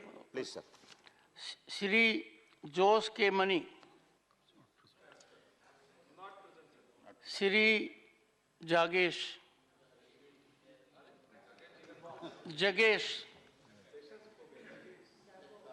Sir, thanks for the opportunity. I would like to speak in my language. ಎಲ್ಲಾದರೂ ಇರು, ಎಂತಾದರೂ ಇರು, ಎಂದೆಂದೂ ನೀ ಕನ್ನಡವಾಗಿರು, ಕನ್ನಡಕ್ಕೆ ಕೈಯೆತ್ತು, ನಿನ್ನ ಕೈ ಕಲ್ಪವೃಕ್ಷವಾಗುವುದು. This is the saying of our ಕವಿವಾಣಿ ದಿಸ್. ಸನ್ಮಾನ್ಯ ಸಭಾಪತಿಗಳೇ, ನಾನು ಕೂಡ ಬೆಳಗ್ಗೆಯಿಂದ ಬಹಳ ತಾಳ್ಮೆಯಿಂದ ಪರ ಮತ್ತು ವಿರೋಧ ಎರಡು ವಿಷಯಗಳನ್ನು ಮನಸ್ಸಿನಲ್ಲಿ ನಾನೊಬ್ಬನೇ ಆಲೋಚನೆ ಮಾಡ್ತಾ ಇದ್ದೆ. ಏನಂದರೆ, ಮೋದಿಜಿಯವರ ಅದ್ಭುತ ಪರಿಕಲ್ಪನೆಯ ಭಾರತದ ಭವಿಷ್ಯವನ್ನು ಉತ್ಕೃಷ್ಟವಾಗಿ ಬೆಳವಣಿಗೆ ಮಾಡುವಂಥ ಒಂದು ನಿಟ್ಟಿನಲ್ಲಿ ಅವರು ಪಡುವಂಥ ಒಂದು ಶ್ರಮ, ಆ ಶ್ರಮಕ್ಕೆ ಈ ದಿನ ನಮಗೆ ನಮ್ಮ ಒಂದು ವಂದನಾ ನಿರ್ಣಯ ಯಾವ ರಾಷ್ಟ್ರಪತಿಗಳ ಮೇಲೆ ಮಾಡಬೇಕು ಅಂತ ನಮ್ಮನ್ನು ಇಲ್ಲಿ ಎಲ್ಲ ಸೇರಿಸಿದಂಥ ವಿಷಯ. ನಾನು ಒಬ್ಬ ಈ ಭಾರತದ ಸಾಮಾನ್ಯ ಪ್ರಜೆಯಾಗಿ ನಾನು ಆಲೋಚನೆ ಮಾಡಿದ್ದು ಅವರಿಗೆ ಒಂದು ವಂದನೆ ಒಂದು ಅದ್ಭುತ ಮಾತುಗಳಲ್ಲಿ ಬರುತ್ತೆ ಅಂತ ನಾನು ಭಾಳ ವಿನಯಪೂರ್ವಕವಾಗಿ ಇಲ್ಲಿ ಕಾಯ್ತಾ ಕೂತಿದ್ದೆ. ನನ್ನ ಮನಸ್ಸಿಗೆ ಭಾಳ ನೋವಾದಂಥ ವಿಚಾರ ಮತ್ತು ಅನುಮಾನ ಬಂದಂಥ ವಿಚಾರ, ಈ ರಾಷ್ಟ್ರವನ್ನು ಅದ್ಭುತವಾಗಿ ಕಟ್ತಾ ಇದ್ದರೆ ಯಾವುದೋ ಕೆಲಸಕ್ಕೆ ಬರದಂಥ ಒಂದು ವಿಷಯವನ್ನು ತಗೊಂಡು ಅದಾನಿ ಅದಾನಿ ಅದಾನಿ ಅದಾನಿ ಅಂತ ಹೇಳಿ ಸಂಪೂರ್ಣವಾಗಿ ಈ ಸದನದಲ್ಲಿ ಆಡುವ ಮಾತಿಗೆ ಮನ್ನಣೆ ಇಲ್ಲದೆ ಯಾವುದೋ ಒಂದು ಮಾತಿಗೆ ಮನ್ನಣೆ ಆಗ್ತಾ ಇದೆ. ಅದಕ್ಕೆ ನನಗೆ ಭಾಳ ದೊಡ್ಡ ವಿಷಾದ ಇದೆ. ನಾನು ಎಲ್ಲ ಸ್ನೇಹಿತರಿಗೆ ಒಂದಂತೂ ಹೇಳೋಕ್ಕೆ ತಮ್ಮ ಮಾಧ್ಯಮದ ಮುಖಾಂತರ ಇಡೀ ರಾಷ್ಟ್ರಕ್ಕೆ ನಾನು ಹೇಳಕ್ಕೆ ಇಚ್ಛೆ ಪಡ್ತೀನಿ. ಮೋದಿಯವರ ಪರಿಕಲ್ಪನೆ ಏನಾದರೂ ಈ ರಾಷ್ಟ್ರಕ್ಕೆ ಇಲ್ಲದೆ ಹೋಗಿದ್ದಿದ್ರೆ ನಮ್ಮ ಕಣ್ಣು ಮುಂದೆ ಇದ್ದಂಥ ಎರಡನೇ ಶ್ರೀಲಂಕಾ ಭಾರತ ಆಗಬೇಕಾಗಿತ್ತು, ಎರಡನೇ ಪಾಕಿಸ್ತಾನ ಭಾರತ ಆಗಬೇಕಾಗಿತ್ತು. ಇವತ್ತು ಬಾಂಗ್ಲಾದೇಶದ ಥರ ಒಂದು ದೇಶ ನಮ್ಮ ಭಾರತ ಆಗಬೇಕು. ಮೋದಿ ಇಲ್ಲ ಅಂದಿದ್ರೆ ನಾವು ಅಷ್ಟು ಜನ ಕೂಡ ಇವತ್ತು ಆ ದೇಶವನ್ನು ನೋಡುವಂಥ ಪರಿಸ್ಥಿತಿ ಬರ್ತಾ ಇತ್ತು. ಇವತ್ತು ಕೋವಿಡ್ ಬಂದ ಮೇಲೆ ಇಡೀ ವಿಶ್ವದಲ್ಲಿ ಆರ್ಥಿಕ ವ್ಯವಸ್ಥೆಯೇ ಬುಡಮೇಲಾಗಿದೆ. ಆರ್ಥಿಕ ವ್ಯವಸ್ಥೆ ಬುಡಮೇಲಾದಾಗ ಭಾಳ ಜಾಣ್ಮೆಯಿಂದ ಭಾಳ ಅದ್ಭುತವಾಗಿ ಎಕ್ಸ್ಟ್ರಾರ್ಡನರಿ ಚಿಂತನೆಯನ್ನು ಮಾಡಿ ಮೋದಿಯವರು ಸಮತೋಲನ ಮಾಡಿ ಮಾಡಿ ಮಾಡಿ ಈ ಭಾರತವನ್ನು ಚಾಲೆಂಜಿಂಗ್ ಆಗಿ ಈ ವಿಶ್ವದಲ್ಲಿ ನಿಲ್ಲಿಸಿ ಇವತ್ತು ಅದ್ಭುತವಾಗಿ ಬೆಳವಣಿಗೆ ಮಾಡ್ತಾ ಇದ್ದಾಗ ನಾನು ಎಕ್ಸ್ಪೆಕ್ಟ್ ಮಾಡಿದ್ದು ಈ ಮನೆಯಲ್ಲಿ ಎಲ್ಲರೂ ಒಟ್ಟಿಗೆ ಎದ್ದು ಮೋದಿಗೆ ಚಪ್ಪಾಳೆ ಹೊಡಿತಾರೆ ಅಂತ ನಾನು ಭಾವಿಸಿದೆ. ಆದರೆ ಮೋದಿಯವ್ರನ್ನ ಕಂಡಮ್ ಮಾಡೋಕ್ಕೆ ಅಂತಾನೆ ಒಂದು ವರ್ಗ ಇದ್ದರೆ, ಇದು ನೋಡೋಕ್ಕೆ ಅಂತ ಇಡೀ ಭಾರತದಲ್ಲಿ ಜನ ಒಂದು ಕಡೆ ಇದ್ದಾರೆ. ಭಾರತದ ಜನ ಪ್ರಜ್ಞಾವಂತರು, ಭಾರತದ ಜನ ಬುದ್ಧಿವಂತರು. ಅವರು ಈ ಒಂದು ಆಧುನಿಕ ತಂತ್ರಜ್ಞಾನ ಏನಿದೆ, ಈ ಮನೆಯಲ್ಲಿ ಮಾತಾಡುವ ಅಷ್ಟು ಮಾತನ್ನ ಮನೆಯಲ್ಲಿ ಟಿವಿನಲ್ಲಿ ಕೂತು ನೋಡಿ ಯಾರು ದಿ ಬೆಸ್ಟ್ ಯಾರು ದಿ ವರ್ಸ್ಟ್ ಅನ್ನೋ ಒಂದು ನಿರ್ಣಯ ಮಾಡುವಂಥ ತಾಕತ್ತು ಇವತ್ತು ಮನೆಯಲ್ಲಿ ಕೂತಿರುವಂಥ ಭಾರತೀಯರಿಗಿದೆ. ಹಾಗಾಗಿ ನಾನು ಭಾಳ ಧೈರ್ಯವಾಗಿ ಹೇಳ್ತೀನಿ, ಯಾರೇನೇ ಅಂದರೂ ಕೂಡ ಇವತ್ತು ಈ ರಾಷ್ಟ್ರ ತಲೆ ಎತ್ತಿ ನಿಂತಿದೆ. ಭಾರತ ಅಂದರೆ ನಾವೆಲ್ಲರೂ ಕೂಡ ತಲೆಬಾಗಿ ಇವತ್ತು ಮೋದಿ ಅವರಿಗೆ ಒಂದು ಶರಣು ಹೇಳಬೇಕು. ಯಾಕಂದ್ರೆ ಅಂಥ ನಾಯಕತ್ವ ನಮ್ಮ ದೇಶಕ್ಕೆ ಸಿಕ್ಕಿದೆ ಅಂತ. ಇವತ್ತು ಅವರು ಹೇಳ್ತಾರೆ ಭಾರತ ಜೋಡೋ ಅಂತ ನಾವೇನೋ ಒಂದು ಕಾರ್ಯಕ್ರಮ ಮಾಡ್ತಾ ಇದ್ದೀವಿ, ಏನು ಕನ್ಯಾಕುಮಾರಿಯಿಂದ ಹಿಡಿದು ಕಾಶ್ಮೀರದವರೆಗೂ ನಡೆದುಬಿಟ್ಟು ಭಾರತವನ್ನು ಚೇಂಜ್ ಮಾಡ್ತಾ ಇದ್ದೀವಿ ಅಂತ. ಈ ವಿಷಯವನ್ನ ಆದಿಶಂಕರಾಚಾರ್ಯರು 7ನೇ ಶತಮಾನದಲ್ಲೇ ಭಾರತವನ್ನ ಅದ್ಭುತವಾಗಿ ಜೋಡಿಸುವಂತ ಕೆಲಸ ಮಾಡಿದ್ರು. ಯಾಕೆ ಅಂದ್ರೆ ಅವತ್ತು ಇದ್ದಂತ ಸಿದ್ಧಾಂತ ಚಾರುವಾಕನ ಸಿದ್ಧಾಂತ. ಆ ಚಾರುವಾಕನ ಸಿದ್ಧಾಂತ ಏನಿತ್ತು ಅಂದ್ರೆ ಏಕ್ ದಿನ್ ಕಾ ಸುಲ್ತಾನ್, ಊಟ ಮಾಡು, ಮಜಾ ಮಾಡು, ಸಾಲ ಮಾಡು, ತುಪ್ಪ ತಿನ್ನು. That was the role ಅವತ್ತಿದ್ದದ್ದು.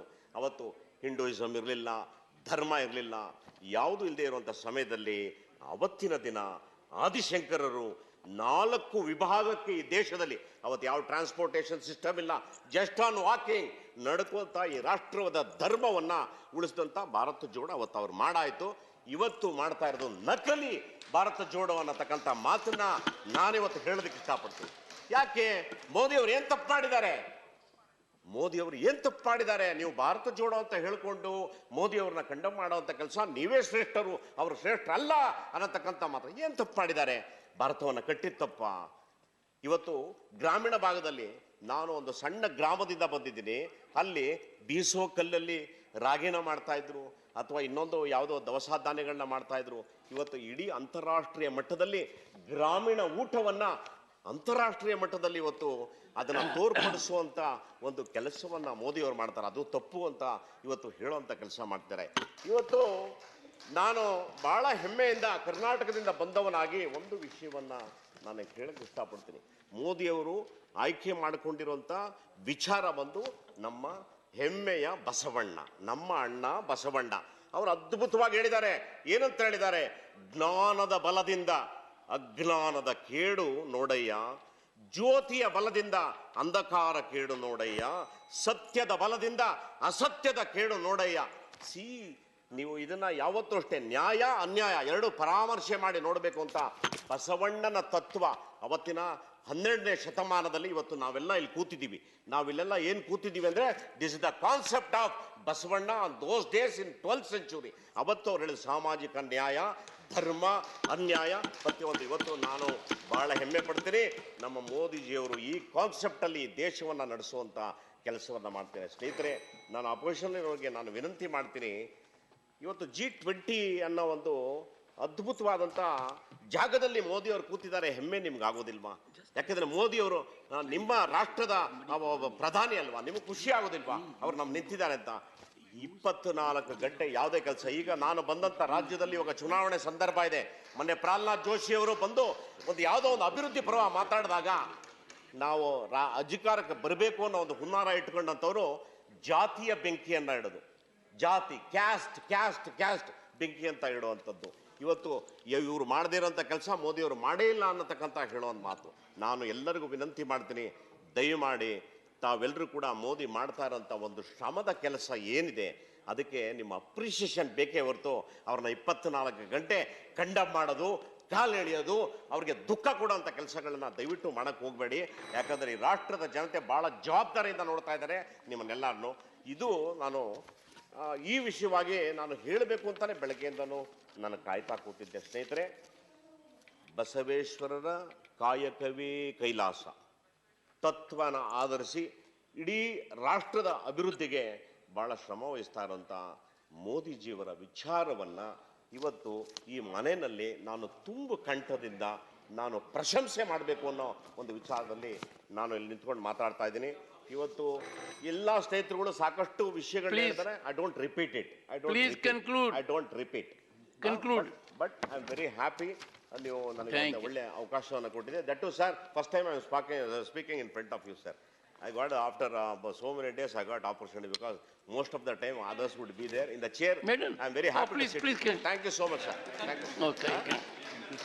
And it was excellent speech.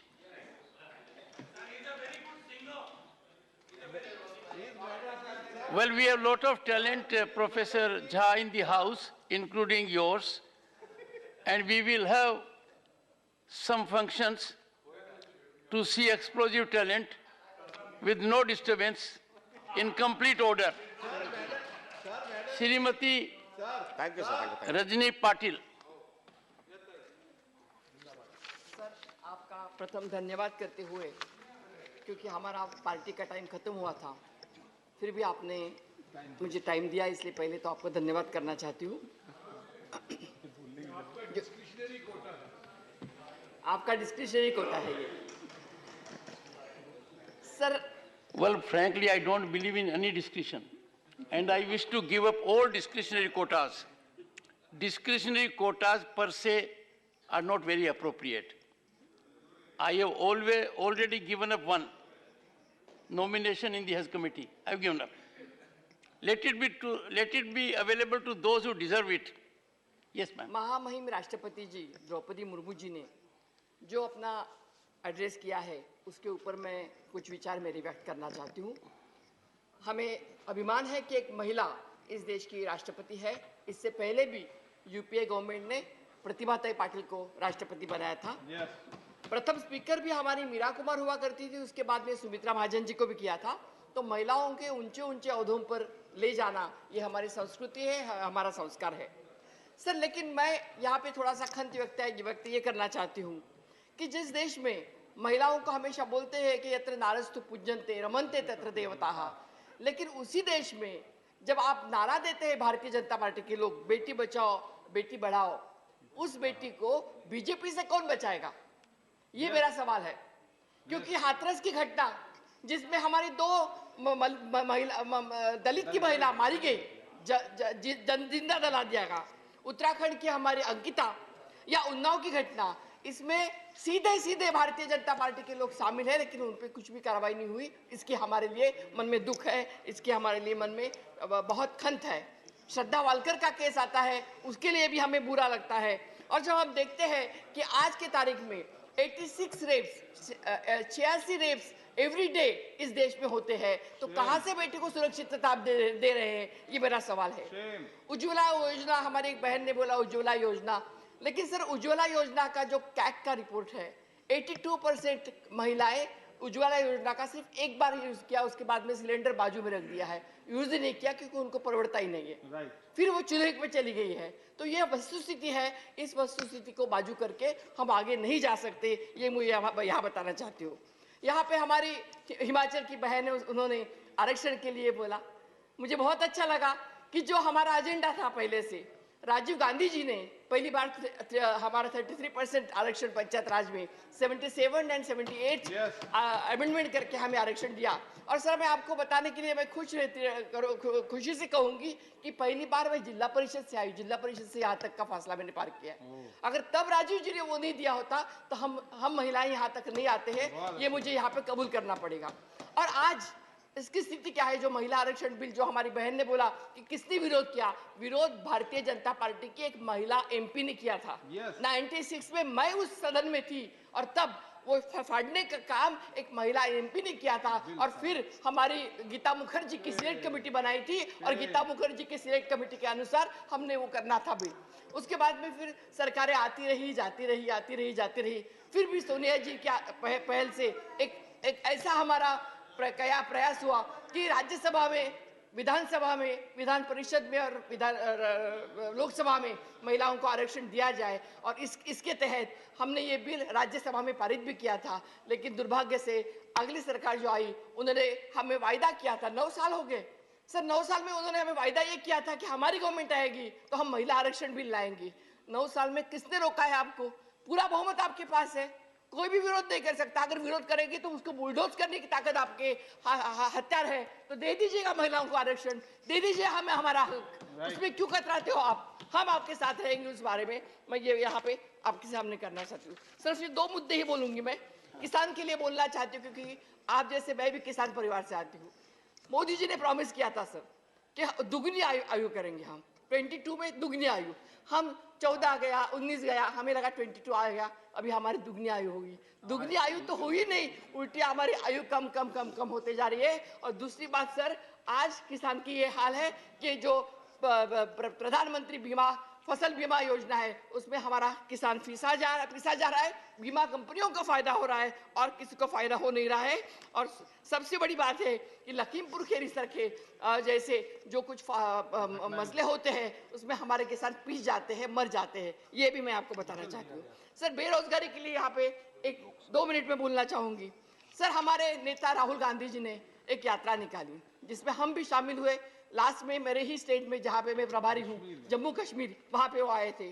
और मुझे भी आश्चर्य लगा कि जब जम्मू कश्मीर जैसे जगह पे जहाँ पे 5-5 फुट बर्फ थी, वहाँ पे लोग आएंगे कि नहीं, ये हमें डर लग रहा था। वहाँ पे 20-20 हजार लोग आ गए। तो मैंने सोचा हमने तो कुछ किया नहीं है, इतने लोग कहाँ से आ गए? तो मोदी जी ने किया होगा जी। तो मोदी जी का ही काम है ये। इसका कारण ये है कि जिस तरह से एक-एक आदमी फिसल गया है, एक-एक आदमी पिसा गया है, त्रस्त है, जम्मू कश्मीर का हर कोई व्यक्ति आक्रोशित है, त्रस्त है। उनका 370 निकाल दिया, उनका स्टेटहुड का दर्जा निकाल दिया, उनको यूटी में डाल दिया, वो त्रस्त है। बेरोजगारी चरम सीमा पे है जम्मू कश्मीर में। और वहाँ के जो कश्मीरी पंडित है, उनको हमेशा यहाँ पे एक्ट्रेस है, उन्होंने बोला दिया गया कि कश्मीरी पंडितों के लिए हम हैं, कश्मीरी फाइल दिखाई गई, कश्मीरी फाइल पिक्चर का इतना बड़ा नाम लिया गया, लेकिन वहाँ पे वस्तुस्थिति बहुत अलग है। सर, कश्मीरी पंडित जो है उनको जो दिया वो हमारे मनमोहन सिंह सरकार ने दिया। उनको एक स्पेशल पैकेज दिया गया था, उनको घर दिया गया। वो कश्मीरी पंडित राहुल जी को मिलने जब आए, उनके गले लगा के रोने लगे और उनको बताने लगे राहुल जी के लिए जो लोग आए थे वो इसीलिए आए थे कि उनकी दर्द, उनका दुख, उनका दर्द समझने वाला, संवेदना और संवेदना समझने वाला व्यक्ति उनके बीच में आया, इसलिए वो आए थे। इसलिए सर, मैं बहुत आपकी आभारी हूँ, आपने मुझे टाइम दिया तो मैं आपकी आभार करूंगी। धन्यवाद। श्री भूपेंद्र यादव। धन्यवाद सभापति महोदय। मैं आपको आभार व्यक्त करना चाहूँगा कि आपने मुझे इस चर्चा में भाग लेने का अवसर प्रदान किया। राष्ट्रपति महोदया का अभिभाषण सरकार की दर्शन और कार्यपद्धति को बताता है। मैंने जब इस अभिभाषण को पढ़ना शुरू किया तो मुझे लगा कि सरकार ने इस दर्शन को कहां से ग्रहण किया, और यह हमारे लिए गौरव का विषय है कि सरकार ने अपने इस अभिभाषण का जो दार्शनिक आधार है वो भगवान बसवेश्वर के उस वाक्य को बनाया, काया कवे कैलासा, अर्थात कर्म ही पूजा है। और इस देश का सौभाग्य है कि विगत 8 वर्षों से कर्म को पूजा मानने वाले प्रधानमंत्री नरेंद्र मोदी जी का नेतृत्व इस देश को प्राप्त हुआ है। और इसीलिए इसकी उपलब्धि में जो लिखा गया है कि आज भारत में एक स्थिर, निडर, निर्णायक, बड़े सपनों के लिए काम करने वाली सरकार है। आज भारत में ईमानदार का सम्मान करने वाली सरकार है। आज भारत में गरीबों को स्थायी समाधान और स्थायी सशक्तिकरण के लिए काम करने वाली सरकार है। आज भारत में अभूतपूर्व स्पीड और स्केल पर काम करने वाली सरकार है। आज भारत में इनोवेशन और टेक्नोलॉजी के माध्यम से जन कल्याण को सर्वोपरि रखने वाली सरकार है। इस फिलॉसफी को लेकर के इस अभिभाषण को, राष्ट्रपति जी के अभिभाषण को सरकार ने यहाँ पे प्रस्तुत किया। पक्ष और विपक्ष के लोगों ने उस पर चर्चा करी। हमारे सामने बैठे लोगों ने अपनी बहुत सारी यात्राओं के विषय को बताया, लेकिन मेरे को एक बात का बड़ा आश्चर्य होता है। जो पार्टी इस देश को 70 साल तक राज करती है, बहुत सारे विषय बताती है, वो अपने पूरे भाषण में भारत के किसी भी एक भी आंकड़े में विश्वास नहीं करते। जो भारत के आंकड़े में विश्वास नहीं करते वो भारत को किस रास्ते पर ले जाना चाहते हैं आपको समझ में आता है। देश में रोजगार में पीरियडिक लेबर सर्वे के आंकड़े, रोजगार की वृद्धि में ईपीएफओ के बढ़ने के आंकड़े हैं, इंडस्ट्री के रजिस्ट्रेशन के बढ़ने के आंकड़े हैं। इस देश के अंतर्गत, अभिभाषण के अंतर्गत भी जो पूरा विषय दिया गया है, उस पूरे विषय में देश में गरीबों को औसत हर रोज 11,000 आवास बने, इसके आंकड़े हैं। 2.5 लाख लोग ब्रॉडबैंड कनेक्शन से हर रोज जुड़ रहे हैं, इसके आंकड़े हैं। 55,000 से ज़्यादा गैस कनेक्शन दिए गए, इसके आंकड़े हैं। मुद्रा योजना के अंतर्गत 700 करोड़ रुपए से ज़्यादा का लोन दिया, इसके आंकड़े हैं। 8-9 वर्षों में हर महीने एक मेडिकल कॉलेज बना, हर दिन 2 कॉलेजों की स्थापना हुई। 2 साल में 220 करोड़ से ज़्यादा वैक्सीनेशन के डोज लगे और सोशल सिक्योरिटी का इंफ्रास्ट्रक्चर बना। इसीलिए ये भारत के अमृत काल का पहला राष्ट्रपति जी का अभिभाषण है, जिस पे पूरे भारत को गर्व है। और पूरे भारत को जो गर्व है, मैं पहला विषय कहना चाहता हूं, जिस पे भारत गर्व करता है उस पे शायद कांग्रेस गर्व नहीं करती। ये पहला मेरा कंक्लूजन है। दूसरा, देश में पिछले 9 सालों में सबका साथ सबका विकास की राजनीति शुरू हुई और इस अभिभाषण में भी अगर आप देखेंगे तो भारत के उस जो मूल परंपरा है, जहां इस सरकार के द्वारा भगवान बिरसा मुंडा सहित तमाम आदिवासी स्वतंत्रता सेनानियों से जुड़े संग्रहालय का विचार किया गया, बाबा साहब अंबेडकर के पंच तीर्थ का विचार किया गया, देश के सभी प्रधानमंत्रियों के योगदान को दर्शाने वाले प्रधानमंत्री संग्रहालय के निर्माण का विचार किया गया, देश के बाल दिवस को पूरे देश में श्रद्धा के साथ बनाया गया और उसके साथ ही साथ आप इस बात को मत भूलिए, इस अभिभाषण में लिखा है कि इस देश के गौरव को जानने के लिए विभाजन विभीषिका स्मृति दिवस की भी शुरुआत करी, ताकि ये देश अपनी एकता के भाव को लेकर के आगे करे। लेकिन आपको इस पे भी संतोष नहीं।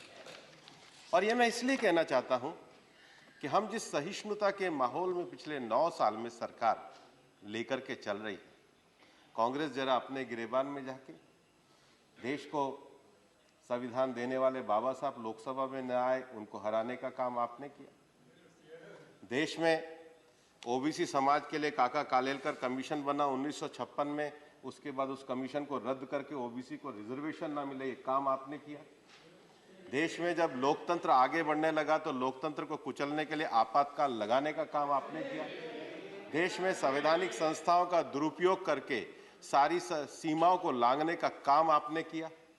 और उसके बाद भी मैं कहना चाहूंगा कि 2014 के बाद ये जो सरकार आई है, सबसे बड़ी बात है कि 10 सालों यूपीए के शासनकाल में जिस पॉलिसी पैरालिसिस को जकड़ने का काम आपने किया, उसको तोड़ करके देश को विकास के रास्ते पे आगे बढ़ाने का काम ये प्रधानमंत्री नरेंद्र मोदी जी के नेतृत्व में। और इसलिए कोई सरकार जब अपने विषय को, अपने विजन को रखती है, तो वो देश की स्टेट ऑफ इकोनॉमी के माध्यम से भी वो बात आती है।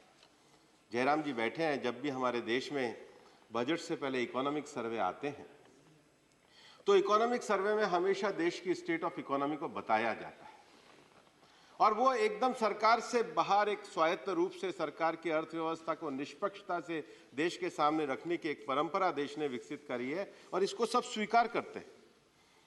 और हम ये जानते हैं कि इस बार के इकोनॉमिक सर्वे में जो रिकवरी के बाद की जो ग्रोथ है, वो रिकवरी के बाद की जो फाइनेंशियल ईयर 2024 की जो फोरकास्ट की गई है, वो तेजी से विकसित होते हुए भारत के लिए 6 से 6.8% की गई है। उसके साथ ही देश में जो एमएसएमई की जो क्रेडिट ग्रोथ है, वो 30.6% एवरेज इकोनॉमिक सर्वे में दर्शाई गई है।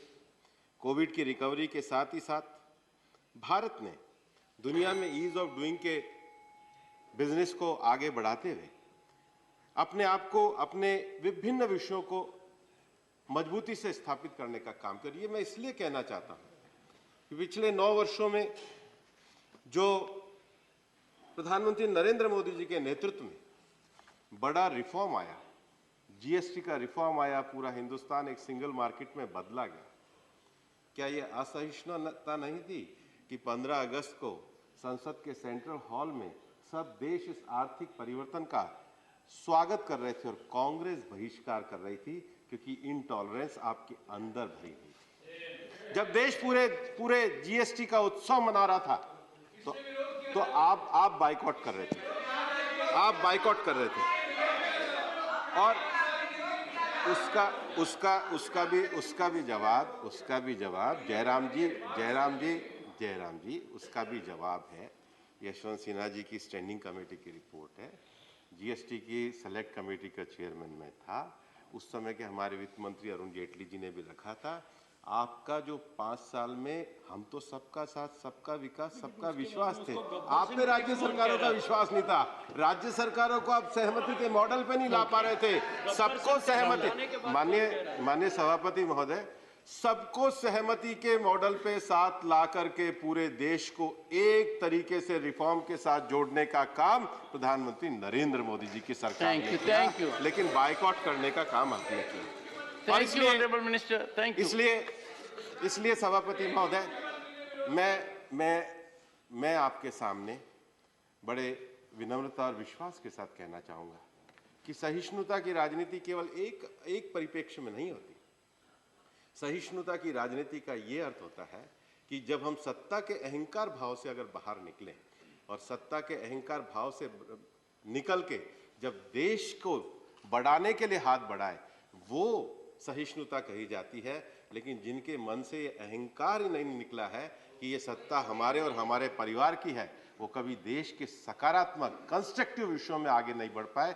वो यात्रा करने के बाद भी अगर आपका अंतःकरण नहीं सुधरता है, अंतःकरण में कलुषता, अंतःकरण में सामंतीवाद, अंतःकरण में परिवारवाद है, तो ऐसी यात्राओं का कोई फायदा नहीं होने वाला है। ये मैं कहने वाला हूं। Thank you. इसलिए माननीय सभापति महोदय, मुझे पता है ये कुछ कभी सत्य के जो दर्शन होते हैं वो काफी कठिन होते हैं। हम सुबह से बहुत तसल्ली से उनको सुन रहे हैं। हम सुन रहे हैं कि उनके पास भारत को लेकर के कोई आंकड़े नहीं है। भारत की अंतरात्मा के जो दर्शन, वरना जिस पूरे राष्ट्रपति जी के अभिभाषण में देश के सारे संतों का, देश के विषयों का, देश के सांस्कृतिक विषयों का, ऐतिहासिक धरोहर का और एक टेक्नोलॉजी पे आधारित नए इनोवेशन और साइंटिफिक भारत के निर्माण की बात की गई है, उसका कोई कंस्ट्रक्टिव सुझाव आता तो ये मैं मान के चलता कि ये देश के लोकतंत्र के लिए अच्छा होता। इसलिए मेरा पहला विषय बहुत स्पष्ट है कि जो लोग, मैं बोल सकता हूँ लास्ट 2 मिनट्स। इसलिए मेरा दूसरा विषय है कि माननीय राष्ट्रपति जी के अभिभाषण में भारत ने पिछले 9 वर्षों में अर्थव्यवस्था की गति की जो रफ्तार पकड़ी है, गवर्नेंस और के विशेष रूप से डिजिटलाइजेशन से जो ट्रांसपेरेंसी का मॉडल खड़ा किया है। तीसरा, देश में पॉवर्टी रिडक्शन के लिए, इंफ्रास्ट्रक्चर क्रिएशन के लिए सरकार के जो संकल्पवान विषय उठाए हैं, उसके साथ ही साथ देश की अर्थव्यवस्था की मैक्रो स्टेबिलिटी के लिए जो कदम उठाए हैं, वो पूरे इस राष्ट्रपति अभिभाषण में हमको पूरी तरीके से ध्यान में आते हैं। लेकिन ये अभिभाषण देश के संसद के माध्यम से जो सरकार के विषयों की अभिव्यक्ति है, वो अमृत काल के भारत के निर्माण की है। मैं यहाँ पर कहना चाहूँगा, और मैं बहुत आपके सामने कहना चाहूँगा कि जिन्होंने देश के लोकतंत्र की आवाज़ उठाने वाले जेपी को लाठियों से घायल किया हो, जिनका इतिहास इस प्रकार का रहा हो कि देश के लोकतंत्र पर जिन्होंने आघात किया हो, उनके द्वारा इस प्रकार की जो एक निरर्थक विषय और आलोचनाएं की जा रही हैं, वो मेरी समझ में कम से कम नहीं आती है। और इसलिए माननीय सभापति महोदय, मेरे को आपने 2 मिनट कहे हैं, मैं इतना ही कहना चाहूँगा कि देश को एक परिवार मान करके और एक वसुधैव कुटुंबकम के विषय को लेकर आज G20 में माननीय प्रधानमंत्री जी के नेतृत्व में दुनिया के पर्यावरण के विषयों को भारत जिस प्रकार से संबोधित कर रहा है, और इसमें इनोवेशन के साथ जो सस्टेनेबल डेवलपमेंट और विशेष रूप से एनवायरनमेंट फ्रेंडली लाइफस्टाइल पे भारत के बढ़ने के संकल्प जो इस राष्ट्रपति जी के अभिभाषण में हम लोगों को दिखते हैं, वो देश की बेहतरी के आने वाले दिनों को सुनिश्चित करता है। हम सब मिलकर इसका समर्थन करें। बहुत बहुत धन्यवाद।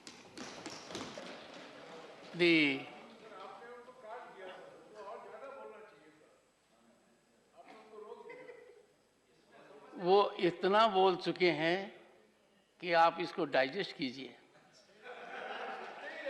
ना, एक एक शब्द नपातुला था। It was capsuled. आज जरूर मेरी बात मानिए, सोने से पहले 5 मिनट भूपेंद्र जी के भाषण पर रिफ्लेक्ट कीजिए, and you love sound sleep. Honorable members, the reply by the Honorable Prime Minister will be at 2 p.m. tomorrow. I intend to take all these special mentions, and they are 15 in number. This is on the request of the honorable members, and we must offer them as much platform as we can. Shri Naresh Bansal.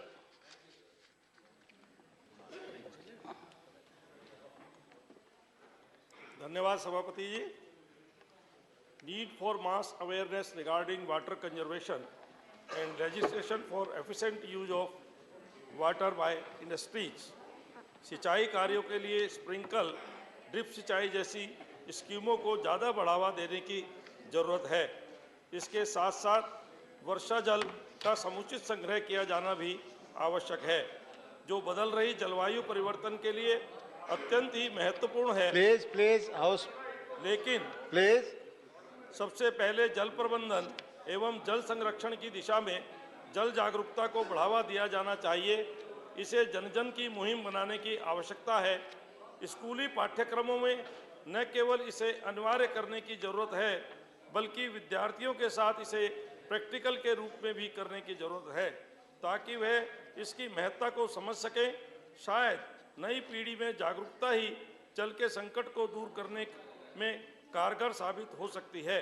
वहीं औद्योगिक विकास की आड़ में जल के अंधाधुंध दोहन को रोकने के लिए भी कड़े पारदर्शी कानून बनाए जाए. सरकार कृपया आवश्यक कदम उठाए. मैं आपके माध्यम से निवेदन करता हूं. थैंक यू माननीय बंसल जी. सिर्फ जो स्क्रिप्ट है वही पढ़ें. Honourable Shri GVL Narasimha Rao, please. Kindly read the approved text. Thank you, Deputy Chairman, sir. My approved special mention is about the need for assistance If somebody wants to lay, he can lay, provided Jairam ji agrees. The need for assistance to RINL for better functioning of Visakhapatnam steel plant. Sir, due to the non-availability of working capital, high raw material cost, and adverse market conditions, the capacity utilization of Rashtriya Ispat Nigam Limited, RINL, has been lower this year, which adversely impacted the financials of the company. Banks have not been extending loans to RINL due to low credit rating of RINL. Further, rate of interest charged to RINL by banks is significantly higher than market lending rates. At present, only 2 of the 3 blast furnaces are operational, and funds are required for arranging the oxygen supply to operationalize the 3rd furnace and to increase its production substantially. Sir, the employee morale is also low at this time, as the wage revision for workers in RINL has not been done since 2017, although an MOU was signed between the management and employee unions on 6th April 2022. The promotion of executives has been held up, though its financial impact on the company is very limited. To help RINL improve its financials and to ensure effective functioning of RINL, it has to have working capital available. This can be arranged internally by divesting some non-core assets like the forged wheel plant at Raebareli and 22-acre land plot in Visakhapatnam city. Sir, this will provide the immediate liquidity for the RINL to increase RINL's production. But a stronger impetus or infusion of funds is required to ensure that the RINL becomes fully operational and profitable. RINL is the largest industrial unit in Andhra Pradesh, and its performance is vital for the state's economy. Thank you. Thank you, sir. Honorable Sri P. Wilson. Honorable Sri P. Wilson. Deputy Please